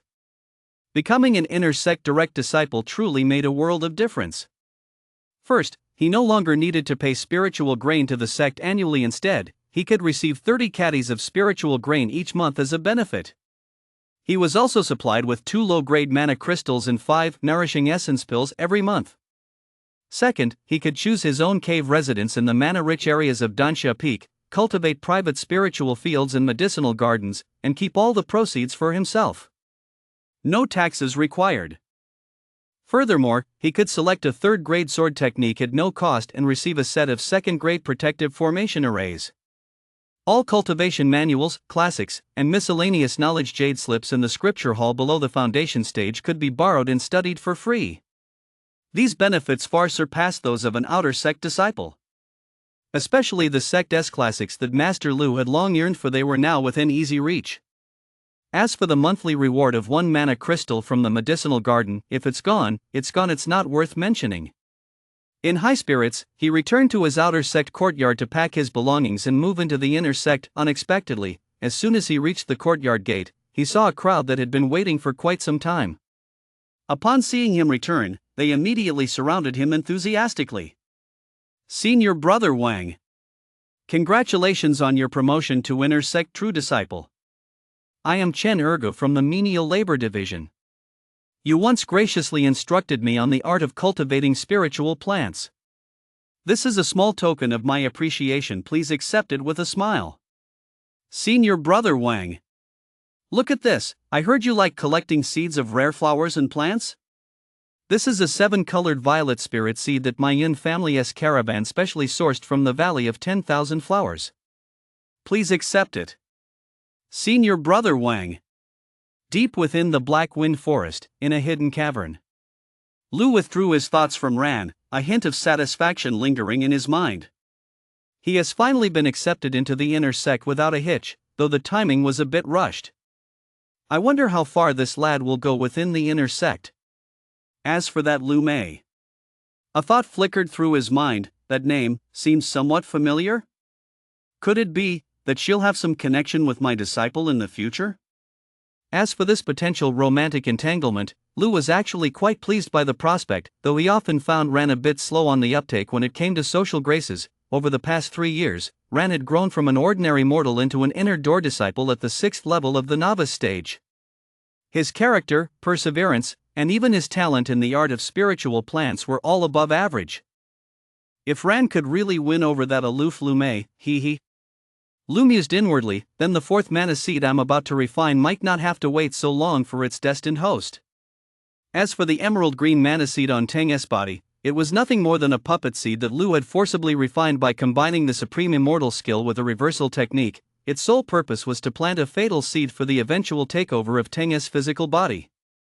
A ray of sunlight, refracted by the formation and of the purest essence, pierced through the thick mountain rock and fell upon Lu's grass form. The emerald leaves unfurled and swayed in the halo of light, greedily absorbing the essence of the sun. Suddenly, Lu's grass form trembled slightly. A violent fluctuation of spiritual energy, originating from the depths of his bloodline and spanning 100 li, surged toward him like a tidal wave through the connection of the mana seed. It has begun. Lu's thoughts instantly coalesced, tinged with a hint of tension and anticipation. My human avatar, success or failure hinges on this moment. You must achieve foundation stage. Chapter 29, Refining the Physical Body. Deep within the Black Wind Forest, in the sealed cavern, Teng sat cross-legged upon a cold stone platform, his eyes tightly closed, fine beads of sweat beading on his temples. He was undergoing the most perilous trial on his path of cultivation, the foundation stage heart demon tribulation. A day prior, under the guidance of his mysterious master, he had brought his physical condition to its peak. Spiritual energy surged within him, his meridians flowed unimpeded, and his novice stage cultivation was flawless. He forcibly suppressed the surging killing intent and thirst for vengeance in his heart. His biological mother, her lover, that 5-year-old genius child, Teng Biao, and even his covetous thoughts toward the mysterious master, and at dawn when the world's mana was at its purest and most vibrant, he swallowed that precious foundation stage pill. The pill melted the moment it touched his tongue, transforming into a mighty, pure torrent that instantly shattered the invisible barrier between the novice stage and the foundation stage. His cultivation naturally crossed the threshold into the foundation stage. However, the true trial had only just begun. The heart demon tribulation varies from person to person. It strikes directly at the deepest, most hidden fears, obsessions, and karmic obstacles within the Tao heart. For someone like Tang, deeply calculating, burdened by bloodshed, and with a Tao heart already twisted, the power of the heart demon tribulation was amplified many times over. Countless souls he had personally refined and devoured now seemed to crawl out from the depths of hell. Wu Laoqia's family of 3, Tang Yao, and even those innocent victims whose faces he could no longer recall, those who had died by his hand in the solo player marketplace, their twisted, vengeful faces flashed frantically through his mind's eye. Piercing wails and vicious curses pierced his soul core like billions of steel needles. He felt as though he were trapped in a boundless, scorching, and deathly silent desert. The blazing sun hung overhead, and yellow sand swirled through the sky. Beneath his feet lay scorching quicksand, dragging him inch by inch into the abyss of despair. Thirst, suffocation, loneliness, regret, all manner of negative emotions coiled around him like poisonous vines, tightening their grip. Am I going to fail? A desperate thought gnawed at his consciousness like a venomous snake. 100 li away, in a hidden valley, Lu's grass-like form swayed slightly, clearly sensing through the mana seed the onslaught of Tang's inner demons raging like a stormy sea within his mind. His foundation is unstable. He has been exposed after all. His thoughts carried a hint of gravity and resignation. Replacing the innate mana root with a mana seed may forcibly elevate one's innate talent, but it remains an artificial graft like a rootless water lily. With such shallow foundations, inner demons will proliferate, and calamities will multiply. Ordinary cultivators facing the inner demon tribulation can still withstand it through a resilient Tao heart or a protective artifact, but Tang's temperament is extreme, his killing karma is deep, and his spiritual resolve is already riddled with holes. Without a precious artifact to protect his mind and dispel his inner demons, this tribulation leaves him with no chance of survival. Lu quickly assessed Tang's condition. He felt little regret. Instead, a sense of relief welled up within him. Fortunately, what was bestowed upon him back then was not the true Taimana seed, but a puppet seed refined through a secret art of reversal. Though this object could help him rapidly advance his cultivation, it was like a maggot gnawing at his bones, having already eroded more than half of his soul core. Thus, it is a cycle of cause and effect, and retribution is inevitable. He once coveted Ranura's cultivation technique, and today he perishes under the heart demon tribulation precisely because the foundation of that technique was so unstable. However, Lu's thoughts shifted slightly. I need this physical body. Since I've used his body to forge my human avatar, I must settle this karmic debt. With that thought, Lu hesitated no longer. A flash of green light emanated from his grass-like form as he cast the earth escape technique, silently merging with the mountain rock and racing toward the sealed cave where Tang was held. Tiomyo Sect, Stargazing Peak, Wind Listening Pavilion. Led by a young disciple, Tang Yuanshan soared through the air to the Wind Listening Pavilion, suspended high above a sheer cliff. Inside the pavilion, a middle-aged Taoist, dressed in a simple, elegant robe, with a gaunt face and eyes as deep as a starry sea, was leisurely brewing tea. The fragrance of the tea wafted gently, blending with the mountain mist to create an atmosphere of ethereal grace. This man was none other than the nascent stage powerhouse renowned throughout the cultivation world of Yu, the divine strategist. This junior, Tang Yuanshan, pays his respects to the esteemed divine strategist. Tang Yuanshan dared not be disrespectful. He bowed deeply with utmost reverence, keeping his posture as low as possible. The divine strategist nodded slightly, his gaze calm and unruffled. Sit. Tang Yuanshan sat down on the stone bench as instructed, not daring to sit fully, but only resting on one side. He carefully took out a fist-sized piece of strange metal from his inventory bag, entirely jet black yet with faint starlight flickering within, and presented it with both hands. I have heard that you, elder, take great delight in collecting rare treasures from beyond the heavens. This is the meteorite divine iron that I happened to acquire. It contains the essence of the stars. I offer it to you as a token of my respect. The divine strategist's gaze swept over the meteorite divine iron, and a barely perceptible flicker of approval passed through his eyes. He made no attempt to refuse. With a casual gesture, the metal fell into his sleeve. "You're very kind," he said in a flat tone. "What brings you here today?" Tang Yuanshan felt a wave of relief wash over him. He quickly produced a jade slip engraved with Tang's birth chart and imbued with a trace of his vital essence. "I dare not deceive you, elder. There is a young member of my clan named Tang who has unfortunately gone missing recently. I have exhausted every means at my disposal, yet I cannot find a trace of him. I have long heard of your peerless divination, your ability to peer into the mysteries of heaven and trace the threads of cause and effect. Thus, I have taken the liberty of coming here to humbly request your assistance in determining this boy's current whereabouts." The diviner took the jade slip and lightly touched it with his fingertip, but the jade tablet instantly glowed with a faint light, and a blurry image of Tang, along with his aura, began to emerge. He closed his eyes slightly and moved his fingers, as if plucking the invisible strings of fate. The atmosphere in the pavilion suddenly became mysterious and inscrutable. Even the surrounding mist seemed to freeze. A moment later, the diviner slowly opened his eyes, his brow furrowing imperceptibly. "This youth," his voice carried a strange tremor. "His fate is bizarre, and the heavenly secrets are chaotic. His aura seems to have been forcibly erased, twisted, or even replaced by an extremely domineering force. When I attempt to divine his whereabouts, it is like trying to see flowers through a mist or catch the moon in water. I sense only chaos and nothingness, and cannot find a trace of him." Upon hearing this, Tang Yuanshan's heart trembled violently. Erasure? Distortion? Replacement? He instantly thought of Tang's bizarre and unfathomable cultivation technique. Could it be that technique not only enhances cultivation but can also alter one's destiny and obscure the will of heaven? A chill rose from the depths of his heart. "Senior, could it be that even you are unable?" Tang Yuanshan's voice was hoarse, tinged with disbelief. The diviner shook his head slowly, his gaze deep and penetrating as he looked at Tang Yuanshan. "It is not that I cannot, but the cost is too great. Forcibly piercing through such an art that obscures the will of heaven risks a backlash, eroding one's lifespan and the foundation of one's cultivation. The karmic entanglements surrounding this youth are no trivial matter." Tang Yuanshan's expression instantly turned grim. If even the divine strategist, at the nascent stage, held such apprehension, then the secrets Tang harbored were likely far more terrifying than he had ever imagined. The sealed cavern. Lua's figure appeared within the cavern like a ghostly apparition. At that moment, Tang sat cross-legged on the ground, his vital energy weak to the extreme. His face was as pale as paper, and wispy black mist was seeping from his 7 orifices. These were signs of his inner demons turning against him and his soul core on the verge of collapse.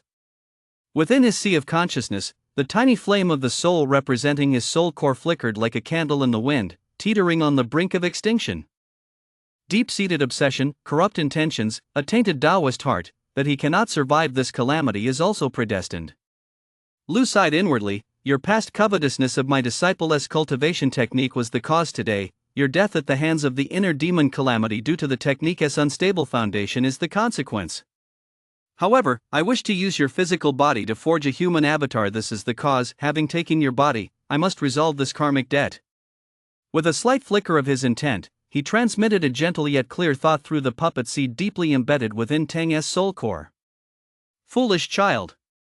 Your Tao foundation is unstable, and your inner demons are insurmountable. This is fate. Yet, your master's use of your physical form to forge an avatar is the karmic debt. Today, I shall preserve your soul core from extinction, nurturing it within the mana seed. When your soul core grows strong and returns to wholeness, I shall send you into the cycle of reincarnation, grant you a lifetime of immortal destiny, and restore our true master-disciple bond." However, Tang's soul core had already plunged into utter chaos and oblivion, as if sinking to the deepest ocean floor, showing no reaction to Lu's promise. Lu hesitated no longer. A brilliant green light erupted from his grass form. Countless strands of emerald light, dripping with vibrant vitality, shot forth from the grass blades, instantly enveloping Tang's physical body, whose life force was nearly extinguished. Hum! The green light swirled and intertwined, coalescing into the ethereal image of an ancient, mysterious jade-green alchemical furnace with 3 legs and 2 handles, forming around Tang's body. Runes danced across its walls, radiating an aura of suppression and refinement. Now that my soul core has left my body, this flesh has no further ties to the Tang clan. That bloodline curse, there is no use in keeping it. Lewis' thoughts were icy as he used the two thickest grass leaves to form seals with lightning-fast precision, as if they were human hands. Refine. With a low shout, pure emerald flames suddenly surged from within the illusory alchemical furnace. The flames were not scorching, instead, they carried a vibrant vitality of purification and rebirth. Sizzle. Under the scorching green flames, a crimson bloodline as fine as a strand of hair yet radiating a chilling, venomous aura was forcibly wrung from Tang's chest as if it were a living thing. This was none other than the bloodline curse imprint passed down through generations of the Tang family's direct lineage. The bloodline writhed and struggled frantically within the green flames, emitting a silent, piercing shriek. But the pure fire of life was the very nemesis of such a sinister curse. In mere moments, the crimson bloodline was thoroughly purified, transforming into a wisp of smoke that vanished into thin air. The karmic debt is settled. The physical form is being reshaped. From this moment on, you are a brand new being. Lua's resolve was unwavering. He channeled the green flames with all his might, beginning to refine and reshape Tang's collapsing body, infusing it with a brand new, pure source of life. A human avatar embodying Lua's will was slowly taking shape within this fire of vitality. Chapter 30: The Avatar Takes Form.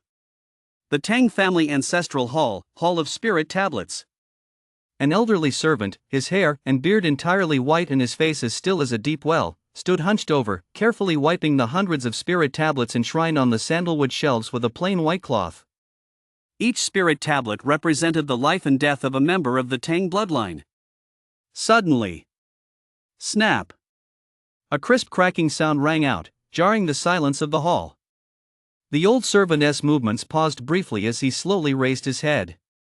His cloudy gaze swept across the room, and he saw that a soul tablet in the corner, entirely black and engraved with the character Tang, had split cleanly in two, its fracture neat and lifeless. The birth date and time engraved on the back of the tablet seemed to have lost all its luster.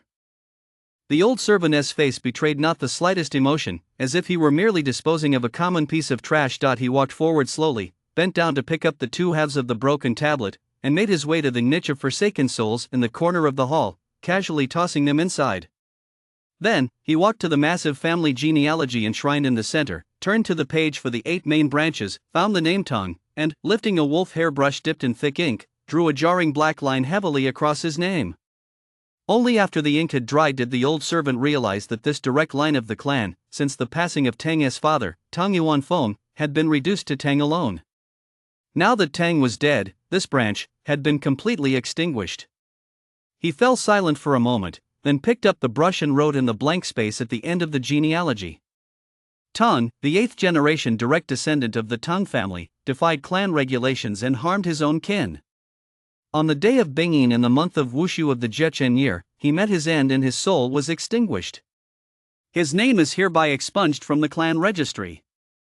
The brush fell, and the ink dried. The old servant set down his brush as if he had merely completed a trivial task, then picked up a soft cloth to wipe the next spirit tablet.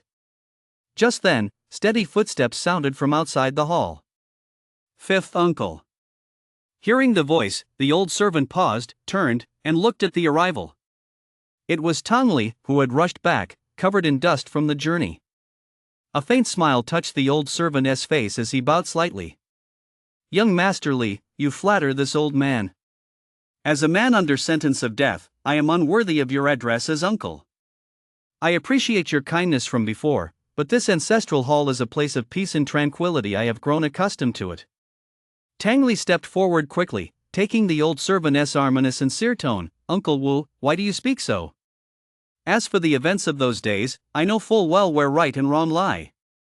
Our ancestor once said that you chose to stay and guard the ancestral hall of your own free will, out of loyalty and righteousness. How can you speak of bearing guilt? It is I who feel guilty for failing to allow you to enjoy a peaceful retirement. He paused, a hint of resignation crossing his face. As for this mission, it did not go smoothly. That Tang is exceptionally cunning. He managed to shake off Elder Yuan Shan's pursuit and has vanished without a trace. I am incompetent. I failed to bring him back. The old servant patted Tang Li's hand gently, offering comfort. Young master, you must not blame yourself. That Tang is dead. What? Tang Li's pupils contracted. How does uncle know? The old servant pointed to the soul shrine in the corner. Just a moment ago, his soul tablet shattered. Piaomyo sect, listening to the wind pavilion. Tang Yuanshan leapt to his feet from the stone bench, knocking over the teacup before him. Scorching tea splashed onto his lap, yet he took no notice, his eyes wide as he glared intently at the divine strategist. Dead? Is that truly what you say, elder? The divine diviner remained impassive, as if he had merely mentioned a trivial matter. He gently brushed away imaginary dust from his sleeve, picked up the teacup before him, and took a small sip. This old man's divination of the heavens has never been in vain. That youth's life flame has been extinguished, his soul has returned to the underworld. There is absolutely no chance of his survival.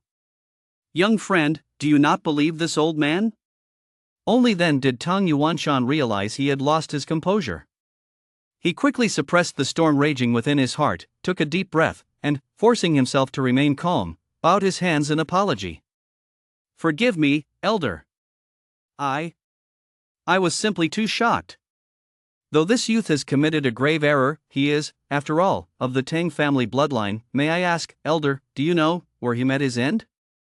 The divine strategist set down his teacup and looked at Tang Yuanshan with a calm gaze. As the heavenly omens reveal, the place of his demise lies 300 li to the southwest, deep within the Black Wind Forest. Deep within the Black Wind Forest, a sealed cavern. The emerald green flame of life, like the most exquisite furnace, enveloped Tang's lifeless body.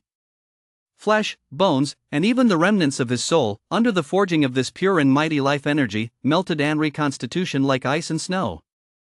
Lu Chaoshan's aura shimmered, his focus as steady as a rock that he could clearly see that physical form continuously collapsing and condensing within the green flames, eventually transforming into a heart the size of a fist entirely jade green, as if carved from emerald.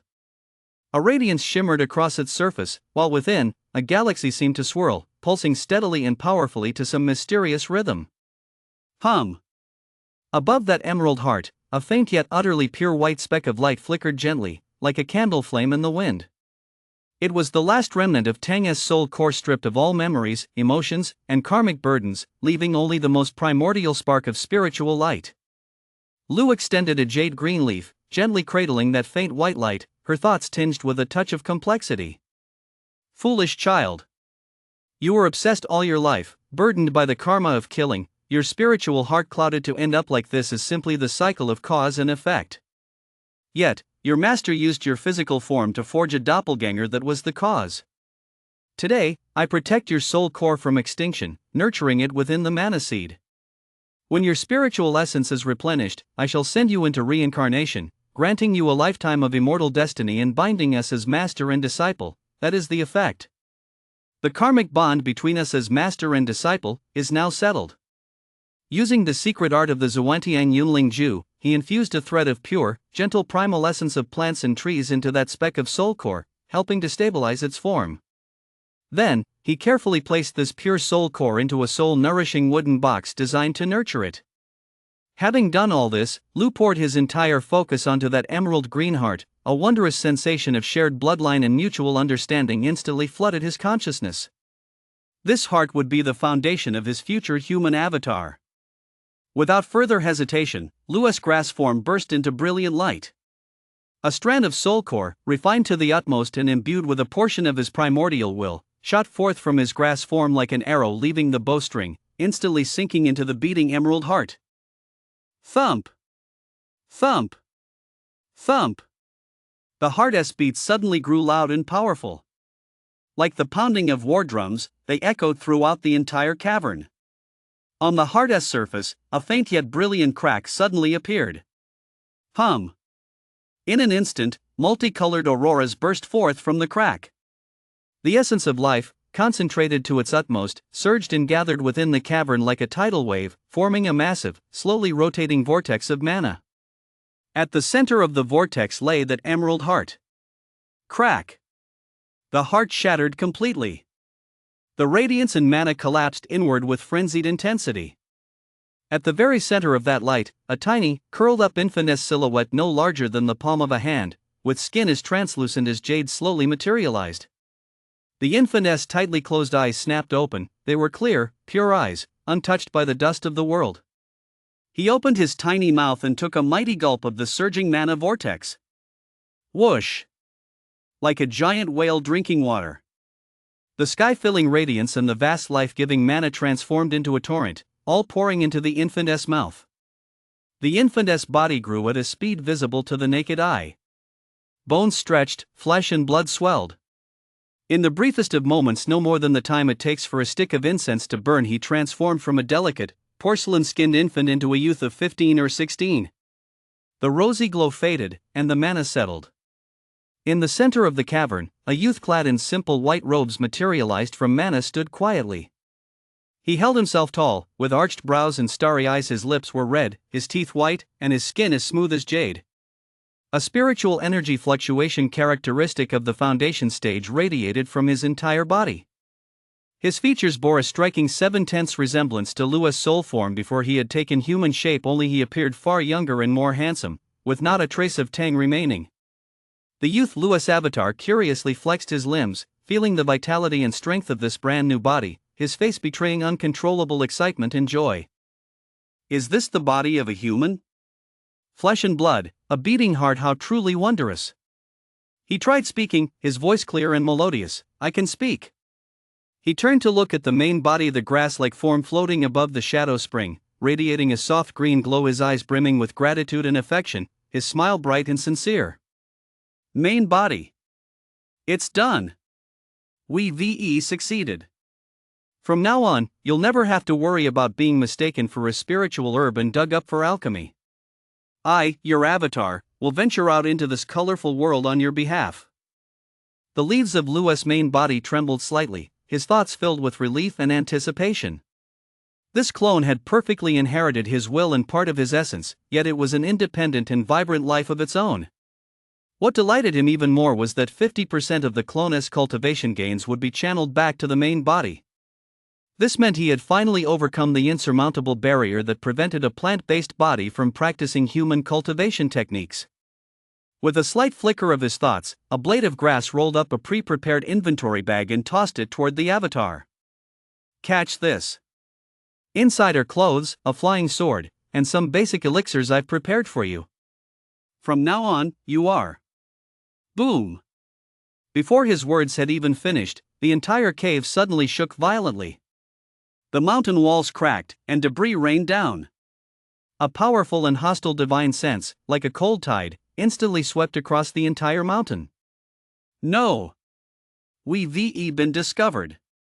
Lua's main body's mind was shaken to its core. The clone reacted with lightning speed. He snatched the inventory bag, instantly pulling out a blue robe to drape over himself, while simultaneously summoning a second-grade flying sword that glinted with a chilling coldness. Be careful, main body, he barked, executing a sword technique that transformed him into a streak of blue light, shooting without hesitation toward the cave's entrance. He intended to lure the enemy away. Lua's main body instantly suppressed all traces of his presence. A flash of green light flickered from his grass-like form as he activated the secret art of earth escape, sinking into the earth as if merging with it, diving deep into the darkest, most hidden veins of the mountain. In the blink of an eye, he vanished without a trace. Chapter 31, Zhou. Tang Yuanshan's spiritual sense spread like an invisible net, enveloping the entire Black Wind Forest. Following the direction indicated by the divine calculator, he precisely located the site of Teng's demise, the seemingly ordinary mountain range. However, as his spiritual sense swept the area repeatedly, he found not a single trace of abnormal energy lingering among the rocks, vegetation, streams, or caves. It was as if Tang, along with every trace of his existence, had been completely erased by some mysterious force. What a masterful concealment technique! Tang Yuanshan was secretly startled, and a surge of anger at being deceived welled up within him. Since I can't find him, then I'll destroy it. A cold gleam flashed in his eyes, and he hesitated no longer. A colossal burst of core stage spiritual energy erupted. A gigantic palm of spiritual energy, vast enough to obscure the sky, coalesced out of thin air. Carrying an aura of utter destruction, it slammed down with all its might upon that unremarkable mountain peak. Boom! The earth split asunder. Boulders tumbled down. Dust and smoke shot skyward. Under the terrifying force of that palm strike, the entire mountain collapsed and crumbled as if made of paper. Just as the mountain was collapsing, a streak of green light, like a lurking spirit snake, suddenly shot out from the rubble of the collapsing rocks. Moving at blinding speed, it shot straight toward the heavens. Just as I suspected. A cold smile curled at the corner of Tang Yuanshan's lips. His figure flickered, and he vanished from his spot in an instant. The next moment, he stood before that streak of green light, as elusive as a ghost. Young friend, in such a hurry, where are you off to? Tang Yuanshan stood with his hands behind his back, his voice calm yet carrying an invisible aura of authority that instantly locked onto the figure within the streak of light. The green light dissipated, revealing a youth clad in a green robe, handsome of face and possessing a cool, aloof demeanor. Lu's avatar. Forced to halt his flight, he furrowed his brow slightly and gazed calmly at Tang Yuanshan, who blocked his path. Senior, why do you block my path without cause? What is your intent? Tang Yuanshan's gaze flashed like lightning as he scrutinized the youth before him, inwardly praising, what a strikingly handsome and gifted physique. This pure, plant-based mana actually faintly resonates with the lingering aura from that day in the cave residence. A seemingly amiable smile touched his lips, yet his tone left no room for doubt. This old man harbors no ill will. I merely have a matter I do not understand and must verify with you, young friend. I hope you will, speak frankly. The avatar Lu, his mind racing, already grasping the old man's intent, remained impassive, clasping his hands in a bow. Please speak, elder. Tang Yuanshan's smile faded slightly, his gaze suddenly sharpening. I have a wayward younger clan member named Tang. He went missing in this area some time ago, and today I received news of his death. I used secret arts to divine the location of his demise, and it is precisely where you appeared just now. I wonder, young friend, how do you explain this? Divination arts, indeed troublesome. The avatar's heart grew cold. This old fox has a clear objective. He is after the cultivation technique, though I was the one who drafted the supreme immortal skill. Its core techniques, the puppet seed and the devouring and transformation methods, are far too heretical. If exposed, the consequences would be endless. Facing a core stage cultivator with only foundation stage cultivation? It's like a grasshopper trying to stop a cart. But if I hand over the manual, would this old fox let me live? Could it be? Is this avatar destined to perish the moment it's born? His thoughts raced, yet his face betrayed a perfectly measured look of bewilderment and innocence. What you say, senior, is beyond my comprehension. I have only just arrived here today, seeking a secluded spot to cultivate. I do not know any Tang, nor do I know whether he is alive or dead. Humph. Stubborn and obstinate. Tang Yuanshan snorted coldly, his patience exhausted. You dare play tricks before this old man? Since you refuse to speak, don't blame me for soul searching and spirit refining. Before his words had even faded, he casually pressed his right palm forward. Subdue. Buzz. An invisible, terrifying pressure descended instantly. The avatar Lu felt as though the space around him had solidified into a steel prison. An overwhelming, unstoppable force descended from the heavens. Looking up, he saw a massive palm condensed from pure spiritual energy and coiled with the power of wind and thunder, crashing down like a mountain. Even before the palm's wind reached him, the terrifying pressure alone caused his blood to boil and his bones to feel as if they were about to shatter. The might of the core stage has reached this level. The clone's pupils contracted sharply. Yet he did not panic. The combat instincts of his original body were instantly activated. Split light illusions. His hands formed seals at lightning speed. Spiritual light surged around him. In an instant, thousands of illusory clones, identical to his original body, appeared out of thin air, swarming densely and filling the entire space. Break! Thousands of phantoms raised their hands simultaneously, their fingertips erupting with dazzling emerald beams. The beams converged, coalescing into a colossal sword that pierced the heavens, its blade pointing directly at the sky as it boldly met the crushing giant palm. Boom! The colossal sword and the giant palm collided with a thunderous crash. A violent shockwave of energy swept out, grinding the shattered rocks around them into dust once more. The giant sword trembled violently, its light flickering erratically, yet it stubbornly held firm against the descending force of the giant palm. Reverse the heavens! The clone Lu let out a low shout. Thousands of phantom forms flickered, suddenly transforming into countless streams of agile, ethereal emerald green light. The light, as if alive, swirled around the locked-in giant palm, spinning backward at high speed. A bizarre scene unfolded. That colossal, overwhelmingly powerful spiritual palm under the swirling embrace of those seemingly fragile emerald green streaks of light began to shrink and dim as rapidly as melting ice and snow. In the space of mere moments, accompanied by a resentful hum, it completely disintegrated, dissolving into specks of spiritual light that vanished into the heavens and earth. Oh! A hint of surprise flashed in Tang Yuanshan's eyes. With merely foundation stage cultivation, you were able to block this old man's palm without a scratch? Young friend, this technique of yours is truly exquisite. His tone was calm, yet tinged with a hint of mockery, as if a cat toying with a mouse. However, that was merely a casual test on my part. Will you be so lucky next time? He flipped his palm, and an ancient bell entirely golden and engraved with intricate runes materialized out of thin air in his hand. The bell trembled slightly, emitting a low, heart-stopping hum. A spiritual pressure far more terrifying than before spread out. No! That bell, it's an artifact. Alarm bells rang in the clone's mind. He knew full well that, with his current cultivation, there was absolutely no way he could block another strike from an artifact. Wait, senior. He snapped his head up, his face instantly shifting to an expression of grief and indignation, as if he suffered a terrible injustice. I've just remembered. There is, indeed, more to this story. Tang Yuanshan paused slightly, watching him with interest. Oh? Tell me more. The clone spoke rapidly, his voice tinged with lingering fear and urgency. A few days ago, this junior accidentally stumbled upon a hidden cave deep within these mountains and became trapped inside. Just yesterday, a young man who called himself Tang also broke into the cave. He was gravely wounded and on the verge of death. Before he passed away, he shoved an inventory bag into my hands, saying it contained the Tang family's secret technique, known as the Supreme Immortal Skill. He begged me, saying that if I ever had the chance, I must bring this technique back to the Tang family, and avenge him by killing a few of his enemies.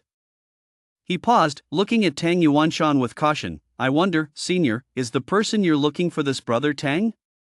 Tang Yuanshan narrowed his eyes, a faint smile playing on his lips. Where's the inventory bag? Lua's face twisted with extreme reluctance, as if he were cutting off a piece of his own flesh. He slowly pulled a simple, black inventory bag from his robe and, gritting his teeth, flung it across the room. This is it. Tang Yuanshan snorted coldly, reached out into the air, and the inventory bag settled securely in his hand. A flash of spiritual light danced at his fingertips as he effortlessly dispelled the crude restrictions on the bag, then probed its interior with his divine sense. Moments later, he raised an eyebrow slightly and drew out a smooth jade slip from the bag. The Supreme Immortal Skill? What a bold claim! He sneered inwardly as his divine sense sank into the jade slip. Time ticked by second. The mocking expression on Tang Yuanshan's face gradually faded, replaced by a look of gravity and astonishment. This cultivation technique, could it actually be real? Though somewhat crude, its core concept, replacing the mana root with a mana seed, devouring others' cultivation and life force to nourish oneself, and even refining others into living spirit grass, is truly diabolical and tyrannical, unlike anything I've ever seen. Especially the puppet grass seed and avatar condensation techniques. Their conception is ingenious, a true stroke of genius. However, this cultivation method harbors immense risks. Its foundations are unstable, and the inner demons are profound. The slightest misstep could lead to it backfiring on the practitioner. No wonder that Tang perished in the inner demon tribulation. Is this kid telling the truth? Or has he not even had time to fully comprehend this technique yet? Tang Yuanshan's mind raced, instantly weighing countless possibilities. Now that I have the technique, should I kill this boy, or spare him? Though this technique is heretical, its potential is immense. If refined, it will surely become a great asset to me. That this lad obtained this technique speaks to his extraordinary fortune, and the divine power he displayed just now was quite exquisite. Spare his life, he may prove of great use. A fierce glint flashed in his eyes as he made his decision in an instant. Quite right. This very item is the posthumous possession of my good-for-nothing nephew. Tang Yuanshan tucked away the jade slip, his gaze piercing his avatar like a blade. You're not entirely foolish to hand it over willingly. Now, I'll give you two choices. His voice suddenly turned icy, carrying an authority that brooked no argument. First, release your soul core and let this old man imprint the soul-binding seal upon you. From this day forward, you shall serve me as your master and do my bidding. Second, I'll send you down to join that Tang right now. Choose. The clone, Lu, thought frantically. The soul-sealing mark, once imprinted, life and death would be entirely in another's hands. But to resist now would mean certain death. The only option was to play along and devise a plan for later. His face instantly contorted with humiliation and inner turmoil, which eventually dissolved into a heavy sigh. He bowed his head as if accepting his fate. This junior chooses the first option. He raised his head, looked Tang Yuanshan straight in the eye, his voice tinged with bitterness. This junior, Zhou, greets you, master. Tang Yuanshan laughed heartily in satisfaction. Ha ha ha. He who recognizes the times is a wise man. Zhou? A fine name. From this day forward, you shall be my foremost servant. There will be benefits for you. His smile faded, and his tone turned grim. Now, release your soul core. Do not resist. Otherwise, your soul will be obliterated. Zhou the Avatar took a deep breath, suppressing the surging killing intent and humiliation within his heart. He slowly closed his eyes, completely letting down his mental defenses, waiting like a lamb led to the slaughter for the life and death seal to descend. Chapter 32, Straight Guy Ran.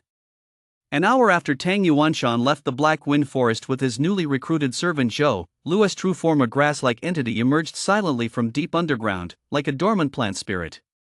He suppressed all traces of spiritual energy and divine sense fluctuations. To others, he was nothing more than an unnamed wild grass growing beside a pile of boulders, its leaves unusually lush and vibrant.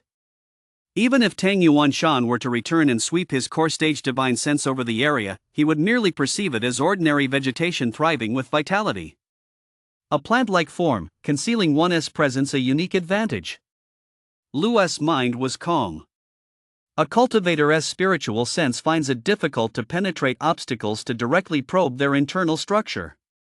If hidden within a mountain, for instance, with thick rock blocking the way, the spiritual sense struggles to discern what lies within. This is precisely why Tang, when concealed deep within the mountain, was able to evade Tang Yuanshan's detection with nothing more than rudimentary restrictions. Naturally cautious, he immediately blended into his surroundings, transforming into an inconspicuous weed. He silently sensed the direction in which Zhou his avatar had departed, a ripple of emotion stirring within his mind. The soul-binding seal. He could clearly perceive the chilling mark imprinted deep within his avatar's soul core, like a sword hanging over his head. Though the seal is perilous, it cannot harm the very foundation of my true self.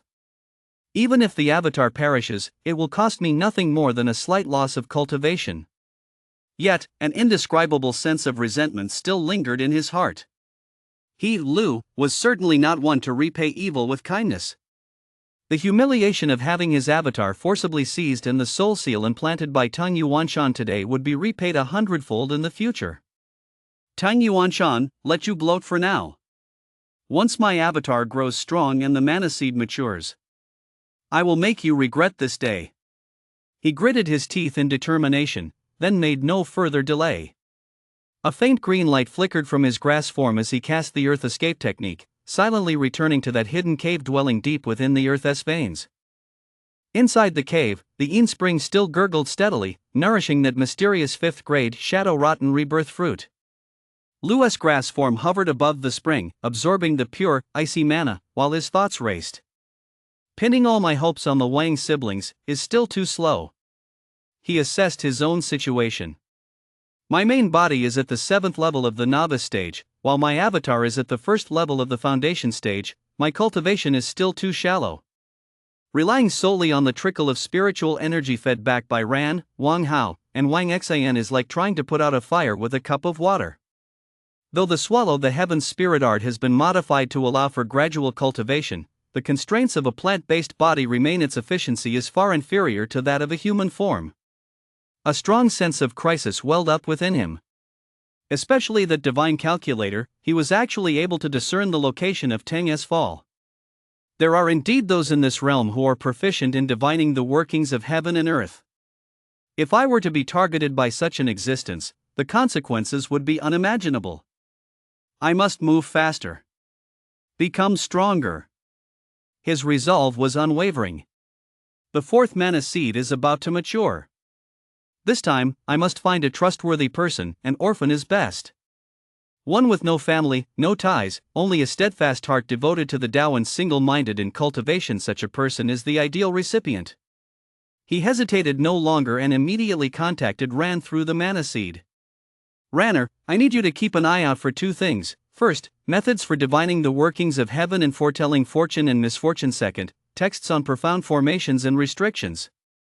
Whether they are fragmentary manuscripts, rare copies, or even rumors and clues, you must pay attention to all of them. This matter concerns the future safety of both you and me as master and disciple. Do not slack off. Relying on others is no substitute for relying on oneself. Lu sighed inwardly. The way of celestial divination and formation arts must ultimately be mastered by one's own hand to find true peace of mind. The Teng clan, Xianyu Peak. On the mist-shrouded mountaintop, the mana was so dense it seemed almost liquid. Tang Yuanshan stood with his hands behind his back at the cliff's edge, gazing down upon the sea of clouds, while Zhou his avatar stood respectfully about 10 feet behind him. This peak is called Xianyu Peak. It is where I practice my ascetic cultivation. Tang Yuanshan's voice was calm yet carried an unquestionable air of authority. There are places on this peak where mana is abundant. You may choose one for yourself and establish a cave residence. Since you have joined my disciples and become my servant, you shall naturally enjoy the treatment accorded to the Teng family's highest-ranking servants. With your foundation stage cultivation, how could you deign to perform menial tasks like serving tea and fetching water? He turned around and tossed Zhou a black token engraved with the character Tang and a jade slip. Take this token and seek out Teng Yi, the steward of the peak. He is a collateral descendant of the Tang family. His abilities are passable, but he is quite self-serving. You will serve as his deputy for the time being, staying by his side to familiarize yourself with the affairs of the peak.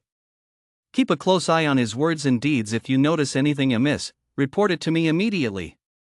He paused for a moment, then said meaningfully, This is not because I do not trust Teng Yi, but rather to balance the rivalry between the main and collateral branches of the family and eliminate potential sources of trouble. Once you are familiar with the Tang family's rules, you will understand my intentions.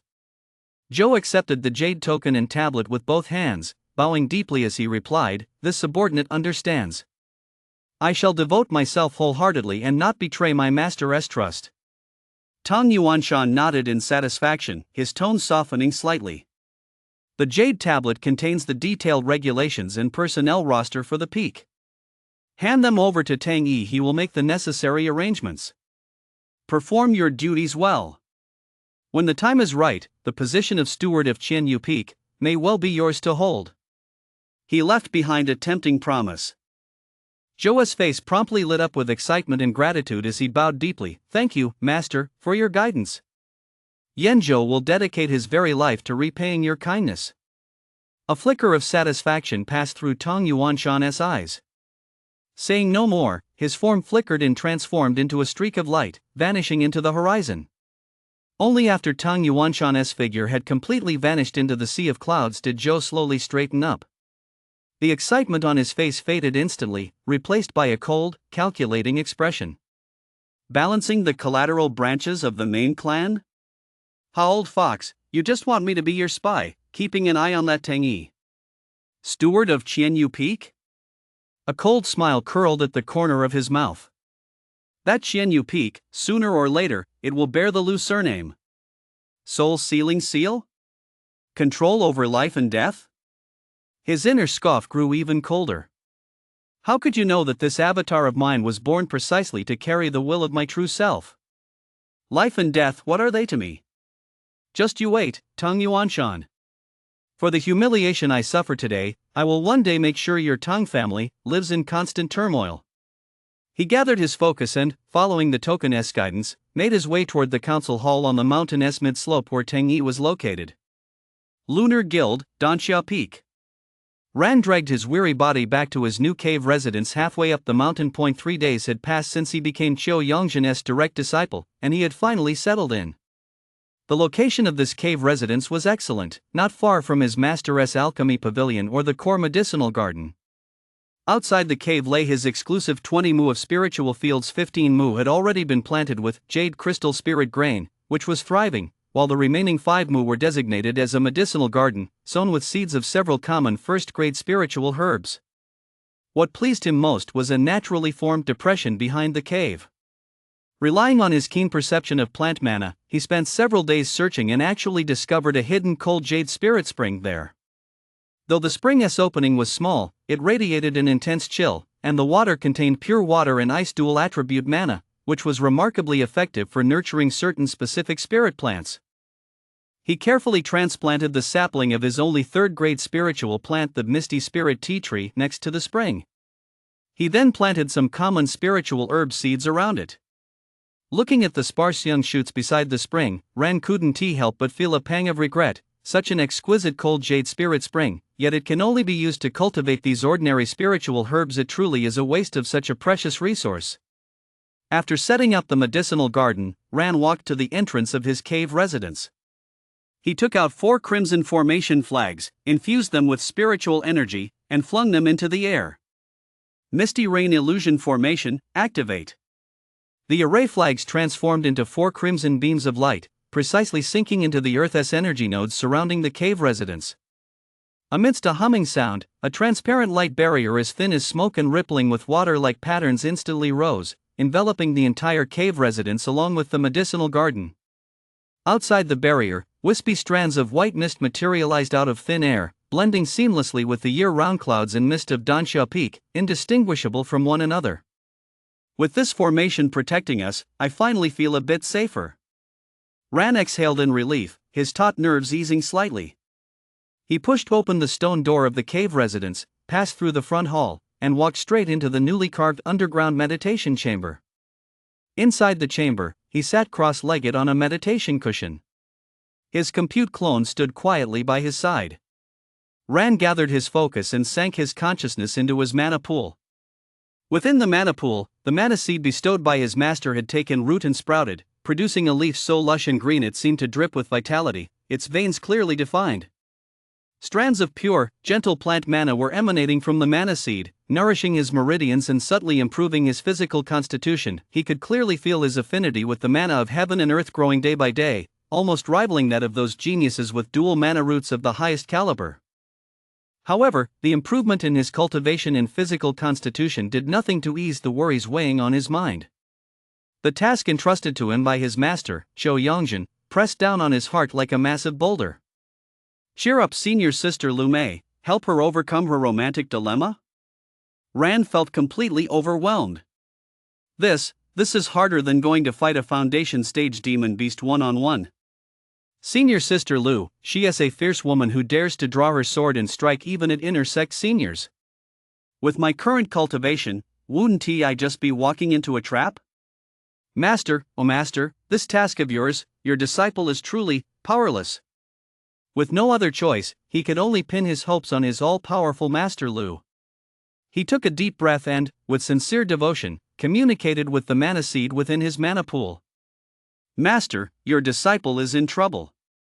Please guide me out of this maze. Chapter 33, An Opportunity at Qianyu Peak. Feeling the familiar vibrations emanating from the mana seed, Ran felt a huge weight lifted from his shoulders.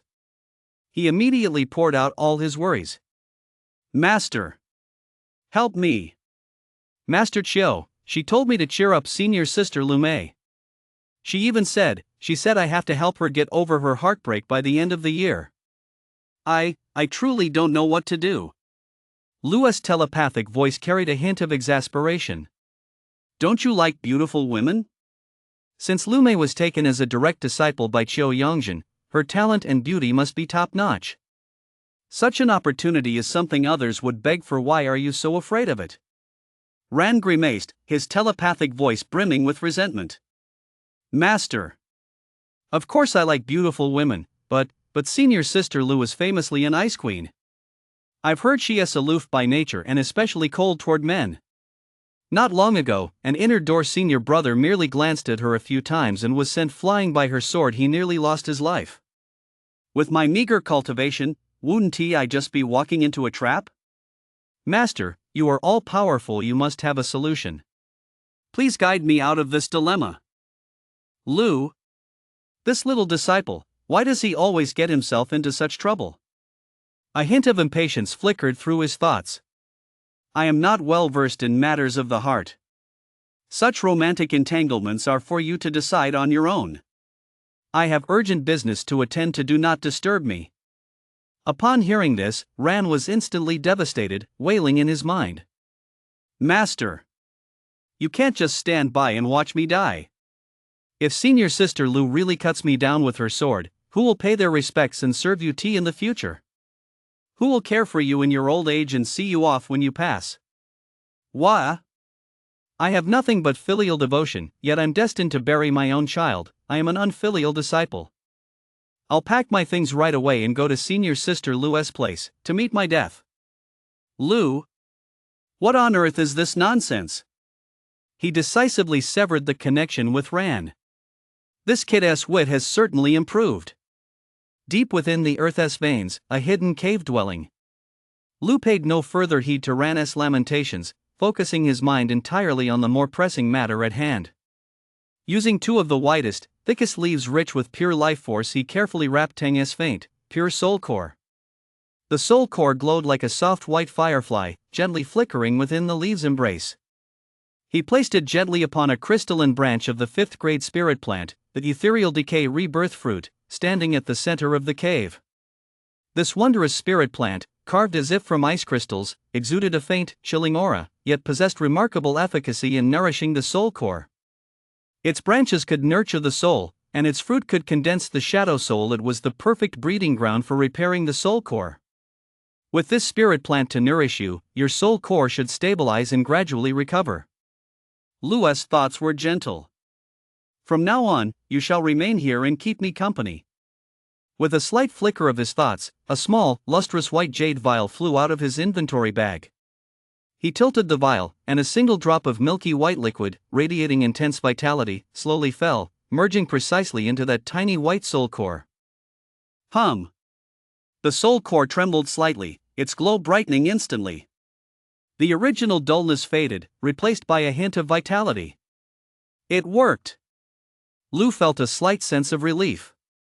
This soul-nourishing jade essence was extremely precious. He had borrowed it from Qiu Yongjin's medicinal garden, and it was remarkably effective at repairing damage to the soul core.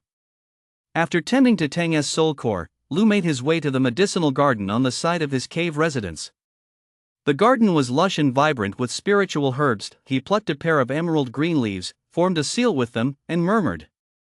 Spiritual rain technique. A gentle, drizzling rain imbued with the pure mana of plants materialized out of thin air, falling evenly over the herb garden. The leaves of the spiritual herbs unfurled, greedily absorbing the nourishing dew. It will take another 6 months for the spiritual herbs to mature. Each time I refine and absorb them, my cultivation increases by about 1%. Lu silently calculated as he cast the spell. Last night, I tried out the newly deduced swallow, the immortal spirit art. After a night of arduous cultivation, my spiritual power increased by only 1,000th. At this rate, it will take at least 3 years to break through from the 7th to the 8th level of the novice stage. Cultivation for plant spirits, how incredibly difficult it is. A hint of bitterness surfaced in his thoughts. For human cultivators, the novice stage is the foundation. The foundation stage marks transcendence from the mundane. The golden core stage involves condensing the infant. The nascent stage leads to the ascension stage. By the 4th level, one can already trigger the transformation thunder tribulation. But my plant-based body is naturally shackled. My cultivation speed is far inferior to that of humans, and the efficiency of spiritual energy absorption is worlds apart. Without external assistance, relying solely on my own arduous cultivation, I fear I might not even glimpse the gateway to the transformation stage in 1,000 years. Fortunately, my avatar is fighting hard out there, and my 3 disciples Ran, Wang Hao, and Xiao Xin'er are feeding spiritual energy back to me. A trickle of water eventually becomes a river. Otherwise, achieving the transformation in this lifetime would likely be nothing more than a mirage. Upon reflecting on this, Lu decisively abandoned the idea of sealing himself away in seclusion for arduous cultivation. After completing his daily tasks of watering the spiritual plants and nurturing the mana seeds, he devoted all his energy to the study of the 6 arts of cultivation. During this period, aided by over a dozen compute clone avatars possessing immense computational power, he worked day and night to simulate scenarios and finally achieved a breakthrough, successfully designing a unique formation known as the Source Gathering Array. This formation evolved from the common Spirit Gathering Array, with its core innovation lying in the array runes. Lu took an unconventional approach, ingeniously modifying the runes originally used to gather heaven and earth mana so that they could directionally attract and condense the vegetation source chi dissipating from plants and vegetation. Vegetation source chi is the very foundation of all spiritual plants.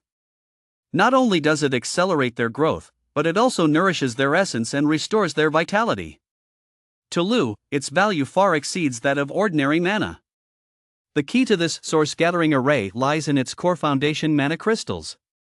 Lu creatively engraved the modified source gathering runes directly onto the surface of the mana crystals. By harnessing the spiritual power of the mana crystals themselves to drive the array, he gathers the source chi of plants and trees. This rune is my own creation. After repeated simulations and verification by the compute clone cluster, the success rate is 90%. Lu's mind was filled with anticipation. However, it's too risky for my main body to go out and test it. His gaze shifted toward the direction where he sensed his clone. This task will have to be handled by Yan Zhou. After all, the clone isn't afraid of dying. The Tang family, Qianyu Peak, Council Hall. Zhou, holding the token bestowed by Tang Yuanshan, arrived at an elegant courtyard midway up the peak, guided by a servant. This was the residence and office of Tang Yi, the steward of Qianyu Peak. Tang Yi appeared to be in his early 20s, with cultivation at the 8th level of the novice stage. He was of unremarkable appearance, his demeanor steady yet tinged with the reserved dignity characteristic of a scion of a distinguished family. Upon seeing Zhou, a flash of unmistakable surprise crossed his eyes. So young. And already a foundation stage cultivator? Tang Yi thought to himself in astonishment. Such natural talent is rare even among the Tang family's direct line. Why would he willingly become a servant? And in Elder Yuanshan's jade slip he specifically warned me to be wary of this man? How strange. Suppressing his doubts, he kept his composure and clasped his hands in a bow. Brother Yan Zhou? Elder Yuanshan has already sent word to me. I never imagined you would have reached the foundation stage at such a young age. I am truly impressed, Brother Tang Yi. Zhou the Avatar wore a gentle, humble smile, his posture relaxed as he returned the gesture. Brother Yi, you flatter me. I am Zhou. As a newcomer, I humbly ask for your guidance. Reaching the foundation stage was merely a stroke of luck. It is Brother Yi, however, who, at such a young age, already oversees the affairs of Qianyu Peak and enjoys Elder Yuanshan's deep trust. Your future is boundless, and I admire you greatly. He paused, his tone sincere. My master sent me here to learn the affairs of the peak by your side and assist with some tasks. I hope you will not hesitate to offer guidance and advice in the future. Tang Yi nodded, his tone even. The elder has already given his instructions. Since you've just arrived, Yan Zhou, it would be good for you to stay by my side and get acquainted with the place. My cultivation has reached the peak of the 8th level of the novice stage, and I will soon enter seclusion to break through to the foundation stage. Once I've successfully attained the foundation stage, this position of steward, I'm sure the elder will have his own arrangements. There was a hint of implication in his words. A gleam flashed in Zhou's eyes, though his face betrayed a look of alarm. Brother Yi, you jest. My status is lowly, how could I dare covet the position of steward? And the main family, I doubt they would approve. Upon hearing this, Tang Yi's lips curled into a meaningful smile. Yanzhou, you are unaware of the situation. Given Elder Yuanshan's standing within the clan, promoting a steward is no difficult matter. Moreover, he lowered his voice and revealed, in recent years, Elder Yuanshan has been fully absorbed in cultivation. In reality, the affairs of Qianyufeng, both major and minor, have been managed by stewards dispatched by the main family. The Tang Huayuan lineage of the elder merely needs to collect a fixed dividend from the main family each year. This arrangement may seem hassle-free. Tang Yi shifted his tone, a hint of barely perceptible sarcasm creeping in, but in reality, at least 50% of the peak's annual output is siphoned off by the main family under the guise of management fees and resource allocation. Elder Yuanshan receives only a tiny fraction of it. He looked at Zhou, his gaze scrutinizing. The elder has no children and has taken no disciples. The few maids and servants at his side have low cultivation levels and know nothing of business management. If you, Yanzhou, truly have the ability to reclaim the management rights of Qianyu Peak from the main family on the elder's behalf and manage it yourself. Tang Yi paused, emphasizing his words. According to clan regulations, peaks that manage their own affairs need only remit 20% of their profits to the clan. At that point, the elder's annual income would be at least 30% higher than it is now. 30% of the profits. Zhou's heart leapt with joy. This Tang Yi is hinting at me. He promptly adopted a solemn expression and bowed deeply to Tang Yi. Relieving my master of his burdens is Yanzhou's duty. If I can assist you in reclaiming management rights, I shall do my utmost. However, this matter will require Brother Yi's full support. I am deeply grateful. He then shifted the subject, his tone earnest. By the way, I have gained some insight into the foundation stage. I'll compile them into a booklet shortly and present it to Brother Yi tomorrow. It may prove beneficial for your breakthrough into the foundation stage. I hope Yuan Ti looked down on it. A hint of satisfaction flashed in Tang Yi's eyes as he nodded slightly. You're very thoughtful, Yanzhou. In that case, thank you. Chapter 34, The Qianyu Peak Development Blueprint. A month slipped by unnoticed. Zhou's avatar had finally established a foothold at Qianyu Peak, securing an independent courtyard and earning the initial trust of Tang Yi and Tang Yuanshan. Over the past month, he had gained a deep understanding of Qianyu Peak's resources. Though named a peak, Qianyu Peak is actually an independent island among the 5 floating islands. It possesses over 1,500 mu of premium spirit fields, yielding an annual harvest of approximately 30,000 gene of jade crystal spirit grain. Calculated at a yield of about 200 gene per mu, this isn't a waste of such prime land. Additionally, some idle spirit fields are leased out, generating annual rental income of approximately 12,000 low-grade mana crystals. Other industries are virtually non-existent. For an island blessed with such abundant mana, this is nothing short of a waste of a precious resource. Relying on his keen perception of the natural world's spiritual energies, Zhou believes it is necessary to conduct a comprehensive health check of the entire island. Only then can more sources of revenue be uncovered. First, locate areas with strong fire veins, set up formations, and build stable, controllable fire chambers for alchemy and artifact forging. Once completed, whether for personal use or rental, the returns will be extremely substantial. Second, search for high-quality spiritual springs. If found, they can be used to cultivate high-grade spiritual herbs. Such herbs are in constant short supply and serve as hard currency, whether used for personal alchemy or sold directly. Third, diversify the island's economic activities. Recruit talents proficient in the 6 arts of cultivation, alchemy, artifact forging, talisman crafting, formation mastery, beast taming, and spirit plant cultivation, and provide them with cave dwellings and protection. Building on this foundation, establish a small trading market on the island and even hold regular auctions. After taking stock of the island's resources, Zhou retreated to his small courtyard to draft his Qianyu Peak development blueprint. Over the past month, his strategic vision and effortless handling of complex accounts had already won Tang Yi's complete respect. More crucially, he had personally crafted a tailor-made guide to surviving the heart demon tribulation with a bit of personal insight for Tang Yi. It provided a detailed analysis of the causes of heart demons and strategies for dealing with them, listing over 300 case studies such as what to do when a loved one is brutally killed in a heart demon illusion, and how to gracefully navigate the beauty tribulation. He also devoted extensive sections to guiding Tang Yi on how to use his spiritual energy to repair his foundational energy, how to temper his will through daily trivialities, and how to confront his fears head-on.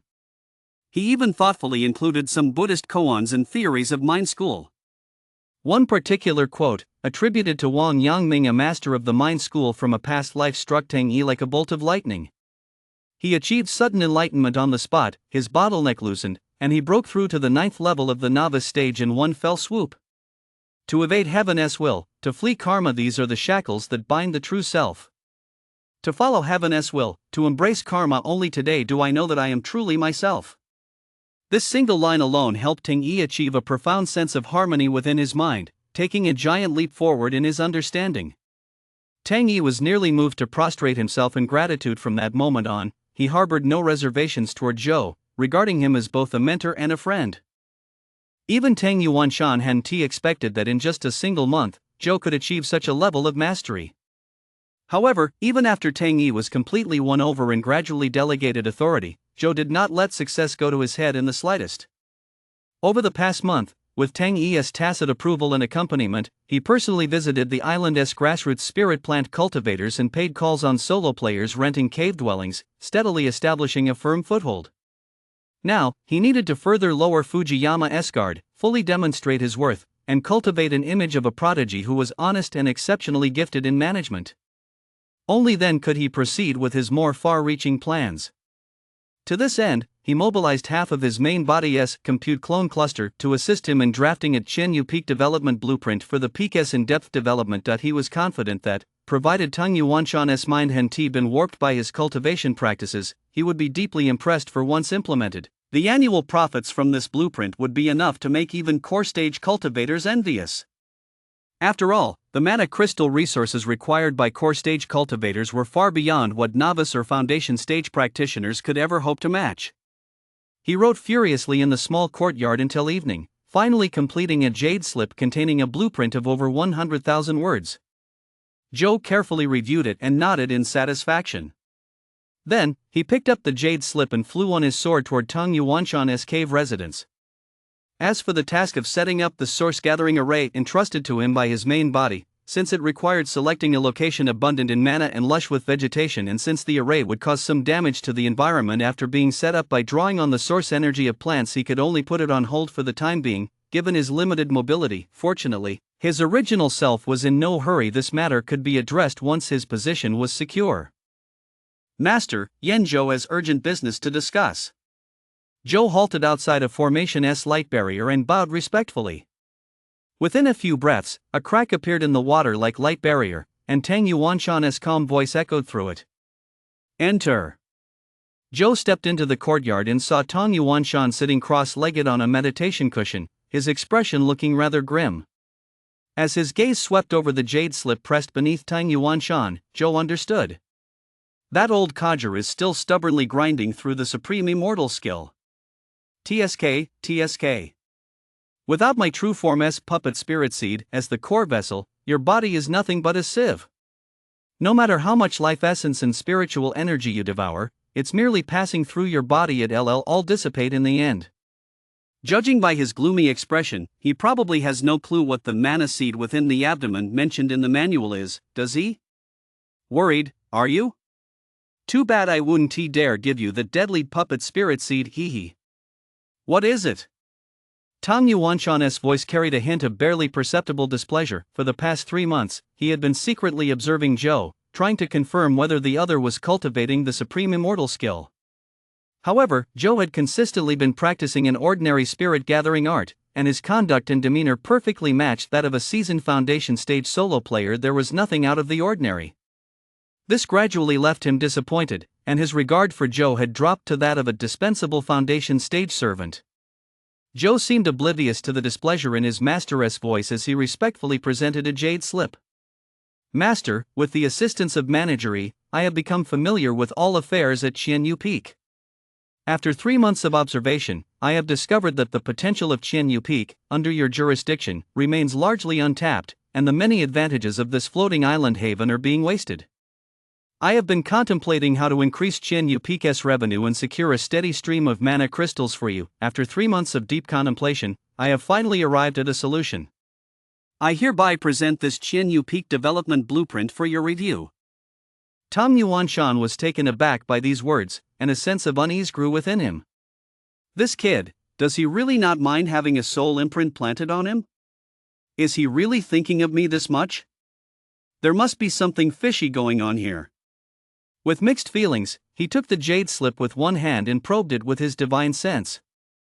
A moment later, he looked up at Zhou with a complex expression, his tone tinged with surprise and scrutiny. I never expected that you, Yanzhou, are a prodigy in business management. It seems I misjudged you before. Chapter 35, Hardship as the Boat on the Path of Cultivation. Tang Yuanshan was not merely a cultivator devoted to arduous practice. Despite being at the core stage, he was willing to devote energy to family affairs both to earn substantial profits and to demonstrate his considerable skill in handling mundane matters. Naturally, he also had his own insights regarding the path of the family's development. However, when his spiritual sense delved into the jade slip Zhou had presented, he could not hide his astonishment. This Qian Yu Peak development blueprint, though tailored specifically for Qian Yu Peak, possessed such a grand vision, clear logic, and meticulous detail that even if presented to a mid-sized sect for reference, it would be sufficient to help them swiftly clarify their direction and enhance their foundational strength. In particular, the sections regarding the construction of distinctive cultivation caves and the establishment of auction markets provided an extremely detailed and precise analysis and assessment of feasibility, potential risks, implementation steps, and even expected returns. A young man not yet 20 years old, capable of devising such a far-reaching and highly practical plan. Such talent would be a prized guest wherever he went. Tang Yuanshan rapidly assessed the feasibility of each plan outlined in the jade slip. When he reached the concluding section detailing projected returns, even with the composure of a core-stage cultivator, he couldn't help but feel his heart race. A net annual profit of roughly 150,000 low-grade mana crystals for the peak? As Peak Master, I alone would receive over 70,000 mana crystals in dividends, and that doesn't even include the influx of high-grade materials and elixirs mentioned in the plan, or the many hidden perks exclusive to the Peak Master. As Tang Yuanshan mentally savored the immense benefits this blueprint offered, he grew increasingly puzzled. To him, this proposal was nothing short of a win-win situation. Yet why was Zhou going to such great lengths? Could it be that he truly doesn't care at all about me imprinting a soul mark on him? Or perhaps, with his mere foundation stage cultivation, he is simply trying to protect himself through this move and secure a better place to survive? Tang Yuanshan mulled it over and over, and could only come up with this explanation. The suspicion in his heart faded somewhat, replaced by a hint of admiration for Zhou and an inexplicable sense of reliability. As long as he behaves himself, keeping him here to manage Qian Yu Peak for me wouldn't be a bad idea. Zhou. Tang Yuanshan raised his head. The gloom had vanished from his face, replaced by a warmth as gentle as a spring breeze. You've entrusted me with such a detailed blueprint. Is there anything you desire in return? The avatar Zhou respectfully clasped his hands. Yanzhou's fate is now inextricably linked to my master's life and death rest entirely in my master's hands. I have no right to ask for anything. He paused, then raised his head at just the right moment, revealing a hint of hesitation and caution as he studied Tang Yuanshan's expression. Tang Yuanshan waved his hand, his tone encouraging.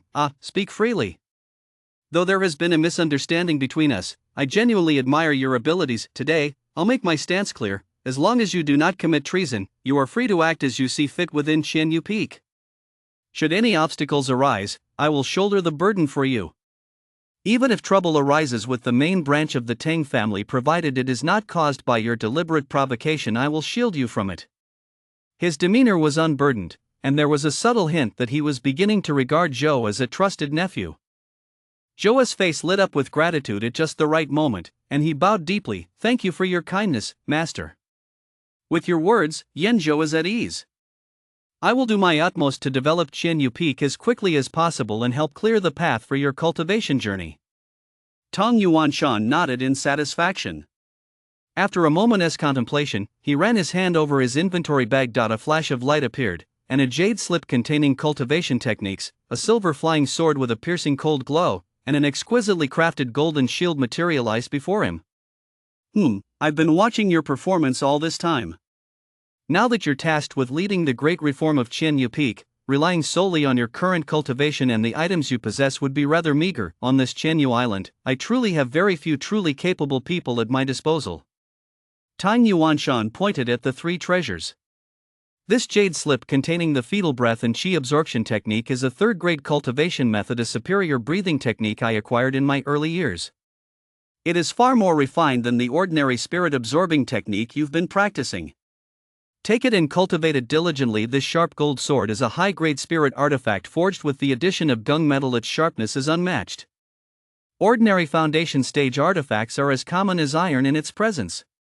As for this immortal light shield, he looked at the small golden shield. Once infused with sufficient spiritual energy, it can withstand a full force strike from an early core stage cultivator. Today, I bestow these 3 treasures upon you as a reward for your service. With that, he gave a light wave of his hand, and the 3 radiant treasures floated slowly toward Zhou. Thank you, Master, for your generous gift. Zhou looked up, his eyes reflecting a perfect blend of shock, ecstasy, and gratitude. This kid's reaction, though he has decent talent, he is ultimately a solo player at heart. He hasn't seen much of the world. Watching Zhou's overwhelmed expression, Tang Yuanshan felt even more certain in his heart. Exchanging these items I no longer need for the loyalty of such a capable person is quite a bargain. Without further thought, he stood up and said, "In that case, come with me to pay our respects to the clan's elder. I'll formally request the title of Chief Steward of Qianyu Peak for you, so your future actions will be more legitimate." Zhou's heart sank slightly. Go see Tang Huayuan? Though this physical body has been reshaped and is indistinguishable from an ordinary person, and the mana root has been optimized into a genius level wood mana root, Tang Huayuan is a nascent stage-old monster who has lived for over 1,000 years. His knowledge and methods are unfathomable. What if he sees through this avatar of mine? Never mind. At worst, I'll just lose this avatar and start over from scratch. It won't affect my main body anyway. Having made up his mind, he quickly stowed away the 3 treasures, followed Tang Yuanshan with a respectful expression, and flew out of the floating island on his sword, heading straight for the core spirit island of the Tang family's ancestral lands. During the flight, curious glances were constantly cast their way, especially among the young female cultivators upon catching sight of a strikingly handsome youth, clad in snow-white robes and possessing an otherworldly aura, soaring through the air, their cheeks flushed crimson. They shyly averted their gaze, yet couldn't resist stealing another glance. Zhou felt somewhat uncomfortable under their gaze. This reforged body, imbued with the vital energy distilled from the 5 elements and primarily derived from the wood mana root, naturally exuded an approachable aura, which, ironically, only added to the trouble for this face of mine. The clear, lively grace in his brow, born of the vitality of plants combined with his slightly awkward, bashful expression at that moment, made him appear all the more handsome and full of youthful vigor. Tang Yuanshan, who stood nearby appearing casual yet secretly observing, took in every detail of Zhou's slightly flustered reaction, and his doubts dissipated a little more. That reaction couldn't be faked. It seems he really was an ascetic who rarely showed his face before. With that thought, he even quipped, "Yanzhou, you've got quite the handsome face. Just look at those young ladies down there, you've practically stolen their hearts. So, is there anyone there who catches your eye?" Zhou shook his head hastily, his expression of dismay tinged with a hint of lingering fear. "I reply to my master. When I first set foot on the path to immortality, I encountered a senior who guided me. The elder once earnestly warned me, female allure is the greatest obstacle on the path of cultivation. If one seeks the great Tao, one must stay far away from women, especially those of breathtaking beauty. They are like steel blades scraping the bone, specifically designed to destroy one's primordial young foundation." The elder also told many stories of prodigiously talented geniuses ruined by the trials of love. After hearing them, I was filled with dread and found his words profoundly true. I believe the elder's words are not false. Women are ultimately a major hindrance on the path of cultivation. Master, with your profound cultivation, you too must be cautious. You must not get involved with them lightly. He. Upon hearing this, Tung Yuanshan's mouth twitched violently, and he looked at Zhou with a mix of laughter and tears. What kind of twisted logic is this? This kid is still too green, he doesn't know the wonders of dual cultivation. Never mind, why bother telling him this? He shook his head and pointed to a magnificent hall ahead, shrouded in vast clouds and mist. Alright, up ahead is the Huayuan Hall, where the ancestor meditates in seclusion. Remember, when you see the ancestor, watch your words and conduct yourself with utmost caution. If the ancestor asks you anything, you must answer truthfully, not a single word of concealment. If you anger the ancestor, not even I will be able to save you. Chapter 36, Gong Lve. No sooner had Tang led Zhou into the courtyard of the ancestral estate than a young man dressed in brocade robes and exuding an air of composure approached them with a smile. Zhou was secretly plotting how to keep a low profile when his train of thought was interrupted by this sudden figure. Greetings, Elder Yuanshan. The young man bowed respectfully to Tang. I had intended to find time to thank you for your kind words to the patriarch, but I've been tied up with trivial matters lately and have been delayed. Please forgive me, Elder. Tang quickly waved his hand. Young Master Li, you flatter me. You've uncovered Tang Yao's true nature so quickly. Had that Tang not met such a suspicious end, you would likely have exposed him long ago. I merely spoke the truth. It hardly merits the term kind words. He changed the subject, his smile tinged with familiarity.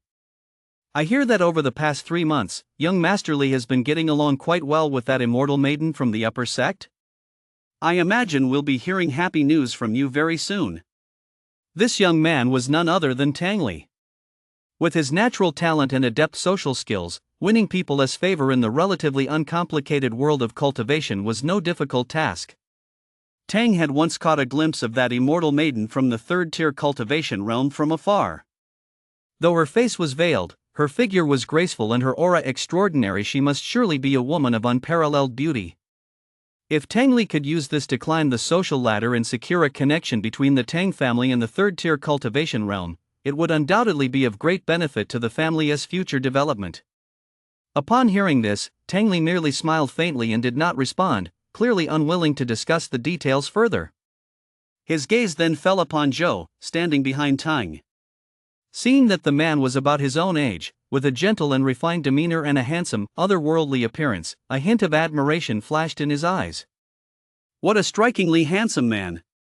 His demeanor is vastly different from that of Elder Yuanshan, and the Tang family seems to have never encountered anyone like him before. Could he be a distant relative of Elder Yuanshan? Tang Li mused to himself, but as he had never been one to pry into others' private affairs, he merely gave the man a brief glance before withdrawing his gaze. He bowed to Tang once more and said, "The patriarch is currently receiving guests in the main hall. Elder Yuanshan may enter on his own. I have urgent matters to attend to and must take my leave." Tang nodded in acknowledgement. Only after Tang Li's figure had vanished beyond the courtyard did he let out a thoughtful sigh. Among the younger generation of the Tang family's main line, this is the one most likely to take the reins of the family estate in the future. Yan Zhou, you must remember, this man is someone to befriend, but never to offend. He paused, then turned to Zhou. In terms of natural talent, you and he are on par. It's a pity your background is humble. However, once you assume the position of chief steward of Qianyu Peak, the resources at your disposal may well rival those of the Tang family's direct line. Zhou bowed his head slightly, yet a strange sensation stirred within him. So this is Tang Li? In Wang Lin's script for Immortal Rebellion, this man rose to power at a young age, relying on the patriarch's favor to become arrogant and tyrannical, his crimes piling up a textbook example of a villain. If not for the old man Situnan from the Heaven's Reversal Pearl saving Wang Lin multiple times, he would likely have met his end long ago. But the Tang Li before me now has a temperament as gentle as jade and speaks with humility and courtesy. Where is even a shred of the villainous arrogance? If anything, he bears a certain resemblance to Ran's cautious and reserved nature. Something's off. This timeline seems a bit off track? Ran, who was supposed to be the protagonist, is now my disciple, holed up in the Lunar Guild and refusing to go out. Tang Li, who was supposed to be the villain, looks like a harmless, decent person. This script doesn't add up. He suppressed the strange thoughts in his heart and replied respectfully, Master's teachings, Yanzhou will keep them close to his heart. Tang nodded in satisfaction and led Zhou deeper into the ancestral home. The interior of the ancestral home was not as opulent as one might imagine. Instead, it exuded a rustic, back-to-nature charm. The courtyard was casually dotted with numerous rare spiritual plants, many of which were of the 4th or 5th grade. Even the cold crowwood, a top-grade alchemical material reputed to shatter metal and stone, and the 1,000 butterfly vine, a rare spiritual flower with 1,000 petals that attracted fluttering butterflies, were merely scattered along the paths as decorative accents. Inside a simple wooden pavilion ahead, one could faintly make out an elderly man Tang sipping tea and chatting with a woman dressed in an emerald green gown. Beside the woman stood a slender young maiden with her face veiled in a light gauze, quietly serving tea. Beside the young woman, however, a little girl of about 6 or 7, her hair braided into pigtails, appeared particularly lively. Taking advantage of the pauses in the adult's conversation, she would curiously touch a flower petal one moment and pluck an unidentifiable spiritual fruit to pop into her mouth the next, playful and mischievous, completely unafraid of the setting. Seeing this, Tang led Zhou to a pavilion in a corner of the courtyard to sit and wait for Tang's meeting to conclude. Zhou stood by with her hands at her sides, her expression serene, yet subtly revealing a touch of nervousness befitting someone visiting such a distinguished place for the first time. That little girl, she is quite peculiar. Zhou's gaze drifted casually over the little girl. The wood spirit energy emanating from her is actually purer and more intense than my own, even though I'm a plant spirit by birth. At such a young age, I can't fathom her cultivation level at all. Could she already be at the core stage? Is the depth of a third-tier cultivation nation truly this terrifying? As for the woman in the green dress and the veiled girl, their auras are as deep as an abyss, utterly unfathomable. Just as his thoughts were swirling, the space beside him rippled without warning. In the next instant, a petite figure appeared before him as if by teleportation. Ha! You're so strange, you smell so nice, a crisp, childish voice rang out. Zhou jolted in shock and snapped his head up. He saw that the little girl who had been darting about the attic moments ago had now silently crept up behind him, her tiny nose pressed close to his face, sniffing away. What? Zhou's scalp prickled instantly. He could clearly sense the two vast, ocean-like, abyss-cold spiritual senses Tang S and the woman in the green skirt S had unabashedly locked onto him, scanning him inside and out like searchlights. Cold sweat instantly soaked his back. He froze in place, not daring to make the slightest move. Please don't take offense, young friend, came the gentle yet authoritative voice of the woman in the green skirt from inside the attic. My little apprentice is naturally boisterous and has been spoiled by my indulgence, so she has lost her manners. She then shot a stern glance at the little girl with the pigtails, her tone growing slightly harsher. Shaoyi, come back here at once. The little girl named Gong Lve stuck her tongue out playfully at her master, but did not leave immediately. Instead, she blinked her big, lively eyes and looked at Zhou with curiosity. Hey, little cultivator, my name is Gong Lve. What is your name? Little cultivator? Zhou's mouth twitched imperceptibly for a moment. He didn't know whether to laugh or cry. Being addressed that way by a little girl who looked to be only 6 or 7 years old was truly a bit embarrassing. He composed himself and bowed respectfully to Gong Lve. This junior, Zhou, greets true Master Lve. Seeing him so dead serious, Gong Lve's little face immediately fell, and she waved her tiny hand with an air of premature maturity. Oh, come now. True immortal this and false immortal that, you young cultivator, you're truly quite boring. Chapter 37, Smooth Passage. Yuan Shan, what brings you here? Tang's voice came from the main hall, calm and unruffled, yet it seemed to ring right in his ears. Tang hurriedly rose to his feet and bowed deeply toward the hall. Reporting to the ancestor. Yuan Shan has found a talented individual outside who is well versed in business management for the Tang family. He has already been settled at Qianyu Peak. I have brought him here today specifically to humbly request the ancestor's approval to appoint Zhou as the chief steward of Qianyu Peak. Oh? Tang looked at Zhou with a hint of surprise, quite satisfied with his foundation stage cultivation and composed demeanor, but with a guest present, he gave Tang a discreet wave of his hand. Wait here. Tang respectfully acknowledged the order, standing with his hands clasped at his sides, not daring to take a seat. Meanwhile, Gong Lve skipped back to the woman in the green skirt Yuan Lingzhenren, playfully stuck out her tongue, and whispered. Master, master. That young cultivator is so strange, he has got an incredibly strong wood mana aura purer even than those cultivators born with wood mana roots. But he is not one of our plant spirits, he must have stumbled upon some great opportunity that transformed and enhanced his mana root. Master Yuanling's heart stirred slightly, but she feigned displeasure and glared at her disciple. Then she rose and bowed to Tang, saying, Since fellow Taoist Tang has business to attend to, why hide it from us? I, too, am quite curious about this young friend Lu. Why not summon him here for a chat, so we may all get a glimpse of him? Upon hearing this, Tang's brow furrowed imperceptibly. Seeing that Master Yuanling's expression seemed genuine, he had no choice but to wave helplessly toward the pavilion. This Yuan Shan is truly clueless. Tang thought with displeasure. According to clan regulations, outsiders entering the inner sanctum must offer a drop of soul blood as collateral. How could such a means of control be revealed before distinguished guests of the upper sect? It would only make the Tang family appear petty. Confused, Tang hurriedly led Zhou into the main hall. This junior pays his respects to the patriarch. Greetings to all the elders of the upper sect. The two bowed respectfully.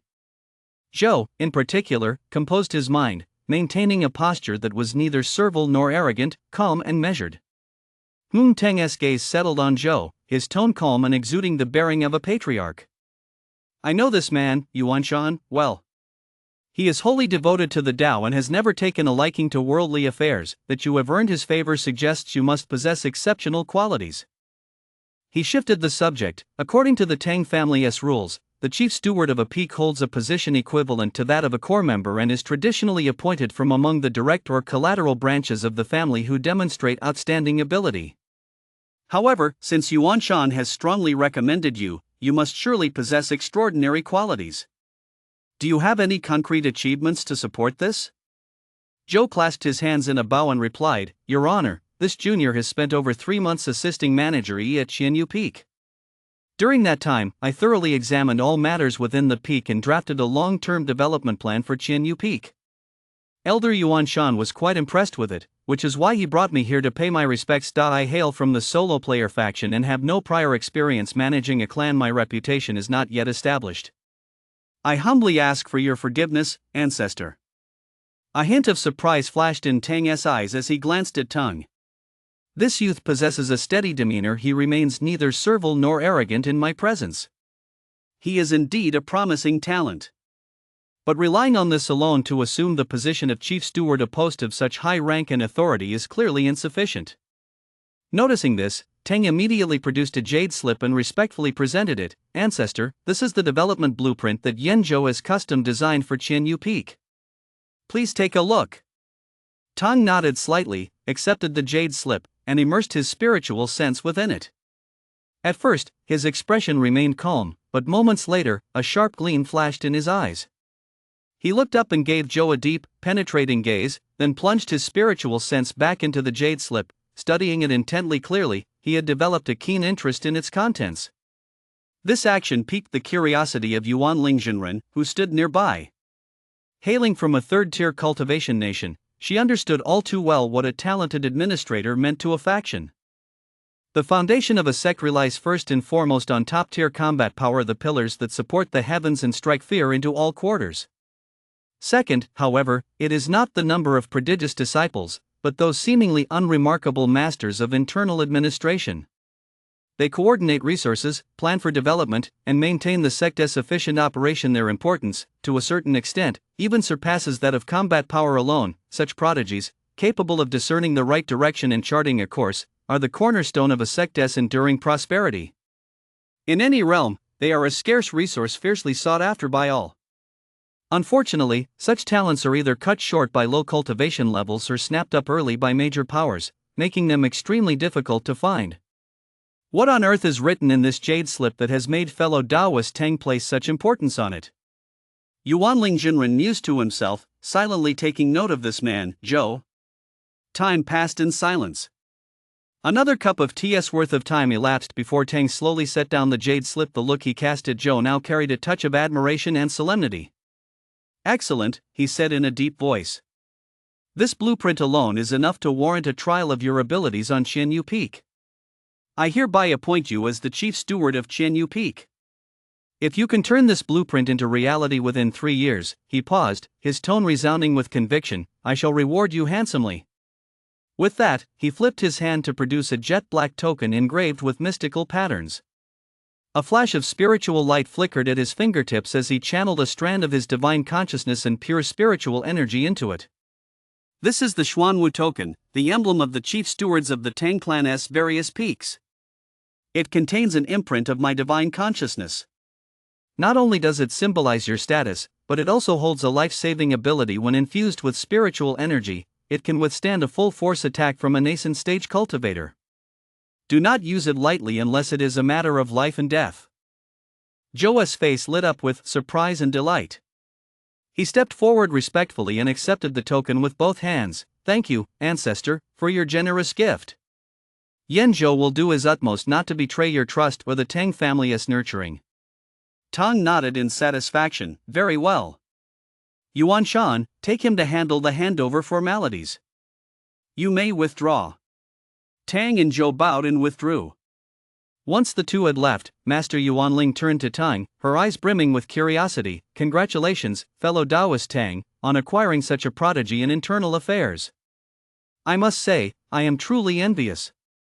Tang laughed heartily, a touch of pride in his voice. "Fellow Taoist Yuanling, you jest? Your sect is a leader among the third-tier cultivation nations. How could you lack such talent? Besides, this young man has only just begun to show his potential. Whether he truly has the makings of a pillar of the sect remains to be seen with time." Stepping out of the ancestral residence, the mountain breeze brushed against his face. Zhou finally let out a long sigh as the tension in his heart finally eased. To have passed so smoothly, that was unexpected. He ran his fingers over the warm, heavy black tortoise token in his hand, sensing the immense power it contained and the faint imprint of divine consciousness within. He felt little joy. Instead, he grew even more composed. "The position of chief steward is mine, and the black tortoise token is in my grasp. Now, it is time to make my mark." The first order of business was to conduct a thorough checkup of Qianyu Peak.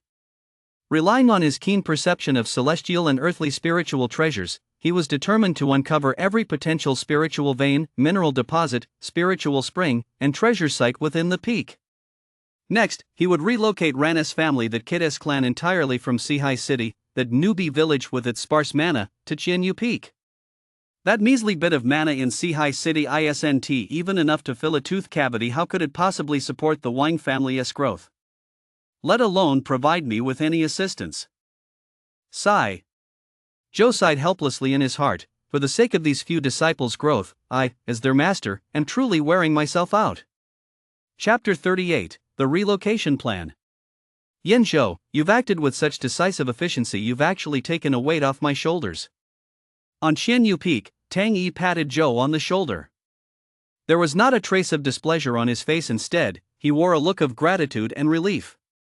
Having received Zhou's detailed foundation stage insights, he had not only successfully broken through to the 9th level of the novice stage but, under Zhou's guidance, had also begun consciously making up for past regrets and confronting the mental barriers that had once held him back. Now that his state of mind was growing increasingly serene and enlightened, the path to the foundation stage lay wide open before him. Combined with the foundation stage pill he was entitled to as a direct descendant of the clan, plus the additional pill he had earned through his meritorious service as steward, Tang Yi's chances of success in the foundation stage were now 99%. Zhou smiled gently. "As long as Brother Yi doesn't hold it against me for taking your place, that's all that matters. I wish you every success in the foundation stage, Brother Yi. May your path to immortality be smooth from here on out, and may you attain eternal life." Tang Yi bowed solemnly to Zhou. "When I return from the foundation stage, I shall certainly share a hearty drink with Brother Yan Zhou. Should you ever face difficulties on Qianyu Peak in the future, do not hesitate to seek me out. Farewell."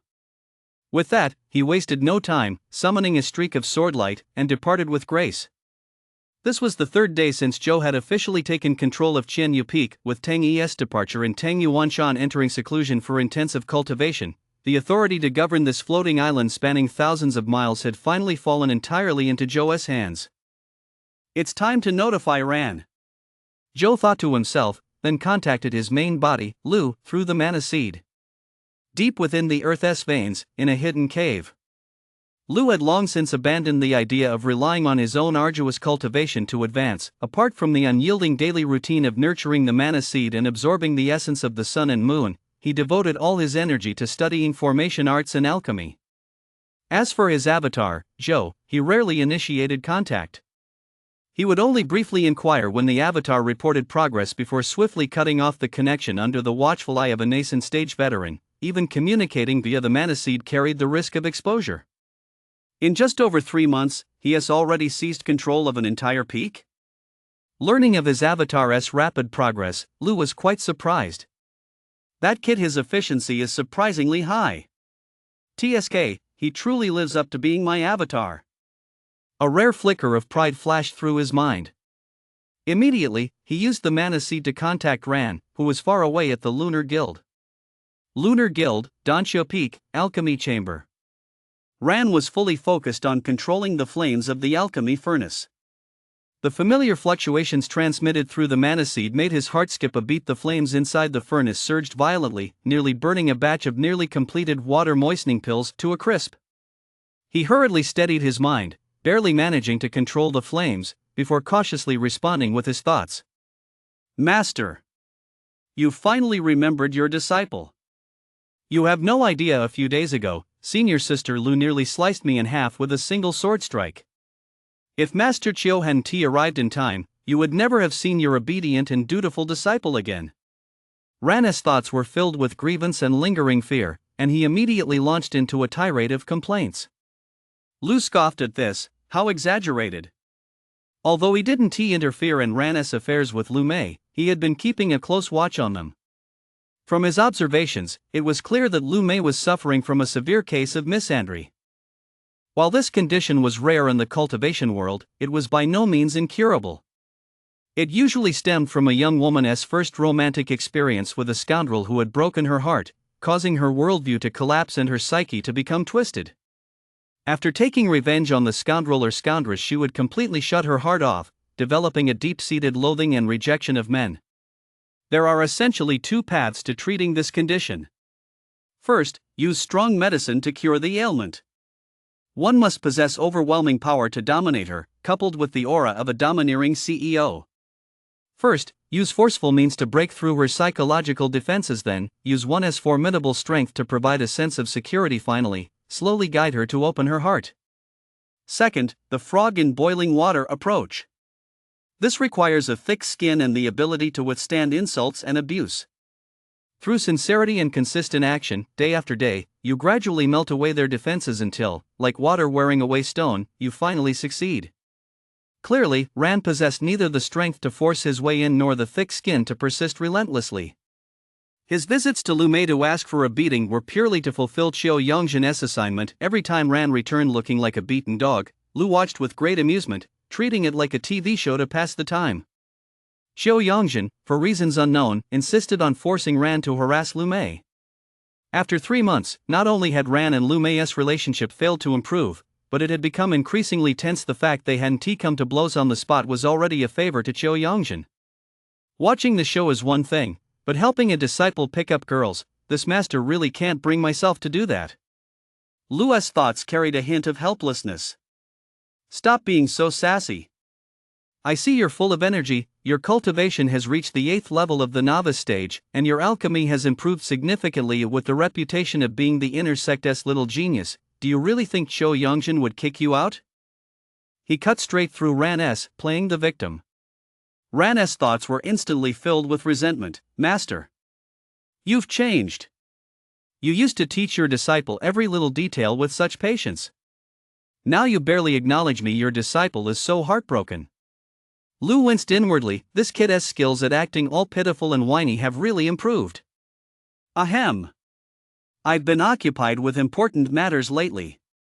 Besides, if you rely on me for everything, When will you ever be able to stand on your own? He decisively changed the subject. All right, let us get down to business. I have a major task to entrust to you. Hearing it was business, Ran immediately composed himself. Please give your orders, master.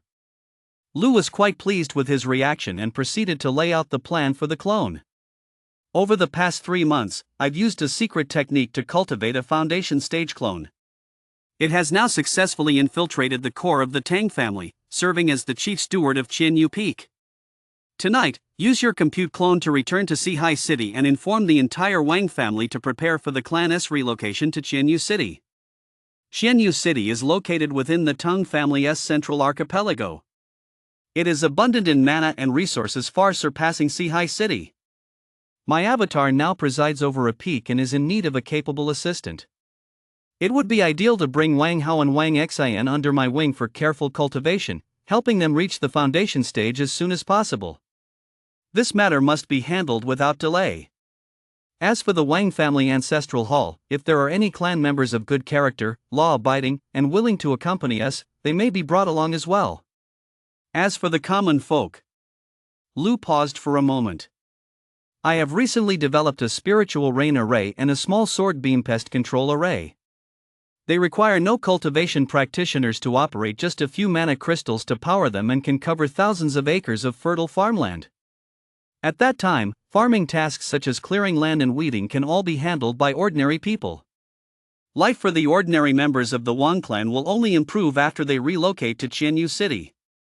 However, most of the Tang clan's young people have haughty dispositions, so you must be strict in your selection. You must personally oversee the process. Upon hearing this, Ran's mind was filled with shock. Master! You've actually reached out to the Tang clan? I've heard that they're one of the top nascent stage families in Yu Kingdom. And, didn't you say before that I'm incompatible with the Tang family and told me to keep my distance? And, a foundation stage clone? Master, this is on a massive scale. Chapter 39, The Boomerang of Happiness. Sihai City, the Wang family compound. Ran's compute clone appeared silently in the familiar courtyard under the stewardship of fourth uncle Wang Tianhai. The Wang family was now a far cry from what it once was. Thanks to Ran's status as an inner door disciple of the Lunar Guild, as well as the steady growth of the Wang family's own spiritual plant industry, many collateral relatives who had previously depended on the main branch had moved to Sihai City to settle down. This greatly boosted the Wang family's strength, making them the preeminent cultivation family in Sihai City. However, Sihai City was, after all, a remote town with limited resources. Despite Wang Hao's exhaustive efforts to survey the area, he could only locate 2 faint branches of spiritual veins, carving out less than 30 mu of spiritual fields to cultivate jade crystal spirit grain. Recruiting solo players has also been slow currently. Only 3 novice stage level 1 cultivators with mixed mana roots have joined his cause, tasked with tending to these spirit fields. The most surprising development, however, concerns Wang Hao's taciturn young sidekick Fu. A chance mana root scan revealed that he possesses an extremely rare heaven-grade golden mana root. When news reached the Lunar Guild, Guild Master Pei Qinhu personally arrived to take Afu as his direct disciple and bring him back to the sect. Although Afu had missed the optimal age for entering the foundation stage, the sect spared no expense. The Guild Master personally performed the changing the meridians and washing the marrow ritual on him, and multiple elders collaborated to tailor a cultivation plan. Afu has now been in seclusion for nearly a year, and it is said that upon emerging, he will likely enter the foundation stage directly. The Wang family thus rendered a great service, and the sect's reward of low-grade mana crystals doubled from 1,500 to 3,000. The factions in 4C City that had previously grumbled about the Wang family's rise instantly fell silent, no longer daring to act recklessly. Over the past 6 months, the Wang family's influence has expanded rapidly, with several surrounding martial arts sects submitting one after another. These matters were primarily handled by Wang Tianhai, and Wang Haoran only learned the occasional detail from the communication jade slips sent by his younger sister, Wang Xian. The compute clone stepped into the small courtyard but did not see his busy fourth uncle or cousin. Instead, he saw his father, Wang Taizhu, crouched on the ground, intently planing a piece of wood, sending wood shavings flying. "Father, are you making furniture?" Ran's voice carried a hint of amusement. Wang Taizhu looked up sharply at the sound, and upon seeing his son's familiar figure, a smile instantly spread across his face. He tossed aside the plane, hurried forward, and scrutinized Ran closely. "Hey! You little rascal! You haven't been home for a whole year. You've grown taller and look much more lively." He immediately set his face stern, a hint of reproach in his tone. "Your mother's been nagging at me every day, saying she should never let you go to that damn immortal sect. You're nowhere to be seen all year round. You could at least written a few more letters home, so your mother wouldn't be constantly nagging me." Hearing this, a pang of guilt welled up in Ran's heart. Time flies when you're cultivating. A single brief retreat can feel like months. To him, his last visit home seemed like only yesterday, yet a whole year had slipped by. Time really does fly. He sighed inwardly. He quickly pulled a heavy wooden chest from his inventory bag, set it on the ground as if presenting a treasure, and opened it. "Father, look, what a wonderful gift your son has brought you." Inside the box lay a neatly stacked pile of thick, thread-bound volumes. On the cover, for ancient characters stood out prominently, "The Secret Records of Lord Liu." The Secret Records of Lord Liu? And the complete set? Wang Taizhu's eyes lit up instantly. He cradled the volume as if it were a priceless treasure, eagerly flipping it open. As he gazed at the exquisitely detailed diagrams of mechanical devices and the thorough annotations within, his fingers trembled with excitement. This was, after all, the legendary supreme manual of the carpentry trade. Seeing his father's delight, Ran breathed a sigh of relief. His father was over 50, which was considered quite advanced in age among mortals. Fortunately, thanks to the elixirs he often brought back to nourish him, his father remained robust and vigorous, showing not a trace of old age. "My master was right, there is a difference between immortals and mortals." A complex emotion flashed through Ran's mind. "My parents will grow old one day, all I can do is spend more time with them, so they'll have fewer regrets." He gathered his thoughts and looked around the small courtyard. "By the way, father, where are Xiao Xian and mother?" Wang Taizhu carefully placed the book back in the box and sighed. "They've gone into town to pick out a betrothal gift for your cousin." Sigh. A betrothal gift? Ran froze. Is brother Hao getting married again? How come I haven't heard a single whisper about something this big? Didn't he stopped abruptly, realizing he'd said too much. Nonsense. Wang Taizhu immediately scowled and cut him off. That was a year ago. Old Master Zhang has already given his blessing. Their daughter has now found her divine destiny with the Tang family.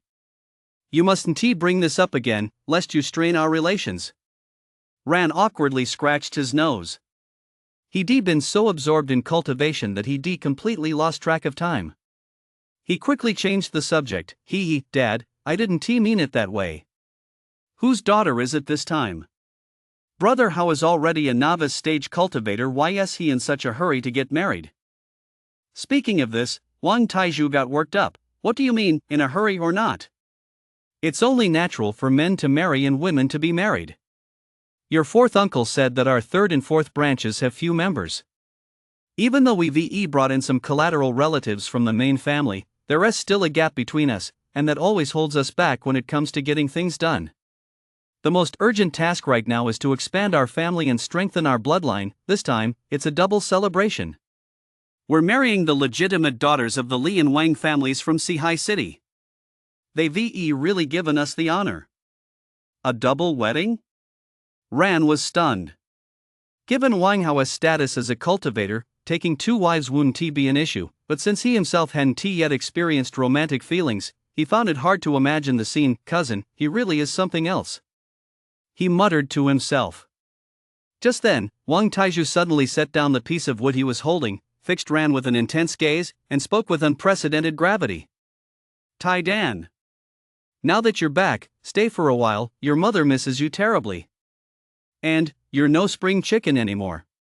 Take this opportunity. I'll find you a well-bred, well-educated young lady from a good family, and we'll get you married. Better yet, hurry up and give our family a healthy, chubby boy. We can't rely solely on your cousin to revive the Wang family. You're the true pillar of our family. What? Me?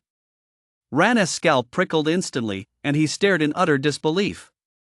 The boomerang, has it finally come back to hit me? Seeing his son's reaction, Wang Taizhu couldn't help but feel a surge of frustration.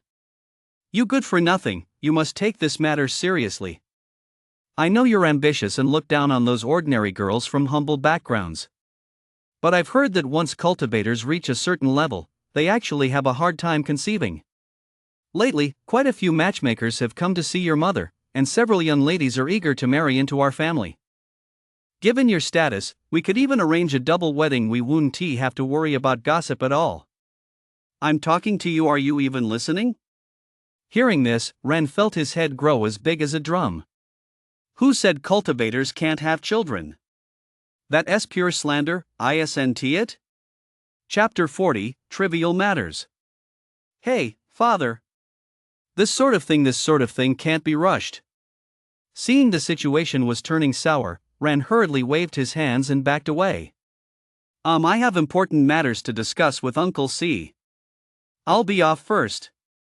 Before he even finished speaking, he already turned and bolted. Wang Taizhu was so furious he was fuming, and he grabbed a copy of the secret records of Duke Lu from his side and hurled it at Ran's retreating back. You little rascal! You sure can run fast. The book, of course, didn't hit Ran, but a wave of confusion washed over him. Like my cousin, taking 2 wives just to expand the family line? He simply couldn't bring himself to be that unfettered. He was only 16. In the mortal world, this was indeed the age to start thinking about marriage. But he had already embarked on the path of cultivation, becoming an 8th-tier novice stage cultivator. His lifespan was at least 150 years. And in the future, he would strive to break through to the foundation stage. If he focused his mind on romantic entanglements too early, it would surely hinder his cultivation. It's not that I dislike women.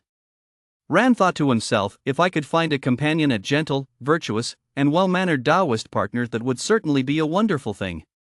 For some reason, the icy cold face of Lu Mei, the eldest senior sister of Dan Xiaopik, suddenly flashed through his mind, along with the fierce image of her drawing her sword to strike.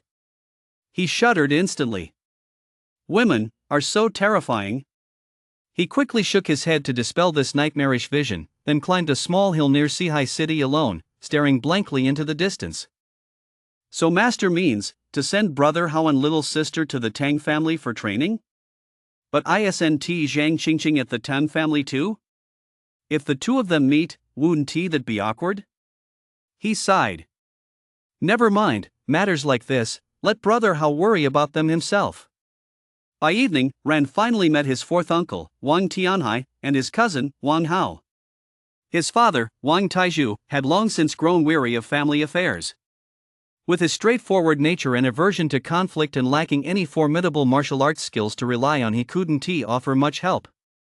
So he simply returned to his carpentry trade, content with the peace and quiet.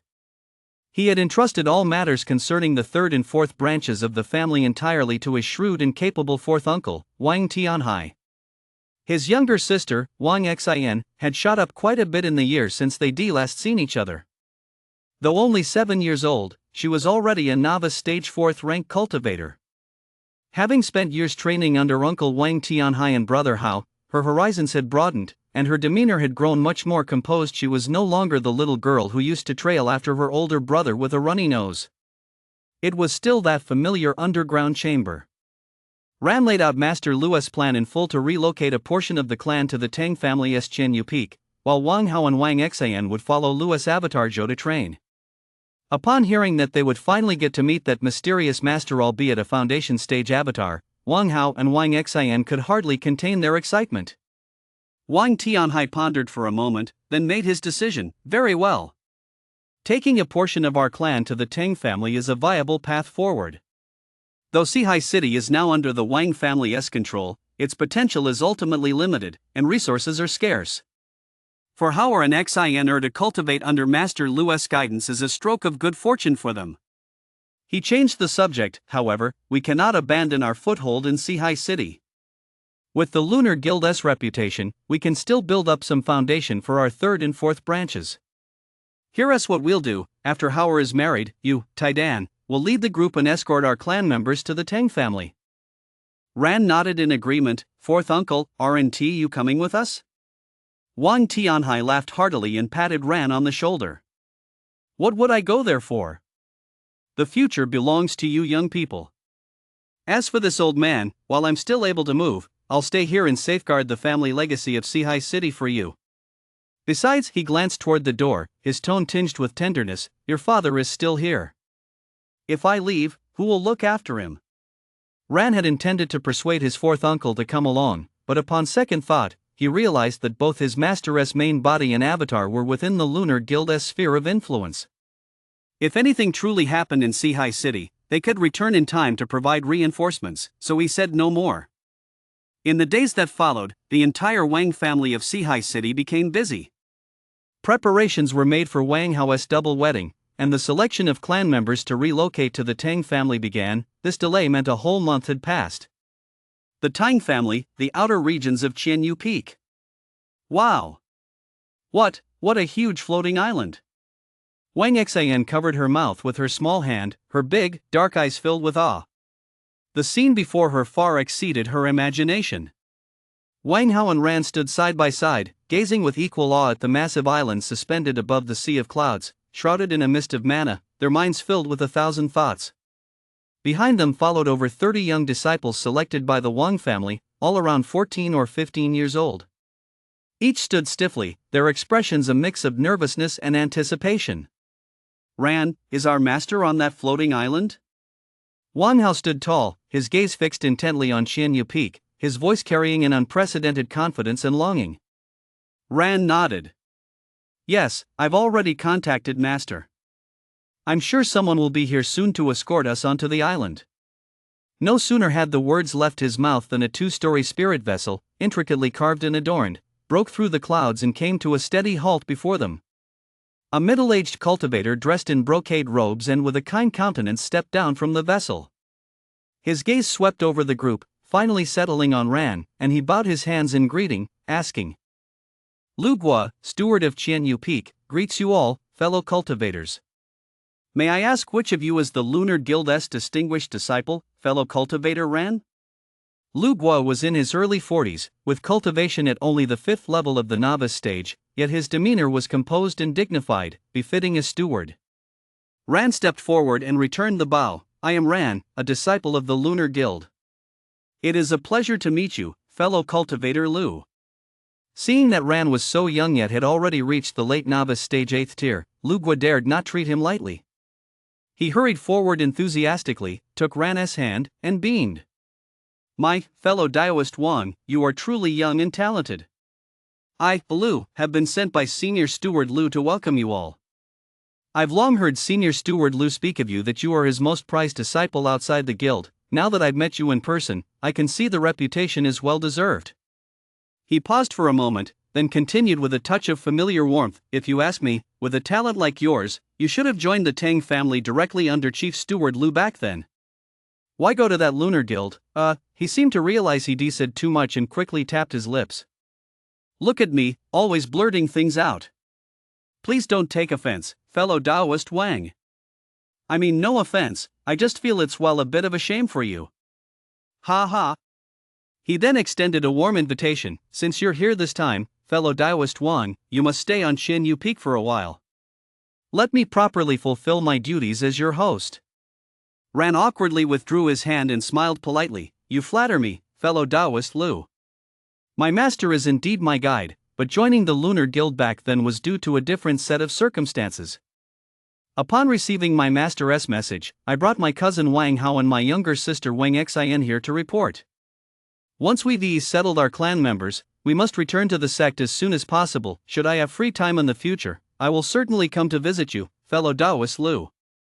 Lu Guo didn't seem to mind. His gaze swept over the group of energetic youths behind Ran, and his eyes lit up. You've all arrived just in time. Chief Steward Lu is currently undertaking a major renovation of Qianyu Peak, and we're in desperate need of manpower. You're all family. If you ever need anything, just come find me, Lu Guo. He waved his hand generously. Come. Fellow cultivators, please follow me aboard the ship. He warmly ushered everyone onto the vessel, while he himself stayed close to Ran's side, chattering nonstop all the way. Speaking of which, Senior Steward Lu was pulling out all the stops with this renovation of Qianyu Peak. I, Lugua, am but a humble solo player by background, no great skills to speak of, just a love for making friends. Thanks to Manager Lu's trust, he has put me in charge of the initial reception arrangements. Manager Lu is young and accomplished, and so kind to everyone. Fellow Taoist Wang, to be taken under Manager Lu's wing, it's truly the envy of all. Think back to my days, wandering alone out in the world. Those days, TSK, they were unbearably hard. Nothing like your deep good fortune. As for Manager Lu's regard for you, there is simply no end to it. He specifically instructed me to make sure you're well taken care of. Ran. Master, where on earth did you find this chatterbox? He thought helplessly. It seems I misjudged him. Chapter 41, The Catastrophe of Celestial Change. The far north ice plains, the eternal frozen realm.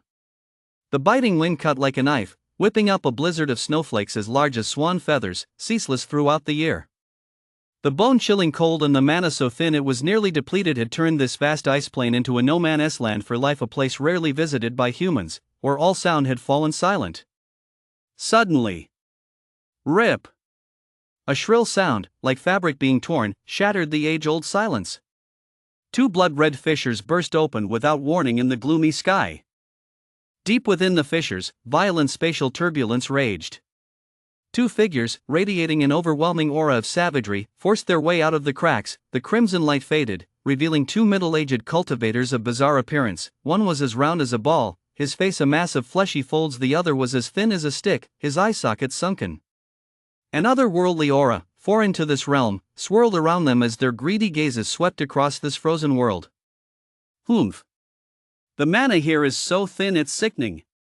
The obese demon cultivator sniffed, his face twisted with disgust, then broke into a savage grin. But it's a fine pasture. Perfect for raising livestock to feed my master. How dare you! A furious shout, aged yet imbued with supreme authority, exploded over the ice plain like a thunderclap. The void rippled like water.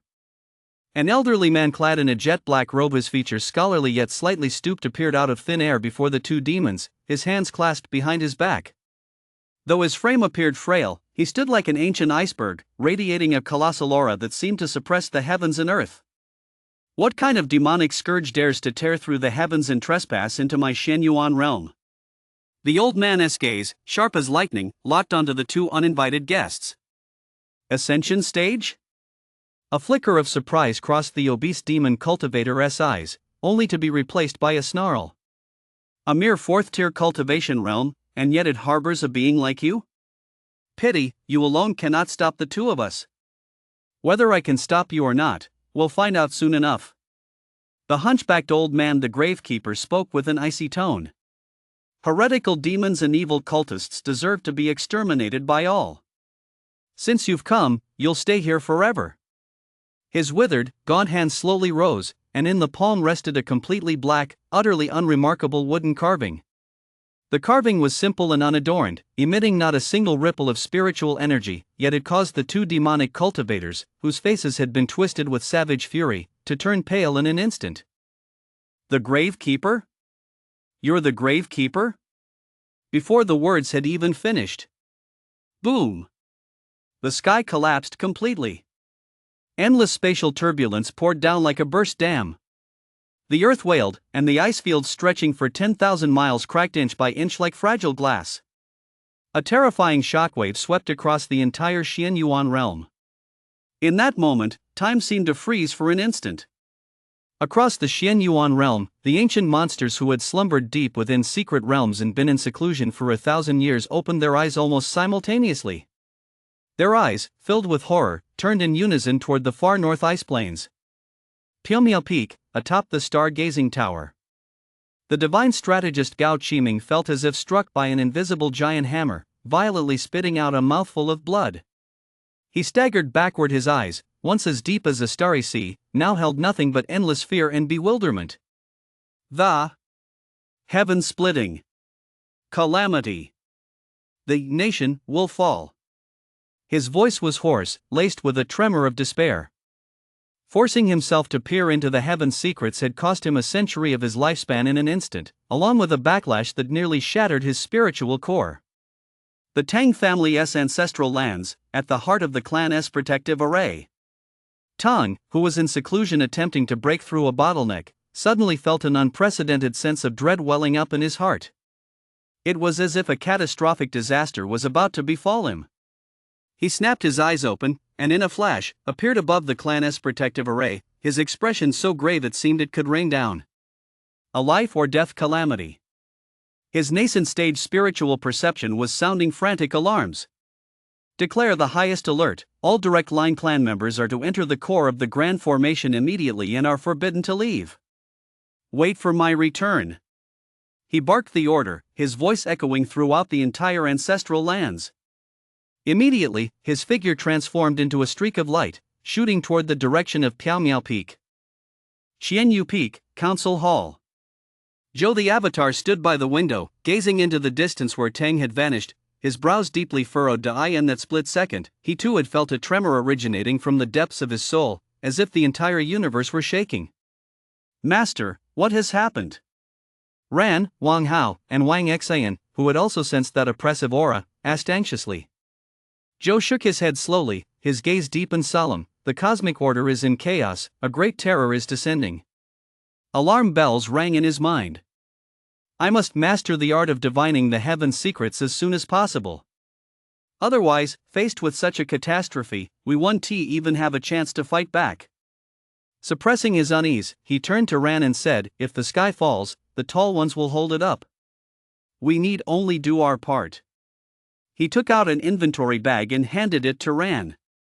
Here are 5,000 low-grade mana crystals. Your compute clone need not return to the Lunar Guild. Starting today, travel to the major cultivation markets and focus on the auctions. At any cost, search for all techniques, fragments, and artifacts related to divining or blocking the will of the heavens. If you encounter any rare items, you may bid on them as you see fit. Ran took the inventory bag and nodded solemnly. This disciple understands. Zhou said no more, leading Wang Hao and Wang Xian away, leaving Ran standing alone in the hall, like a lone boat caught in the vortex of a storm. 3 months later, the cultivation world of Yu Kingdom was rife with undercurrents. One shocking piece of news after another spread like a plague through the major markets and sects. Near the far north ice plains, several minor sects affiliated with Piaomiao Peak were wiped out overnight. Not a single soul was spared, from the sect leaders down to the lowest disciples. The scene was left saturated with a thick, nauseating aura of demonic and evil energies. A solo player who narrowly escaped claimed to have witnessed a colossal beast, resembling a demon, rampaging across the ice plains, breathing fire, scorching mountains, and boiling seas. There are even rumors that Gao Qiming, the divine strategist of Piaomiao Peak, at the cost of a century of his lifespan, has glimpsed a sliver of divine prophecy in 3 years' time. The portal to the outer realms will open completely. When that happens, the heavens will shatter and the earth will split. The cultivation world of Yu Kingdom will be reduced to a blood-soaked hell. This is the cataclysm of the shattered heavens. Panic spread like wildfire. Low-level cultivators lived in constant fear, while high-level cultivators were filled with deep concern. However, after the initial shock, many cultivators gradually grew numb. If the sky falls, someone tall will prop it up. Worst case, I'll just switch masters to serve. Life must go on. Beneath the surface undercurrents were surging wildly. Major nascent stage sects and clans were all activating their long-dormant mountain protecting arrays, secretly stockpiling resources, and recalling their disciples from abroad. The entire Xian Yuan cultivation world was like the calm before the storm, suffocatingly oppressive. Lunar Guild, deep within the Earth's veins, a hidden cave residence. Ran's compute clone slipped silently into the mountain, respectfully presenting an inventory bag to Lua's physical body. At this moment, Lua's grass-like form was lush and vibrant with life, his cultivation having steadily reached the 8th level of the novice stage.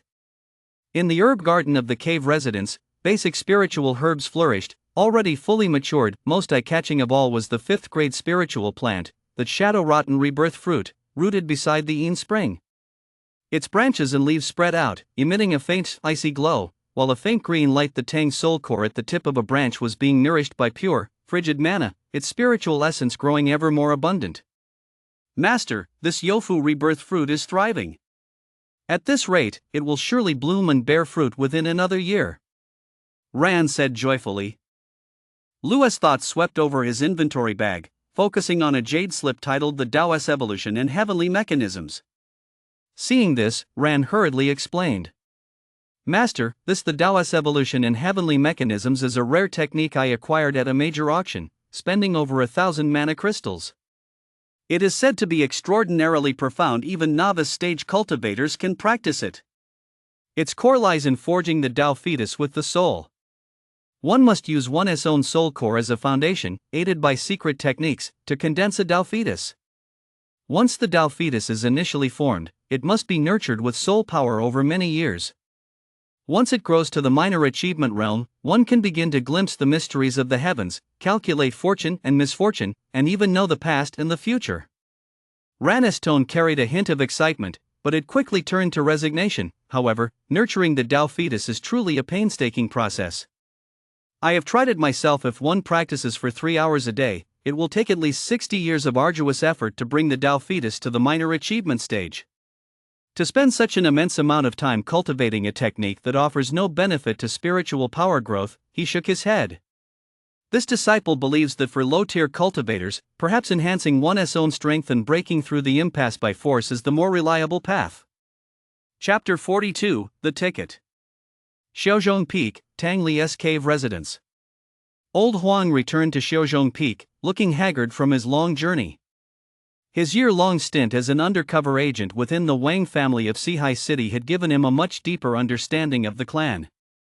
However, whether it was the Wang family's seemingly sudden rise or their subsequent rapid expansion, it all seemed unremarkable, with no earth-shattering secrets to speak of. How the siblings Wang Hao and Wang Xian had obtained their immortal destiny remained an unsolved mystery within the Wang family. Cultivators have long lifespans. A year is but a blink of an eye. Lao Huang had originally planned to continue his undercover work and dig deeper, but a piece of news he overheard by chance forced him to abandon his plans and rush back to the Tang family with the Zheng family patriarch. You're back just in time. Tang Li, upon seeing old Huang, smiled a rare sight and patted him on the shoulder. Things haven't been peaceful in the cultivation world lately. I was already planning to summon you back. His expression turned serious, his tone grave. Get ready. We must leave the Yu Kingdom's cultivation realm as soon as possible. Upon hearing this, old Huang's face betrayed shock. Young master, does that mean those rumors are true? Is the Yu Kingdom's cultivation realm truly doomed? Are our enemies really from the demon realm? Wasn't it said that demons and monsters are dull-witted, mere prey for our human race? Tang Li shook his head and sighed. Nothing in this world is absolute. The demon and monster clans also possess immense power. Ultimately, it's simply the law of the jungle. The weak are preyed upon by the strong, and we are all each other's prey. He looked at old Huang, his tone firm. Fortunately, neither of us has deep ties to this realm. Withdrawing as soon as possible is the best course of action. Ah! Lao Huang let out a long sigh, a gleam of sharp insight flashing in his eyes. This matter reeks of something fishy. The state of Yu is a 4th-tier cultivation realm, protected by the 3rd-tier cultivation nation, the Xianyuan Supreme Sect. Year after year, it pays tribute to seek their shelter. Yet now, with disaster looming, the Xianyuan Supreme Sect has kept it a secret, revealing the truth only to their nascent stage and core disciples. He paused, then lowered his voice. What does this mean? Either we've been discarded by the Xianyuan Supreme Sect as pawns in a deal with demons, or the Xianyuan Supreme Sect itself is already in dire straits, unable to look after anyone else. A flicker of admiration crossed Tang Li's eyes as he laughed and kicked old Huang in the butt. Hey! I never would have guessed it, old Huang, you're quite the deep-rooted old fox.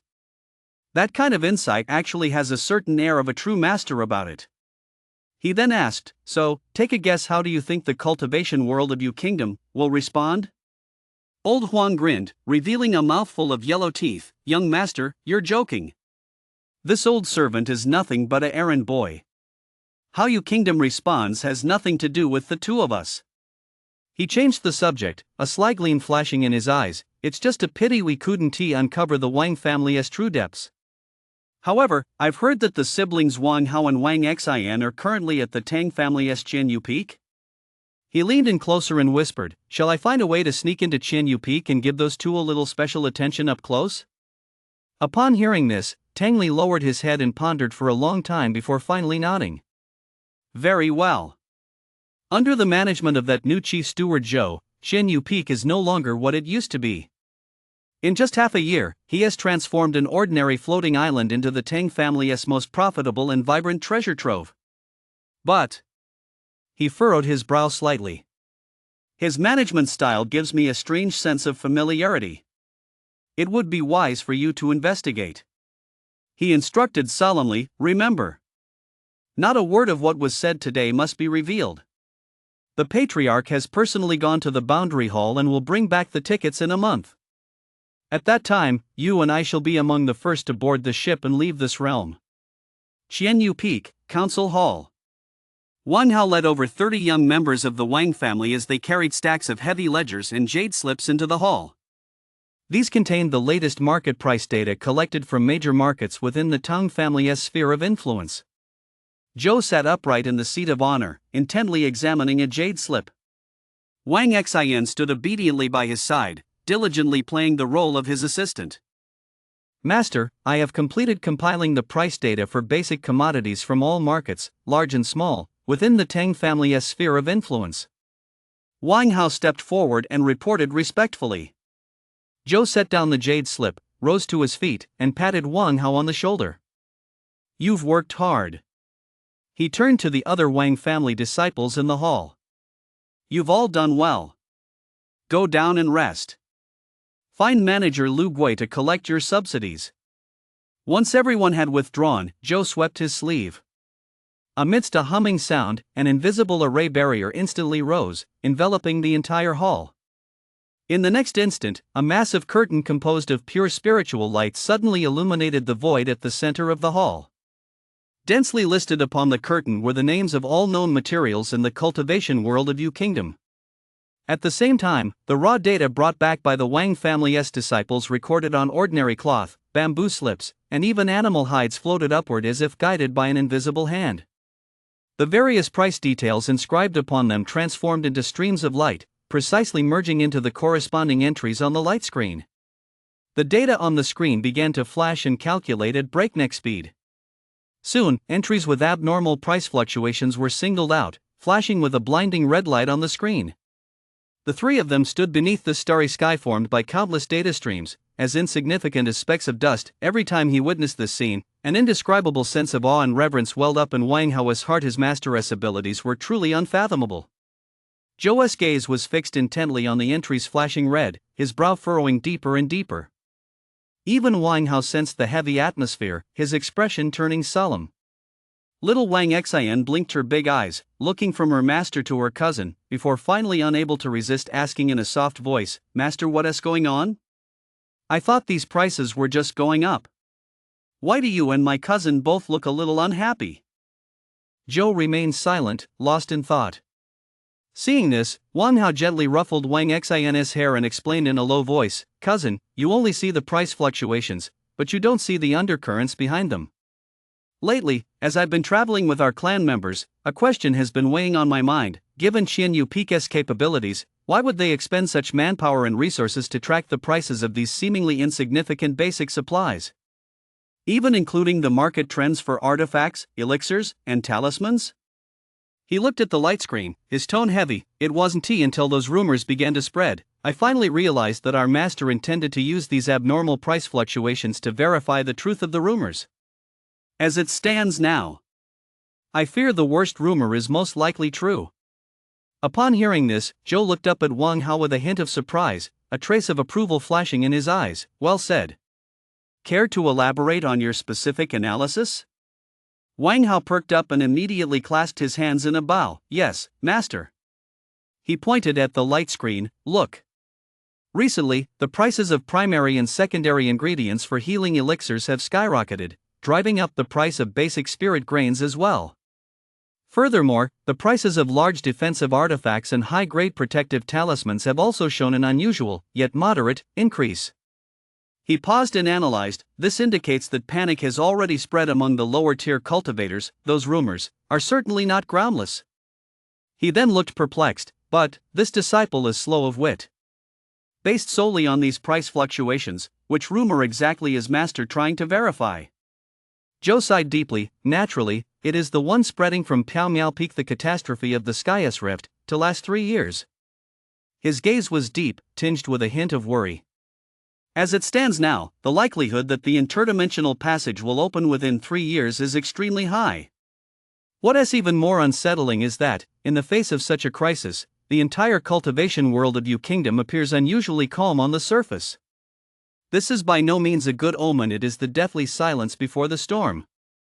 Wang Hao's heart tightened, and he pressed, "Then, Master, how should we respond?" "Respond?" Joe shook his head with a bitter smile. "We're starting from such a low point. What we can do is truly limited. The most urgent task is to boost our strength as much as possible." He looked at Wang Hao and Wang Xian, his tone unwavering. "For the next year, you two siblings must set aside all other matters and go into seclusion to train rigorously. You must give it your all to break through to higher realms. I hope the main body can make a breakthrough," he silently prayed, a sense of unease he couldn't quite put into words lingering in his heart. "I have this ominous premonition weighing heavily on my mind." With a casual wave of his hand, the sky-filling light screen and data streams vanished instantly. The Grand Hall returned to normal, leaving him alone by the window. His gaze was heavy as he looked toward the distant horizon, as if trying to see through the turbulent undercurrents beneath the calm surface. Chapter 43, A Glimpse of the Future. 100 li away from the Lunar Guild, deep within the mountains, lay a hidden cave. Louis' gaze swept over the mature spiritual herbs in the medicinal garden. He unfurled the leaves, and a soft green aura radiated from his body, like a gentle breeze. Wherever the aura touched, every spiritual herb was precisely severed at the root and floated neatly in the air. With a slight shift of his intent, a small, smooth white jade vial tilted, and a single drop of nourishing essence to milky white as jade and exuding intense vitality fell. At the same time, he cast the cloud and rain technique, transforming the immortal dew into a fine, sweet rain that fell evenly over the herb garden.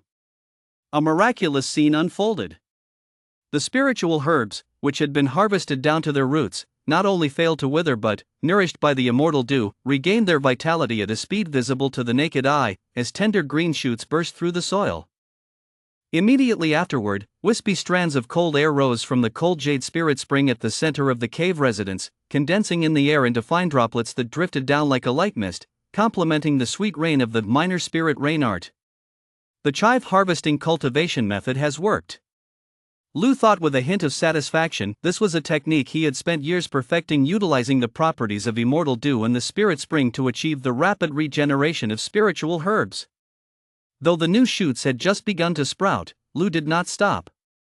He manipulated the grass leaves once more, drawing a drop of jade green liquid from another small, emerald green jade bottle. Guided by the cloud and rain technique, this drop transformed into even purer dew, falling precisely onto every tender sprout. Splash! The tender shoots seemed infused with surging vitality, shooting upward with frenzied vigor. In just a few moments, they grew to about 2 inches tall before halting their growth. This jade green liquid was his substitute for the heavenly flask's miraculous ripening effect, source gathering dew.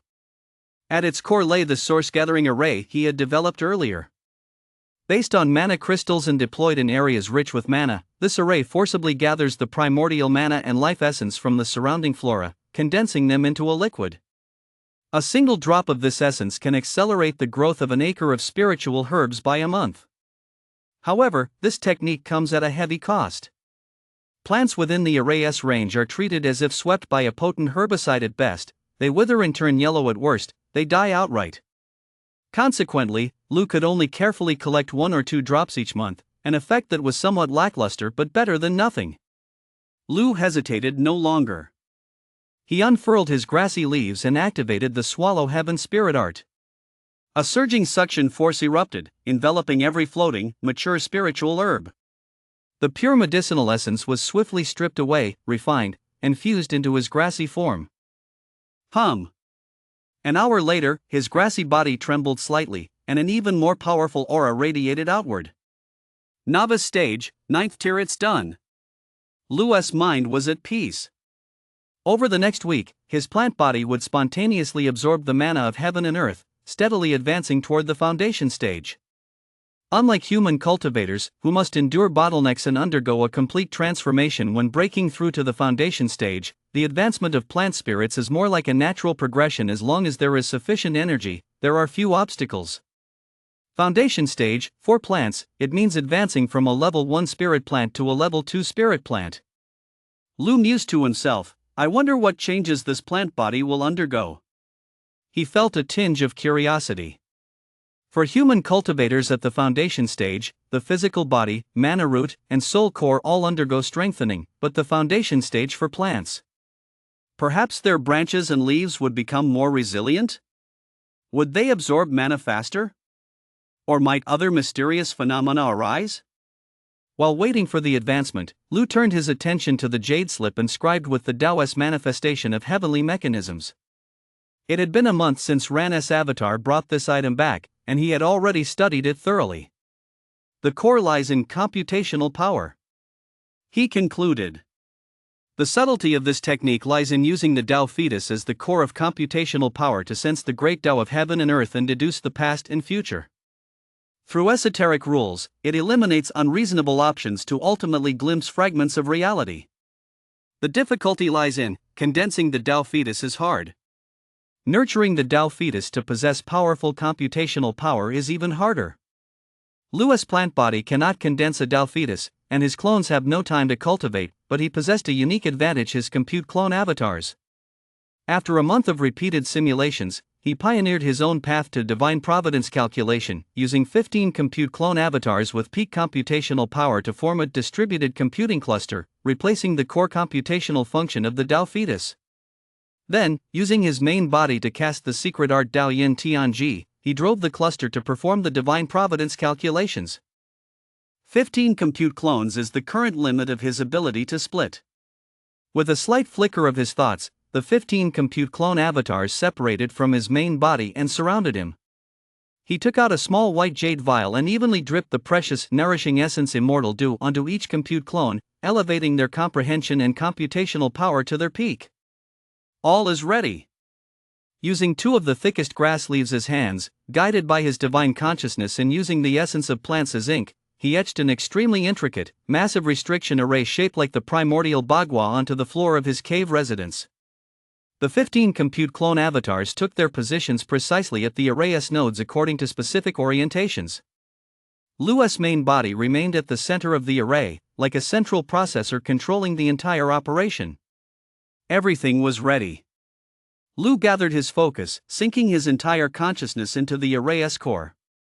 The 2 grass leaves serving as the array's eyes gently touched the ground patterns. Derive the Tao from the soul, transform the Tao into celestial mechanisms. Calculate the calamity of the future, he silently chanted the incantation in his mind. Hum. The formation was instantly activated. Deep green light flashed simultaneously in the eyes of the 15 compute clone avatars, and countless intricate runes swirled across their surfaces. Enormous computational power connected through the formation, converging into an invisible torrent. In that instant, Lou felt his consciousness being elevated to infinite heights. It was as if he had left his grass form behind and found himself amidst the vast, boundless cosmos. Before his eyes was no longer a dim cave, but countless starlight points flickering with faint radiance.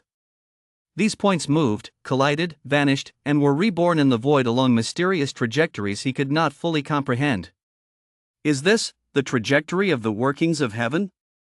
His mind was shaken. Suddenly, the starlight before him spun rapidly and collapsed. A vivid and terrifying image forced its way into his consciousness. Scene 1, the sky was a suffocating blood red, as if drenched in endless blood. The earth was charred and cracked, barren of all life.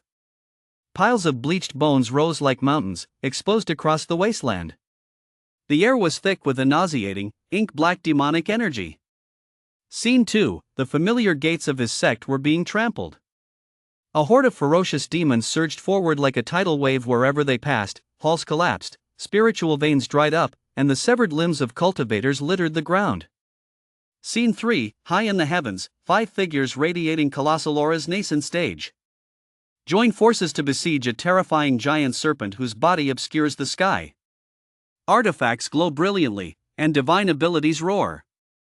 Finally, the giant serpent is cleaved in two by a sword beam that shakes the heavens, yet of the 5 nascent stage cultivators, only 2 managed to flee with severe injuries. The remaining 3 were utterly annihilated, body and soul. Scene 4, the frozen wastes of the far north. A massive spatial rift, stretching from horizon to horizon, lay like a gaping, savage wound. Beside the fissure stood a battered, ancient stone statue. A young man in black robes, with a grim expression and appearing to be under 20, slowly steps out of the rift. His gaze sweeps over the statue, and a cruel smile curves his lips. As clear as a telepathic transmission, weak humans? The times have changed. The state of you will become history. This place will be the pasture where my king raises his blood offerings. The remaining humans will eventually be corrupted by darkness, becoming the nourishment for our race's growth. Scene 5, final freeze frame. The black-robed youth suddenly looks up. A divine sense as vast as a sea of stars and as cold as an abyss sweeps across the entire kingdom of you like a storm of destruction. Wherever this divine sense passes, nothing can hide. The mountain where Lu is hiding crumbles like paper before this divine might. Crack!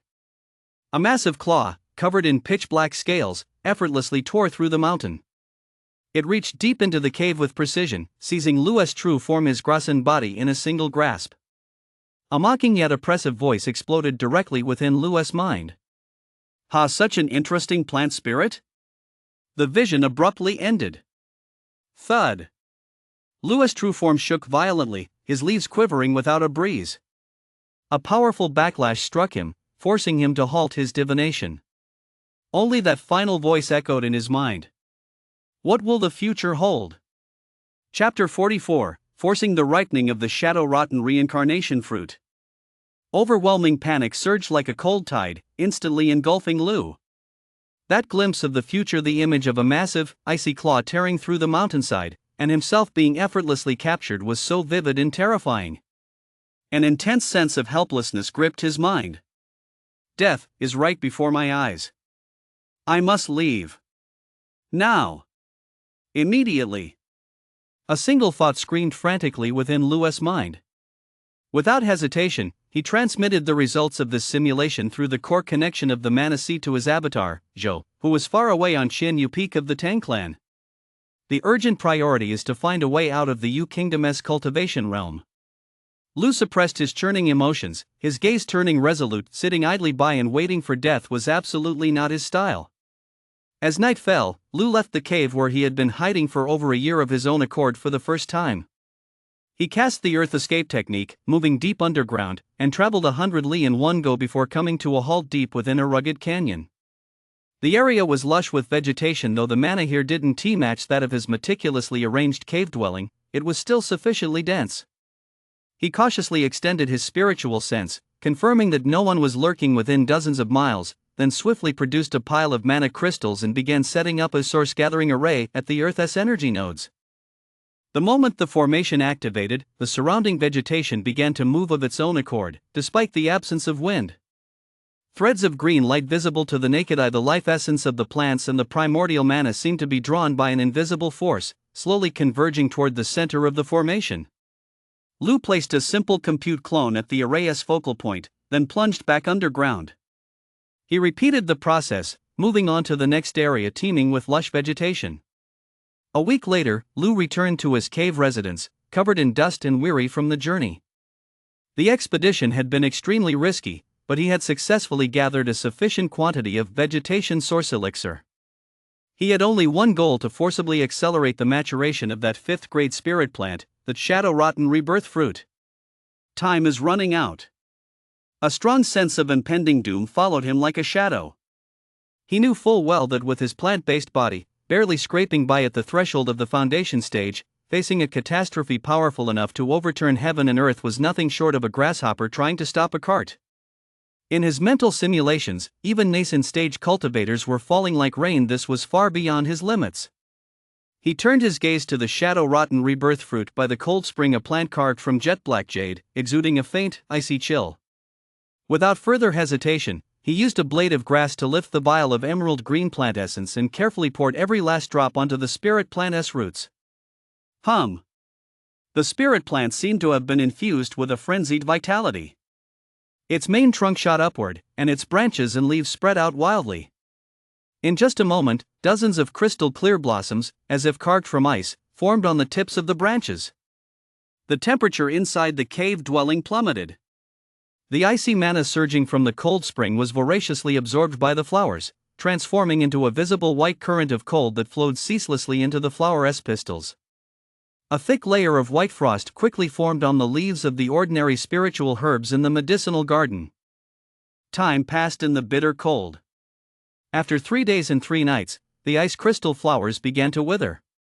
The branches, once as dark as jade, had grown to over a person's height, and hanging from their tips were 12 strange, ice-blue fruits, each the size of an egg. The surface of the fruits was covered in fine frost patterns, emitting a strange, subtle fragrance that cleansed even the soul core, along with a bone-chilling cold. Through the translucent skin, a faint, swirling blue glow could be seen coalescing within. It worked! Louis' mind snapped into focus. Without a moment's hesitation, he transformed a blade of grass into a razor-sharp jade knife and struck down with lightning speed. The 12 ice-blue fruits were instantly gathered into a cold jade box he had prepared in advance. The lid snapped shut, and the talismanic seal was cast in a single fluid motion. Having completed all this, Lou showed no lingering attachment. With a flick of his finger, a seed imbued with his faint essence silently sank into the soil in the corner of the cave. Immediately, his form flickered, transforming into a streak of pale green light, which darted at top speed deep into the earth, fleeing frantically in the direction farthest from the cave. It was now deep into the night. Outside the cave, a rich, exotic fragrance had long since spread throughout the air. Countless beasts, drawn by the scent, had gathered at the edge of the valley, snarling and pacing restlessly, yet they dared not venture further in, intimidated by the lingering aura of the restrictions. High above, a figure riding the wind suddenly came to a halt. This person had a handsome face and a gentle, ethereal demeanor, none other than the patriarch of the Acacia Guild, nascent stage Lou. His nostrils flared slightly, and a flicker of surprise and suspicion crossed his eyes. Such a pure ice soul fragrance? With a flick of his wrist, an ancient bronze mirror materialized in his palm. As he infused it with spiritual energy, a hazy golden glow emanated from its surface. Louis' fingertips traced rapid patterns across the mirror, causing the scene within to shift rapidly until it finally settled on the valley below, where a faint, exotic fragrance lingered. Teleport! Louis' figure flickered, and he appeared within the valley. Closing his eyes, he took a deep breath, sensing the strange fragrance, one so soothing it would comfort even a nascent stage soul core, rapidly dissipating in the air. His brows furrowed. I wonder which fellow cultivator has found such an opportunity here. Louis' voice was gentle yet carried an undeniable penetrating power, instantly echoing throughout the entire valley and even reaching the Lunar Guild 100 li away.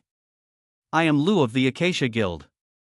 I am in need of an ice elemental spiritual herb to nourish my soul core. If you are willing to part with it, I, Lou, am willing to purchase it at a high price. Please step forward so we may meet. Lunar Guild, the Guildmaster's cave residence. Pei Chinhu, who had been meditating, suddenly snapped his eyes open. Lou? His expression changed instantly. Without a moment's delay, he transformed into a streak of sword light, bursting out of the cave and racing toward the valley. At the same time, the Golden Core sect masters of 2 nearby minor sects were also alerted and, steeled for the challenge, hurried to the scene. How could they dare not pay their respects to a nascent stage cultivator who had arrived? Deep underground, 100 zhang below the surface. Lou had long since concealed all traces of his presence, lying motionless like a boulder. He clearly heard Louis' telepathic message, and alarm bells rang in his mind. Sure enough, he has drawn the attention of that nascent stage old monster. In the valley, Lou waited for a moment. Seeing no response and sensing the alluring fragrance in the air growing increasingly faint, he couldn't help but sigh softly. It seems this Lou lacks the necessary fortune. A flash of ferocity crossed his eyes. In that case, forgive me. Before his words had even finished, the bronze treasure mirror in his hand shot skyward. He channeled a spell into the mirror, and its surface erupted with golden light. Split the mountain. The golden light coalesced into the ethereal image of a colossal axe, towering from the heavens to the earth. With the force of a world-shattering blow, the axe struck down fiercely toward the mountain peak below, where the cave dwelling was hidden. Boom! The earth split and the mountains crumbled. Wherever the golden light passed, the entire mountain peak was cleaved in two as easily as tofu. Debris and dust shot skyward. Lu took a single step and appeared inside the cleaved mountain. However, before him lay only a ruined cold spring, its source dried up, with only a faint wisp of cold air lingering. As for the spiritual plant capable of bearing the ice soul fruit, it had long since turned to ashes, leaving no trace. Who is it? Who dares to steal this old man's opportunity? Damn it! Lu's face turned ashen, his rage burning fiercely. He slammed his palm violently against the remaining spring's source. Boom! The already dying cold spring shattered completely, turning into a pool of stagnant water. The spiritual vein here was now completely ruined. When Pei Qinhu and the other two Golden Core sect masters Song Yunyang, mistress of Spirit Beast Manor, and Zhong Yuanshan, master of the Iron Sword sect arrived, they found only a ravaged canyon and a mountain peak split open. Lu had already stormed off in a rage, leaving behind only the lingering, violent aura of a nascent stage cultivator that had yet to fully dissipate. Zhong Yuanshan, master of the Iron Sword sect, wore a grim expression, his gaze piercing Pei Qinhu like a knife. Pei Qinhu, look what you've done!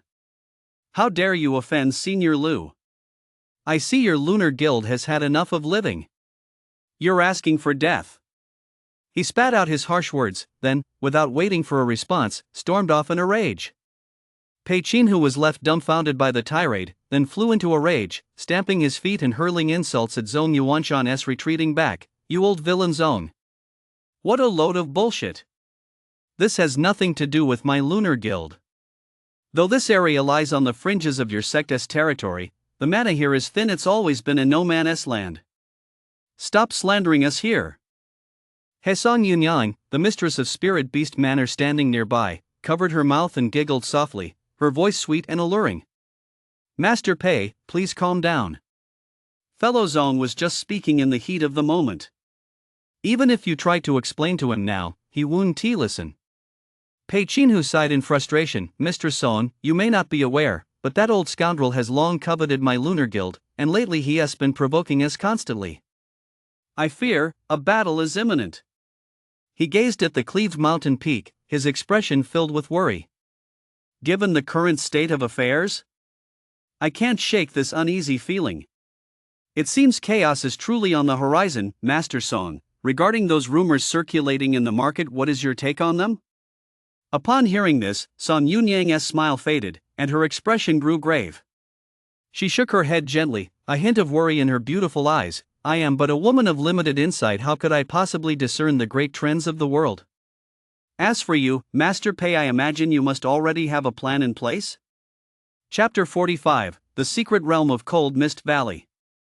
It was not until the valley had fallen completely silent, and even the last trace of nascent stage aura had dissipated entirely, that deep within the night, the grass seed buried beneath the dust quietly emitted a faint, ghostly glow. It ignited silently, transforming into a wisp of blue smoke that eventually vanished into an inconspicuous corner. Deep underground, 100 li away. Only when Lu sensed the signal of the seed's burning did he slowly awaken from his deep, dormant pseudo-death state. His mind churned with intense contempt. Pah! These nascent stage old fools, one more shameless than the next. What do they mean by your destiny?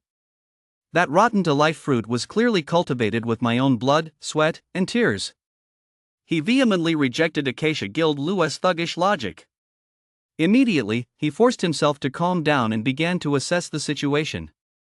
My cave residence has been destroyed. My future path is bound to change. The predictions of the celestial mechanisms are merely one of countless possibilities. The great Tao has 50 paths. Heaven manifests 49 man escapes through the one. If the mind is trapped by fear, one will truly achieve nothing. Now that my physical foundation is firmly established at the foundation stage, the refinement efficiency of the Swallow Heaven spirit art has increased by 10%. Though it still pales in comparison to the nourishment from disciples or devouring spirit plants, I can now cultivate 2 mana seeds annually, and there is still room for improvement in my own comprehension. Moreover, my compute clone can now split into 30 clones at once. The most precious thing right now is those 12 ice soul fruits. 3 must be kept as seeds, the remaining 9 must be put to good use. The soul imprint of the clones must be removed as soon as possible. Otherwise, it will remain a potential threat. Training disciples cannot wait. This requires a massive amount of mana crystals.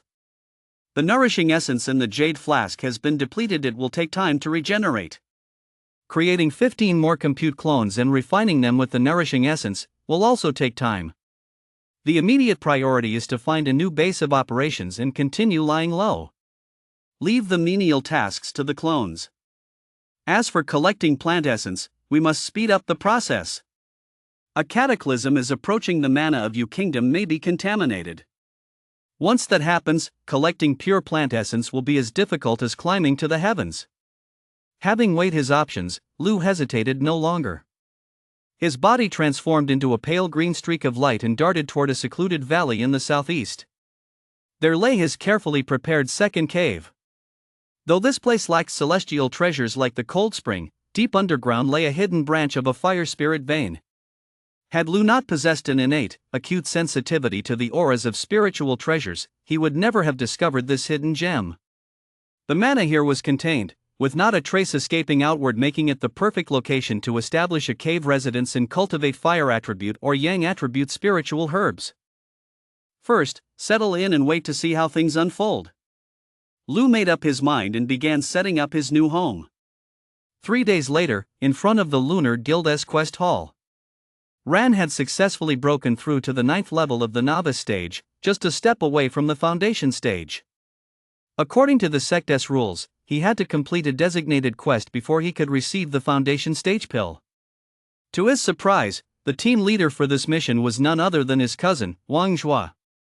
What gave him an even bigger headache was that Master Qiu Yongjin had suddenly shoved senior sister Lu Mei into the group. For years had passed, and Wang Zhua had successfully reached the foundation stage, living up to his reputation as a child prodigy. However, that arrogant, haughty, and conceited demeanor of his Han Ti changed one bit. Ha! Ran? Wang Zhua folded his arms, glaring sideways at Ran with a sneer on his lips. It's been a year, and you're still only at the 9th level of the novice stage? Your cultivation speed, did you crawl your way up there? Ran scratched his nose, not bothering to respond. He and this eldest grandson of the main branch had never gotten along. Ever since 4th uncle Wang Tianhai led the 3rd and 4th branches to break away and take some clan members with them, relations between the two families had become even more delicate. Still, these mundane matters hadn't affected Wang Zhua's daily taunts. It was purely a clash of personalities. Reaching the foundation stage within 5 years is actually considered decent talent. Ran had a clear understanding of his own abilities and saw no point in arguing. Humph. Seeing that Ran wasn't taking the bait, Wang Zhua grew bored and immediately turned his gaze to the white-clad figure standing quietly nearby. Lu Mei had a slender, graceful figure, her face veiled in white gauze, her demeanor as cool and frosty as ice. Wang Zhua's eyes lit up. He immediately put on what he considered a dashing smile and clasped his hands in a bow. You must be senior sister Lu Mei from Dansha Peak? I am Wang Zhua, the team leader for this mission. I look forward to your guidance along the way. Lu Mei's delicate brows furrowed slightly. She merely gave a faint nod in response. Beneath the white veil, her gaze was indifferent, utterly unruffled. Wang Zhua's smile froze on his face, and a surge of inexplicable anger flared up. Are all Dansha Peak disciples mute?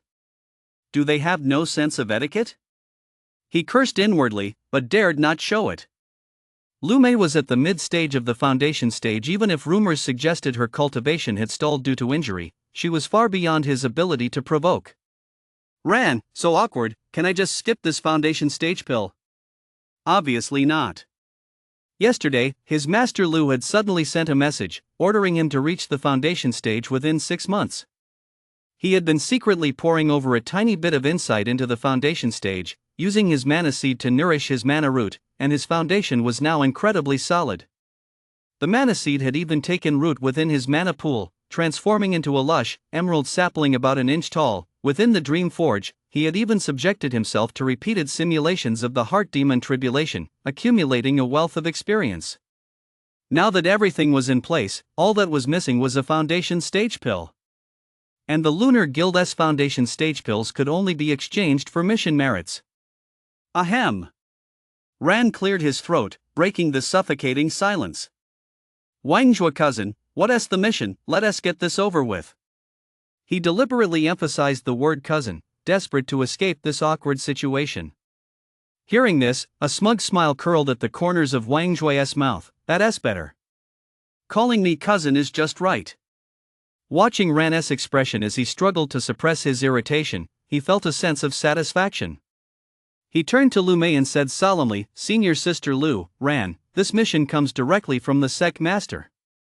The Cold Mist Valley Secret Realm, which opens only once every 50 years, is about to open. We must enter it to gather a sufficient quantity of mist-hidden flowers for the sect.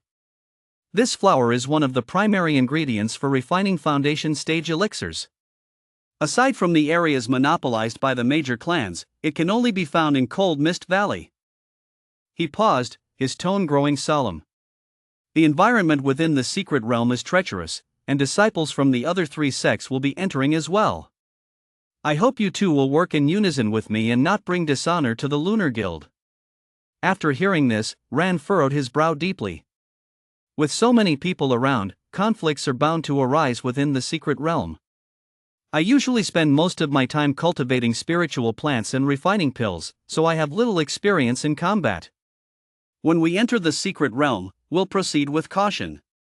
If trouble arises, I might as well spar with the opponent, consider it a chance to temper my mind and gain experience.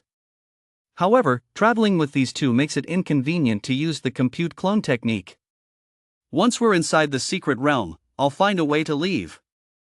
3 people, 3 minds sigh, Master Chiu really has a kind heart. If you want to bring these two together, why are you sandwiching your disciple in the middle? Chapter 46, Ran's Final Letter. Mist-hidden flower, one of the 3 primary ingredients for refining foundation stage elixirs. Ran's thoughts raced. Master already has the crimson essence rasher and jade marrow fruit seedlings. Only the mist-hidden flower, which requires a special cold mist environment to thrive, is extremely difficult to transplant and preserve. It must be refined within 6 months of being picked. However, for Master, this might not be a difficult task. A glimmer of hope flashed in his eyes. Master is a plant spirit, perhaps he possesses a secret method for transplantation. On this journey into the secret realm, I must find a way to obtain a mist-hidden flower seedling and present it to my master.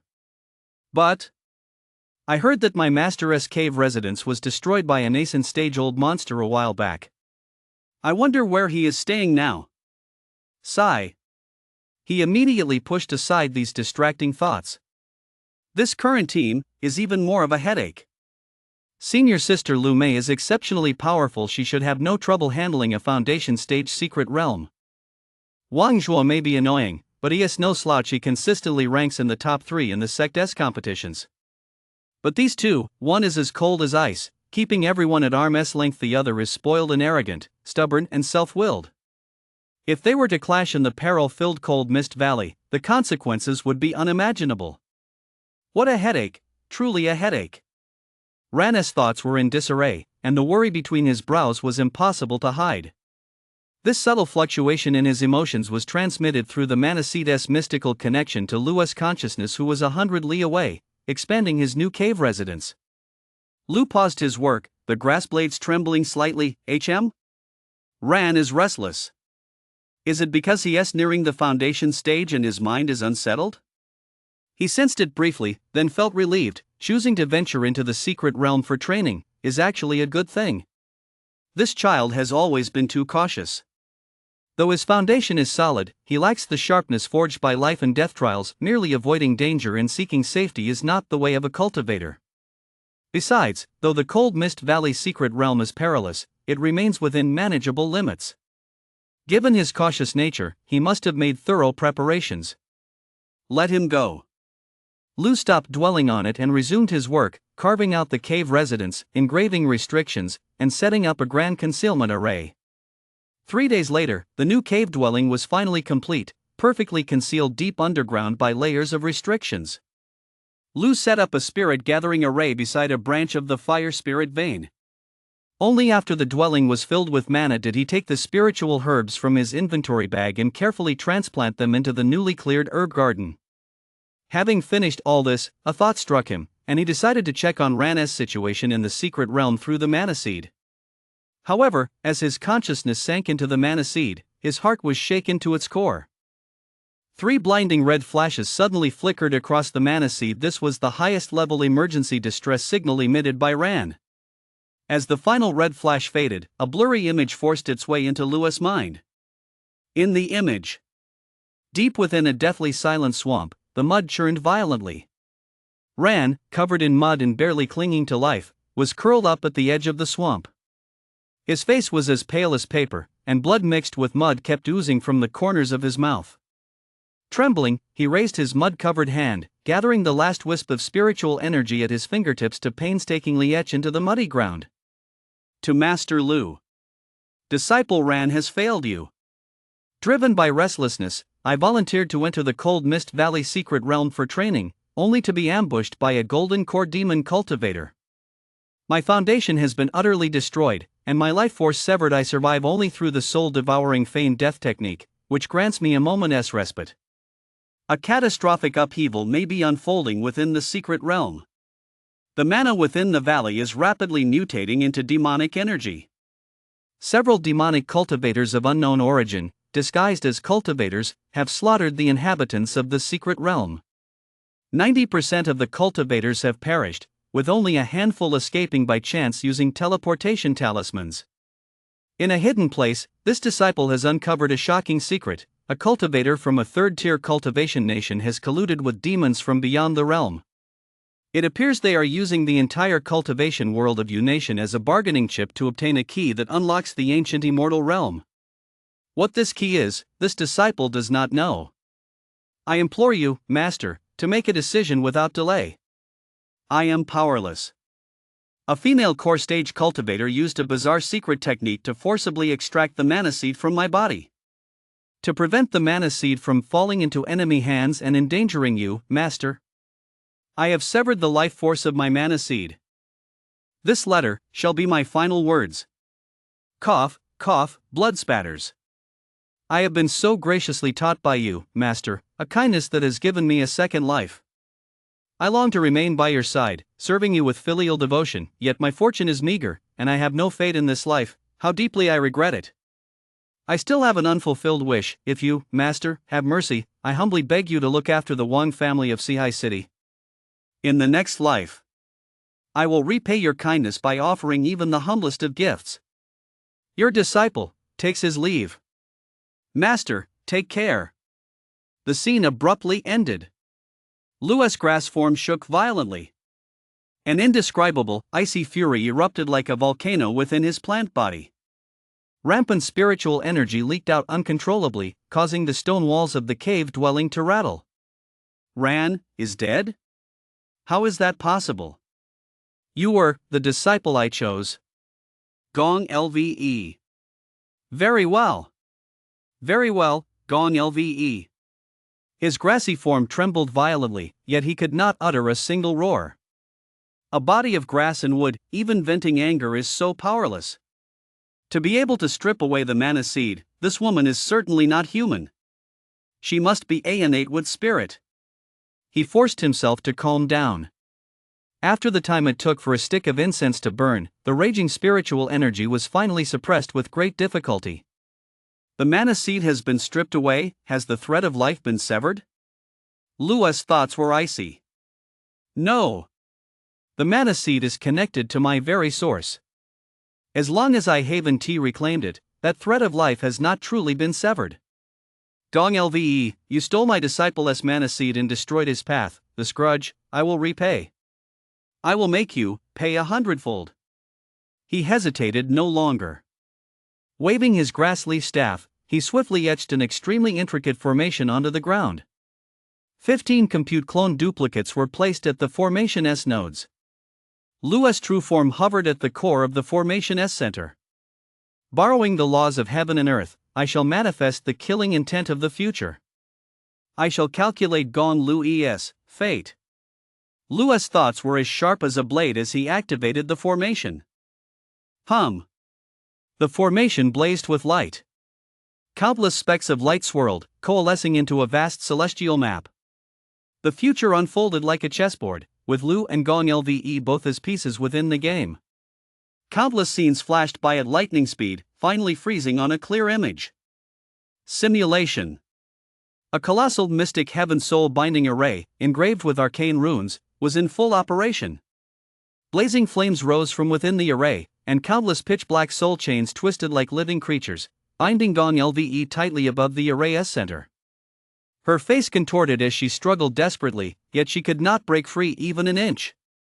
On the other side of the array's center lay Lu's physical form. In his palm, he held a mana seed that had been revitalized. The mana seed was frantically absorbing the immense vitality and cultivation energy transmitted through the chains. A green glow rippled across its surface, and a phantom figure the outline of Ran was slowly taking shape within it. No! Gong Lve let out a piercing scream. You've killed me. My master will surely sense it. When that happens, you and your disciple, his clan, you'll all be buried with him. The wrath of the nascent stage is not something you ants can bear. Lu, the grass form within the formation, slowly raised his head. Grass leaves gently brushed against the mana seed, his intent as cold as an abyss. Kill you? Why should I dirty my hands? I merely need to reclaim what you owe my disciple. His life force, his cultivation, whatever you have devoured, you shall regurgitate in full. The vision faded, and the cave dwelling returned to silence.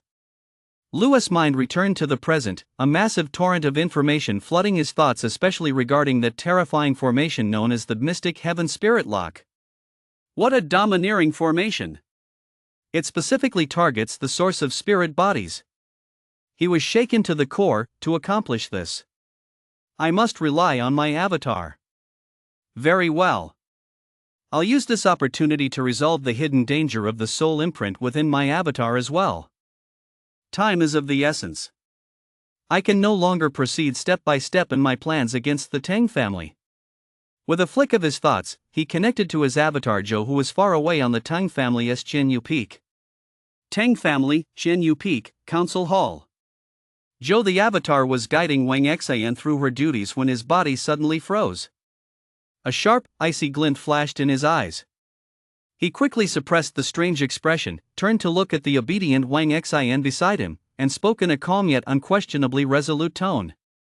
Xian, I have an urgent matter that requires your immediate attention. Chapter 47, The Four Directions Immortal City. Tang Clan, Qianyu Peak, Medicinal Herb Garden. Little Wang Xian was humming a tune as she carefully watered a fire-patterned grass. Suddenly, her movements halted, and her small ears twitched slightly. Is Master calling me? She hurriedly set down the watering can and skipped toward the council hall. Master! Did you call for me? Wang Xian blinked her big eyes, looking at Zhou with curiosity. Zhou smiled faintly, took out a blank jade slip, and with a flash of spiritual light from his fingertips, quickly imprinted a detailed map onto it. He handed the jade slip to Wang Xian and said gently, Xian, go to this place on my behalf and retrieve an inventory bag. Remember, this matter must be kept secret, no one must know.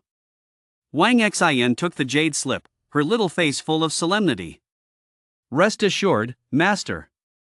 I understand. She carefully tucked the slip away, then summoned a small flying sword. Transforming into a streak of light, she flew off in the direction indicated by the jade slip. One day later, Nameless Valley. Wang Xian landed at the location marked on the jade slip. Ancient trees towered overhead, vines twisted and wound around them, and the silence was broken only by the chirping of insects and birds. Not a single soul was in sight. Strange. Master said to retrieve an inventory bag, but where is the person? Puzzled, she extended her spiritual sense to carefully scan the valley. Ha! She suddenly noticed that, beside an inconspicuous crevice at the bottom of the valley, there really was a dusty inventory bag lying quietly. She immediately grew wary, sweeping her spiritual sense like a net across several miles in every direction. Only after confirming no one was lurking nearby did she cautiously approach. She quickly picked up the inventory bag, checked once more that the area was clear, and then mounted her sword, flying back to Qian Yu Peak at full speed. Another day later, at Qian Yu Peak. Master! I'm back! Wang Xian excitedly handed the inventory bag to Zhou, her face flushed with a touch of shy pride. I found it on the ground, there was no one around. Zhou took the inventory bag, swept his spiritual sense over it, and smiled with satisfaction. Well done, Xian. For the next few days, you must manage the affairs of the peak. If anyone comes to visit, tell them your master is in seclusion and cannot receive guests for the time being. He paused for a moment before adding, I must go out on a trip. I'll be back in about 3 days. Wang Xian nodded obediently. Don't worry, master. I'll definitely take good care of the place. Please be careful on your journey. Zhou nodded, turned, and stepped into the meditation chamber. He sat cross-legged, drew a drop of essence blood from his fingertip, and let it fall onto a palm-sized compute clone beside him. The compute clone began to grow rapidly. In the blink of an eye, it had become an exact replica of Zhou himself. Its appearance, demeanor, aura, and even the spiritual energy fluctuations of the foundation stage were identical down to the last detail. What a pity! Zhou sighed inwardly. This compute clone decoy is ultimately just an empty shell. It can only fool people, not engage in magical combat. Once a fight breaks out, its flaws will be exposed. He bowed solemnly to the compute clone decoy. For the next few days, I'll be counting on you to retreat here. I hope everything goes smoothly. The compute clone double nodded slightly, its voice indistinguishable from Zhou's. Rest assured, no one below the nascent stage will see through this. Go and return swiftly. Right, go and return swiftly. Zhou wasted no time. His figure flickered, transforming into a pale green streak of light as he raced toward the Four Directions Immortal City 1,000 miles away. Xifang Immortal City. As the largest cultivation marketplace in the southwest of Yu Kingdom, Xifang Immortal City was situated at the heart of the convergence zone between several major nascent stage sections. Jointly governed by the four great sects, it was rumored to be backed by ascension stage powerhouses. Private duels were strictly prohibited within the city, and with excellent public order, it was a bustling hub for cultivators to trade and interact. As Zhou stepped into the city, he was immediately engulfed by a wave of bustling noise. Shops lined both sides of the streets, and the cries of vendors rose and fell in unison. Come and have a look. Artifacts personally crafted by Master Ge, the artifact forging master, unparalleled in power, quality guaranteed. Don't miss out. Yizhi Huijian Sect. Special Sword Cultivation Introductory Course now enrolling. Mana Root is not predestined. A sword heart can reach the divine. Taught personally by a core stage ancestor, helping you hone your sword heart and sever ties with the mundane world. 99.8 low-grade mana crystals to fulfill your dream of becoming a sword immortal. Limited spots available. Sign up now. Listening to these familiar yet unfamiliar advertising slogans, Zhou's lips twitched slightly. The marketing tactics of this cultivation world have certainly kept up with the times. Unfortunately, time is tight. I have no time to linger. He suppressed a strange pang of nostalgia as if he returned to the marketplace of his past life and strode quickly toward the auction house indicated in the simulation, the Rui Pavilion. Thinking of the impending apocalyptic disaster foretold in the simulation, the prosperity and splendor before him only cast a darker shadow over his heart. When one is poor, one must focus on self-cultivation. He took a deep breath, banishing distracting thoughts. As a foundation stage avatar, there is only so much I can do. Rui Pavilion. Before him stood an unremarkable two-story building. A simple wooden plaque hung above the doorframe, inscribed with the 3 characters Ruifang. It emitted not a trace of spiritual energy, standing in stark contrast to the opulent shops surrounding it. Zhou stepped forward and, following the special code he obtained from the simulation, tapped his fingers on the heavy wooden door. Thud thud. Thud, 1 long, 2 short. After a moment, there was no response from inside. He raised his hand again. Thump! Thump thump. One short, two long. Creak! The wooden door swung open a crack, revealing a face with a scruffy beard and shrewd eyes. The man in the short tunic, Old Gene, eyed Joe up and down, his voice booming. "Well, young man, you're quite a handsome fellow. What brings you here?" Joe clasped his hands in a bow. "Greetings, senior. I've come to attend tonight's auction." Old Gene rolled his eyes. "Auction? It's still early. Do you have an invitation?" Joe shook his head. "I'm new here. I heard that according to your house's rules, if one has a valuable item to consign for auction, one can receive an invitation. Is that true?" Old Gene's eyes lit up, and he opened the door a little wider. "Oh? A client here to consign an item? There is indeed such a rule. Are you certain you have a good item?" He deliberately emphasized the words "good item." Joe nodded. "I'm certain it's a fine item. I just don't know how to go about consigning it or how to set the price." Upon hearing this, Old Gene finally opened the door wide, a rare smile tugging at his lips. "Pricing is the head manager's business. I'm just here to show you the way. Since you're here to consign something, follow me, I'll take you to see the head manager." He stepped aside and lowered his voice to warn him. "Listen, kid, I'm warning you. The head manager isn't nearly as easygoing as Old Gene here. When you meet him, if the item you present doesn't catch his eye, or if you try any tricks, ha. A flash of ferocity crossed his eyes. "Forget about participating in the auction. It's doubtful you'll even make it out of the Four Directions Immortal City in one piece." Upon hearing this, Joe's pupils contracted slightly, though his expression remained impassive. "Oh? Are you implying, senior, that within the Four Directions Immortal City, your workshop dares to kill people?" Chapter 48, Fishing. "Kill someone?" Lao Gene, the man in the short tunic, snorted derisively, a hint of mockery in his eyes. "It wouldn't come to that. But a good, solid beating is inevitable. Kid, you're only at the foundation stage. In the eyes of a core stage powerhouse, the things you treasure like gold might not even be worth a second glance." He patted Joe on the shoulder. "All right, stop overthinking it. The head manager has arrived. Come upstairs with me."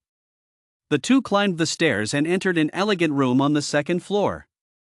The air was filled with the faint scent of sandalwood incense. An elderly man with a gaunt face, dressed in a dark Taoist robe, sat upright in the seat of honor, his demeanor solemn and composed. Old Gene bowed respectfully. "Head manager, this young friend, Lou, has some rare items he wishes to consign for auction." With that, he tactfully stepped back and quietly closed the door behind him. "I am old Taoist Shang, the head manager of Rui Pavilion." The old man's gaze, as still as an ancient well, settled on Joe. "Young friend Lou, please bring out the items you wish to consign so that this old Taoist may examine them and assess their value." Joe's expression remained calm as he retrieved 3 items from his inventory bag: a rosewood box adorned with several spirit sealing charms, a strange seed the size of a cherry, round and smooth yet devoid of any spiritual energy, and an ancient jade tablet inscribed with a cultivation technique, mystic sense skill. Shang's gaze swept over the seed first, and his brow furrowed imperceptibly. "This object, is it truly unremarkable?" He felt a slight pang of disappointment, but his attention was immediately drawn to the rosewood box. The layers upon layers of spirit sealing charms indicated that the contents within were far from ordinary. He extended his gaunt fingers and lightly brushed them across the seals on the wooden box, opening a barely perceptible crack. In an instant, a wisp of an indescribably strange, ethereal fragrance wafted out. After inhaling just a hint of it, Shang felt his soul core clear, as if cleansed by sweet spring water, and a sense of profound comfort washed over his entire body. A flash of intensity lit up his eyes as he abruptly flung open the lid. Inside the box, a fruit lay quietly, entirely ice blue, its surface covered in mystical frost patterns emitting a bone-chilling cold and a surging vitality. "The decay to rebirth fruit?" Shang gasped, his voice catching. Even though he was accustomed to rare treasures, he could not hide the fervor in his heart at that moment. "Whoa, top-notch quality. And the timing of the harvest is absolutely perfect. This item is more than worthy of being one of the showstoppers at this auction. He swiftly closed the lid, moving as fast as lightning. He even went so far as to reach into his own pocket, pulling out a higher-grade golden spirit sealing talisman, which he slapped firmly onto the wooden box with a loud smack, completely sealing off that alluring aura. Young friend Lu. Shang's expression turned grave. This item is extraordinarily precious, even a nascent stage cultivator would be tempted by it. You must safeguard it carefully. As for its uses and value, I'm sure you're well aware. I wonder how you intend to handle this? Would you prefer to exchange it for mana crystals, or for treasures of equal value? He paused for a moment before adding, according to our auction house's rules, a 10% commission is deducted from all successfully auctioned items. Of course, this excludes unsold items. Joe nodded calmly. Exchanging it for an artifact, formation, spirit plant, or elixir of equal value is acceptable. Shang nodded in satisfaction, no longer holding the slightest trace of contempt for Joe's attitude. His gaze fell once more upon that unremarkable seed, his brows furrowed. Young Master Lu, forgive this old monk's lack of discernment. I fail to recognize this object. Could it be that this tiny seed is actually on par with the shadow-corrupted rebirth fruit? Please enlighten me, so that I may set a price for it. Joe shook his head. This is neither a innate mana root nor a acquired spiritual plant. It cannot be used for alchemy or artifact forging, nor can it be measured by grade. If I must say, it falls outside the grading system. Upon hearing this, a hint of disappointment flashed in Shang's eyes, but it was mostly replaced by confusion. Then, what miraculous effects does this object possess? This is the heaven-mending fruit. Joe's words were startling. It was born specifically to fill the gaps for cultivators. Combined with this mystic sense skill, reforging the mana root and reshaping the golden core are no mere fantasies. His gaze grew profound. The heaven-mending fruit works subtly to compensate for a cultivator's own shortcomings: the physical body, the mana root, and even the soul core. The way of heaven takes from the surplus to supplement the deficiency. To seek the path of immortality, one's own perfection is the foundation. This fruit is the very gift of fate that replenishes what is lacking. What? Shang leapt to his feet, his aged face etched with shock and disbelief. Is this true? Does such a miraculous, heaven-defying object truly exist in this world? Why has this old Taoist never heard of it? Joe gave a cold laugh. The world is vast, nothing is impossible. Even at the nascent stage, how dare one claim to know everything under heaven? Shang took a deep breath, forcing down the storm raging within his heart, and slowly sat back down. You speak the truth, young friend, but this object is simply too extraordinary. Its value, this old Taoist truly cannot assess. A gleam flashed in his eyes as he changed the subject. However, my Rui Pavilion has another rule: if a guest deposits such a once-in-a-lifetime treasure here, the pavilion will waive its commission. Joe looked surprised. Oh? And why is that? Shang stroked his beard and smiled. Young Master Lu, you may not be aware of this. For a treasure as rare and elusive as this to be auctioned at my Rui Pavilion is, in itself, a supreme honor. The fame and influence it brings far outweigh a mere 10% commission. Of course, provided that the effects of this item are indeed as you claim. Joe smiled and nodded. Rest assured, Senior. I speak no falsehoods. Shang nodded. Excellent. So, young friend, regarding this heaven-mending fruit, do you intend to trade it for another item, or for mana crystals? A direct exchange, Joe replied decisively. With everything settled, Joe, holding the VIP jade token specially crafted by Ruyafang, was led into an elegant VIP room. Outside the window, the sky was growing dark, and the city lights were just beginning to glow. He sat quietly, sipping tea, while his spiritual sense quietly spread out, like an invisible spiderweb, enveloping the entrance to the auction house. Fish, it's time to take the bait. When that familiar figure Tang, wearing a conical hat and a black robe, yet radiating an unmistakable nascent stage aura, stepped into the hall, a barely perceptible smile curved Joe's lips. Here he comes, exactly as the simulation predicted. But, with this variable introduced, I wonder what kind of ripples it will create. The auction hall was brightly lit. Head manager Shine took the stage personally, his voice booming like a great bell. "Thank you, fellow cultivators, for gracing Rui Pavilion with your presence. I am Sean, the humble head manager of this establishment, and I shall preside over today's auction." He surveyed the crowd, his tone suddenly turning grave, due to the last-minute addition of 2 treasures involving the nascent stage and even higher realms. This auction will be personally overseen by a nascent stage cultivator from our house. I urge you all to strictly adhere to the house rules and the laws of the immortal city. Do not bring misfortune upon yourselves. The auction begins now. One by one, the lots were carried onto the display platform by beautiful maidservants, their spiritual light flickering and drawing a constant chorus of bids from the audience. Joe sat composedly in the VIP lounge, his expression as calm as still water, until a maid carried a jade tablet sealed with multiple layers of restrictions onto the stage.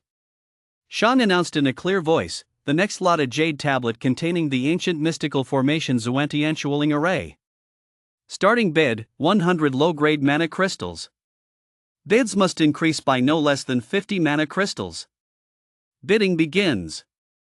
Though this item was an ancient relic, the formation was obscure and esoteric, so most bidders were cultivators or collectors specializing in formations, and the bidding was not particularly fierce. Joe sat calmly, fully aware in his heart. "According to my calculations, the final selling price of this item will be 1,500 mana crystals." 1,500 mana crystals. Are there any other bidders? Shang's voice rang out. Joe hesitated no longer. His cool, clear voice echoed throughout the hall via the VIP room's sound transmission array. 1,800 mana crystals. A bid increase of 300 mana crystals. This bold move instantly drew countless probing spiritual senses toward the VIP room. Joe remained impassive, allowing the spiritual sense scans to pass over him. In the end, no one else bid. 1,800 mana crystals. Sold. Shine brought the gavel down decisively. A weight lifted from Joe's heart. The item is mine. Next, it's time to set the bait and reel them in. Chapter 49, the grand finale. Auction hall, a corner of the VIP section. Tang Yuanshan, wearing a conical hat and a black robe, was resting his eyes, quietly awaiting the end of the auction. Suddenly, his body stiffened imperceptibly. This feeling. An extremely faint yet incredibly familiar soul imprint fluctuation rippled out from his spiritual sea like water ripples. He snapped his eyes open, his piercing gaze piercing through the veil of his conical hat to lock precisely onto a VIP room on the second floor. Is it Joe? A storm of shock surged through Tang Yuanshan's mind. How could he be here? Although the figure in the VIP room was unfamiliar and their aura was masked by the formation, the primary soul imprint within Tang Yuanshan clearly sensed the unique connection to Joe's avatar's soul imprint. There could be no mistake. Leaving Qian Yu peek behind my back and showing up in a Ruyufang VIP room? Tang Yuanshan's gaze instantly turned menacing. You little bastard. You've hidden yourself well. Over the past 6 months, Joe's avatar had been acting unusually obedient. The monthly mana crystals he turned in far exceeded the total from previous years, making Tang Yuanshan a fortune and even causing him to abandon the idea of eliminating him. After all, such a useful money-making tool was truly hard to come by. But the cat's out of the bag, after all. A cold smile curled at the corners of Tang Yuanshan's mouth. It seems the secrets you harbor are far more than I imagined. He had already made up his mind. As soon as the auction ended, he would use the soul seal as leverage to force Joe to reveal the true origin of that supreme immortal skill, Mana Seed. As for Joe's life, it wouldn't hurt to keep him around for now. After all, this tool was quite handy. Supreme immortal skill, the more I delve into it, the more profound and enigmatic it becomes. A flicker of greed and desire passed through Tang Yuanshan's eyes. If I can find the Mana Seed, it will surely be the ultimate opportunity for me to condense my nascent stage. However, for the past 6 months, he has been flawless in his actions, leaving me no opening to strike. Today is a perfect opportunity. Tang Yuanshan closed his eyes once more, his aura returning to calm as he waited for the event to conclude. Half an hour later, the auction was drawing to a close. Just as Shang was about to announce the final few lots, a colossal nascent stage aura suddenly descended. Ha ha ha. Old Taoist Shang, how could such a grand gathering be complete without this old man? Accompanied by a long laugh, a figure appeared like a ghostly apparition at the head of the VIP section. The arrival was none other than the patriarch of the Acacia Guild nascent stage Lu. Immediately afterward, two more equally formidable auras tore through the air. Two nascent stage cultivators of unknown origin arrived together. The entire auction hall fell instantly silent, so quiet you could hear a pin drop. With the nascent stage cultivators in attendance, the atmosphere grew incredibly tense. Shang's expression remained unchanged as he clasped his hands and said, "The presence of these three esteemed elders truly graces Ruyafang. Now, please bring forth the first and most prized treasure." He solemnly took a rosewood box from a made tray. A flash of spiritual light flickered from his fingertips, and the layers of spirit sealing talismans on the box instantly peeled away. The lid opened. An icy aura, pure to the extreme and imbued with immense vitality, spread out. A 5th grade spirit fruit, one Yofu reincarnation fruit. Shang announced in a resonant voice. I'm sure you're all familiar with this fruit's effects. Refining it is akin to gaining a second life. This item cannot be traded for mana crystals. It may only be exchanged for spirit treasures, formations, elixirs, or divine forging materials of equal rank. Its final ownership shall be determined by the winning bidder. The auction begins. Tang Yuanshan's eyes flickered as he glanced at Lu, seated at the head of the VIP section. It's him, after all. He chuckled inwardly. That fleeting, exotic fragrance near the Lunar Guild in Sihai City, it had that old demon spellbound, yet someone else beat him to it, making him a laughingstock throughout the Southwest cultivation realm. I never imagined that the treasure haunting his every thought would actually appear here. If the right opportunity arises later, I'll definitely pull out a treasure to really rub it in this old man's face. Lu's face was ashen at that moment, and the fury in his eyes was nearly bursting forth. Who on earth stole the opportunity that should have been mine? He forced down his rage and spoke first, his voice carrying an authority that brooked no argument. I bid 1 6th grade formless lotus seed, plus 1,000 low-grade mana crystals. I must have this fruit at all costs. I implore my fellow cultivators to grant me this small favor. With a nascent stage cultivator speaking personally, an aura of authority engulfed the entire hall. Those cultivators who had been itching to act instantly fell silent, none daring to cross his path. Shang surveyed the crowd. Senior Lu has made his bid. Is there any fellow cultivator willing to offer more? Dead silence. Just as Shang was about to announce the result, from the far end of the VIP section, a figure wearing a multicolored conical hat and exuding an ethereal aura let out a derisive snort. Ha! What a bold claim! A mere nascent stage cultivator dares to say he must have this? From beneath the multicolored conical hat came an aged, indifferent voice. You think a single 6th grade formless lotus seed is enough to trade for this 5th grade rarity, the shadow-rotten rebirth fruit? You're dreaming. This old man offers a 6th grade artifact, the exquisite pagoda. With a flick of his sleeve, a palm-sized, jade-green pagoda, its surface rippling with runes, materialized in the air. This pagoda combines offense and defense, and can even refine demons and monsters, feeding back pure spiritual energy. For cultivators below the nascent stage, it offers boundless benefits. How can its value be compared to your measly lotus seed? I have made my offer. Is there anyone who will bid higher? Lu flew into a rage. You cowardly, hidden-faced scoundrel. Do you dare show your true face? The old man in the multicolored conical hat paid him no mind, merely saying indifferently, Manager Shang, make the announcement. Shang asked again, but still no one in the hall responded. Tang Yuanshan also shrank his neck, completely abandoning any thought of meddling. An item that nascent stage cultivators must vie for.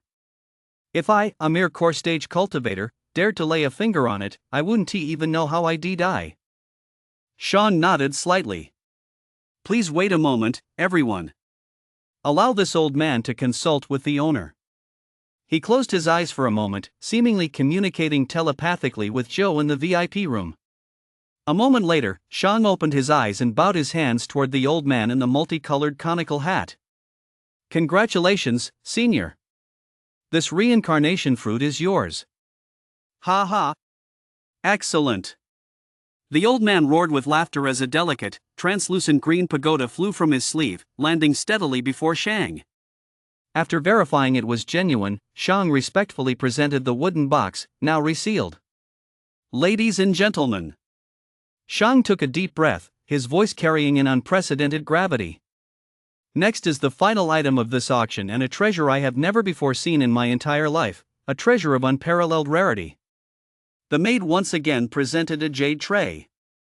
Upon it lay a strange fruit, cherry-sized, entirely crimson, its surface radiating a misty glow, displayed quietly alongside an ancient jade tablet. Shang carefully lifted the jade tray, and the crimson light instantly illuminated the entire auction hall. This object is known as the heaven-mending fruit. It transcends all grades. It defies the 5 elements. It is a marvel favored by the forces of creation.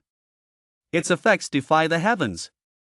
It can repair deficiencies in 1's innate mana root and mend damage to 1's acquired Tao foundation. Coupled with the mystic sense skill cultivation technique, even reshaping the mana root or recreating the golden core is not beyond reach. This fruit is suitable for practitioners from the novice stage to the nascent stage, any cultivation level. It is the supreme treasure for cultivators to address their weaknesses and pursue the perfection of the great Tao. This item awaits its destined owner. You may bid freely, its final owner shall be determined by the owner. Boom! The entire auction hall erupted into a frenzy. 3 nascent stage cultivators leapt to their feet, their colossal divine senses sweeping toward the crimson fruit as if it were tangible. Their eyes were filled with shock, greed, and disbelief. Meanwhile, in the corner, Tung Yuanshan was struck as if by lightning. He sprang to his feet with a start, his eyes peering out from beneath his conical hat, fixed intently on that crimson fruit. His pupils contracted violently, and his very breath seemed to halt. A mana seed? He actually brought out a mana seed to auction? Brilliant! Brilliant move, Zhou. What audacity! An uncontrollable surge of ecstasy and greed instantly clouded his mind. This mana seed is mine. Chapter 50, Using 1's Body as Bait. The auction hall. Lu, publicly humiliated, was consumed by rage. His body flickered, turning into a blur, and he instantly appeared on the display platform. His fingers curled like claws, reaching straight for the wooden box in Shang's hand. Old Taoist Shang. Hand over the item. Boom! A terrifying aura, vast as a sea of stars and cold as an abyss, suddenly descended. The air in the entire auction hall seemed to freeze. All the cultivators felt as if an invisible giant hand had seized their throats, leaving them unable to move. A colossal palm of spiritual energy, vast enough to block out the sky, materialized out of thin air. With the might to crush stars, it struck Lu without a hint of flourish. Thud! Lu was struck as if by a sledgehammer. Blood spurted wildly from his mouth as his body flew backward like a kite whose string had snapped, slamming violently into the wall at the far end of the hall. The wall cracked, and dust filled the air. The entire hall fell deathly silent. You could hear a pin drop. All the cultivators fell silent, their eyes filled with nothing but terror. Shang's expression remained calm, as if he had merely brushed away a speck of dust. He surveyed the crowd. His voice was not loud, yet it rang clearly in everyone's ears. Enter my Rui Pavilion, abide by the rules of my Rui Pavilion. Nascent stage is no exception. His gaze swept over Lu, who was struggling to his feet, his face deathly pale. He said indifferently, "The auction continues. Everyone, please place your bids." In the corner, Tang's expression shifted beneath his conical hat. That aura of pressure, it couldn't possibly be Shang. His heart pounded wildly. A single strike that sent Lu, a nascent stage cultivator, flying, at least nascent stage, or perhaps even ascension stage? This mana seed has actually attracted such a terrifying presence? The greed that had just begun to stir within him was instantly extinguished by more than half.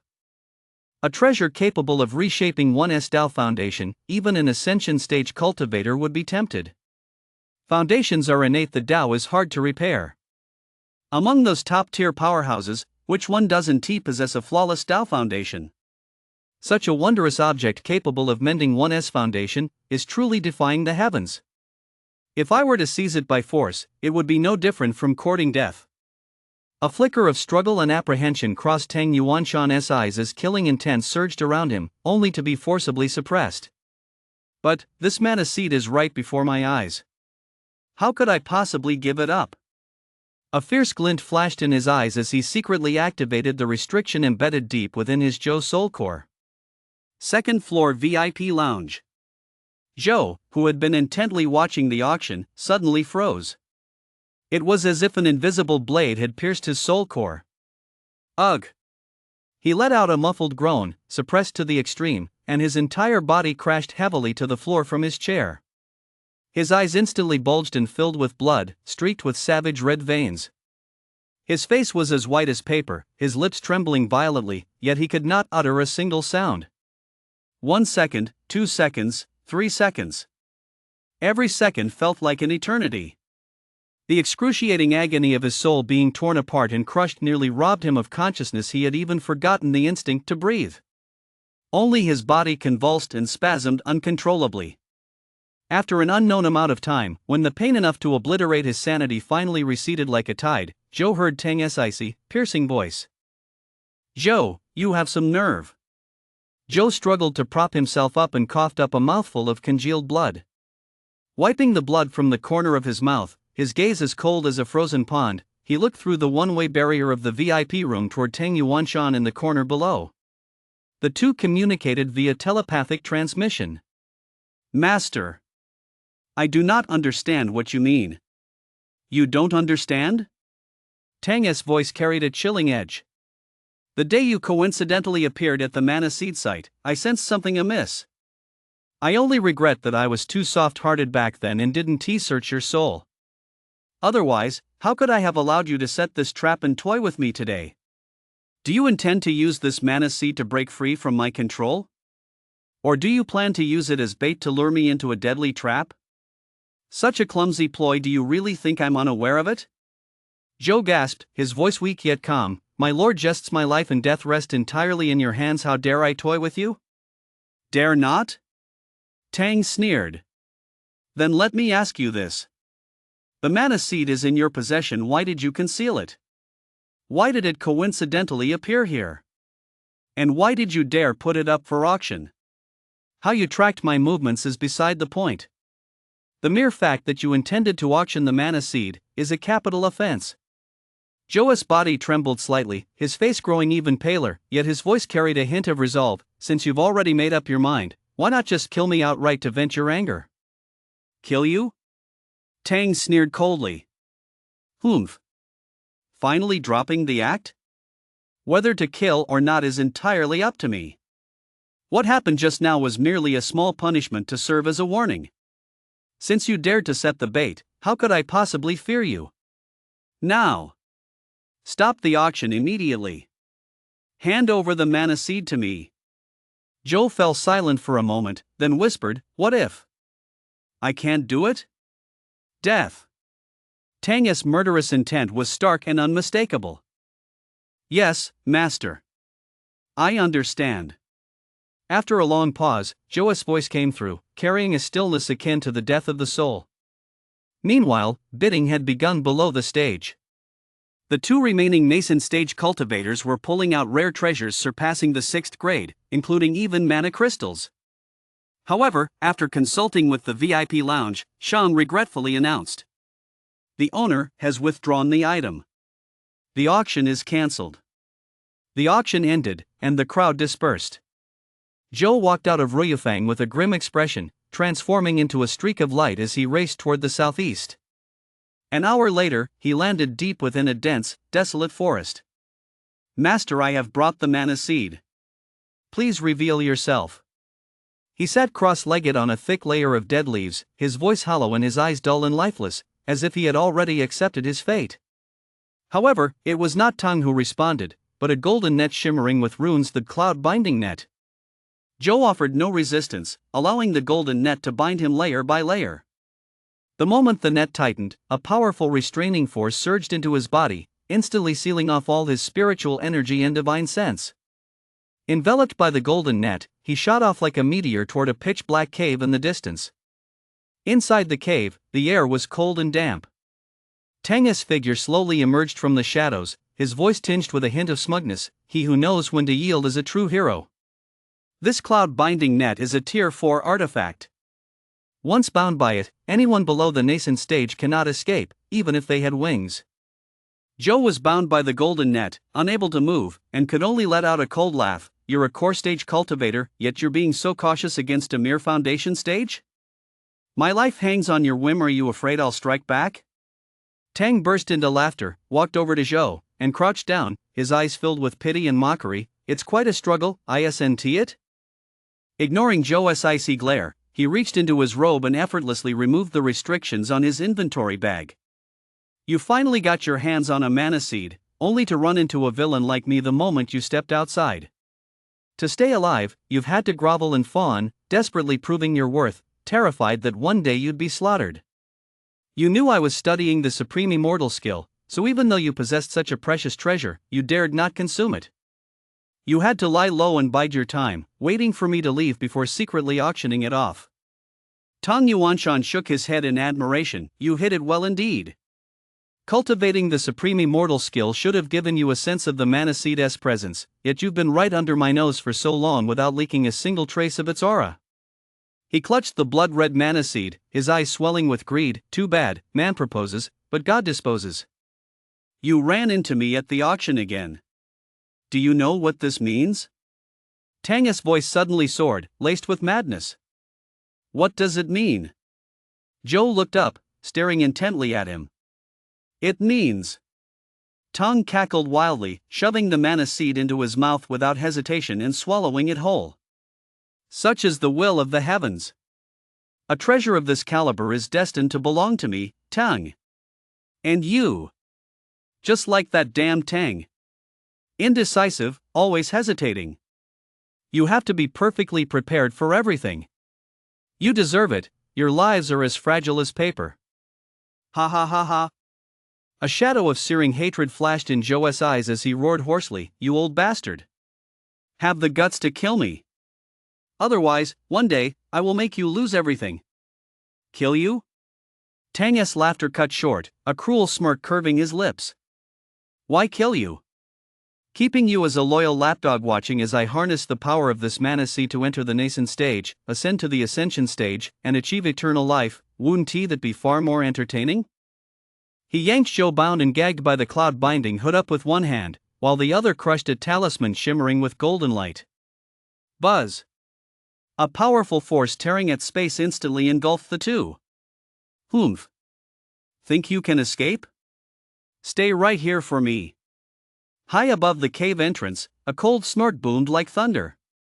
A colossal palm of spiritual energy, vast enough to obscure the sky, carrying the might to shatter the heavens and destroy the earth, crashed down with a thunderous roar.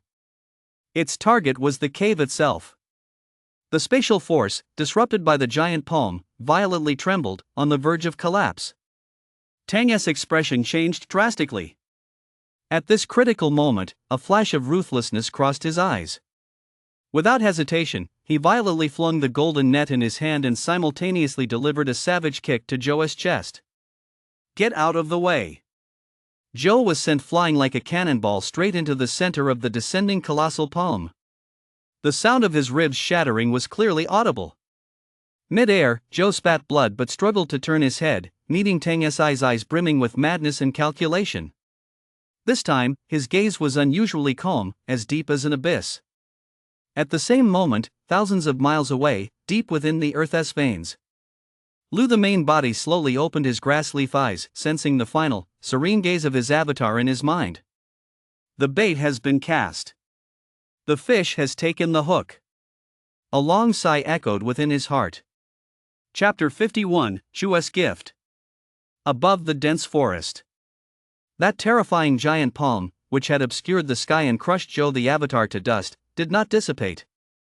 Instead, as if possessed of a will of its own, it slowly retracted its world-shattering might, eventually transforming into a streak of light that landed in the hands of an old man in a green robe who had materialized out of thin air nearby. The old man had a gaunt, austere face and eyes as deep as the sea. His aura was as profound as an abyss and as imposing as a mountain. He was none other than the true mastermind behind the Rui Pavilion, the nascent stage Grand Cultivator, Chu. His gaze swept over the mountains and forests below, which lay in utter ruin from the aftereffects of the giant palm, before finally settling on the direction of the cave where Tong Yuanshan was hiding. A hint of coldness flickered at the corner of his mouth. A minor nuisance, dealt with. Deep within the dense forest, at Zhou's South True Form hiding place. Zhou sat cross-legged, his face as pale as paper, a trace of dried blood still lingering at the corner of his mouth. Moments ago, his avatar had been destroyed, and the excruciating pain from the backlash of his soul core felt as though he had personally endured a body-shattering ordeal. He forced himself to endure the discomfort, quickly swallowed several healing pills, and closed his eyes to regulate his breath. Moments later, a green figure appeared silently before him. "Young friend Lu, I arrived a step too late and caused you alarm." Chu's voice was gentle, tinged with a hint of apology. Zhou slowly opened his eyes, suppressed the surging energy within him, struggled to his feet, and bowed deeply to Chu. "Thank you, Senior Chu, for coming to my rescue in time. Had it not been for you, I fear I would not have survived this ordeal today." His voice was slightly hoarse, clearly indicating that his injuries were severe. Chu nodded slightly, his expression grave. "The matter you entrusted to me, young friend, I have personally verified." He paused, then said in a solemn tone, "Deep within the cold mist valley's secret realm, there are indeed traces of demonic activity. Though subtle, they could not escape my scrutiny. As for the secret of that realm key..." A complex expression flashed across his eyes. "This is a top-secret matter passed down by word of mouth among nascent stage cultivators. The 5 great immortal realms of the ancient era: metal, wood, water, fire, and earth. Every 500 years, a small cauldron resembling an incense burner and emitting no spiritual energy fluctuations randomly falls into the major cultivation realms. This cauldron usually conceals its spiritual energy, indistinguishable from ordinary objects. Only when the passage to the immortal realms is about to open does it emit a unique aura." He looked at Zhou with a touch of emotion. "Young friend, the moment you uttered the words realm key, I was already 80% convinced. This information is of the utmost importance to me. Thank you for your frankness." Upon hearing this, Zhou shook his head and smiled wryly. "You flatter me, Senior. With your cultivation and status, you would have learned of such secrets sooner or later. It as I who, had you not intervened so nobly, would have perished long ago." He shifted the subject, asking hopefully, "Since you know this realm is about to collapse, might there be a way to leave?" Chu sighed deeply, a hint of helplessness flashing in his eyes. "Leave? Easier said than done." He stood with his hands behind his back, gazing toward the horizon. "Since you know of the Boundary Keepers, you must realize this realm is like a prison. The Boundary Keepers are sent by the Upper Realm or the Cultivators Alliance, and their power is unfathomable. Their representative in this realm is the spokesperson, who oversees internal affairs and communicates with the Boundary Keepers." He smiled wryly. "Unfortunately, this old man and the current spokesperson have long-standing animosity. Unless I bind my own cultivation and offer myself up for execution, there is absolutely no way I can beg for a way out from him. Apart from that, there are only 3 paths to try." Chu held up 3 fingers. "First, seek out a spatial rift. Force your way through with immense willpower and good fortune. It's a long shot, it all depends on fate. Second, find the legendary realm key. Use the passage to the immortal realm to escape. This is a sliver of hope, yet as faint as a star. Third, a flash of sharp light flickered in his eyes before fading. Break through to the ascension stage. Shatter the barrier with raw power. This path is as difficult as climbing to the heavens. Its perils far exceed those of the first 2. Having said this, he turned to Zhou, his gaze scrutinizing. "Having heard all this, young friend, have you despaired?" Upon hearing this, Zhou not only showed no sign of despondency but burst into loud laughter. His laughter echoed through the silent forest, carrying an indomitable spirit. Despair? His eyes blazed as he stared straight at Chu. Even an ant clings to life, how much more so a human? Cultivators defy the heavens and vie with fate for their lives. If one succumbs to despair and shrinks back at the first sign of adversity, why even embark on this path of cultivation? He stood tall, his voice resounding with conviction. Cultivation, it is the cultivation of one's true nature. Even if heaven and earth were to collapse and calamities were to engulf the world, this junior will spare no effort to struggle for survival. Should I one day attain the great Tao, I shall seek out that guardian of the realm to demand an explanation and seek justice for the hundreds of millions of living beings of Yu Kingdom. He bowed solemnly to Chu. With this calamity temporarily averted, I have urgent business that requires my journey to Cold Mist Valley. The road is long and arduous. Take care, senior. Should fate bring us together again, perhaps we shall meet once more. Chu stared in astonishment at the young man before him, whose cultivation was no higher than the foundation stage. His resounding words exploded like thunder within Chu's Tao heart, which had lain dormant for many years. Cultivation is the cultivation of one's true nature. Even if heaven and earth were to collapse, struggling to survive. Seeking justice. In that instant, Chu felt a thunderous roar within his mind's eye. The ascension stage bottleneck that had plagued him for years, that seemingly impenetrable barrier, began to shift ever so slightly due to those few, earth-shaking words. A thread of unprecedented enlightenment surged through his mind. So, it was my excessive fixation on leaving that caused me to lose my true self. To lose that fierce spirit of battling fate. Ha ha ha. Excellent. What a true cultivation of the self. What a true cultivation of the heart. Chu burst into loud, hearty laughter, his laughter as refreshing as a flood, as if a 1,000-pound burden had been lifted from his shoulders. A fierce gleam flared in his eyes, and his aura began to rise imperceptibly. Your words, young friend, have been a revelation. I owe you a tremendous debt of gratitude. He actually bowed solemnly to Joe with clasped hands.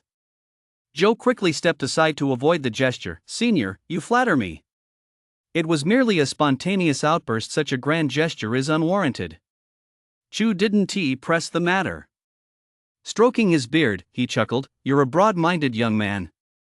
By the way, that core stage upstart Tang, would you like me to take care of him for you while I'm at it? It'll save you trouble down the road. Joe shook his head, a cold gleam flashing in his eyes. Thank you for your kindness, senior, but there is no need. From the moment he swallowed that heaven-mending fruit, he has already walked into a dead end. A meaningful smile curved his lips. If you truly wish to help, once you return to the Four Directions Immortal City, simply let the news slip casually. Tang obtained an immortal fruit in the 5 aggregates Immortal City of the Southern Realm. His cultivation surged, and in one day's time he will surely die. His tone was resolute. I am certain that tomorrow will be the day of his death. Upon hearing this, a flash of sharp insight gleamed in Chu's eyes, and he looked as if a light had suddenly dawned on him. So that's how it is. Young friend, you've used that genuine heaven-mending fruit as bait, setting yourself up as the trap to lure those suspicious and greedy fools right into the pot? He then asked in puzzlement, but since that heaven-mending fruit is genuine, why did you not enlist the help of a nascent stage cultivator? Wouldn't that have been safer? Joe gave a wry smile. There are other circumstances involved. Please forgive me for not being able to speak of them openly. I ask only one thing of you, senior. Simply announce to the outside world that Tang killed me after seizing the treasure. As for the details of this scheme, I ask that you keep them confidential. Chu looked deeply at Joe and nodded. Very well. Young friend, your mind is sharp and your plans flawless. I admire you. Before we part, I have a gift to offer you as a token of my regard. With a single wave of his hand, an ancient flying sword entirely crimson, with flames coursing along its blade, materialized out of thin air.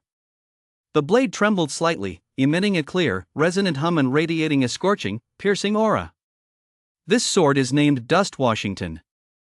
It is an artifact I used in my younger days.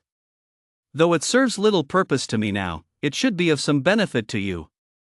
A flash of spiritual light flickered at Chu's fingertips as he swiftly erased his own markings from the blade, then channeled a strand of pure soul energy and magical power into the sword. The sword of purification blazed with a brilliant red light, its sword intent now appearing even more restrained and profound. I have sealed within it a nascent stage-level sword intent and magical power. Should you face a life or death crisis, you may unleash the sword to deliver a strike comparable to a nascent stage cultivator as full power attack. May this sword protect you from harm. Joe gazed at the crimson flying sword hovering before him, sensing the immense power it contained in Chua's sincerity. No longer refusing, he accepted it respectfully with both hands. Senior, your generosity is deeply etched in my heart. Thank you, Senior. May you live long and prosper. I must take my leave.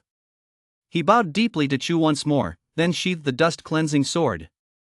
Transforming into a streak of light, he sped off toward Cold Mist Valley. Chu watched Joe fade into the distance, stroking his beard as he stood there, his eyes filled with admiration and emotion. This youth, his character, courage, and strategic acumen are all of the highest caliber. Given time, he will certainly be no ordinary figure. As for the calamity facing the state of you, perhaps he truly can carve out a path to survival. Chapter 52: The Death of Tang. Tang was unaware that his alter ego, Zhou, had concealed the most crucial secret regarding the mana seed from him. This seemingly harmless heaven-mending fruit, mana seed, once swallowed, signifies the completion of a profound bond with Lu, the original body. It is fundamentally different from those puppet mana seeds that forcibly enslave and corrode the soul. It does not control the hostess' consciousness, does not distort their will, and certainly does not turn them into a puppet on a string. The host retains complete freedom, able to cultivate and live without reservation, free from any fear of physical or mental manipulation. Its true purpose only manifests at the moment of the hostess' death. It will silently harvest the hostess' lifetime of accumulated cultivation, insights, and martial arts experience, transforming them into the purest nourishment to feed back to Lu. As for what happens after the hostess' death, well, naturally, that is none of my concern. At this moment, on a desolate island in the southern realm, Tang landed awkwardly on the barren beach, his face pale and his breathing ragged. He glanced fearfully toward the distance, then burst into a maniacal laugh of one who had narrowly escaped death. Ha ha ha ha. So close. Just a hair's breadth away.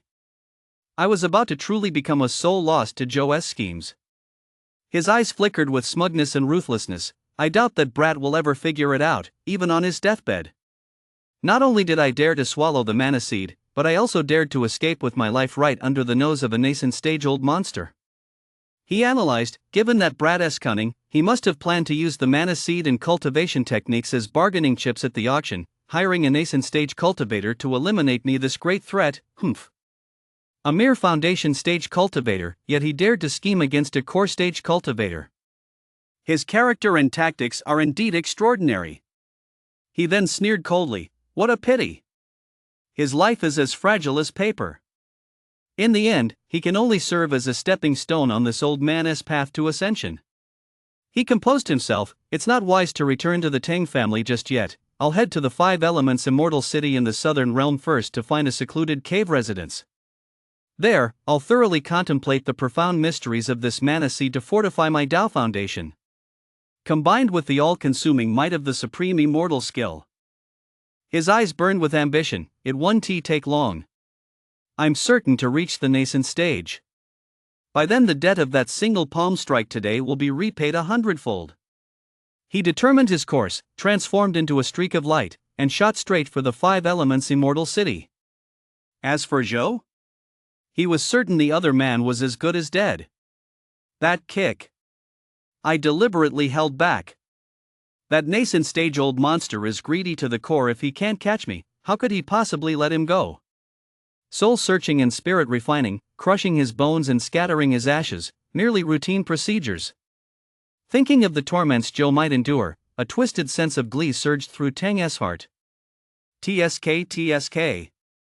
I really am no good person. As for not being able to sense Joe's soul imprint, it's simply too far away. No matter. The outcome is favorable. He could already envision his future a nascent stage master, looking down upon the world with utter supremacy. Half a day later, 100 li outside the Five Aggregates Immortal City, Tang's mind began to relax, and he was just about to slow his pace. Tai. I've been waiting for you for a long time. Hand over the heaven-mending fruit and the Linglong Pagoda. otherwise die. An icy voice rang out in his ears like a thunderclap. Tang turned pale with shock. His flight halted abruptly, and he nearly plummeted from the sky. He jerked his head up to see, in the void ahead, Lu, the patriarch of the Acacia Guild, holding an ancient bronze mirror and staring at him with a mocking expression. Lu? How is he here? How did he know my whereabouts? The Linglong Pagoda? Wasn't he that traded to a mysterious figure at the auction? Could it be that the buyer was actually Zhou? Countless questions flooded his mind in an instant. Tang forced down his shock, put on a respectful expression, and clasped his hands, saying, Senior Lu, please see reason. This junior truly knows nothing of the Linglong Pagoda's whereabouts. As for that heaven-mending fruit, it certainly did not come into my possession. There must be a villain sowing discord. This junior would never dare to deceive you, senior. I implore you to consider. Tang? Lu scoffed, cutting him off. You're nothing but a withered skeleton in a grave. A decrepit old turtle cowering in the Tang family, clinging to life, and you dare expect this old man to show you any face? Murderous intent flashed in his eyes. Since you refuse to speak, then I shall search your soul. It won't take much effort. Elder, wait. Tang's soul nearly leapt from his body. Before he could finish speaking, the world spun. Lu's figure had already appeared before him like a ghost. A gaunt hand, carrying the irresistible might of the nascent stage, slammed down hard on the top of his head. The nascent stage and the core stage, is the gap really this vast? In the end, I still couldn't escape Zhou's scheme? This was his final thought before his consciousness faded. In a daze, he felt as though he had returned to that moonless night outside the Evermoon Mountains, when he first encountered that young man with the serene gaze. The next moment, boundless darkness swallowed him whole. Useless fool. Lu's face turned ashen after examining Tang's lingering soul. You actually swallowed the heaven-mending fruit whole? What a waste of a heavenly treasure. He then let a hint of greed show. Very well. I'll use your physical body as a furnace to refine a batch of heaven-mending pills. As for that supreme immortal skill, it's actually quite interesting. He shook his head and sighed. What a pity for that Zhou. If he had simply offered the immortal fruit to this old man, killing a core stage good for nothing would have been a mere trifle. Why go to such lengths, only to end up losing his own life? People scheme and plot endlessly, but what are they truly seeking?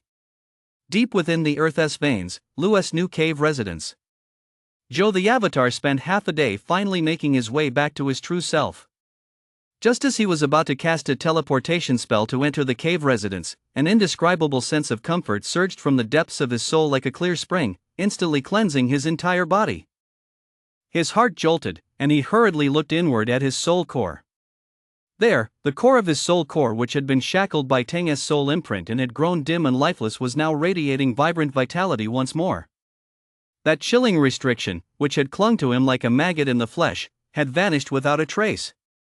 Tang is dead. Zhou exhaled deeply, feeling a great weight lifted from his shoulders. Though, it happened much sooner than my calculations predicted. Still, the heavenly mechanisms were already thrown into disarray because of me. It's only natural that deviations occurred. In Lu's original calculations, Tang was destined to die in the 5 aggregates immortal city, a victim of his own greedy schemes to kill and plunder.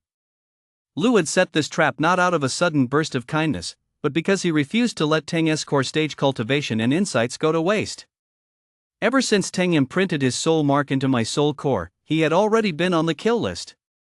Now that the karmic debt has been settled, he has met his just end. Zhou gathered his composure and retreated into his cave residence. The sight before him sent a surge of excitement through him. In the center of the cave, Lu's true form, a grass-like body, floated in mid-air.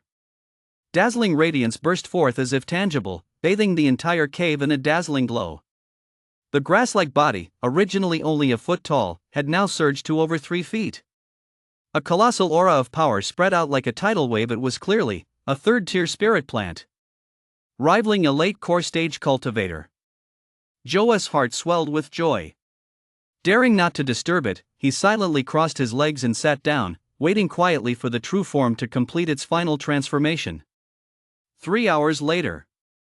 The sky-filling glow, like 100 rivers flowing into the sea, retreated entirely back into the grass form.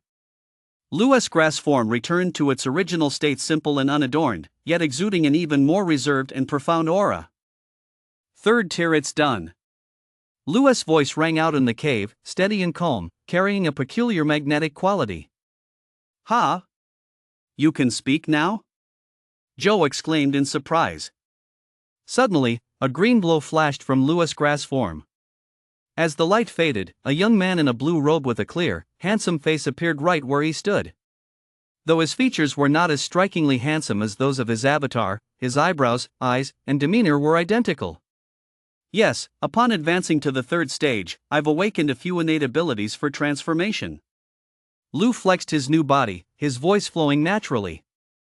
Having taken human form, speaking is no longer a challenge. With a casual gesture, a blue robe flew toward him and dressed itself. He turned his gaze to his avatar. "Where are the items?" Joe understood and handed over the exquisite pagoda and the dust-cleansing sword. Lu took them, swept his divine sense over them, and instantly refined them. He opened his mouth and swallowed the exquisite pagoda to nurture it within, then looked at his avatar. "You need not intervene in what follows. Return to the Tang family immediately and stabilize the situation at Qianyu Peak. A storm is brewing in the cultivation world of Yu Kingdom. Once the news spreads fully, that will mark the beginning of the turmoil. You must prepare well in advance." His doppelganger, Joe, looked grave. "Are you going personally? Are you sure you don't need my help?" Lu glanced at him, the corner of his mouth curving upward. "You're merely a low-level foundation stage cultivator. What good would you do?" A cold gleam flashed in his eyes. "This journey is solely to vent a long-held grudge. I have already found a perfect final resting place for that innate wood spirit, Palace S. Louis. You need only hold the rear." Joe curled his lip. "Pfft. Who do you think you're looking down on? Fine, I'm heading back. You, take care of yourself." Lu nodded, saying no more. His form flickered, transforming into a pale green streak of light, vanishing instantly into the depths of the earth veins. Destination: Cold Mist Valley. Chapter 53, Searching for the Soul Core in the Valley. Outside Cold Mist Valley, at the edge of the illusory barrier. Cold Mist Valley is shrouded year-round in thick, grayish-white mist, with treacherous and complex terrain. What made it even more daunting was the powerful, naturally formed barrier at the valley's entrance. This barrier was extraordinarily mysterious. Ordinarily, even nascent stage cultivators would struggle to force their way through. Only once every 50 years, during a specific month, would the barrier's power significantly weaken. At that time, several core stage cultivators would have to join forces to barely pry open a crack, allowing entry. Legend has it that this valley was discovered 1,000 years ago. Initially, the rare treasures and natural resources it contained drew cultivators from all directions. However, since the barrier only allows cultivators below the core stage to pass, and the valley's precious resources have been plundered to near exhaustion over the years, its value has greatly diminished. Over time, the major sects in the vicinity began using this place as a training ground for their disciples, to gather the key ingredients needed for refining foundation stage elixirs. This time, as usual, the four major sects dispatched core stage elders to jointly breach the barrier and send their lower-tier disciples inside for training. Unexpectedly, a sudden disaster struck. Barely 3 days after entering the valley, several disciples fled in panic. Every one of them was deathly pale and mentally shattered, repeatedly screaming, "There are core stage demons in the valley. They kill anyone they see. They're incredibly vicious." The news spread rapidly, sending shockwaves through the four major sects. The core stage elders stationed outside the valley took immediate action, joining forces to breach the barrier once more and enter the valley to investigate. However, 5 days have passed, and the elders who entered the valley have vanished without a trace. Not a single one has emerged. What on earth is happening inside the valley?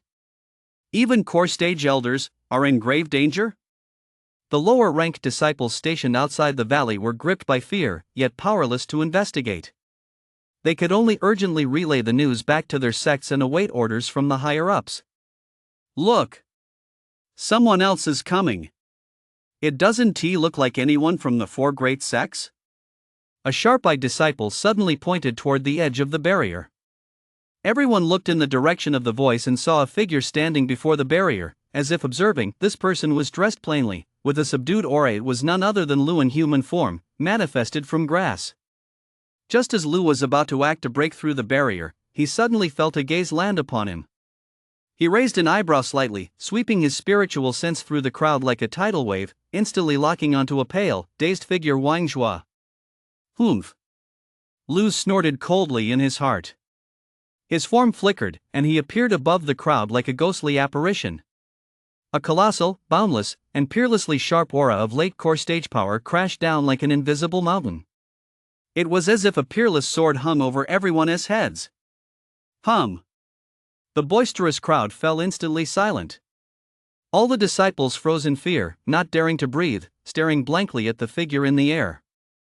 Only the cold-eyed woman beside Wang Zhuolu furrowed her delicate brows slightly, quietly gripping the ink-black longsword in her hand, a hint of wariness in her eyes. Lu ignored the crowd and landed directly before Wang Zhua. Seeing the other man's dazed and forlorn expression, he sighed softly to himself and asked, "Wang Zhua, how did you and this woman manage to escape Cold Mist Valley? During the celestial divination that day, neither of your figures appeared. Did you lose Ran early on? Or did you abandon him in the hour of crisis?" Wang Zhua looked up in bewilderment at the sound of his voice. The man before him had an unfamiliar aura, yet the overwhelming pressure radiating from him made him feel as though he were facing a primeval beast ready to devour its prey. Suppressing his pounding heart, he asked in confusion, "Senior, do you know me?" Lu's expression turned cold, his tone leaving no room for argument. "Ask no more. Relate exactly what happened after you entered the valley. Do not force me to search your soul."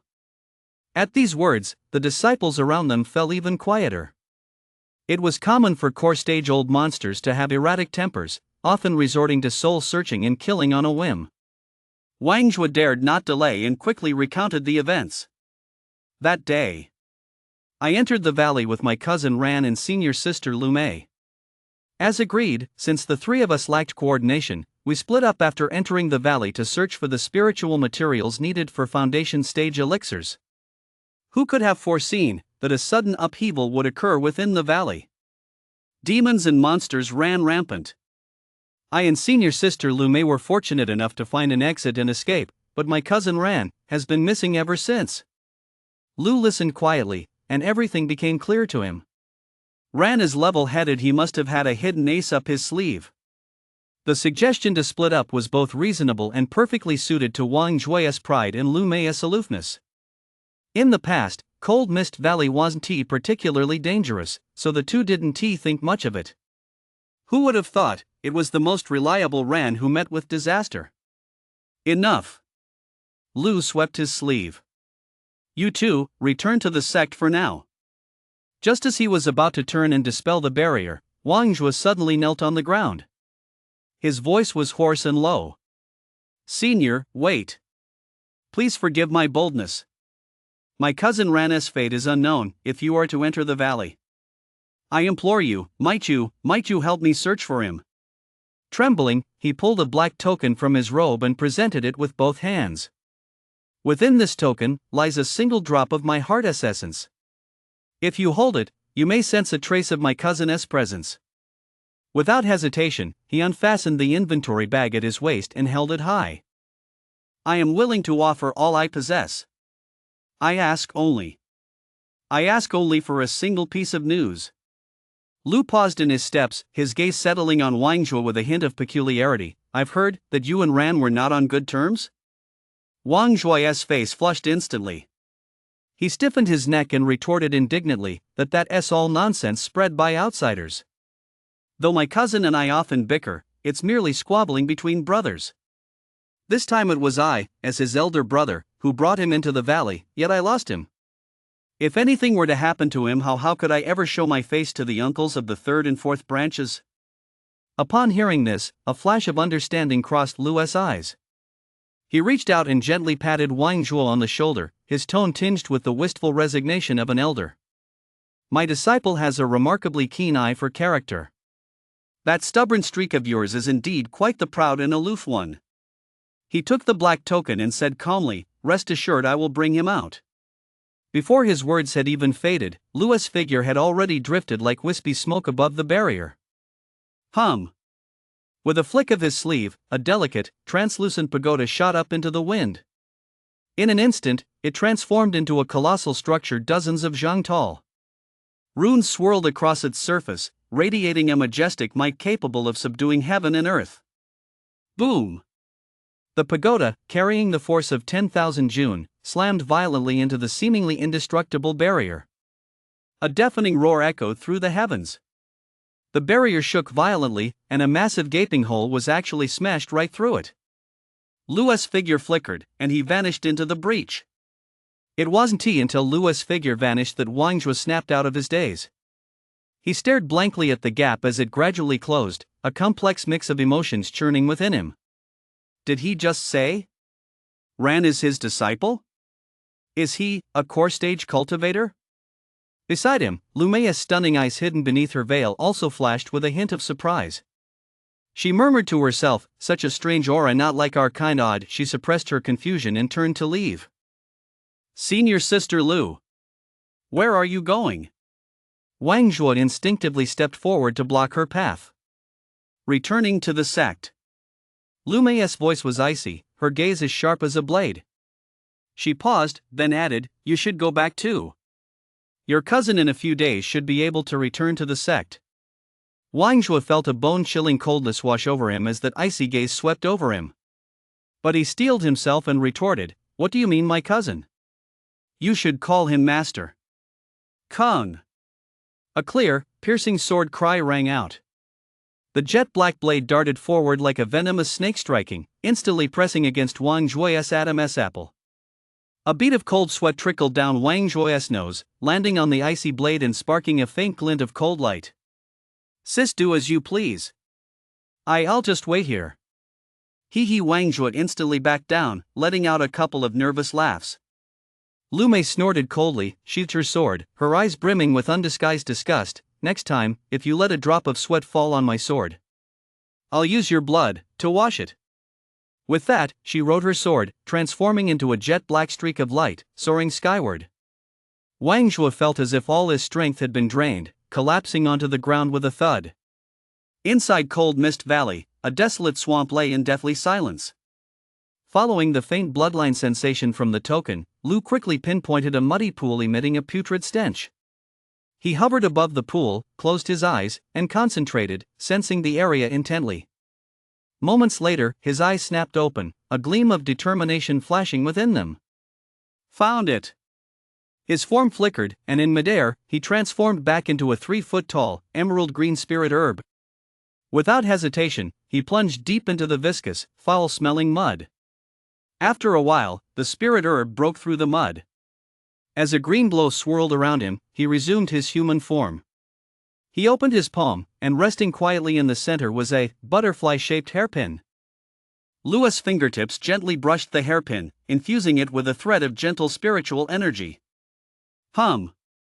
The hairpin trembled slightly, emitting a soft white halo. At the center of the halo, a wispy ball of light so faint it seemed ready to vanish at any moment slowly emerged, cradled carefully in Lua's palm. Ran's soul core. If not for this hairpin's protection, it would have dissipated long ago. Watching the dim, fading glow of the soul core, Lu let out a sigh of relief. He quickly retrieved an ice-blue shadow-rotten reincarnation fruit from his inventory bag and used his spiritual energy to shatter it into the purest essence of medicinal liquid. The liquid, like specks of starlight, fell evenly upon the soul core's glow. Sizzle! The orb, like parched land receiving long-awaited rain, greedily absorbed the medicinal power. The originally faint glow grew brighter and more solid at a speed visible to the naked eye. Only when the orb had completely stabilized, radiating a warm, spiritual glow, did Lu carefully place it into a specially crafted wooden box for nurturing souls. Half of this mission is complete. Lu tucked away the wooden box and gazed toward the churning mist deep within the swamp, a cold glint flashing in his eyes. Next, just watch as your master avenges you. Chapter 54, Heaven and Earth as a Furnace, All Things as Fuel. When Zhou quietly returned to Qianyu Peak, he keenly sensed that the entire Tang family was shrouded in an oppressive atmosphere, as if a storm were brewing.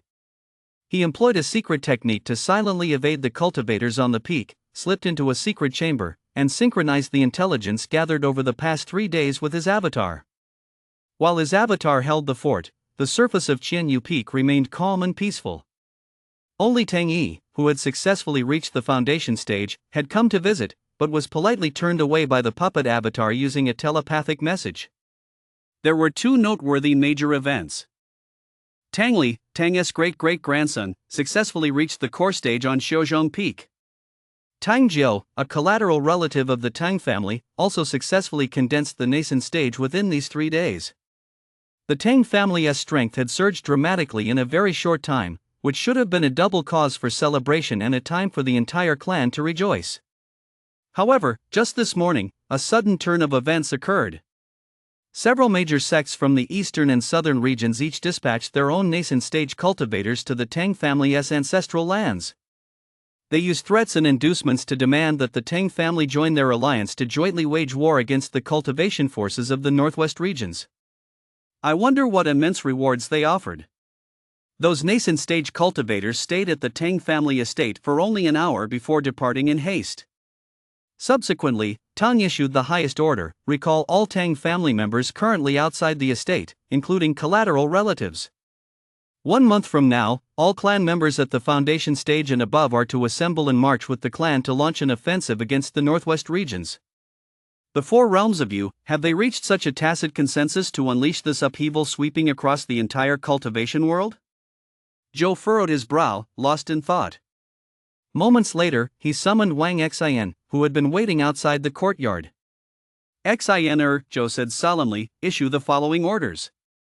First, mobilize all resources and, at any cost, gather every kind of spiritual herb seed, spiritual material, and especially high-yield spiritual rice seeds. Second, in the name of Qianyu Peak, widely recruit novice stage solo players. Offer generous compensation.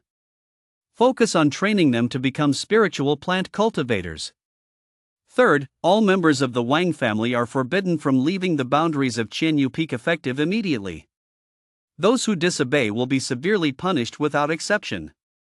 Wang Xian's youthful face, rarely devoid of her usual innocence, took on a gravity unbecoming of her age. She bowed deeply to Zhou, her voice clear and resolute. Yes, master. Xian understands. Watching Wang Xian's small figure hurry away, Zhou let out a long sigh, his worries deepening. This turmoil has finally arrived. That boundary keeper's deal with the demonic high command may have turned the Yu kingdom into a prison, but it couldn't possibly seal off every escape route entirely. There are always those with connections who can tear open a gap through him, sending talented seeds out of this realm. And the method for selecting those seeds is this brutal civil war. Only those who rise above the mountains of corpses and seas of blood are worthy of that ticket to escape the prison. Is this the true nature of the cultivation realm? A wave of indescribable sorrow and rage surged within Zhou. The survival of the fittest, how cold and ruthless. All his perceptions and emotions stemmed from his original self, Lu. Having survived several life and death crises, he had long come to deeply understand the cruelty of this cultivation world. Yet, the unique memories from a past life originating from his original self only made him feel increasingly bewildered and uneasy about the world before him. Only highly developed productivity can foster a highly advanced civilization, yet this cultivation world, having evolved for 10,000 years, still adheres to the most primitive law of the jungle. Mortals are as worthless as weeds in the eyes of cultivators, and low-tier cultivators, in the eyes of the powerful, nothing more than ants? Unless one reaches the ascension stage, one remains nothing but a pawn. Even breathing a single breath of free air is a luxury.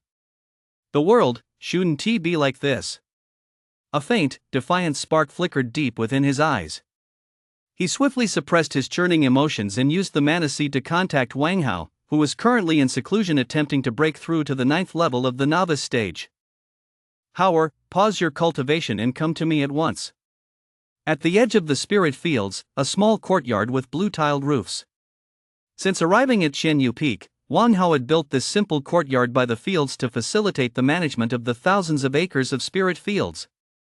Most of the young Wang family members he had brought with him also lived near the spirit fields. The area was laid out with numerous basic spirit plant arrays of Zhou's own design. To prevent the arrays from being compromised, members of the Wang family were forbidden from leaving without urgent business. Fortunately, most of these youths came from farming families. They were simple-hearted, uneducated, and knew nothing of cultivation.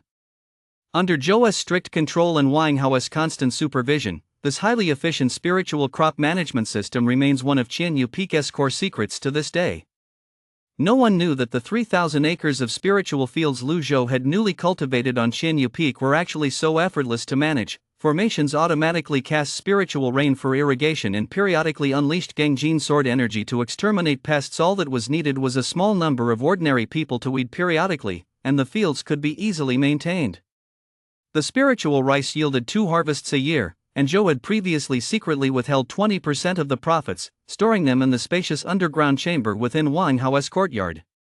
With the new season's spiritual rice harvest approaching, Wang Hao had barely left his small courtyard in recent days. Now, having received an urgent summons from his master, though he didn't know the reason, he dared not delay for a moment.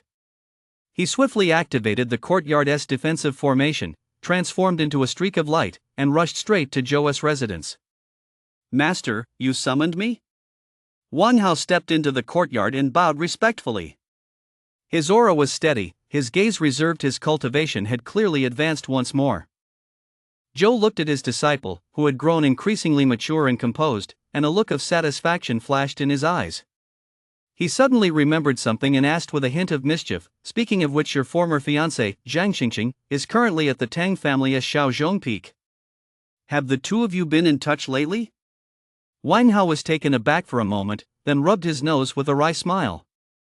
"I knew I couldn't hide it from you, master. Half a month ago, at the foot of Qianyufeng, I did indeed run into Miss Qingqing by chance." He replied candidly, "She is now a cultivator at the 3rd level of the novice stage." "Master, is there something amiss with you suddenly asking about this?" A hint of confusion tinged his tone. Zhou waved his hand with a smile. "Nothing at all. I was just asking out of curiosity, purely for the sake of gossip. So, do you still harbor lingering feelings for her?" He watched his disciple's reaction with keen interest. Wang Hao quickly shook his head, his expression calm. It was merely a fleeting encounter destined to be unfulfilled. "If master wishes to hear it, I shall tell you. When we met that day, my feelings were indeed somewhat complicated, but since an elderly man, presumably her master or an elder, was by her side, I didn't feel it was appropriate to say much. I merely stepped forward to exchange some pleasantries. We also touched upon my subsequent double wedding. Once I learned she was doing quite well on Shaozhong Peak, that lingering sense of guilt in my heart began to fade. We exchanged blessings, and from then on, whenever we met, we addressed each other as fellow cultivators. Master usually regards women as tigers and wolves, not even acknowledging the Tang family's legitimate daughters. Why are you so interested in this matter? To me, such matters between young men and women are merely trivialities, of no real consequence. Since it's all in the past, I truly haven't given it a second thought." The way he spoke so openly and honestly struck Zhou as rather amusing. Of course, this was hardly his concern. Originally, he'd been thinking that with chaos looming over the cultivation world of Yu Kingdom, if his disciple still harbored lingering feelings for Zhang Xingqing, it might be better to use some means to transfer her from Shaozhong Peak to here, thereby setting his disciple's heart at ease. "I don't view women as tigers or wolves," Zhou waved his hand at Wang Hao.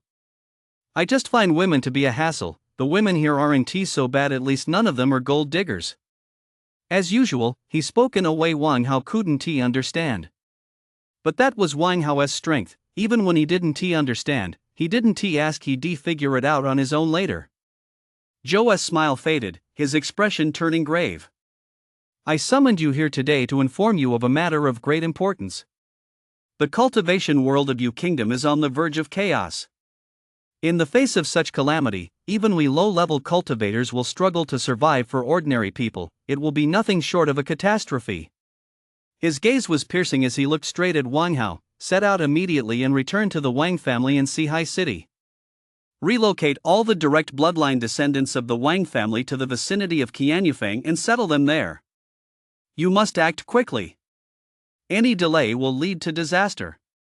Upon hearing this, Wan Hao's face turned deathly pale. Chapter 55, Luring the Prey into the Trap. Lu Grass form followed the memories derived from the heavenly mechanism's calculations and quietly slipped into a wide valley deep within Cold Mist Valley. The mist here was thick as lead, hanging heavily overhead like a massive gray-white lid, creating an oppressive and stifling atmosphere. He closed his eyes and concentrated, carefully sensing the flowing plant mana and vibrant life force all around him. A hint of surprise flashed in his eyes. This place is actually a natural convergence point for plant source energy. The life force it contains is so immense. No wonder, in the divination, I chose to set up the Mystic Heaven Soul Sealing Grand Formation here. With my current cultivation, which rivals the 7th level of the core stage, and the boost from this place's rich plant-based source energy, it's enough to increase the array's power by another 20%. As he weighed his options, a hint of regret flashed through his mind. Unfortunately, in such a rush, I can't find a suitable treasure to serve as the array's focal point. I'll just have to use my own plant-based body to personally hold the array's core. Well, never mind. There's no time to waste, let us set up the array first. He hesitated no longer and sprang into action. With time running short, he naturally couldn't find the rare materials needed to forge an array disc, let alone have the time to craft one. Fortunately, most arrays in the cultivation world can be set up temporarily using mana crystals as a foundation. To ensure absolute success, he had already sent his avatar, Zhou, to the Rui Pavilion to purchase 10 mid-grade mana crystals at a high price.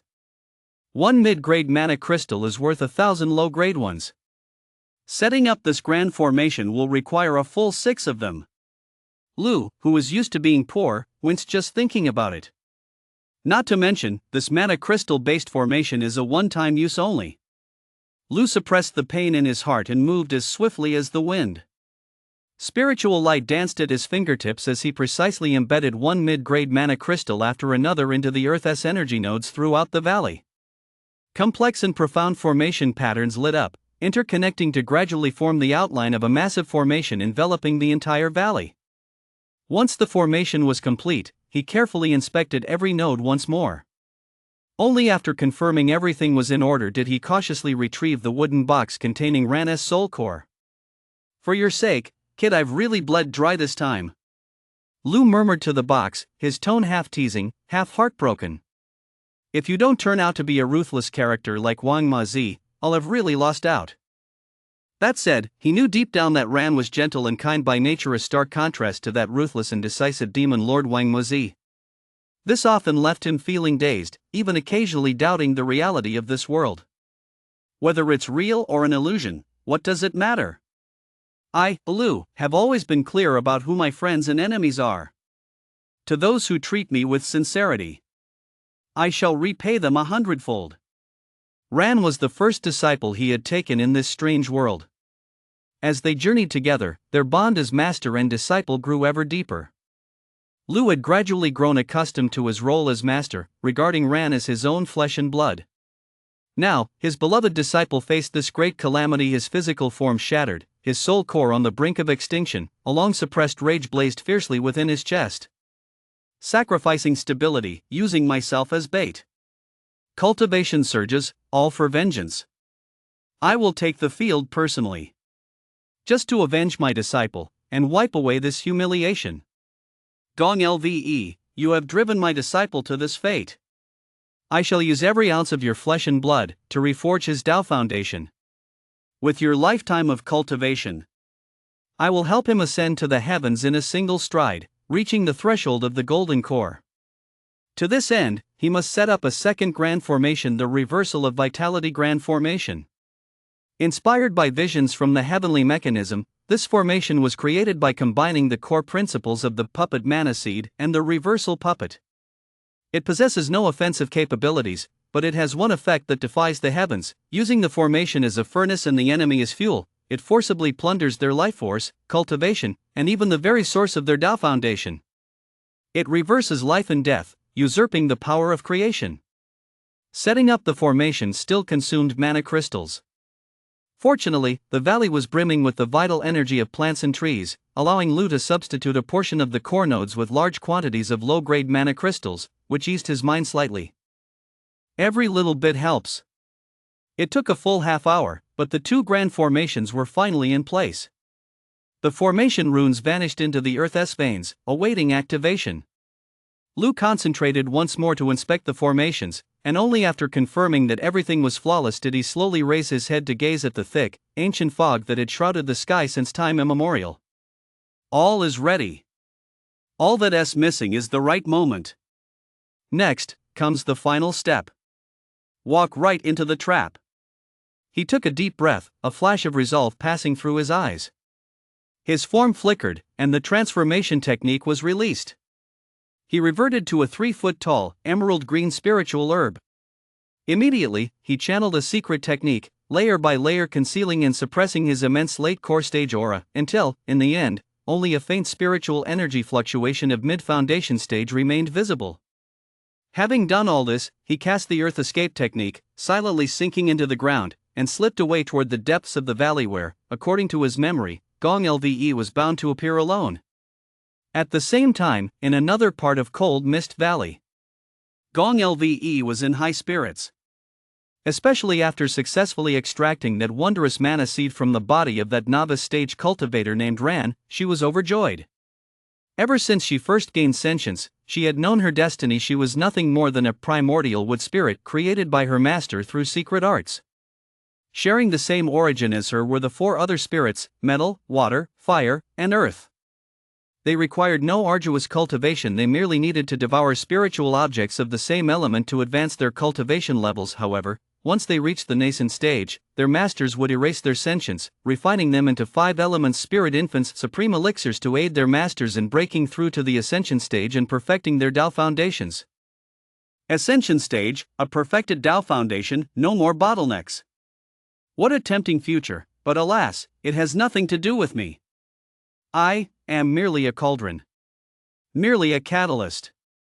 This realization filled her with fear and even more so, with resentment. She had long harbored a rebellious intent to usurp her master's place. This is no delusion. Especially after integrating that mana seed into her body, a divine technique called the method of seizing foundations spontaneously emerged in her mind. This method can actually allow me to slowly strip my master of her foundations and cultivation. Heaven is on my side. Though she sensed faintly that the mana seed within her seemed to resist, not fully harmonizing with her. It matters not. I am an innate wood spirit. Our origins are of the same lineage. With time and patience, I will surely refine it completely. What delighted her even more was that, over the past few days, she had finally gained a brief taste of freedom. She had escaped the shadow-like surveillance of that nascent stage-old woman. In this chaotic secret realm, she could act as she pleased, without a care in the world. Slaughter, what a wonderful release! Only blood and screams can slightly soothe the fear and venom that have built up in my heart for so many years. Of course, she also despised those idiotic demons who followed her, crude, bloodthirsty, and utterly devoid of charm. Though that handsome young cultivator from the Tang family. That pure, herbal scent emanating from him. It's unforgettable. I really want to devour him whole. Suddenly, her footsteps halted. Her delicate nostrils quivered slightly, catching a faint yet exquisitely pure scent of plants and trees. So fragrant. Her eyes suddenly flashed with a greedy light. There! She flicked her slender hand, and a jade-green beam of light slashed down like a scythe. Whoosh! The ground was easily sliced open. Dirt flew everywhere. A small blade of grass, entirely emerald green and shimmering with a spiritual glow, was exposed to the air. It seemed quite startled, trembling violently, then suddenly quivered and burrowed into the soil at an astonishing speed, fleeing frantically. Such a fast earth diving technique! A flicker of surprise crossed Gong Lve's eyes, only to be replaced by an even more intense excitement. Ha ha! Little thing, you won't get away. She let out a coquettish laugh as her form transformed into a streak of green light, rushing in hot pursuit of the spirit grass's escape route. In her mind, she was already plotting how she would enjoy this unexpectedly captured plant spirit. Chapter 56, Ran's Resurrection. Half an hour later, deep within Cold Mist Valley. Gong Lve's figure, like a butterfly drawn to nectar, finally reached the outskirts of the Xiantian locking spirit formation. Lua's plant form had long since concealed itself within the array, like a lurking hunter, quietly waiting for its prey to step into the final trap. Little thing, why have you stopped running? Gong Lve halted her steps, her delicate nostrils flaring slightly as she scanned her surroundings warily. Something's off. This faint, elusive aura of danger, is it just my imagination? As an innate wood spirit, her perception of danger far surpassed that of cultivators of the same rank. Yet, the valley before her was lush with vegetation, and manna swirled thickly in the air. Despite repeated scans with her divine sense, she detected not a single trace of an abnormal aura. Could it be that I'm overthinking this? Hee, she licked her red lips, greed ultimately overpowered that faint unease in her heart. You won T escape from Big Sister's grasp. She hesitated no longer, gliding forward with graceful steps, advancing step by step into the core area of the grand formation. The small golden bell in her hand continued to emit a faint golden glow, ready to be activated at any moment. Just as she stepped into the core. Boom! The earth trembled. Countless chains, as black as ink and wrapped in a chilling aura, tore through the soil like demonic claws reaching out from hell. With a piercing whistle, they shot toward her. Humph! A mere trick. Gong Lve was already prepared, a trace of disdain flashing in her eyes. She flicked her jade-like hand, and the golden bell flew from her grasp. Protect! With a clear command, the golden bell swelled in the wind. Dazzling golden light poured out as if it were solid matter, instantly transforming into an indestructible golden barrier that blocked every single one of the oncoming black chains. Hee Gong Lve covered her mouth and giggled, her eyes brimming with mockery. I knew there'd be an ambush. I'm just dying to see what tricks a mere foundation stage plant spirit can pull off. She formed a seal with her slender fingers, channeling a stream of pure spiritual energy into the golden bell. Hum! The golden bell's radiance surged. A terrifying shockwave erupted with a thunderous roar. The seemingly resilient black chain shattered inch by inch, as fragile as glass. At the same moment, a golden beam of light, dense and solid as matter, shot forth like a venomous snake striking, aiming straight for the underground where Lu Chaoshan was hiding. Humph! Lu sneered inwardly, neither dodging nor retreating. The exquisite pagoda transformed into a streak of green light to meet the golden beam. At the same time, his grass form sat cross-legged deep within the earth's veins, his two thickest leaves like the hands of an array master gently resting upon the core of the pre-inscribed array patterns. Mystic Heaven Spirit Binding. Activate. Hum. The entire valley suddenly burst into light. Countless mystical runes emerged from the ground, instantly weaving themselves into a gigantic web of light that spanned heaven and earth. An invisible, indestructible, transparent light barrier, like an inverted giant bowl, completely sealed off the entire valley. No! Gong Lve's expression changed drastically. The moment the barrier rose, she sensed a deadly threat. Without hesitation, her form transformed into a streak of green light as she retreated violently outward. Boom! A dull thud. Her body slammed violently against the barrier. An indescribable, searing pain instantly spread throughout her body. To everyone's shock, a layer of eerie black flames suddenly ignited on her skin. Ah! A piercing scream echoed through the valley. The black flames seemed capable of scorching the very soul. Gong Lve was violently flung back into the formation as if struck by lightning. Before she could regain her footing. SSSS. SSSS. SSSS. 8 chains even more refined and ethereal than before ignored Jean Ling's defenses, piercing through the void like ghostly apparitions.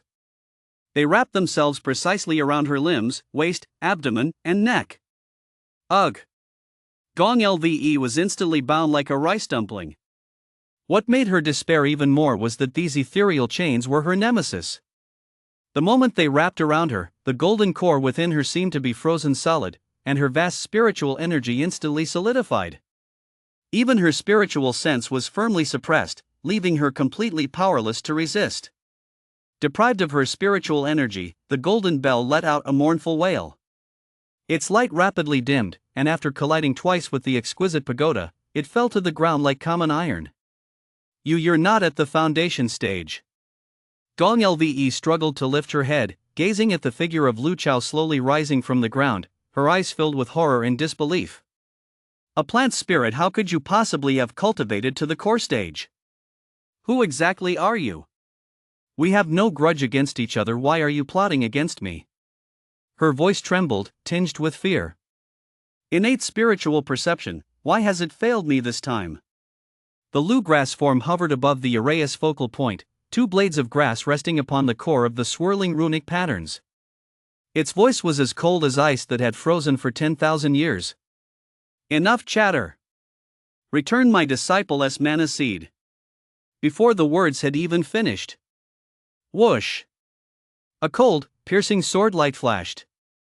The dust-cleansing flying sword transformed into a streak of lightning, instantly slicing across Gong Lve's lower abdomen. Splatter! A mist of blood sprayed out. Ah! Gong Lve let out a heart-wrenching scream. The Dechan sword traced a graceful arc through the air. Perched on its tip was a strange, emerald-green sapling with only two tender leaves, radiating a star-like glow. It was Ran's mana seed. It's you? The master of that novice stage ant? Gong Lve screamed through the excruciating pain, you can't kill me. If you kill me, my master will sense it. Then, your disciple, and all your loved ones and friends, not a single one of you will escape. She looked at Lu Chaoshan, clinging to her last shred of hope. You carry the essence of plants and trees, we are both outsiders. Cultivation is no easy path. Let me go.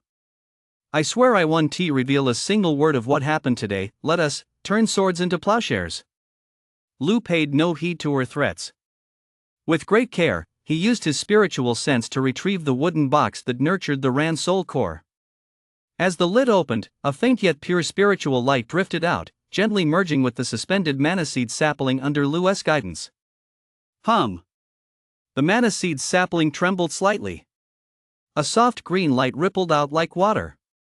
Countless tiny green specks gathered from all directions, like 100 rivers flowing into the sea, swirling and coalescing around the sapling. The light grew ever brighter.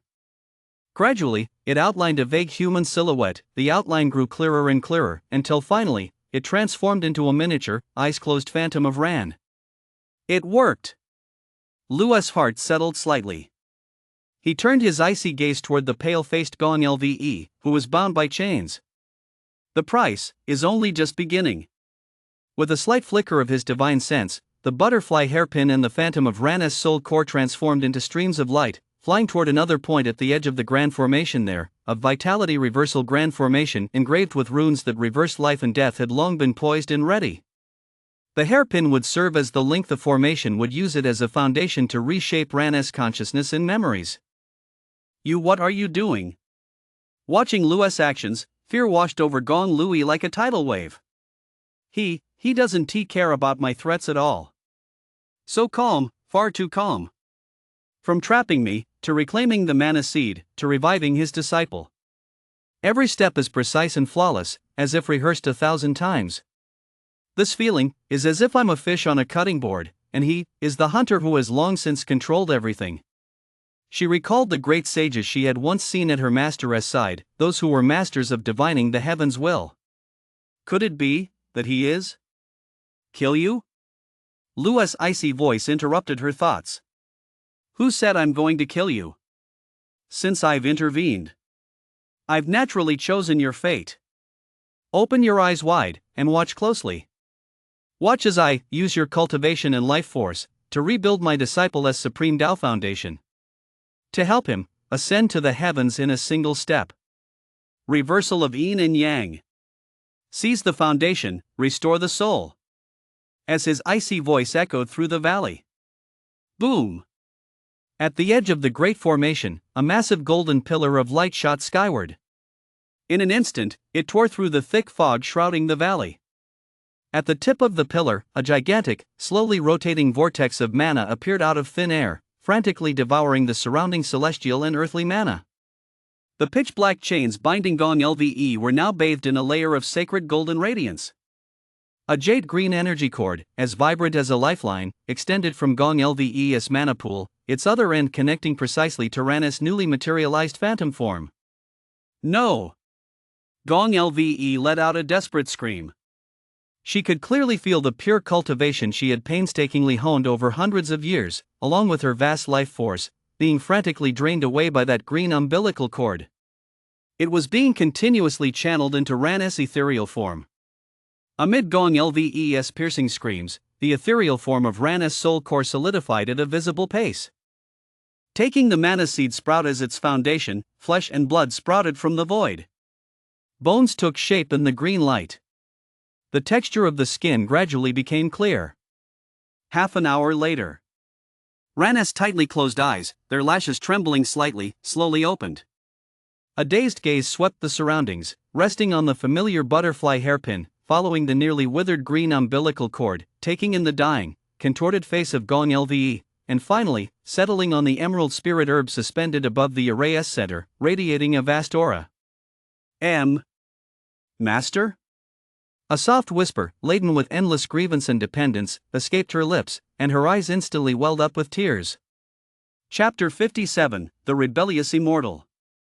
In the third-tier cultivation realm, within the state of Wu, deep within the 9 nether halls. In a secret chamber suffused with mana, a woman of graceful poise and peerless beauty sat with her eyes closed, meditating in silence. 5 jewels, each radiating the 5 elemental auras of metal, wood, water, fire, and earth, circled slowly above her head, exuding a vast and mysterious aura. She was none other than the mistress of the 9 nether halls, a nascent stage powerhouse, Yuji Zhou Xiaofei. Suddenly, Yuji snapped her eyes open. A cold glint flashed in her eyes like lightning. The emerald green gem above her head, representing the wood spirit, split open without warning, revealing a jagged fissure. Put! A metallic, sweet taste surged up her throat. Yuji fought back the nausea, yet a trickle of crimson blood still seeped from the corner of her mouth, adding an eerie and harrowing hue to her alluring red lips. Who is it? Who dares to destroy my wood spirit?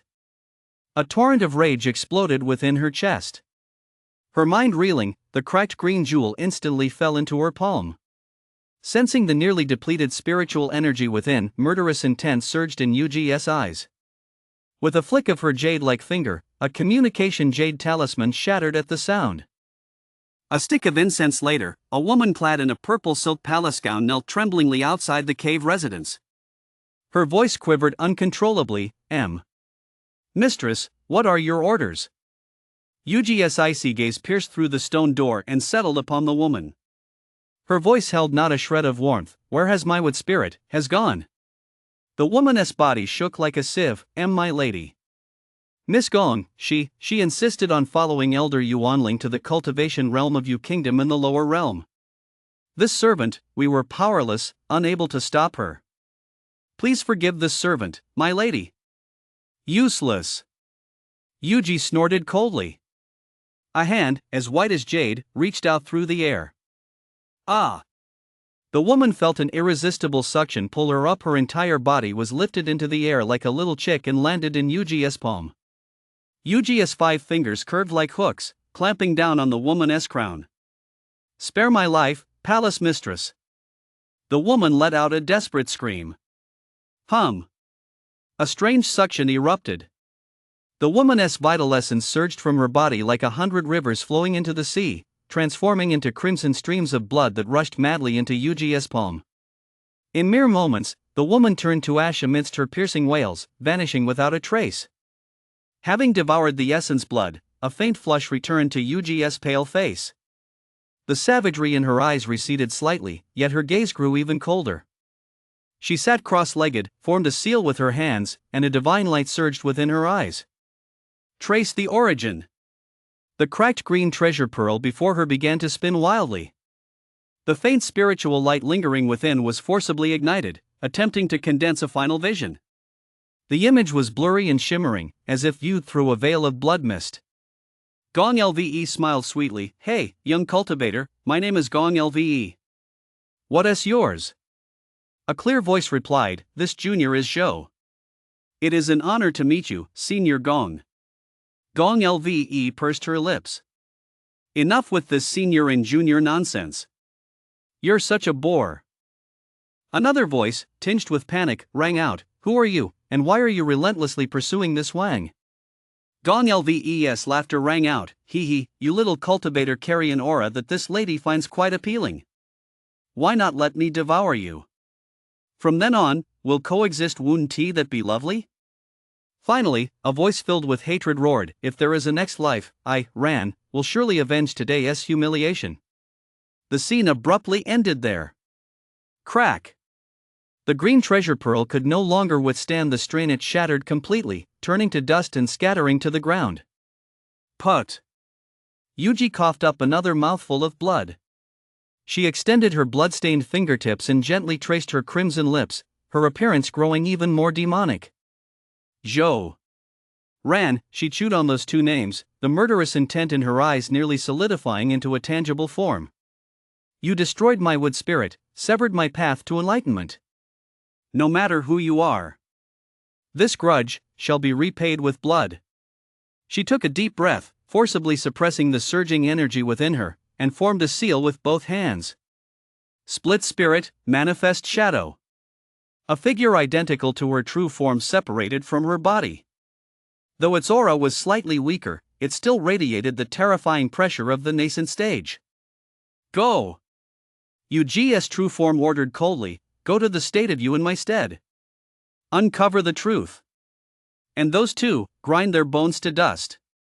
The shadow nodded slightly, flickered, and transformed into a wisp of breeze, vanishing from the secret chamber. Cold Mist Valley, deep within the mountains. Lugrass form slowly withdrew the blade of grass resting on the array's focal point. As he ceased casting, the two colossal formations enveloping the valley, the mystic heaven soul binding array and the vitality reversal array, rapidly dimmed.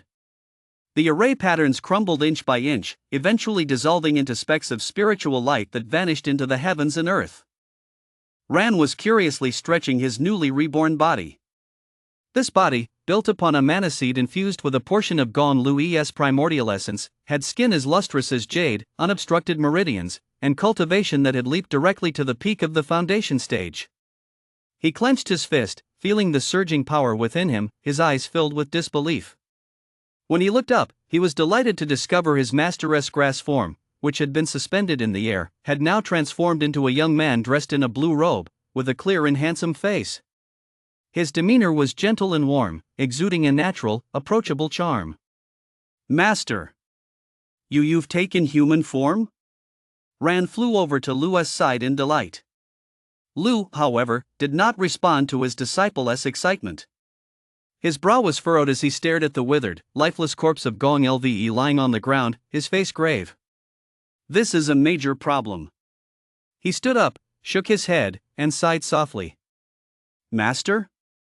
What kind of trouble? Ran asked in confusion, but Lu did not explain immediately.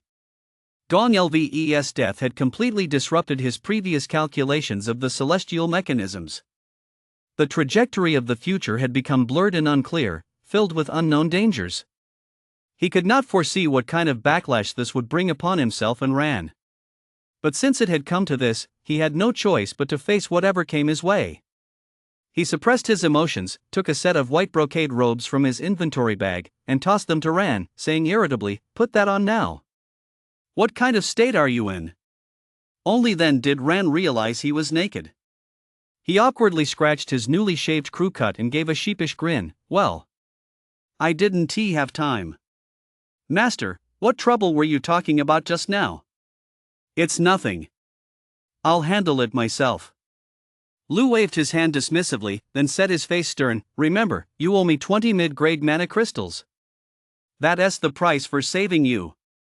He glared at Ran, his tone reproachful. "Have you thrown your usual composure to the dogs? Knowing there was trouble in Cold Mist Valley, why didn't you send a puppet avatar?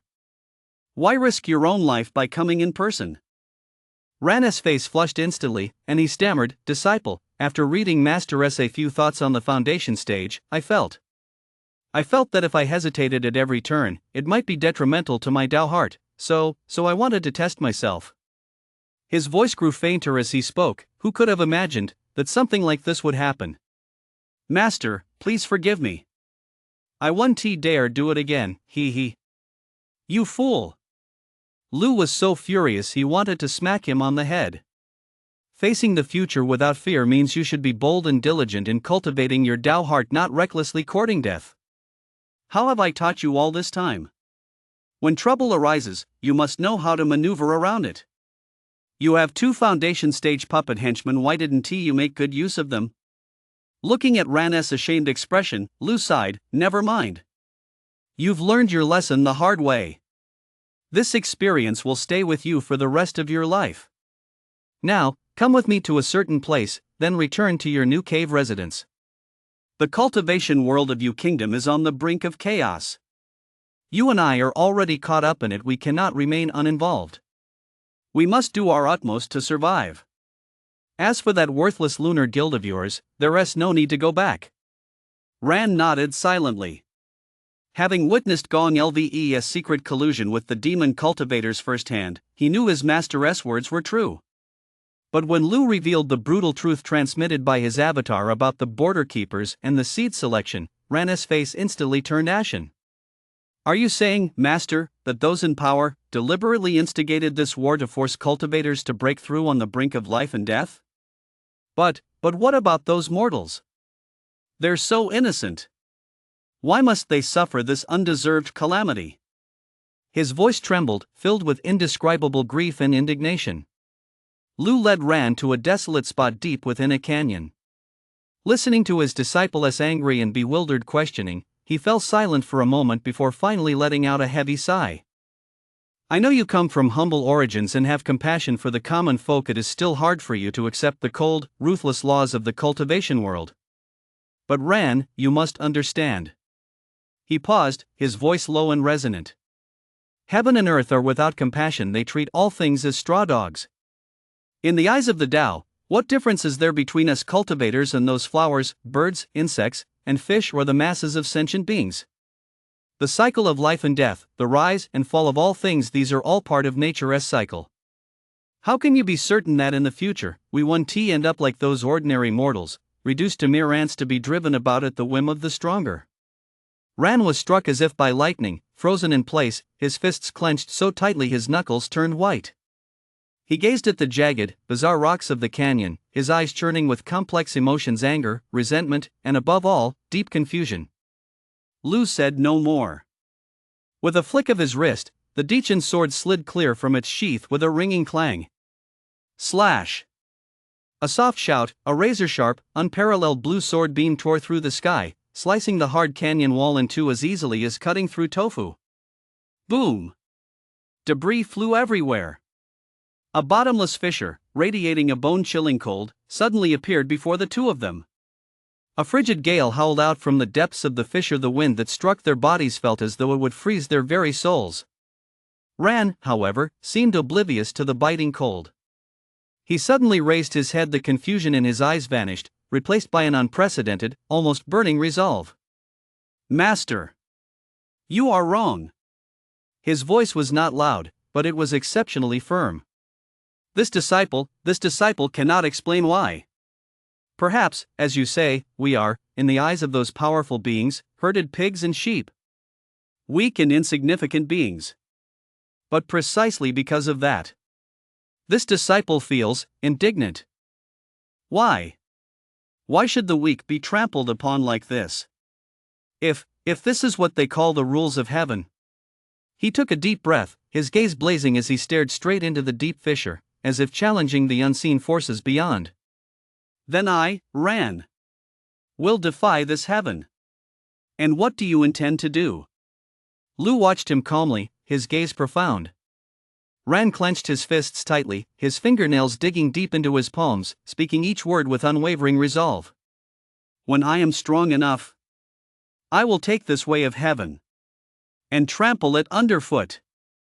I will make it. function according to my will. Dead silence reigned in the canyon, broken only by the wailing of the cold wind. Ran's earth-shattering oath sent a jolt through Lu's very soul. He stared at the disciple before him, his eyes blazing, as if he had been reborn, and remained speechless for a long moment. Finally, he reached out and gave Ran a firm pat on the shoulder, his tone complex. The road ahead is still long. You're just a greenhorn in the foundation stage. Come on, let us head back first. You need to solidify your cultivation, then go help your avatar. What about you, Master? Ran asked. Lu gazed at the swirling mist in the distance, his expression grave. I have more important matters to attend to. Time waits for no one. We must act without delay. Chapter 58, A Storm is Brewing. Zhou Xiaofei of the 9 Nether Halls, requesting an audience with Senior Lin, the guardian of the realm. Amidst the towering mountains shrouded in mist, a vast formation enveloped the estate atop the peak. Through the formation, one could see the estate teeming with vitality, a scene straight out of a celestial realm. Outside the formation, mist swirled, obscuring the mountainous contours. A woman in a purple gauze dress floated serenely in the air, sending a sound-transmitting jade talisman into the great formation. Lin Xiaoyang, the boundary keeper, was in his chamber practicing dual cultivation with a foundation stage concubine. When he sensed the jade talisman hovering outside the door, he paid it no mind. It wasn't until an hour later, when the foundation stage concubine could no longer bear the strain and collapsed, that he, satisfied with his performance, embraced her and summoned the jade talisman hovering outside the room with a single hand. Zhou Xiaofei, what is that she-devil doing here? Lin Xiaoyang crushed the jade token in his hand, then rose to undress. Master, who could it be that requires you to greet them personally? The voice was soft and sweet, tinged with a slight tremor, sending ripples of pleasure through Lin Xiaoyang's heart. He thought to himself, with such a beautiful wife at home, even an immortal can't resist. I'd better keep my distance from this vixen for a while, lest she drain me dry. Now then, don't pry into Master's affairs. That she-devil calls me senior on the surface, but if you really anger her, even Master might not be able to match her. Having said that, he gave the beautiful concubine's buttock a slap and spoke with a lecherous grin. You just rest and recuperate for a while. My Master's virility isn't something your frail, willow-like body can handle. With that, he burst into laughter and walked away. Upon hearing this, the beautiful concubine pouted coyly, but as soon as she sensed Lin Xiaoyang had departed, her expression turned icy once more. The 9 Netherworlds Hall, sooner or later, I will destroy it. Lin Xiaoyang activated the protective array with an apologetic smile and bowed slightly to the woman. Fellow Taoist Zhou, you are a rare guest indeed. I was in the midst of a critical phase of seclusion just now, which caused a delay. Please forgive any discourtesy on my part. Upon hearing this, the woman furrowed her delicate brows. With her experience and abilities, she didn't even need to look. A mere sniff was enough to guess what Lin Xiaoyang had been up to during that hour. However, since he was a boundary guardian assigned by the Alliance, she couldn't afford to offend him. So she, too, bowed her hands toward him. Naturally, the senior's cultivation should take precedence. Besides, for us great cultivators, a time or two is but the blink of an eye. Xiaofei has come here today to request a boundary-breaking talisman from the senior. Lin Xiaoyang was slightly taken aback upon hearing this, then his face betrayed a look of difficulty. I want to hide the truth from you, fellow Taoist Zhou. Your sect already took a boundary-breaking talisman from me a few days ago, and I currently have none in stock. You must be aware that boundary-breaking talismans are bestowed by the Alliance headquarters. They are extremely difficult to obtain, with only one allotted every 100 years. May I ask where you intend to use the boundary-breaking talisman, fellow Taoist Zhou? Upon hearing this, Zhou Xiaofei frowned slightly. Please speak plainly, fellow Taoist. What price must I pay to obtain a boundary-breaking talisman from you? She did not reveal the purpose of her visit but chose to cut straight to the chase. As for a scoundrel like Lin Xiaoyang, she didn't trust him one bit. Boundary-breaking talismans were indeed a specialty of the Alliance headquarters, but who knew what the actual quota or allocation was? Lin Xiaoyang hadn't expected Zhou Xiaofei to be so difficult. She wouldn't even exchange pleasantries. It's only because you asked, fellow Taoist. If it were anyone else, I would absolutely never part with such a talisman. All you need to do is give me a mana crystal or a 6th grade enlightenment pill, and I'll hand over the last boundary-breaking talisman from my personal collection. You must know, fellow Taoist, that in terms of value alone, this boundary-breaking talisman is worth far more than that. Zhou Xiaofei furrowed her brows, her eyes flashing with anger, but she held her temper. She took a mana crystal from her inventory bag and tossed it over. You're a straightforward fellow Taoist. Lin Xiaoyan caught the mana crystal, then immediately retrieved a talisman radiating a lustrous glow from his inventory bag and tossed it back. I, Lin, shall not pry into fellow Taoist Zhou's personal affairs. However, let me make this clear from the outset, where this talisman came from is none of my concern, and I shall not be held responsible for any losses that may arise in the future. Furthermore, fellow Taoist Zhou must not lightly interfere in the internal strife of the cultivation realm below. This boundary-breaking talisman permits you to bring no more than 5 cultivators below the nascent stage across the boundary. Also, this talisman supports only a single round trip. It will self-destruct after use. Take care of yourself, fellow Taoist. Zhou Xiaofei nodded calmly, then transformed into a gentle breeze and vanished from the spot. Just a nascent stage avatar, and yet she dares to play games with me. She doesn't know when to quit. But I've heard this woman reached the nascent stage in less than 200 years of cultivation and remains a virgin to this day. If I could get my hands on her for a bit of fun, I wouldn't trade that for anything, not even a divine being. He muttered these thoughts to himself, then waved his hand casually to activate the protective array before departing. Chu left the Four Directions Immortal City and set aside the affairs of the Rui workshop. Ever since Zhou's words had pierced his spiritual core last time, he had finally touched the threshold of the Ascension stage. Yet to truly step into the Ascension stage, he needed to delve deeper into his cultivation until he shattered his mental barriers, recognized his true self, and truly grasped the true meaning of the Tao. He knew this was not something to be rushed. A nascent stage cultivator's lifespan spanned 1,000 years. He spent 10 years in the foundation stage, 100 years in the golden core stage, and reached the nascent stage at the age of 250. He then entered the Cultivation Alliance as a prodigy and trained rigorously for another 150 years to reach the nascent stage. Yet he had been stuck at the peak of that stage for over 300 years, making no progress whatsoever. He had thought he was destined never to reach the Ascension stage, but Lu's words jolted him awake, plunging him into a state of sudden enlightenment. This time, however, he did not choose to seclude himself in the depths of the mountains and forests. Instead, he casually settled down in a mortal village. Since one cannot force fate, why not relax and take the time to observe the myriad aspects of the mortal world? This time, he was filled with confidence. For he had already sensed the existence of that profound and mysterious realm. All that remained was to refine it carefully, waiting for the day it would transform into the Tao. I wonder how young friend Lu is faring with his affairs. Once this old man has truly taken that step, I shall certainly bring him by my side and take him as a disciple. As night fell, Chu, looking just like any ordinary old man, closed the wooden door, lay down leisurely, and soon drifted off to sleep. Master, is this your new cave residence? It's so bare, nothing like the grandeur of your previous one. In the darkness, Ran followed Lu into the newly carved out fire vein cave residence. Upon hearing Ran's remark, Lu gave Ran's head a hard smack and said sternly, "You ungrateful little brat. If it weren't for saving you, why would I have to live such a miserable life? This cave was just opened, and you nearly died.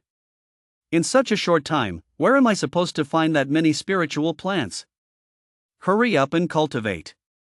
Once your cultivation base is stable, get the hell over to my avatar." Ran rubbed his head, looking a bit wronged. "Yes, master." He found a corner, sat cross-legged, and watched his master's busy figure, unable to help but sigh. Sure enough, master is even more short-tempered now than when I was in my physical form. Lu couldn't be bothered with this guy and instead began to ponder his next course of action. That so-called master of Gong Lve must be at the nascent stage. Since the wood spirit is already dead, she might come down to this realm to cause trouble. I hope there's still time. Now that I've entered the core stage, the number of compute clones I can control has increased from 15 to 60. But to transform these compute clones into compute clone computers with sufficient computational power, I'll need a massive amount of the divine elixir from those small white porcelain bottles. There's no time to waste. I'll cast a divination first to gauge the future's fortune or misfortune before making a decision. Chapter 59, The Ruined Temple in a Small Town. Lu skillfully set up the divination formation. 15 compute clone avatars sat cross-legged around the formation's center like loyal guards, emitting a faint yet harmonious spiritual glow. This naturally formed array left Ran, standing nearby, speechless, and he silently marveled. Master's mastery of formations is simply on par with a grandmaster of formation arts. Lu paid no heed to his disciple's astonishment. He resumed his grass form, gently resting 2 emerald green blades at the array's core junction, his intent focused. Daodian Tianji, calculate the crisis of life and death. The formation activated. 15 compute clone avatars simultaneously burst forth with dazzling golden light. Countless esoteric runes surged from their bodies, like chains of runes formed from flickering digits, crisscrossing and ultimately converging upon Lu's grass form. Lu's consciousness felt as though it had been pulled into the vast expanse of the cosmos. Before his eyes, countless chains of runes intertwined and collided, evolving into a series of vivid scenes. Scene 1, above Qianyu Peak. Zhou Xiaofei, a nascent stage clone, clad in a purple silk gown, descended from the heavens, accompanied by Tang, the venerable ancestor of the Tang clan, who stood respectfully by her side. You are Zhou? Zhou Xiaofei's voice was icy. Tang hurriedly interjected, Yanzhou, this is Senior Zhou of the 9 Nether Halls. She has matters to inquire about. You must answer every question truthfully. Zhou Xiaofei cut him off immediately, no need for further words. Come forward, let me search your soul. In the scene, Zhou Xiaofei ignored Tang's pleas and struck without hesitation.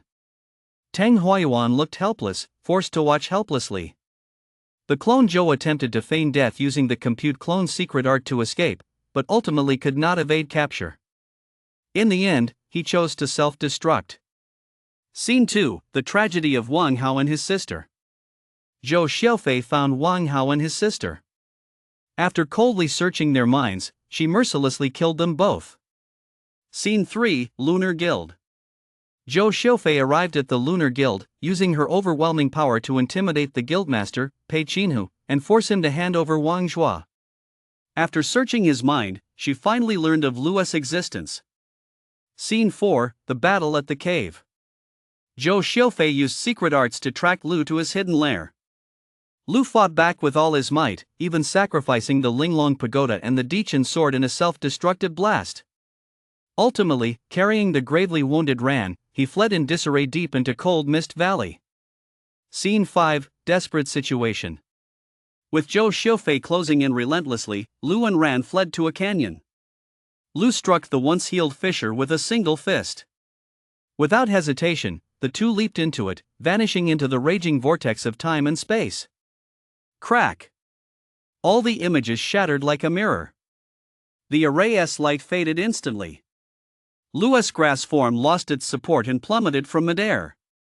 After a long moment, Lu finally returned to human form, his face pale, a fine sheen of cold sweat beating on his temples. Master? Ran had never seen her master so shaken before she hurried forward to support him. It's nothing. Lu waved her off, his voice tinged with weariness. His expression was somber, his eyes filled with a complex, inscrutable look. This woman, she must be Gong Lu's master. Nascent stage, at least 6th tier or higher. A deep sense of helplessness and frustration welled up within him, and he couldn't help but let out a long sigh. All I wanted was to live a quiet life, tending my fields and relying on my disciples to win without lifting a finger. Why do troubles keep piling up? A novice stage cultivator running into a Tang family scion at the 6th tier of novice stage. After finally managing to kill Tang and forge a foundation stage avatar, I step outside only to run into Tung Yuanshan at mid-core stage. It took me a year, risking the death of my avatar, just to take down Tang Yuanshan, only to run into Gong Lve at the golden core stage. I'd planned to spare her life and toss her into a temporal rift to avoid provoking her master. Finally reached late core stage and thought I could catch my breath. But then, a nascent stage cultivator comes knocking on my door? Once or twice could be a fluke, but this happens every single time. Case solved. I'm definitely being targeted by this world's Tao. I just don't know, is it targeting my disciple, who fits the protagonist template, or is it targeting me, the wildcard? Ran watched his master's expression shift and couldn't help but ask, Master, what were you muttering about just now? What exactly did you foresee? Lu snapped back to reality and said bitterly, Nothing, it's just that Gong Lui's master is coming to seek revenge. I saw that female demon slaughtering all of us. He sighed again. The nascent stage is a watershed moment for cultivators. Their cultivation, physique, and speed far surpass those of the golden core stage. Even more terrifying is the teleportation ability of nascent stage cultivators. The only ones who can handle a nascent stage cultivator are other nascent stage cultivators. Judging by that vision, the day Zhou Xiufei comes to kill us is likely just days away. What? Ran panicked instantly. Master. Then what should we do? Seeing Lu remain silent, he gritted his teeth and declared resolutely, I'll take full responsibility for my actions.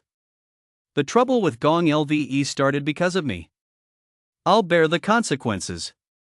Rest assured, Master, if that female demon really comes, this disciple will step forward.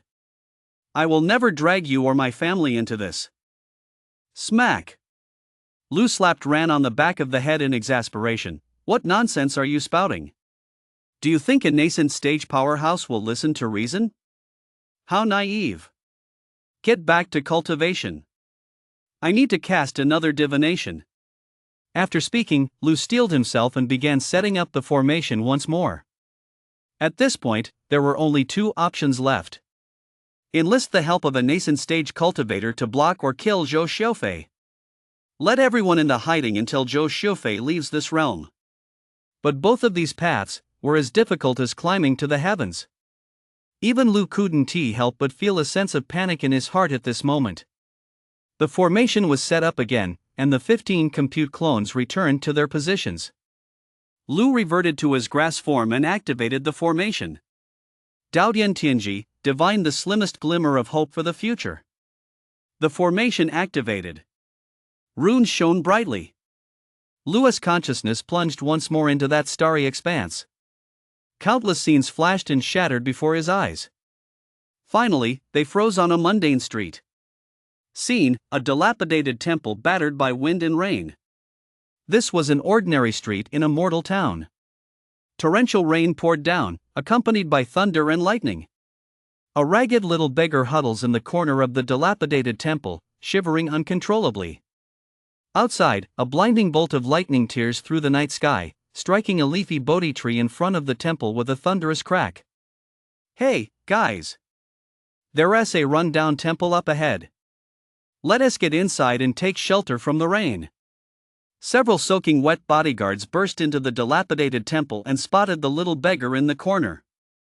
Hey! Little beggar! Get lost! This place belongs to us. You hear me? A burly bodyguard barked menacingly.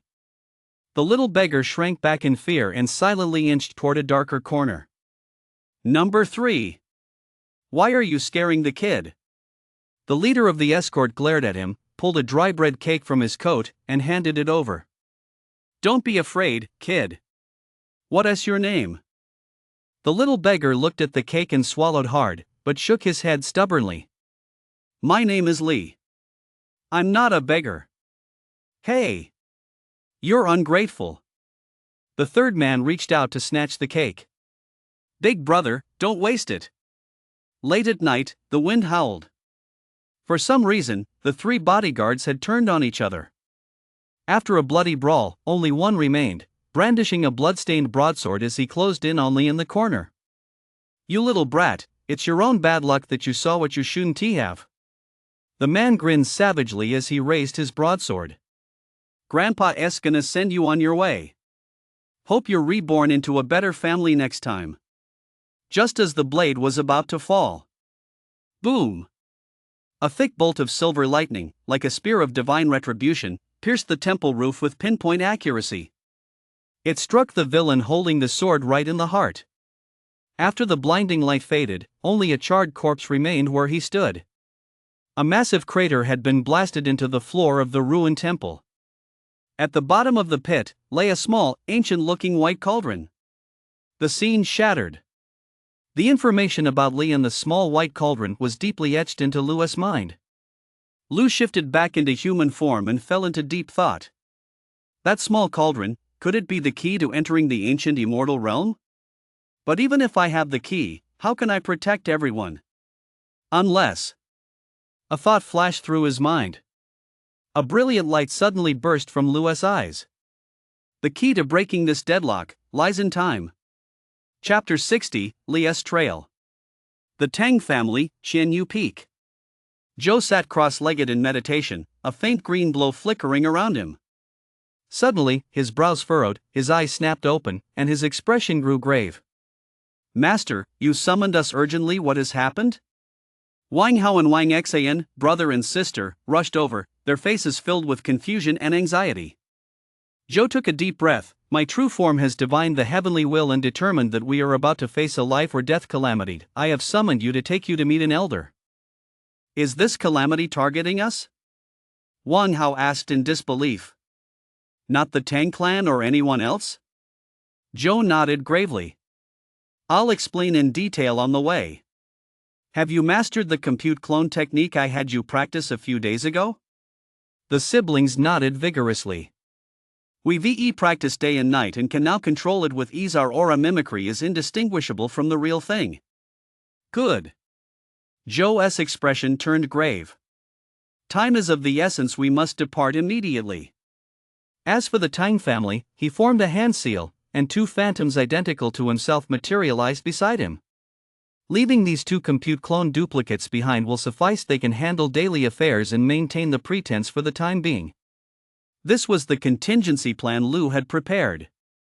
Upon learning his opponent was a nascent stage powerhouse, his first thought was to go into hiding.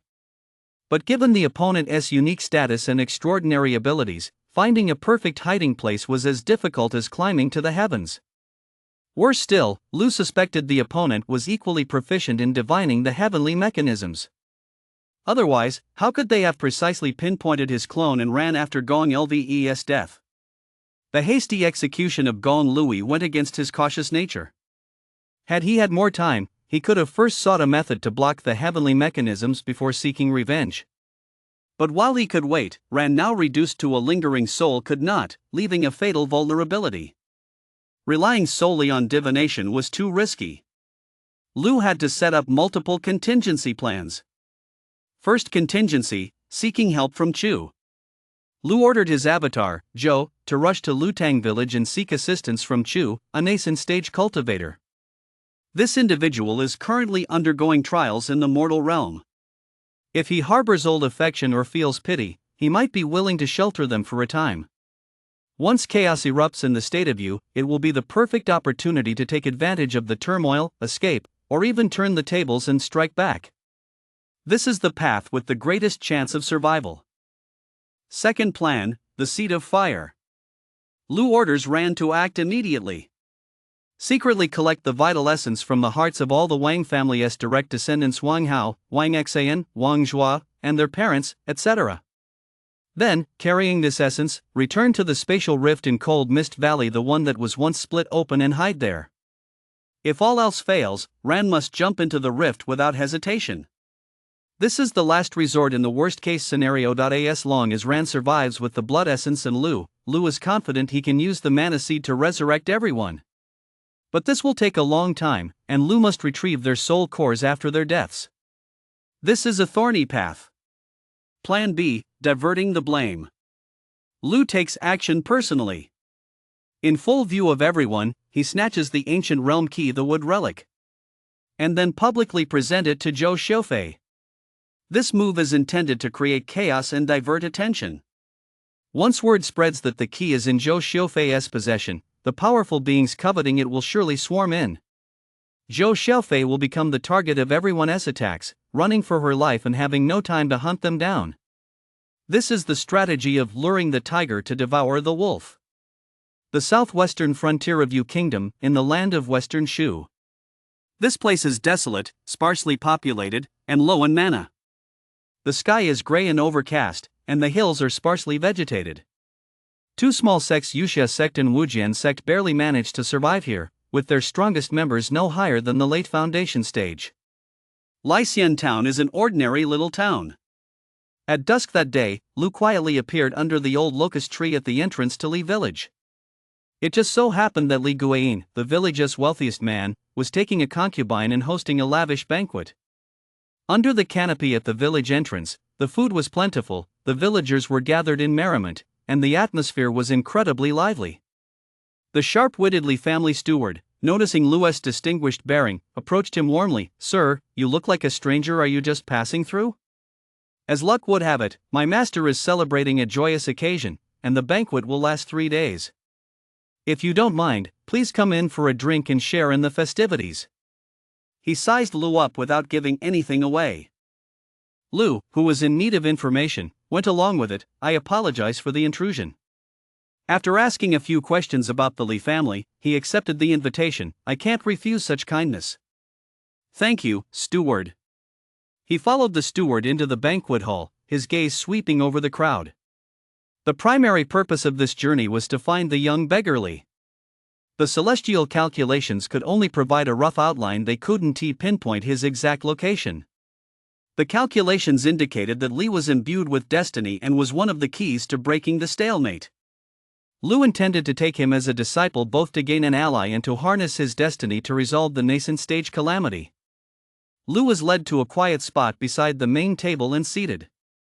Li Guiyin, his face flushed with color, held a wine cup and approached, surrounded by attendants, to offer a toast. After a few rounds of pleasantries, Li Guiyin probed, "Sir, you possess an extraordinary bearing. May I ask where you hold such a high position?" Lu set down his cup and replied calmly, "I am Li, a solo player beyond the mundane world." A cultivator? A master? Li Guiyin's cup clattered to the floor as his legs gave way and he fell to his knees. Guests at the same table and neighboring tables, hearing the commotion, turned pale with shock and knelt down in unison. The banquet hall fell instantly silent. Li Guiyin trembled with excitement. Honored. Honored immortal. I have failed to recognize a great sage. I deserve to die 1,000 deaths. He scrambled to his feet and shouted, "Quick! Send for Daliang, Erliang, Sanliang, and Jinu." Soon, 3 nervous teenagers and a little girl of about 3 years old, Jinu, who was blinking her big eyes in curiosity, were brought in. Li Guiyin forced his sons to kneel and bowed his head repeatedly himself. "I beg for the immortal's mercy. Please see if they have a destiny for the immortal way. If you would take them as disciples, I am willing to spend every last penny of my fortune to support them." Lu raised his hand in a gesture of reassurance. "There is no need for that. Rise." The group rose, trembling with fear. He swept his spiritual sense over the 3 boys and shook his head. "These 3 show no signs of a mana root. They have no destiny for the immortal way." The boys' faces turned ashen. His gaze fell upon Jinu, and a hint of surprise flashed in Lu's eyes. This little girl actually possessed a faint, mixed mana root of the wood, earth, and water elements. Such a thing was truly rare in this desolate land. His tone softened. "As for this little girl, however, possessing a mixed mana root of 3 elements, she does have a connection to the immortal way. But she is still very young, her meridians are underdeveloped, and the time for cultivation has not yet come. Forcing her to cultivate would do more harm than good." Li Guiyin was disappointed upon hearing about his son, but overjoyed upon hearing about his daughter. He knelt and banged his head on the ground repeatedly. "I beg you, immortal, to take Jinu in. Even if she becomes a slave or a maid, I am willing to offer up all my family's assets." He signaled his servants to bring forward several chests filled with gold, silver, jewels, and land deeds. Lu looked at the frantic, pleading Li Guiyin and the pile of riches, feeling a sense of helplessness. The little girl did indeed have a connection to the divine. He rose and walked over to the wet nurse. The child was not shy, she stared at him with wide, clear eyes full of curiosity, even reaching out her tiny hand to grab a strand of his hair. A rare wave of tenderness and affection welled up within Lu. He paused for a moment, then took out an ordinary seed. A faint glow flickered at his fingertips as he engraved protective runes upon it. A talisman, exuding the fresh scent of plants, was thus created. He personally tied a red cord around it and hung it around Jinu's neck. This little girl shares a special bond with this humble monk. Lu's voice was gentle. This charm will protect her from all illness, nourish her meridians, and may offer some small aid in her future cultivation. His expression turned serious. Remember, keep it close to your body and never show it to anyone. If someone with ill intent were to discover it, it could invite disaster. He looked at the young slave girl. I am currently wandering without a fixed home. If you were to follow me now, you would only suffer hardship and upheaval. It would do you no good. Today, I accept her as a nominal disciple. In 3 years' time, should I find a place to settle, I will either come in person or send a disciple to formally initiate her into the path. Li Guiyin trembled with excitement, his eyes reddening. Thump, thump, thump, he knocked his head on the ground 3 times in succession.